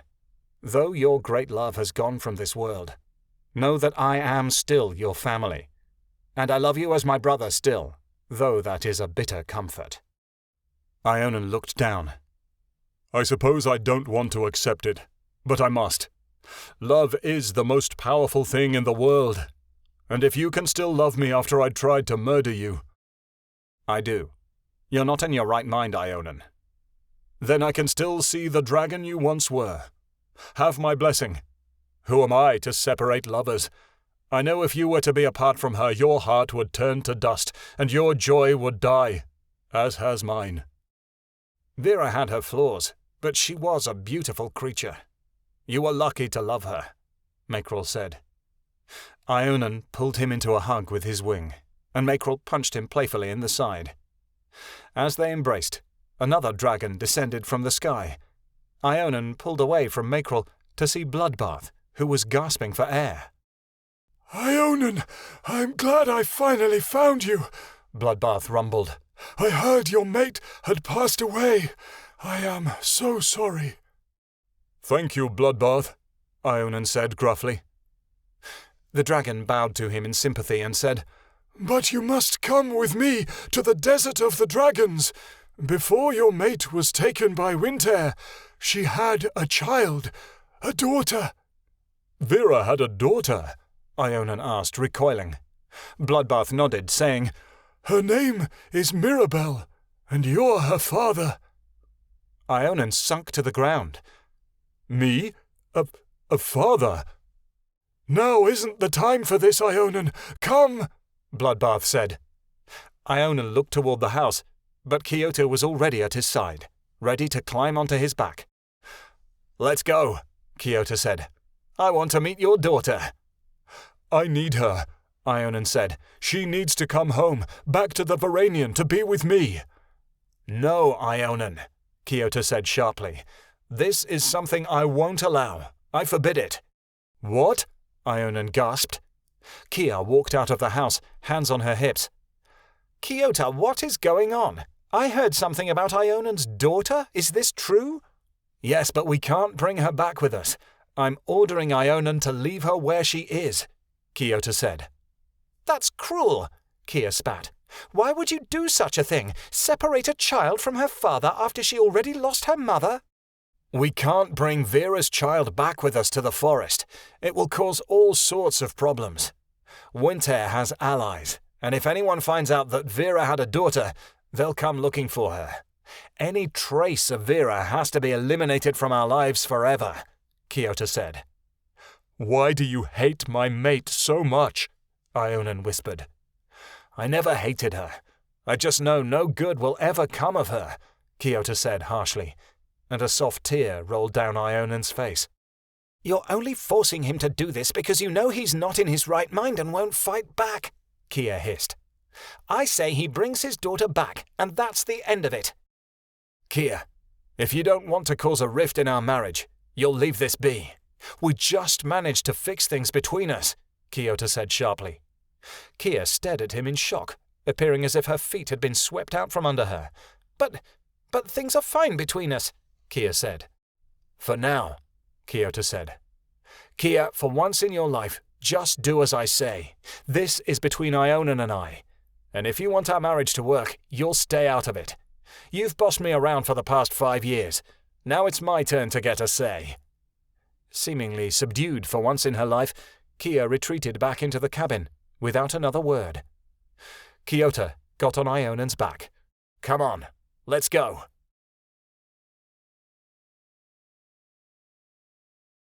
Whee! A small white dragon exclaimed, and he slid off a rock, his white serpentine body twisting as he went. A turquoise hatchling giggled and imitated him, and they both landed squealing in the desert sand. A beautiful female dragon, her scales melding together in a lovely array of pink, purple, and orange, watched the children happily from her cave. Yet there was grief in her heart.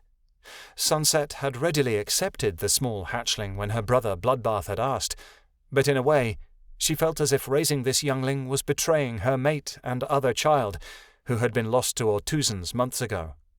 Still, it was good she had this small baby girl to keep her son company. A large gust of wind swept up in the distance. A green dragon landed, a tall man riding upon his back. The man slid off the dragon's back and remained in the far desert as the green dragon started toward the entrance of the cave. Sunset rushed over to the children and bared her teeth at the strangers, sweeping the younglings behind her with her tail. The green male dipped his head lowly, though the bough still reached just below her head. Greetings, he said. I'm looking for a hatchling by the name of Mirabelle. Can you tell me where to find her? Sunset lifted her head to meet his gaze. Why must you know? She asked defiantly. His tone was defeated. I'm her father. You are Ionan. Her heart dropped. Would she have another child taken away? Sunset sorrowfully wrapped her tail around Mirabelle. She brought her to the entrance of the cave, placing her in front of him. Mirabelle peeped. The green dragon stood immobile, taking her in with his mouth open. The hatchling giggled and rose up to meet the dragon's yellow eyes, gazing into them with the same deep blue gaze that had been her mother's. She shook her little tail. Hi, I'm Mirabelle. The green dragon gathered his bearings and choked out, Hello, Mirabelle. I'm Ionan. I was a friend of your mother's. Sunset? She asked. Ionan shook his head. No, she was a dragon named Vera. That's pretty, she exclaimed. She shook her large horns of dust. Yes, I'll have to tell you about her sometime, the green dragon said in a quivering voice. My name is Ionan. Do you like to play? I do. Mirabelle changed the subject abruptly, as children often do. She spun around on the desert sand and added, I also like to fly a lot, but I like to sing better. Mummy says I have a beautiful voice. Ionan swallowed a lump in his throat. Your mother liked to sing as well, very much. She smiled up at him with her dagger-like teeth. Ionan gulped and said, I don't wish to leave you, but... He gasped, and a tear fell out of his eye. But we have to get back to our home. The little serpentine dragon at Sunset's side whispered, Why is that big dragon crying? Sunset felt a leap of hope. He wasn't taking her away after all? Mirabelle rose up in the air and caught the tear, wiping it away and clinging to the green dragon's face. "You'll visit me?" she asked. Ionan inhaled. Yes, very often. The green dragon forced a smile, and he put her down. Mirabelle slid off his head into the sand. Ionan wrapped his wing around her and hugged her tightly. When Mirabelle ran off to play with the other hatchling, Ionan looked to Sunset. "She's happy here with you," he said. "You'll be able to give her more than I could. Her mother wanted her to be protected from Winter, and even though he's dead, I'm not sure she'll be safe with us. So many people want to hurt us, it seems." Ionan laughed sadly. He leaned in until he was whispering into Sunset's ear. "Take care of her." The man climbed back onto the dragon's back. Then they were gone, the little hatchling running after them as they rose into the sky. When they had returned to Mount Dethan, Kia walked up to Ionan, her hands on her hips. "It's Allie," she said. "I can't get her to calm down. Ever since Vera died, she's been inconsolable. She refuses to come out of her room, even for Keanu." "Let me talk to her," Ionan said, heading toward the house. Ionan changed into a white lion and padded into Allie's bedroom, raising his paw to tap lightly on the door. "Allie?" he said softly, opening the door slowly. Allie was lying on the bed as a fawn. Her back was turned to the entrance, the twilight turning the white spots on her back red. Ionan looked around. "Oh, Allie." The room was a mess. The curtains had been torn off the window, along with the rod, which had been broken. Feathers were everywhere, but there was no sign of the pillows that had held them. The bedpost had been scratched deeply, and the headboard had deep teeth marks in it. There were marks in the floor where she had dug in a combination of hooves, claws, and talons. Stuffed animals had lost their heads. The quilt had a tear in it, as well as the sheets. Only the mattress laid untouched, though it had been dragged halfway off the bed. He pushed it back into its proper place. Allie didn't move an inch as he did so. He padded up to the bed and stepped onto it, his weight dipping the mattress onto the floor. Allie turned away. "Allie, why did you say such hurtful things to Zorna and Soren?" Ionan asked. "You know I raised you better than that." She didn't say anything. He grimaced and said, "Allie, talk to me. You're not acting like the little girl I know." "That's because I'm not who you know any more," Allie said softly. "You know it's true what I said to Zorna." "No, it's not," he said. "Just because someone's parents were bad doesn't mean that they'll turn out that way." "Yes, it does," she pouted. He tried wrapping his tail around her to comfort her, but she pulled away harshly and said, "No, no, no, no." There was a long bout of silence. "Allie, talk to me. I can't help you if you won't tell me what's wrong." "Maybe I don't want to talk," she growled. "Why? How could you be so mean to your cousins? They're your family." "They are not my family." She laid her ears back. "I want nothing to do with them." "Then what is it you want, Allie? Do you want me to leave?" "No, but I know it's going to happen whether you want it to or not. Everyone leaves me." "Is that what you think? Allie, be fair." "Life isn't fair. What kind of life gives you two mummies and makes them both die? I want... As suddenly as she had grown angry, she became sad. Tears ran down her face as she wailed, "I want Vera." She buried her head in his fur. He kissed her head and she cried louder, saying, "I'm sorry, Io. I'm really sorry." The fawn mashed her head into his fur. The lion purred, drawing her closer to him. He remembered how he had once hummed Lilja as a pup to sleep after he thought he had lost Lottie. Recalling a song Vera used to sing, he rocked her back and forth and began to serenade softly. My safe heart song you'll always be, because I will go on and you with me. Live everlasting with you by my side. a joy that will never be matched. The truth in your eyes comforts my pain, and I can go on as long as you're with me.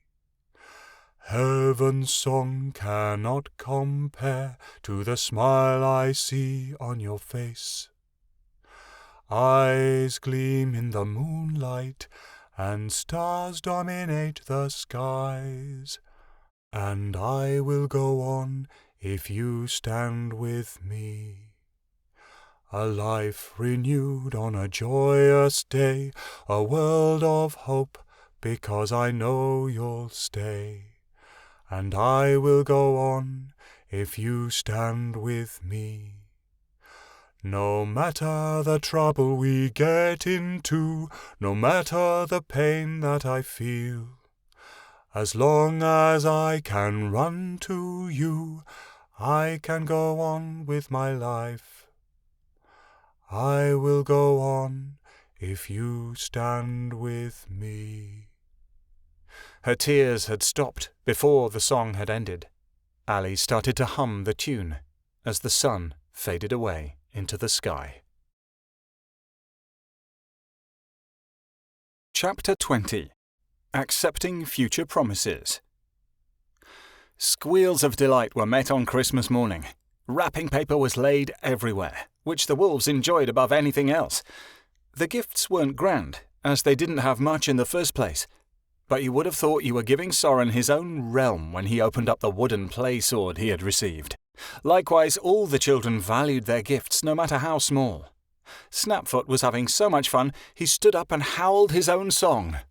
Midnight hunts are such fun, and full moon parties are the best.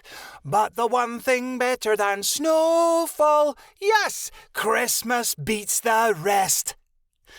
The other children agreed, then sang along in their own versions of the song, some that had rhymes that were off or inappropriate. Cornelia coughed and bared her teeth at the funny lyrics. Nicholas asked if she were choking, and she scowled at him. Flare tried to put on a good show, but you could tell she was missing her son. Kia put her arms around her. Don't be sad. They all have to grow up sometime. What are you going to do about it? What can you do? Yes, but do you want to lose your little Keanu? She asked in a whisper. No, I don't. But I know I must someday. And besides, they're just growing up. It's not like they're gone forever and you'll never see them again. Flare sighed. Enjoy these times, because you're going to miss them more than anything. It lasts shorter than you think it does. Kasif called from the next room that dinner was almost ready. We should do this every year, Zorna suggested, kicking the small ball he had gotten with enthusiasm, wearing a red bow around his neck. I agree. Every year from now on you must all come to our house. Nicholas put his arm around Flare. After dinner, the children hooked up all the older pups to a sled, and the children took turns riding on it. When Keanu grew tired, Allie followed him outside, away from the house and near the edge of the volcano. Kia, Kiota, and Ionan, who had seen them walk off, went out to follow them at a distance. The sunlight sparkled upon the snow as the two walked alone, their parents behind them. Keanu turned to Allie. I want to celebrate Christmas every year. So do I, Allie said sadly. Keanu looked at her. What's wrong, Allie?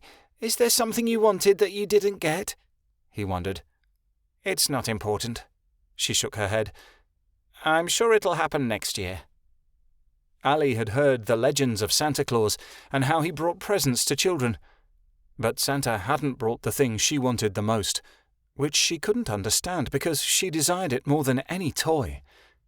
Keanu didn't ask. We should go back inside and have fun with all our family and friends. We should, and we will. Allie let her head down. And I will have fun with you as much as I can. She sat down and refused to look at him, but she wasn't skilled at hiding her thoughts from Keanu yet, and with his telepathy magic, he saw through her eyes a conversation that had happened a few nights before. Why does Ionan think I will die? I'm not so sick, Keanu argued. But you are sick, Keanu. Sick enough to make all our family and friends cry when you aren't around, Allie insisted.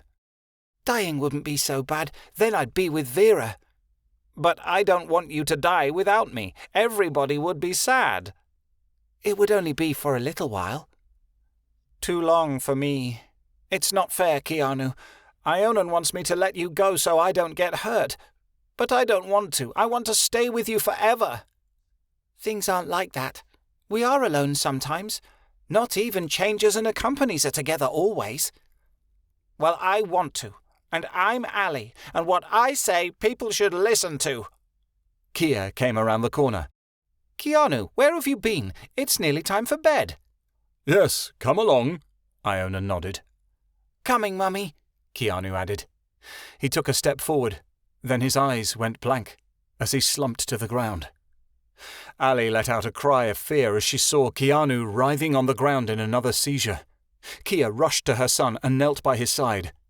Ionan, unable to do anything, simply sat down and bowed his head, while the snow fell like teardrops onto his scales. Afterward. The day after Christmas was quiet. The children played in the snow while Kia stood nearby, keeping watch over Keanu. He hadn't been very active since his last seizure and spent most of his time sleeping on her lap. Laughter sounded all around. She hardly noticed when Allie came up to her slowly. Kia, I have to tell you something. It may be important. The small lynx said this quietly, scuffing her paws against the ground. What is it, Allie? Kia asked. We need to be friends with the twin changers, Allie said, as if she was repeating something out of a trance. What are you talking about? Kia asked, confused. I don't know what it means, but I dreamed about it. My mother told me that we need to be friends with the twin changers. I don't know why. Allie put her head down and her ears back, thinking. Kia frowned. I should go talk to Ionan. He may know what this means. Go play, sweetheart. Allie ran off to join Zorna in a game of hide-and-seek. Kia carried her son to her sister. Hey, Flair, keep an eye on Keanu for me, okay? Flair took Keanu from her arms. Sure, little sister. I'll watch him. Kia turned and walked toward the house slowly. She headed toward the room where Ionan spent most of his days grieving for Vera. She knocked on the door softly. Ionan, I know you want to be alone, but I have to ask you something. Hearing the worry in her voice, Ionan responded, What is it, Kiatana? Something important. Can I come in? Of course you may. Kia opened the door just enough to let herself in, then closed it behind her. She thought about getting her husband, but cast that idea aside. Neither she nor Ionan had felt very warm toward Kyoto lately, and this seemed like something to discuss in private. Ionan sat as a hawk on the bedpost, ruffling his feathers. Now, what is this all about? It's Allie. She came up to me and said something very strange, Kia began. She told me that her mother came to her in a dream and said that we need to befriend the twin changers. What does that mean? Twin changers? Ionan gasped. It's an old prophecy, one that was made hundreds of years ago.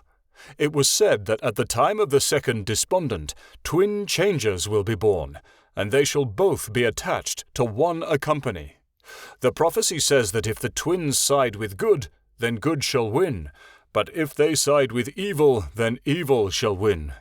As long as the twins remain together, the war has already been won, but if the twins are separated, the world will fall into chaos. Goodness. Kia looked down at the floor. Is this true?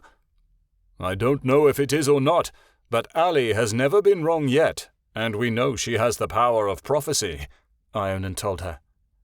Should we tell the others? Kia asked. Not yet. We will tell them when we must, but not until it's absolutely necessary, Ionan said. He shook his head. Though one thing seems to be clear. After everything we've been through, I'm certain there will soon be a war on our hands. We shouldn't worry about it, Kia said, stroking Ionan's feathers. What only matters is what happens today. The fairy sat beside him. The two friends looked out the window, watching the children outside become close and loyal friends.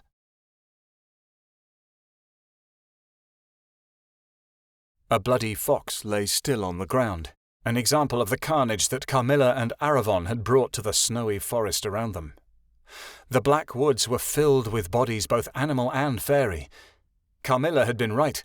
With Aravon's use of the strength, she had managed to slaughter everyone in her coven until the castle was vacant of all life. The crumbling castle that had once been her coven's home was now devoid of all life except the monsters who stood in its shadow. Carmilla let Iris's body fall out of her hand with a thud, a smile across her bloody lips. "Well, that was easy," she said. "Maybe turning you into an Ortuzan wasn't such a bad idea." "You think?" Aravon wiped his mouth, licking his lips eagerly. "I had no idea blood could taste so good. Better than anything I've ever had." There was a cruel laugh behind them. "If you join us, we can assure you that you'll have more blood than you could ever ask for." Carmilla and Aravon paused at the silky voice emerging from the shadows. A fairy with blood-red hair and black eyes slunk from the darkness, her appearance striking and beautiful. The only thing unbecoming about her were several long gashes along the side of her neck. She brought up the hood of her cloak to hide them. "Don't be afraid," she said. "My magic can repair the worst of ails, but they still leave marks behind. I was able to bring my husband back from the brink of death only days ago, though the scar still remains on his face." "Who are you?" Carmilla asked. Von turned on her to use the strength, but the witch caught his eyes and laughed, shaking her head. "My dear, I am too strong of a witch to become a victim to your powers. Not even the strength can stop me. My name is Nineveh." "Nineveh, my aunt?" Von asked in shock. "You're Aravon," Nineveh confirmed, smiling. "You must be Carmilla." "Yeah. How do you know who we are?" Carmilla asked. "We've been looking for you, darling," Nineveh said softly, "to make you a deal." "A deal you can't refuse." A hand fell on Aravon's shoulder.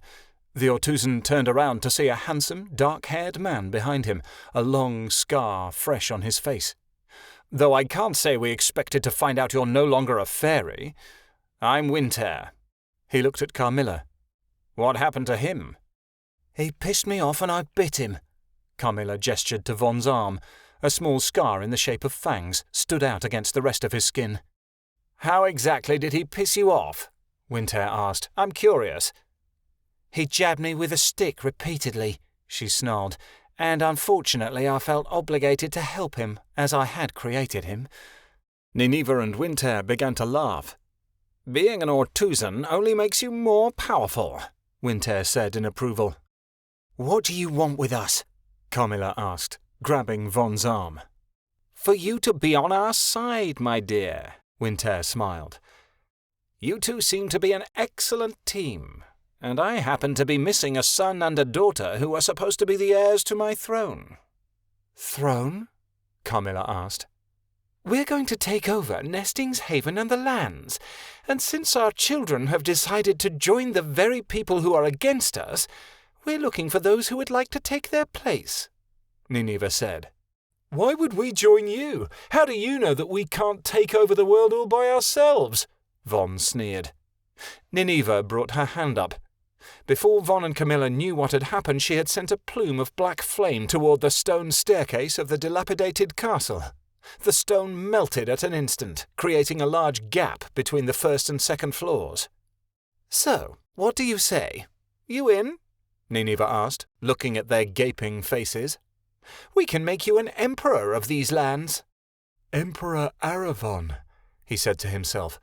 It does have a nice ring to it, doesn't it? "More like Emperor Nutbrain," Carmilla hissed at him. "The only thing you'll ever rule over is all the idiots of the world. Now I could be great." "I'll be twice the ruler you'll be," Von retorted. "Oh yeah, prove it," Carmilla teased. "Oh, I'll prove it," he snapped back. He turned toward Nineveh. "I'm in." "Me too," Carmilla smiled broadly. "It's about time we got the respect we deserve." "That's wonderful." Winter shook both of their hands. Together, the four of us will overthrow the Great One and take her place." "You'd best be going now, Winter," Nineveh said. "The finding ceremony will begin shortly, and we must have the twins on our side as well." Winter nodded. He turned and walked out of the castle into the darkness and out of sight. His new followers watched him go, then looked to Nineveh. "Twin changers?" Carmilla asked. "It's a rather long story, but it seems we have the time." Nineveh sat on a ruin, the pile of bodies around her making a gruesome scene.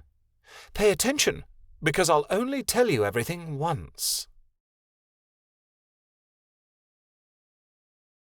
Lucas watched over the starting line in the form of a python, hidden behind the palm trees that bordered the city limits. The children slowly began to gather with their parents and anxiously waited for the finding ceremony to begin. In a hooded black cloak, Winter came up beside the mighty beast. "Are the twins out there?" he asked.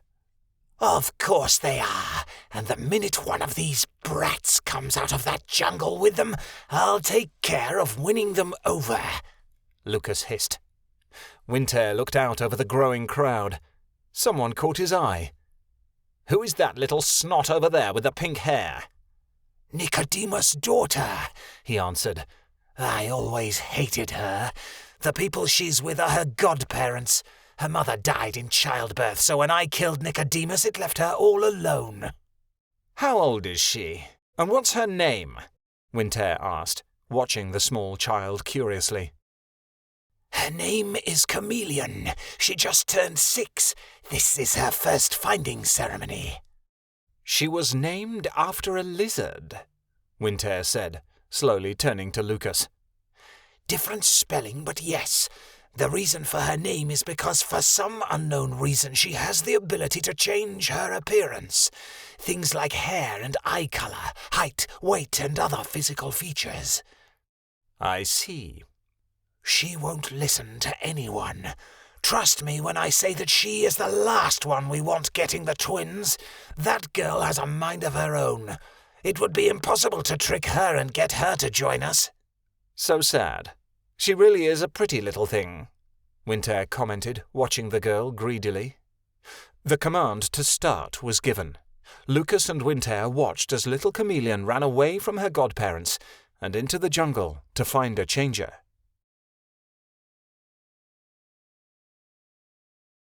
Chameleon wandered through the jungle aimlessly. After a while, she began to grow scared. "Is there anyone out there?" she called nervously. "I want to go home right now." When no one responded, she sat on the forest floor and began to cry. "I want my daddy back." "Why are you crying?" a soft female voice asked. "Don't cry, it'll be okay," a male voice added. "Who said that? Where are you?" Chameleon asked. Her hair colour changed until it had blended into the scenery of the jungle, camouflaging her appearance. 2 small ferrets came out of the sanctuary of the palm trees to sit in front of her. The female was a beautiful orange colour, while the male was a rich brown. "I'm Pumpkin, and this is my brother, Martin," the orange ferret said calmly. "We're twins." "Twin changers?" Chameleon asked in awe. "I didn't even know those existed." "You caught us," Martin smiled. "What's your name?" "Chameleon," she answered, "like the lizard, only spelled differently." "Chameleon." The 2 changers said the girl's name in unison, permanently bonding the 3 of them together. The ferrets jumped joyfully into the young girl's extended arms, snuggling her tightly. It was true, unending love, or at least Chameleon thought. Winter and Lucas watched as child after child came out of the jungle with a changer. Both searched desperately for the twins they so badly needed. "Where are they?" Winter said, hoping they hadn't lost them. Then they saw her. Chameleon came skipping out of the forest happily, 2 small ferrets balanced on her shoulders. The worst had happened. "No, this cannot be! The twins chose the one person we cannot get to our side!" Winter hissed angrily. "Calm down, Winter," Lucas growled. We will simply stop our enemies from winning them over as well. As long as the twins do not join the other side, we can still win. Let them grow and see how cruel life can be. Once they're of age, we can convince them then. Winter smiled. I suppose you're right. If we have the twins, not even the prophetess Alakenzi and her powers will be able to stop us. We won't need her. All we have to do now is wait. They left. They didn't notice a young white griffin, identical to the one called Allie, stumble slowly out of the jungle without a match, her silver eyes flashing in despair at the thought of going home without an accompany once more. Somehow, the future ahead turned dark.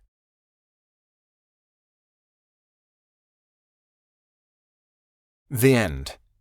The adventure will continue in Winter's Rise, Creatures of the Lands, Book 3. This has been Vera's Song, Creatures of the Lands, Book 2, authored by Megan Linsky and Kristen Lisson, writing as Natalie Erin, narrated by Pete Gold. Copyright 2015 by Griffin Publishing, audio copyright 2024 by Griffin Publishing.